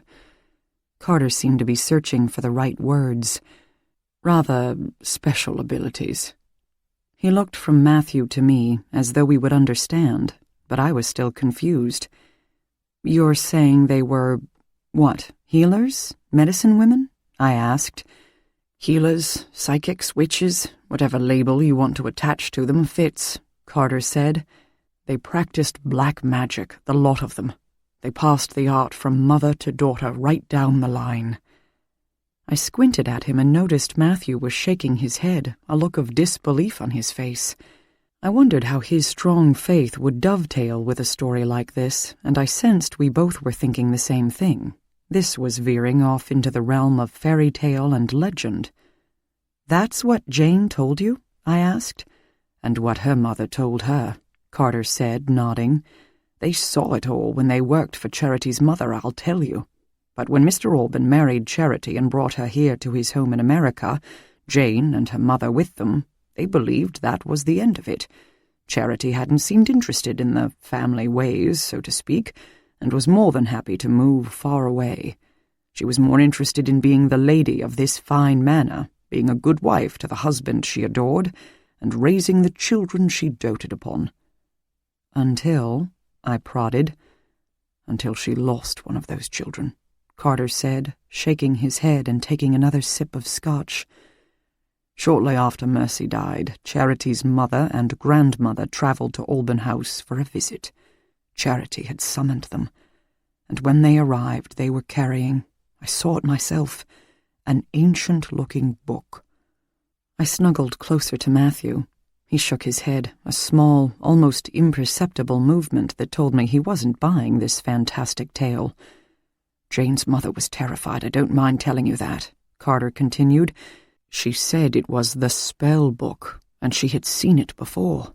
She knew full well that the three of them were coming together for a dark and evil purpose. She nearly took Jane away from here the night they came, but we all convinced her to stay. She was needed here by the other children and Mr. Alban, and even Mrs. Charity needed her. I took a moment to let all of this sink in. Does this have anything to do with the old legend? The one that says my great-grandfather cut down a witch's wood to build this house and that he got her spirit in the bargain? Carter smiled. That silly tale was just that, miss. A tale. It didn't sound right to me. But I've felt it myself, Carter, I protested. I've always felt this house hummed with a life of its own. I'm not saying there's no truth to what you've experienced, he went on. I'm saying the tale about the witch's wood is just a legend. It sprung up, as legends tend to do, from a grain of truth, from the women who have always been ladies of the manor here at Alban House. Until your mother, of course. My mind felt fuzzy and fluid, as though I couldn't focus on what he was saying. It didn't make any sense to me. But Carter, my great-grandfather, John James Alban I, built this house. He was the son of refugees from the potato famine. He made his fortune and went to Ireland to find his bride and— My words stopped cold when I realized I had just uttered the answer to my own question. Exactly, my dear, Carter said. He went to Ireland to find his bride, Emmeline. She's the witch he brought back to this country, not some silly story about a witch imprisoned in the wood. A real-life flesh-and-blood witch. I've no doubt that you've felt her presence here, miss. Once they infest a place, they never leave it. I stared at him. But you were talking about Charity, my grandmother. Surely Emmeline sent your grandfather, her son, to the old country to find a bride, just as his father had done, Carter said. Charity wasn't a relation to Emmeline, but she and her mother were a part of the same coven. Jane can attest to this. Matthew and I exchanged confused glances. This story was getting more and more outlandish by the minute. Okay, Carter, I began, but he cut me off. I know what you're thinking, he said quickly, but you haven't heard what comes next. I think you'll change your mind when you hear what happened. We were talking about Mercy, and I think we got sidetracked, Matthew offered. So she fell ill. We didn't get sidetracked, and she didn't just fall ill, Carter said, slamming his glass down on the table with a thud. Listen, man, you of all people should understand that there are things in this world beyond our comprehension, beyond our sight, and beyond our ability to believe. Isn't that essentially what you spend your life doing? Asking people to believe a fantastic, rather supernatural story that happened 2,000 years ago, involving a man who could walk on water and turn water into wine? Matthew smiled at him. That I do, Carter, he said. You've got me there. I'm sorry. I'll tell you this, in my church, we don't put a whole lot of stock in the occult. We think all of that stems from the most evil source there is, so that's where I'm coming from. But I promise you, I'll listen to the rest of your story with an open mind. That's good, Carter said, because Mercy is creeping around in this house right now, and both of you need to hear this loud and clear. So, I prodded, Charity's mother and grandmother arrived with a spell book. Then what happened?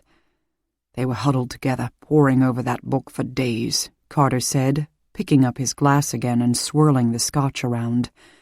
Until one night, I was in the carriage house and could see it all clearly. The three of them, dressed in flowing white gowns, down by the lakeshore. A chill ran through me. Dancing around a fire ring? He nodded. That's exactly what they were doing. Dancing, chanting in a language I didn't recognize. They were reciting an ancient Celtic spell, invoking an evil force. "How do you know that's what they intended?" I asked him. "Maybe—" "No maybes about it, dear girl. I know because that very night, Mercy rose from the grave." The women had opened the door of the crypt, and I saw it with my own eyes. Little Mercy walking out of there on her two legs in the dress she was buried in, as though she had simply been hiding in the crypt all that time. Matthew held my gaze, and I couldn't tell whether he thought Carter, along with Mercy, was a candidate for a psychiatric hospital, or whether he was entertaining the thought that this fantastic story was true. Her mother, grandmother, and great-grandmother greeted her with tears and wails and cheers, he said, his eyes looking deeply into the past. They took her down to the lakeshore, where the four of them danced and chanted and sang until the sun came up. By that time Mercy was exhausted, and Charity carried her into the house and placed her in her bed, waking Fate so she could see that her sister was home now to stay. "But," Matthew began, "how could she possibly have explained this to her husband and to all of you? People don't just rise from the dead. It doesn't happen." "She didn't have to explain," Carter said. "It was the three of them, Charity, her mother, and her grandmother.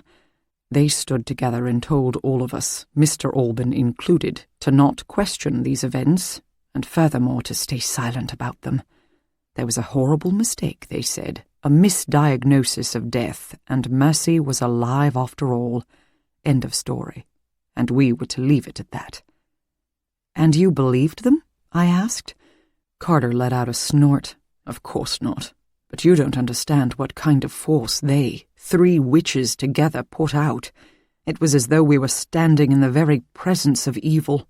We knew better than to question anything." Carter took another sip of scotch as the wind and thunder roared outside and the fire flickered. "Fate saw it first," he continued, a few days later. It was a look in Mercy's eyes that hadn't been there before. Then Johnny noticed it, and then we all began to see it. A strange sheen in her eyes, a knowing smirk on her face. Something was just not right with that child. She was not a little girl anymore. She was something else. Something monstrous and hideous and evil was lurking behind the angelic mask of a child. Chapter 36. I was squeezing Matthew's hand so tightly that it was turning white. I couldn't take my eyes off Carter. He looked so earnest that I knew he believed everything he was saying to be true. Based on what Jane had said earlier, Mercy was dead and then she wasn't. I knew she believed it too. I didn't know what I believed. I could tell Matthew was feeling the same way. The only thing I knew for sure was that I needed to hear the rest of the story. I'd reserved judgment until then. "Go on, Carter," I urged him. "We're listening." He lifted his glass to his lips with shaking hands, swallowed, and cleared his throat. "It started with animals," he whispered. "Thomas would find them in the yard, in the garden, even on the patio. Squirrels, birds, chipmunks, even the odd duck or two. My whole body went cold." "You'd find them dead?" I choked out the words, not quite believing I was saying them. He nodded, lifting a hand to his forehead and rubbing his brow. "We had no idea what was going on at first," he said. "But then I saw it myself, child. One afternoon I was in the carriage house and, through the window, I saw Mercy in the yard. She lured a chipmunk to her with a handful of peanuts, and then, quick as a wink, grabbed it and snapped its neck. And then she laughed. She dropped its poor little body, turned around, and saw me looking at her through the window.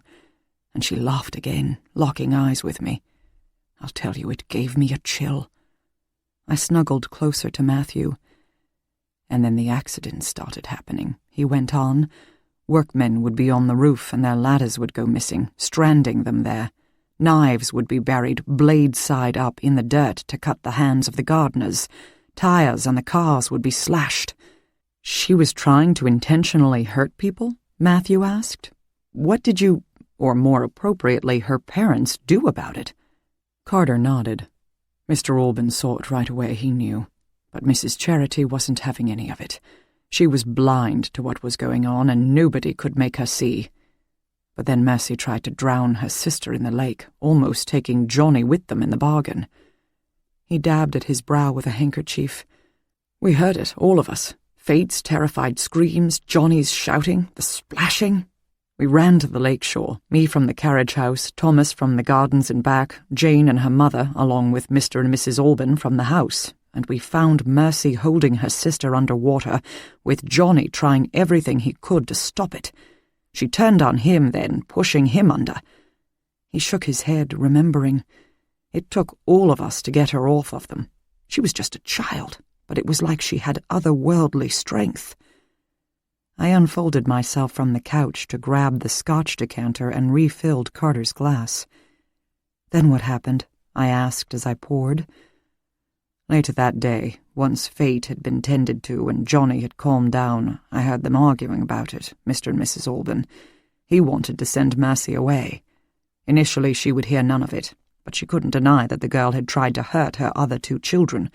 She realized Mercy was dangerous, and something had to be done. Soon enough, I was sent to collect the family doctor, who had been administering to the Albans for many years. He was sworn to secrecy. Nobody was to know Mercy was alive. The world thought she was dead and buried, and by Mr. Alban's decree it was going to stay that way. The doctor prescribed something for her, sedatives, I imagine, and Mr. Alban moved Fate and Johnny downstairs and locked Mercy away on the 3rd floor. She was to live there, in captivity, so to speak, away from everyone, until he and Mrs. Charity could agree on what to do. That's when he must have built the wing on the facility in Switzerland, I offered, shooting Matthew a look. The doctor there told me it was built when Mercy was still a child. Carter nodded. So what? She was locked in her rooms on the 3rd floor for years? I asked, shaking my head. She was, he said. Charity tended to her, kept her company, fed her, and even, at night, took her outside. Mercy never interacted with anyone except her mother again. Or so we thought. Another chill ran through me. Nobody knew that she had discovered the passageways.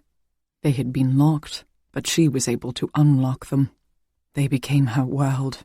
She would creep about, watching us, watching her family. Her sister, especially. Wait a minute, I interrupted. If nobody knew that, how do you know it? I shouldn't say nobody. There was one person who knew. Charity. When Charity discovered that Mercy had been using the passageways, she encouraged it. She was torn up about her child, you see, having to be locked away. It was guilt she felt because of her part in it. She knew her husband would send Mercy away if the child didn't remain sequestered and hidden, but even so, she wanted to give Mercy, evil as she was, some kind of life. And that's how the passageways became her world. Mercy began to live through her twin sister, imagining it was her out there in the main part of the house, doing whatever it was Fate was doing. Mercy became Fate's shadow. I shivered and glanced at all 4 walls in the room. Was Mercy in the passageways right now, watching us? Did she have the nurse with her? Or worse? Of course, nobody knew about this until much, much later.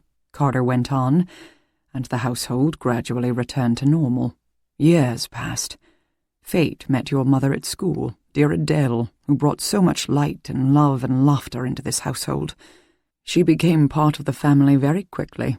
Mrs. Charity especially took to her, and I think Fate looked upon her as the sister she no longer had. All of us began to exhale, believing the situation was handled for good. We didn't know something much, much worse was brewing. Chapter 37. Carter, do you know for sure what happened to David Colville that night? Matthew asked. Carter held up one hand, and in the firelight it cast a monstrous shadow on the wall behind him. Back up, Vicar, You're getting ahead of yourself. There's part of the story you don't yet know." He paused to take a sip of scotch and leaned back in his chair. "I haven't talked about this in so many years, and yet I can remember every detail as though it were yesterday." "Traumatic situations are like that," Matthew said, squeezing my hand. "Sometimes they don't recede." After a moment, he added, "Go on, Carter." "We all thought Mercy had disappeared a full year before that ill-fated party happened." "Disappeared? But—" Just then I heard a clattering in the entryway. "Mom?" Amity appeared, dressed in a rain slicker. "Honey!" I rushed to her side and wrapped her in my arms. "What are you doing here?" She scowled at me. "What do you mean? We got a call at Heather's house that it was safe for me to come home. The police told Heather's mom you were expecting me." The police hadn't even arrived yet, so obviously they hadn't called to tell Amity it was safe to come home. Then who? As that thought occurred to me, a sense of terror, the likes of which I had never known, took hold of me. The last thing I wanted was to have my daughter here, but she was standing right in front of me, smiling, and I didn't want to frighten her. "Good, honey," I said to her, helping her out of her slicker and leading her into the living room, my hand firmly around her arm. The more people around my daughter at that moment, the better. "Carter is just telling us a story." I settled Amity onto the sofa between Matthew and me as Carter went on. "Come to think of it, the journalist was here that summer also. The four of them, Johnny, Fate, David, and Adele, were thick as thieves, always playing croquet or sailing or just having drinks on the patio. I'd drive the four of them into town for movies or a night out." He smiled, thinking back. "It was then Mercy disappeared, just before the summer solstice party. Charity discovered she was gone, and as you can imagine, she raised quite the ruckus with her husband, but she had to do it quietly because, remember, nobody outside the family, not even Adele, knew Mercy even existed. My grandfather took her to the hospital in Switzerland then, without anyone knowing." Carter shook his head. "Back then, we, the staff, were not told anything, other than that she was gone and wasn't coming back. And frankly, we didn't care if she was dead, locked up, or if she simply went back to whatever evil had made her. All we knew was she was gone, and we were free of her." I cut him off. "But just a moment ago you said you didn't realize something much, much worse was brewing. That doesn't sound worse to me. That sounds like the solution." "He hasn't gotten to the best part yet." The voice was coming from behind us. Matthew and I snapped our heads around toward the archway and saw Mercy standing there, smiling, holding a ream of paper that I could only assume was the manuscript. "It's all in here. Haven't you read it, Grace?" Matthew was on his feet in an instant, a look of terrible calm on his face. "Miss Alban, so nice to see you again." She took a few steps into the room. "I asked Grace a question. Haven't you read it, my dear? You're the one who found it after all this time. Both of you." She smiled at Matthew. Her stark lucidity, her complete control of herself, sent a shot of icy dread through my veins. She certainly was not the fanciful old woman I'd met at the funeral who thought she was at a party in 1956, nor the confused, rumpled lady dancing in circles around the girls. I wondered if the lack of her medication had caused that strange, deluded behavior, or if it was all an act, designed to shock and deceive. "I knew he loved me," Mercy went on, coming closer still. The garish makeup she wore to the funeral was gone. Her hair was neatly pulled back, and she was wearing a simple blouse and slacks. She looked more like a fit, active 70-year-old who had spent a lifetime exercising and eating right, rather than someone who had languished in a drug-induced haze at a mental hospital for 50 years. She set the manuscript on the table before us, and as she did so, I saw that she cradled a large kitchen knife, red with blood, in one hand. "I knew he loved me," she said, smiling a radiant smile. "He titled this book for me. Why, it's all about me." "You were the girl in white," Matthew said, taking my hand and leading me and Amity across the room, putting a table and a sofa of distance between us and Mercy. He nodded his head slightly to Carter, who made a show of refilling his drink, but joined us. "Of course I was, you silly man. Who else?" "The story frightened you." "I know it did. You looked positively ashen when she was reading it to you." "You were watching us," I said, "in the walls." "As Carter just said, the passageways were my world," she said, shifting her focus to rest upon him. "My, haven't you gotten old? You were always so handsome." And then she turned her attention to me. As she held my gaze, her face suddenly seemed very close to mine, and I became transfixed by her eyes, so dead, so lifeless, as though I were looking at a mannequin or into the eyes of a cobra hypnotizing its prey. "Where is the nurse?" I said finally, my voice wavering. "She didn't see me until it was too late." Mercy giggled. "It's so easy to catch people unaware. Lucky thing for the rain today, isn't it? You wouldn't want to have to clean up that much blood. Such a bother." While Mercy was talking, I saw Matthew slip his phone off the table and hold it behind his back. I could only assume he was dialing 911, and I spoke up so the police could hear what I was saying. "So you're telling us that the nurse is dead?" Mercy smiled. "Aren't we all, my dear?" My stomach tightened as her grin widened, and as it did so, her face seemed to morph and change. Her eyes glinted a bit too brightly. Her mouth was contorted like an evil clown's. In that moment, I became convinced that everything Carter had said, the whole fantastical story, was true. This thing standing before me wasn't alive. Not really. "You killed the nurse, Mercy?" I repeated for the police's benefit, hoping they were listening on the other end of the line. "Is that what you're saying to me?" "I'm afraid it was necessary," she said, moving over to the sofa and sinking down onto the cushions, crossing her legs. "I'm not going back there. Now that I'm off those ridiculous medications, I can see clearly. It's no fun there. No passageways, no people to spy on, nothing to do. No, I'm staying right here. This is my home, after all." "And Jane?" I said, a bit louder than I had intended. "Jane Jameson? Did you try to kill her too?" Mercy shook her head at me and laughed. "Who else, silly girl? I hardly think Carter here would have done it. He's loved her his whole life. Isn't that right, Carter?" I turned to him in time to see his face go ashen white and then redden. "That's okay, Carter." I smiled at him. "We all love her." A tear escaped one of his eyes, and he brushed it away with his hand. "She intended to put me back on those horrible mind-numbing medications," Mercy said. "That just wouldn't do. Not at all." A thought ran through my mind and took the breath out of me. "You just confessed to one murder and an attempted murder," I said. "Why are you telling us all of this?" "Why, to scare the life out of you, my dear." She smiled at me, standing up and grasping the knife. "I find it's always better to have my victims filled with terror and dread. It's easier for me that way, invoking that kind of evil. Don't you see, you silly girl, that I become much more powerful with those kinds of emotions swirling around me? I hardly have to do a thing. Just like poor Adele. She took one look at me and dropped dead." She laughed then, a terrible throaty laugh, and I could feel Amity shaking next to me. "You were here the day my mother died?" "Of course I was," she sneered. "This is my home. Where else would I be?" "I thought you were with Harris until the day of the funeral." "As it turns out, that little fool wasn't the best babysitter."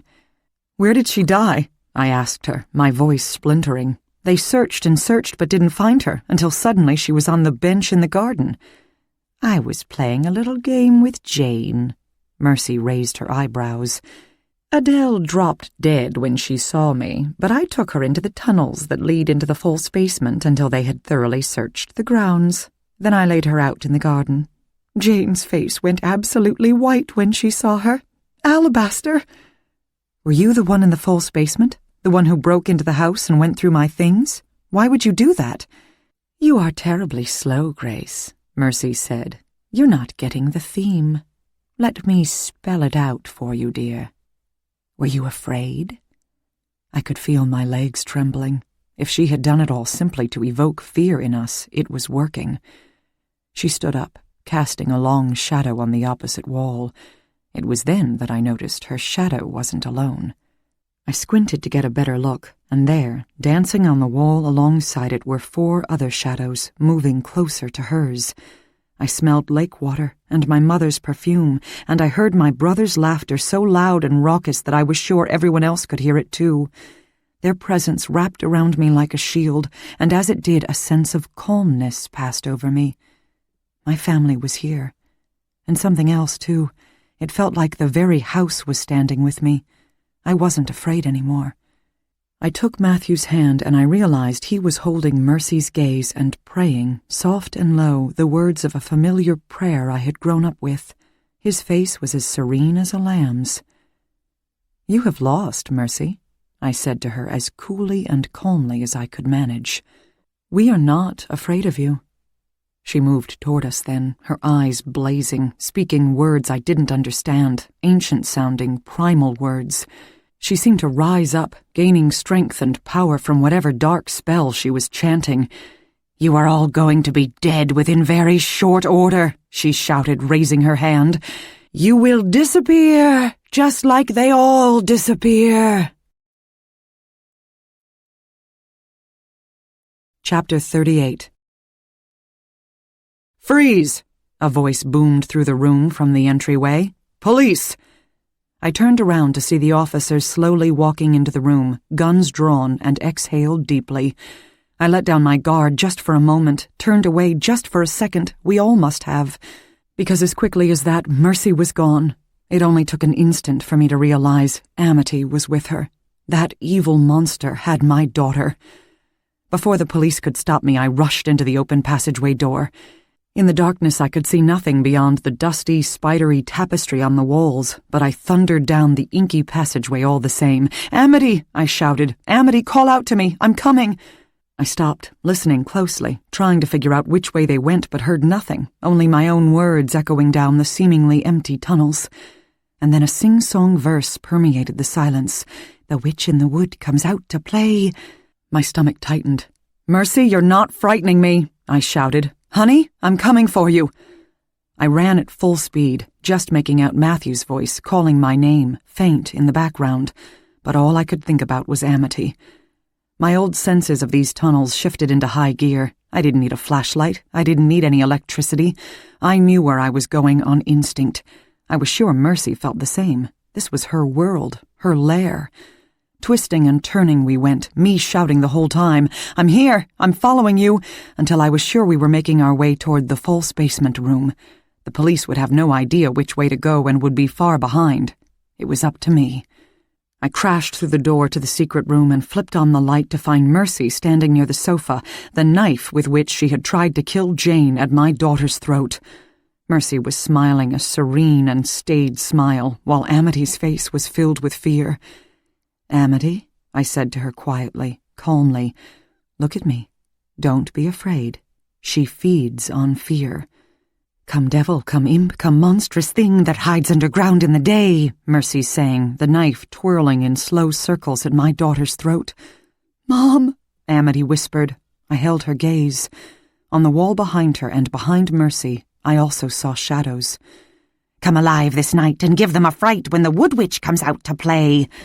Whether it was my family there to support me or some other darker force, something overtook me at that moment and I rushed forward with as much hate and anger and determination as I had ever had. All these emotions fueled me as I planted my hands around Mercy's throat and fell on her. The knife clattered to the ground as I heard her head hit the floor with a thud. I squeezed hard. "Run, Amity!" I shouted. "Get back upstairs!" "Come devil, come imp, come monstrous thing that hides underground in the day." Mercy coughed and sputtered, her eyes becoming fiery red. I didn't care. No matter what evil lay within her, I would not let her hurt my daughter. "You're the only monstrous thing here tonight, Mercy," I growled, my grip tightening on her throat, my arms growing strong with the support of generations before me. "This ends now." I saw the twinkling, the laughter in her eyes. "You're right, Grace," she sang. "It does." and then I felt myself rising up and crashing down onto the floor, Mercy on top of me. Now it was her hands around my throat, and I was powerless to stop whatever was going to happen. I could feel them tighten more and more. "How did you think you would ever get the best of me?" she laughed, and her grip loosened just a bit. Through a cloud, I saw the knife raised in her other hand. I could feel I was losing consciousness, falling prey to the lack of oxygen she was forcing on me.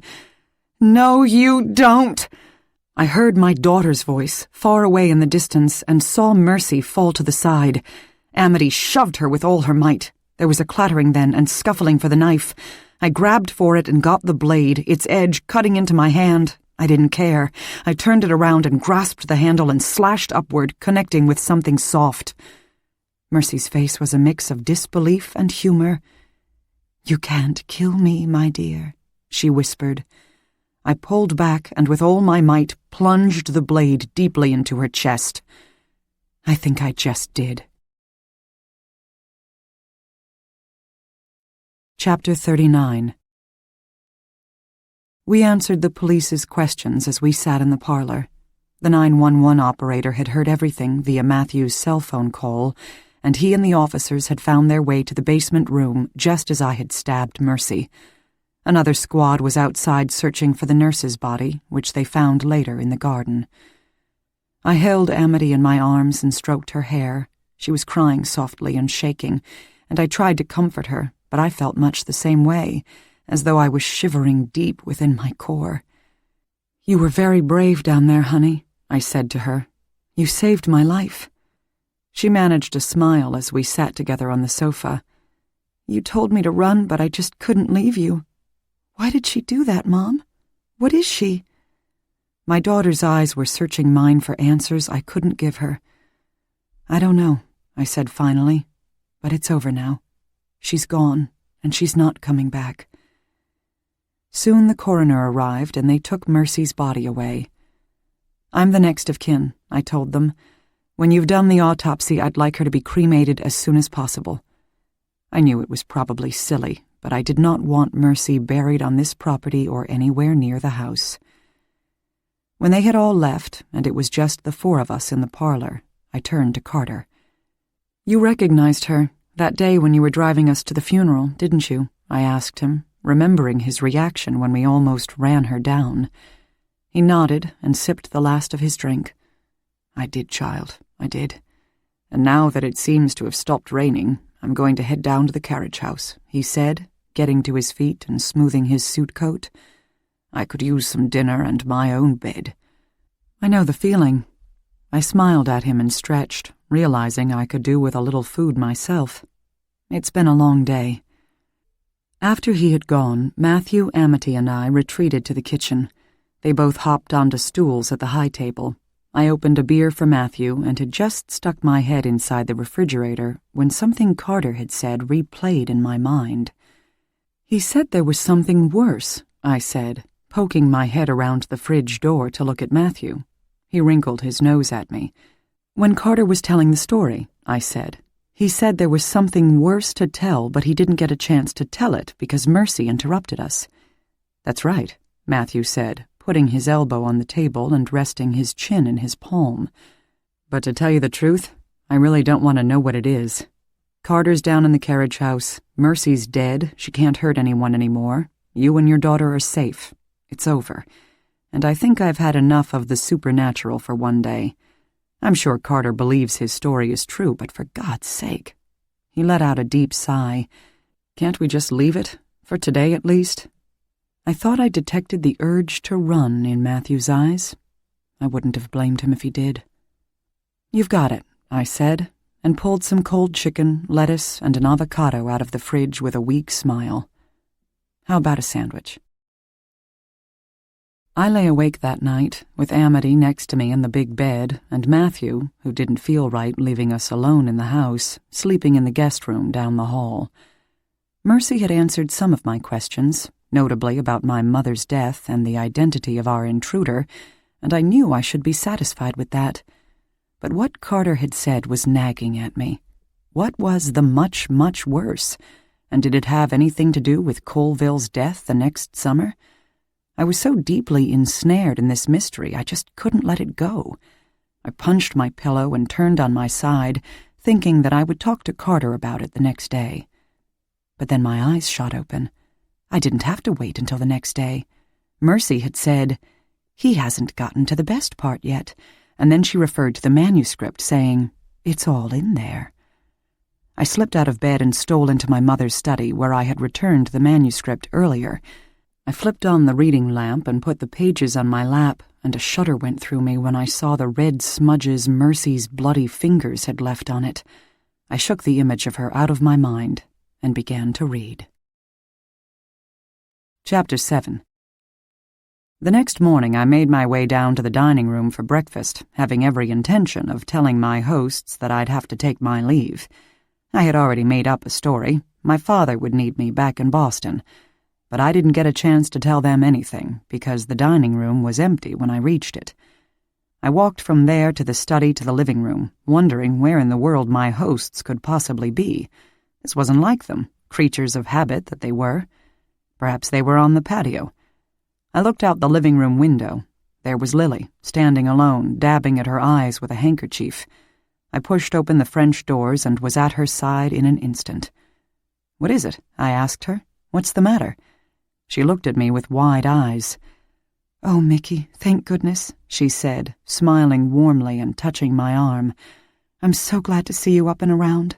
We were all getting quite worried about you." Whatever was she talking about? "Up and around?" I asked her, looking at my watch. "Am I late for breakfast?" She smiled again, that beautiful, warm smile. "About 4 days late," she said gently. "You were down with a terrible fever. The doctor has been here. I could have killed Flynn for that ridiculous prank, plunging you into the lake like that. I was terrified you had caught your death." My head swam.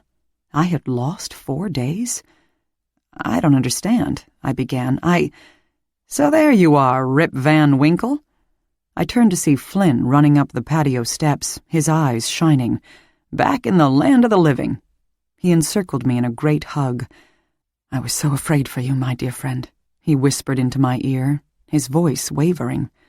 He pulled back and looked at me, and I could see his eyes brimming with tears. "Mother! Father!" he called out in the direction of the garden. "He's awake! Mickey is awake!"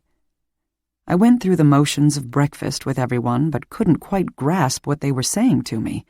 4 days lost? But how? The last thing I knew, I had spent a fitful, sleepless night in my room after a frightening encounter on the lakeshore. Was everything I experienced some dark and feverish dream brought about by illness?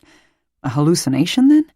It was the only explanation that made sense, and yet it felt wrong somehow. Lillian Flynn and his parents chattered away, filling me in on the happenings of the past 4 days. But Prue was notably silent. She stared across the table at me with a strange glint in her eyes that I hadn't before seen. Any comments she would make were harsher than her usual flirty banter, picking at both Lily and Flynn in a way that was decidedly unlike her. Finally, Flynn spoke up. "Whatever's the matter with you, Prue?" he asked.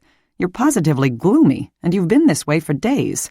And here we are with something to celebrate, Mickey's recovery. Lighten up, will you?" She turned to me then, and in her face I saw something ghoulishly familiar. "I am sorry." She smiled, but as she did so her eyes didn't light up the way they usually did. "I was just so worried about Michael. I guess I'm overwhelmed with relief that he's all right." We dropped the subject then, but I noticed Lily and Flynn exchange a glance that told me more was going on than met the eye. After breakfast, I planned to do some writing in the garden, so I hurried up to my room to get my writing pad and pencil. I found Prudence waiting for me, sitting on my bed when I opened the door. She rose and was at my side in a moment, draping her arms around my neck. "Alone at last," she whispered into my ear and kissed me, forcefully and hard. I pushed her away. "Prudence," I started, fishing my handkerchief out of my pocket and wiping my mouth with it. "This is hardly appropriate." She laughed and moved closer, backing me against the wall. "I couldn't care less about that," she smiled. "I know how you feel about me, Michael. We have a connection. I'm wondering what you'd like to do about that." I'm sorry," I stammered, "but—" "Don't be silly," she said. "You must realize that if you marry me, all of this will be yours." "Listen to me, Prudence," I said to her. "I'm flattered by your attention, I truly am. You're a wonderful girl, and any man would be lucky to have you. But my heart belongs to another. I think you know that." She batted her eyelashes at me. "We'll see," she said, kissing my cheek. And then she took her leave of me, closing the door behind her. Later, I happened to walk into the garden where Flynn and Lily were talking in low tones, their heads together.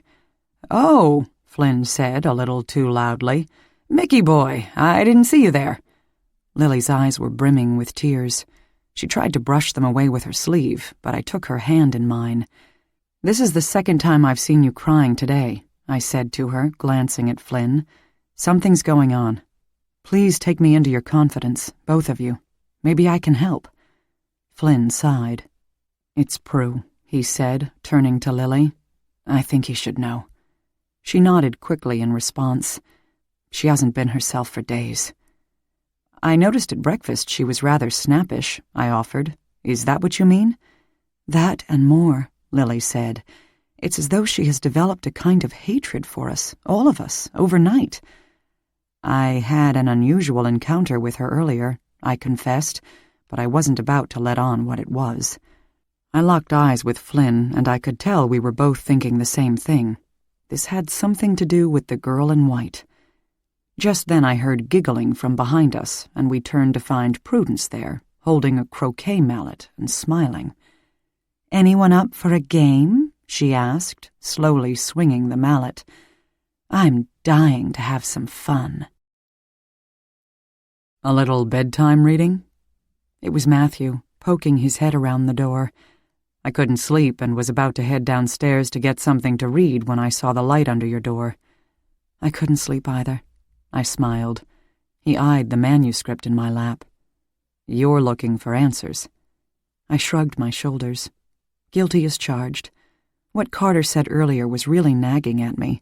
Something much, much worse. I couldn't sleep until I knew what it was. "Did you find what you were looking for?" he asked, yawning and running a hand through his hair. He looked exhausted. I put the manuscript down and kissed his cheek.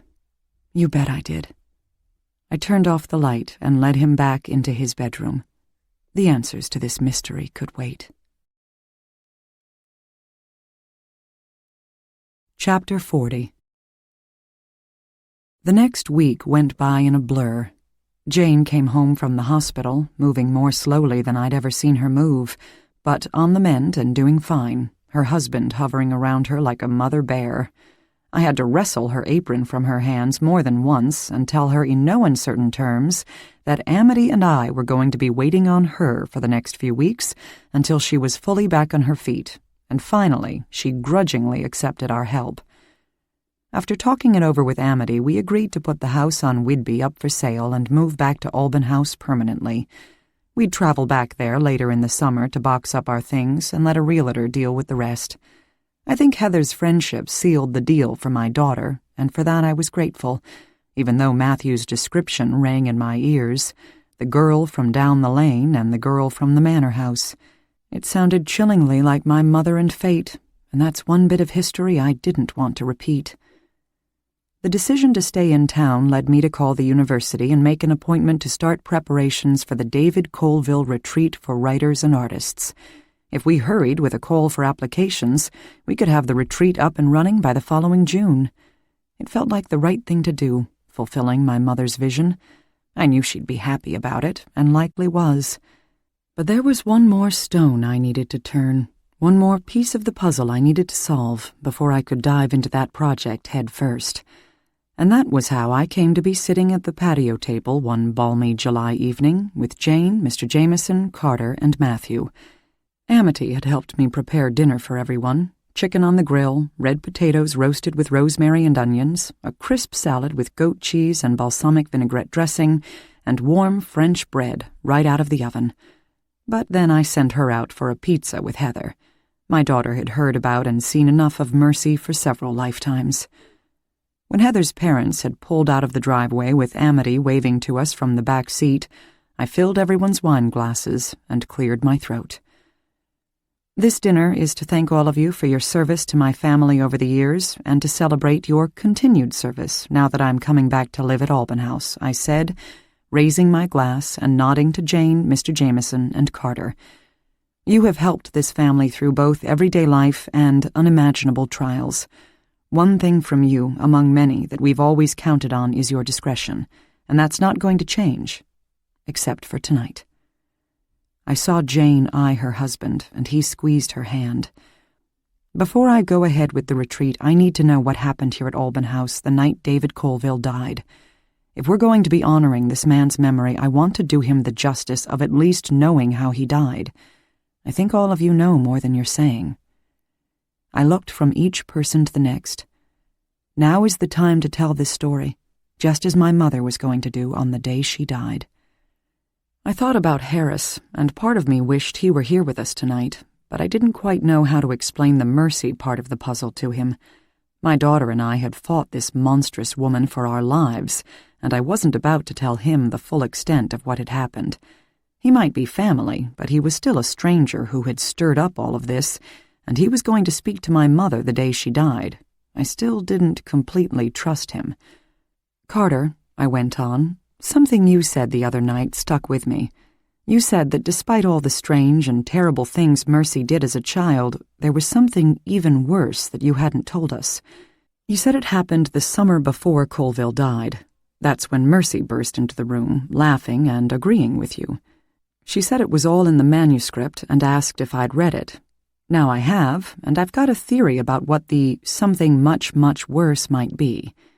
But I'd like to hear from you all, who were here at the time, before I tell you what I think it is.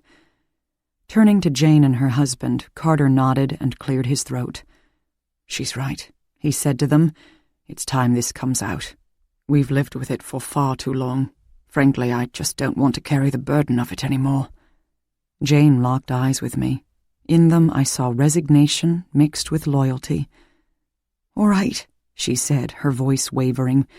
Your mother was indeed going to speak of this to the journalist the day she died. As a way of honouring her memory, I'll speak of it now. A sip of wine cooled my throat as I slipped my hand into Matthew's and settled back to hear Jane's tale. With the candles flickering, the lake lapping softly on the shoreline, and the sunset bathing the patio in a purplish hue, she began. It was the first year the writer was here, she said. I had initially been afraid to have someone outside of the family come and stay for the whole summer, but Charity convinced me that young Adele was here often enough and none the wiser about Mercy. I had been worried that a writer's imagination would be sparked, that he'd discover her.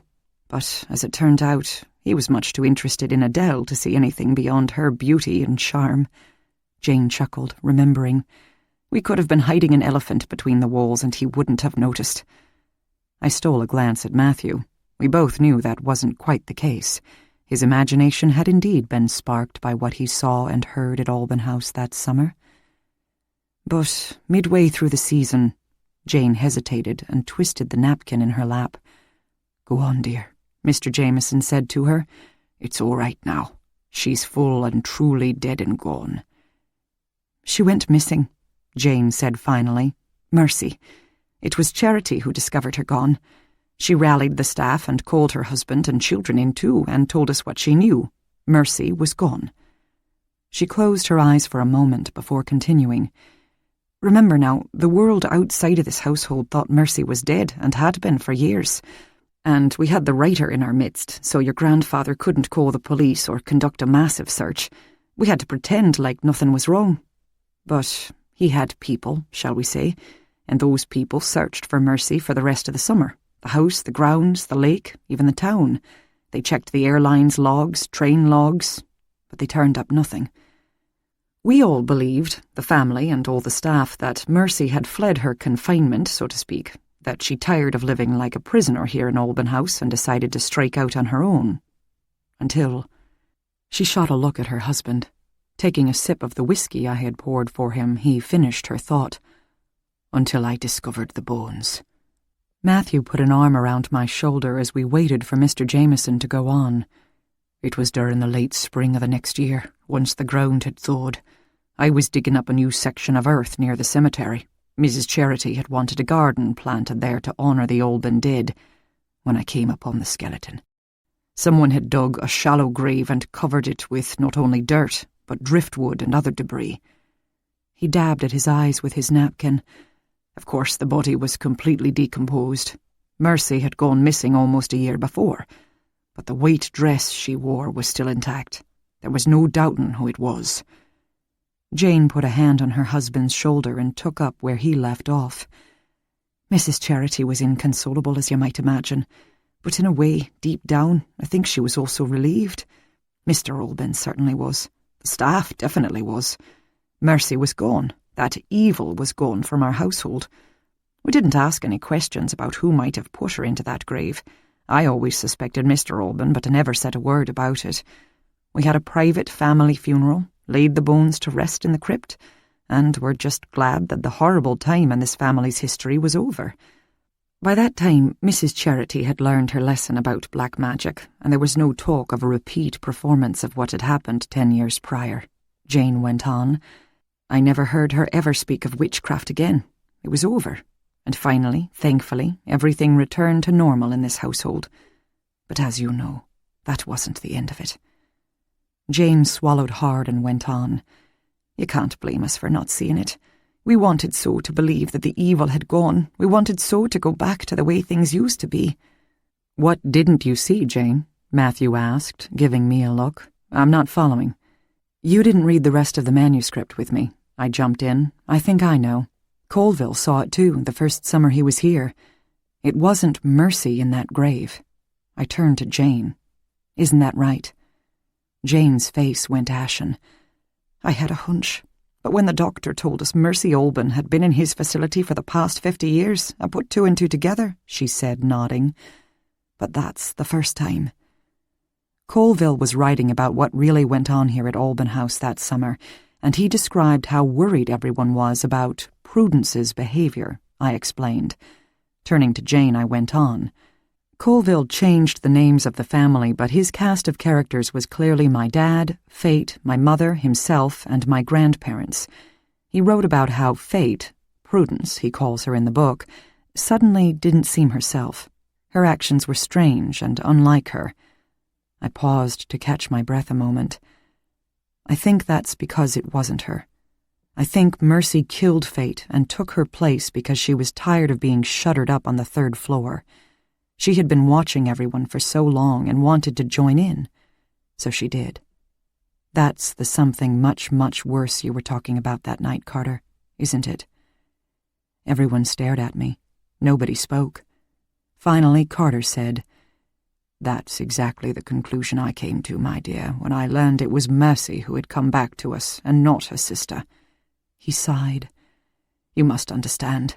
Back then we wanted to believe all was well. We took it on face value and didn't question anything. But your writer was absolutely right about Fate's behaviour. It was off, strange, unlike her. All the staff remarked on it and whispered about it. But we came to the conclusion that it was the result of losing her sister. That was the reason she wasn't quite herself. In the manuscript, Colville talks about losing 4 days after having an encounter with the girl in white on the lakeshore. I prodded. When he came out of it, that's when he noticed Prudence's behaviour as being different. Did that really happen? Was he down with a fever? Jane nodded. That he was. But I noticed... She looked at her husband, who reached over and patted her hand. It's all right, dear, he said. It's time the truth came out. What did you notice, Jane? I asked her. Down on the lakeshore, she said, shaking her head and shuddering. One night, the night before he went down with a fever, he was dancing and chanting around the fire ring with a girl who I presumed was Fate. Wild they were. It seemed evil and wrong what they were doing. I can't explain why, but it made me afraid watching them. I closed my window and pulled the drapes shut. But later on, my stomach tightened into a knot. What happened then? Later on, I looked again. I had a ghastly feeling that it was Mercy out there, not her sister. I wanted to make sure. The fire was out, there was no more dancing, but I could have sworn I saw someone in the garden. I was just a girl myself, so I didn't say anything to anybody. And then when Mercy went missing the next day, I felt that was the end of it. We could rest easy. And you didn't check on Mercy that night? I asked. Jane shook her head. That was not my place. It was Mrs. Charity who took care of Mercy. I shivered deep inside as I looked from Jane to Carter to Mr. Jameson. Do you think that Mercy had Colville under some sort of, spell or something, and together they killed Fate? Jane returned my gaze, and I saw her squeeze her husband's hand. She nodded, almost imperceptibly. "Aye," she whispered. "I think we finally know the truth. Considering all that has gone on within the past few weeks, I think that's exactly what happened."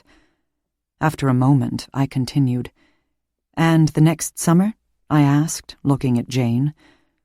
"Mr. Colville was coming back to marry Adele. That was no secret," Jane began. "As I've already told you, Adele and Charity were buzzing for months about it. Miss Fate, though, she didn't really join in. She was not a part of this happiness. In fact, she was not a part of much of anything during that time. We on the staff suspected she might be in love with Mr. Colville herself." "If the manuscript is any indication, she certainly was," I said. "He arrived shortly before the summer solstice party," Jane said, "and apparently it all came to a head that night. Although, as I have told you, I was up in the house helping my mother, so I did not see the turn of events. What I'm fairly sure of, however, is that his death was not a suicide." Carter cleared his throat. "It wasn't. I saw the whole thing from the carriage house." I stared at him. "You witnessed what happened?" "I did indeed," he said, dabbing at his brow. "I saw Mr. Colville and your mother sitting on the bench in the garden. They were kissing and cooing like any couple would be on the eve of their wedding, when she appeared. Miss Fate, although we all know that it wasn't Fate at all. It was Mercy. She was shouting and yelling and shoved Adele away from Colville, and that's when I saw the gun in her hand. She aimed it at your mother and fired as quickly as that, but Colville had moved between them. He took the bullet for her and fell. It all happened in an instant. Your mother began screaming and dropped to the ground, and Mercy aimed again at her, and I opened my door and ran toward them both. But that's when Johnny and Mr. Alban wrestled Mercy to the ground and got the gun out of her hand. Things happened very quickly after that," he continued. "I saw Mr. Alban hurrying his daughter out of there, through the gardens and into the tunnels that lead to the house. I never saw her again until she showed up the day of your mother's funeral. Johnny and I led your mother into the carriage house. She was completely distraught, and he stayed with her there all night long, never left her side. He loved her, even then." Jane nodded. "That was our Johnny," she said, smiling at me. "About that time, I was instructed to usher everyone else out of the house. The party was over, and it was time to go. Only when everyone was gone did your grandfather call the police and tell them about the suicide. That was the official line, and that's what we were told to believe. And that night, straight away, your grandfather left Alban House with his daughter," she said. And that was it. The mystery of David Colville's death solved. He died saving my mother and his unborn child. Now, perhaps, both of them could rest in peace. We finished our dinner and lingered over dessert and coffee and were talking of the past when Harris Peters walked up onto the patio carrying a bouquet of flowers. "Hello, everyone," he said, smiling shyly. "I hope I'm not interrupting anything." I held my hands out for the flowers, but he passed me by and instead handed them to Jane. "I do hope you're feeling better, Mrs. Jameson." "That I am, lad." She smiled up at him. "That I am." Matthew looked just as confused as I felt. Something was clearly going on between Jane and Harris, but I had no idea what it was. She took a long sniff of the flowers. "The lad came to visit me in hospital." "We had quite a nice chat," Harris said as he pulled out a chair and sank into it. "Okay," I said. "Now you've both lost me." "It has to do with what we were talking about the other night at the bar," Harris began. "I gather from Jane that it's all true." I scowled at her. Can you shed some light on this? You were wondering about why your mother and father would have gotten married so quickly after David Colville's death, Jane began. You suspected correctly.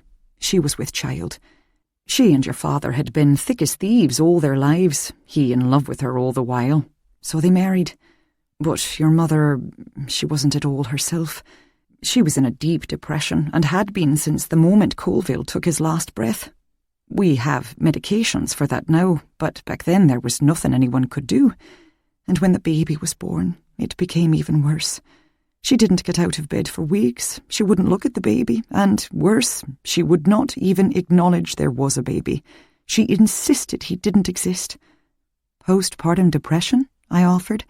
Aye, that, combined with losing the love of her life. She was not coping, not at all. The doctor had her sedated for much of the time. She smiled sadly at Harris. It wasn't your fault, lad. She was out of her mind. He nodded and held my gaze. The expression on his face was heartbreaking, a wistfulness for what might have been and a sadness for what was. And that's what led your father and his father to make the decision, Jane went on. We put the baby up for adoption. Your mother truly didn't seem to realize a baby had been born and was now gone. And the payments? I asked. After some months of tender love and care from your father and a team of doctors, she finally came back to herself. When she realized what had happened, she was frantic, Jane went on, turning to Harris. She was desperate to get you back, but the adoption was sealed. We had no way of knowing where you were or whether you were even still in the state. But, as I said, Mr. Alban had people, and by that time, Johnny had people, and he helped your mother look for you. It took 6 years, but we finally found you, right here in the same town. Jane put a tissue to her eyes and turned to me. She couldn't imagine the cruelty of taking him away from the only home he had ever known. It's not like he was a baby. He was a 6-year-old who loved his parents more than anything. We were strangers to him. It well and truly broke her heart, but Adele couldn't rip him from his adoptive mother's arms. She loved him too much to do that to the child. She put a hand on Harris's shoulder. So, a representative of the Alban family met with your parents, explained the situation, and let them know an envelope would be arriving in the mail once each month. They never told your parents who the benefactor was, and that was that. A tear trickled down Harris's cheek. And that was that. Jane turned to me. Your mother grieved for years for the man she had lost and the child she had lost. But time has a way of easing those burdens, as much as they can be. Several years passed, your mother and father grew closer and closer, and soon you came along. And then the twins. It was a time of such happiness here at Alban House. And you told him all of this in the hospital, Jane? I asked. Aye, she nodded. As soon as I took one look at him at the reception after the funeral, I knew who he was. He is the spitting image of his father. But you didn't say anything, I said. I wasn't sure what to do, Jane admitted. Things were happening so fast, and he was so angry at the reception. When he called here to make an appointment to see our mother, didn't you know then? I asked Jane. She shook her head. I never knew the lad's real name. Remember, I was just the housekeeper. I didn't get all the details. She turned to Harris. But, of course, your mother knew your name when I told her you had been calling. She didn't let on to me, but I think that's why she agreed to meet with you. She felt the time had come. Harris's lower lip was trembling, and I could tell he was holding back the floodgates. I moved to him and threw my arms around him, and we wept together, for the mother he never knew, and the mother I'd never forget. When we had both dried our eyes, I took him by the hand, nodding to Matthew to follow us. Come on, Harris, I said. We've got something of your father's for you. Chapter 41. 6 months later, Alban House. Lights twinkled on the 10-foot-tall Christmas tree that stood in the parlour, filled to the brim with my family's ornaments. Some from many generations before, others from my own childhood, and still others accumulated by Amity and me over the years. She, Matthew, and I had decorated the tree together, Christmas music softly playing, spiced eggnog in a tureen on the sideboard, a fire blazing in the fireplace. I couldn't remember a time when I was so deliriously happy.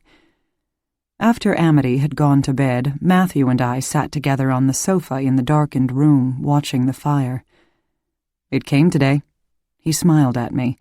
"I was waiting until now to show it to you." He opened the drawer on the end table, pulled out a small hardcover book, and handed it to me. The Haunting of Whitehall Manor, David Colville, foreword by Harris Peters. Months earlier, Harris and I had held a press conference at Alban House to announce the creation of the David Colville Retreat for Artists and Writers, which we planned to run together. We also announced the discovery of a lost manuscript by Colville himself. It caused as much of a furor as we thought it would. The literary world was knocked on its collective ear and produced expert upon expert who examined the manuscript and concluded that it was indeed written by Colville. What would become of the manuscript itself remained to be seen. If we sold it at auction, it could bring millions of dollars. But I was leaving that up to Harris, and he seemed to want to keep something of his father's all to himself, for the moment at least. I also left it up to him to tell the world, or not, about his parentage. Although it involved my family, this was really his business, not mine. He chose to keep that to himself as well, for the time being. I opened the book for the first time. "In the foreword, Harris tells the truth about Colville's death," I said to Matthew, my eyes scanning the page.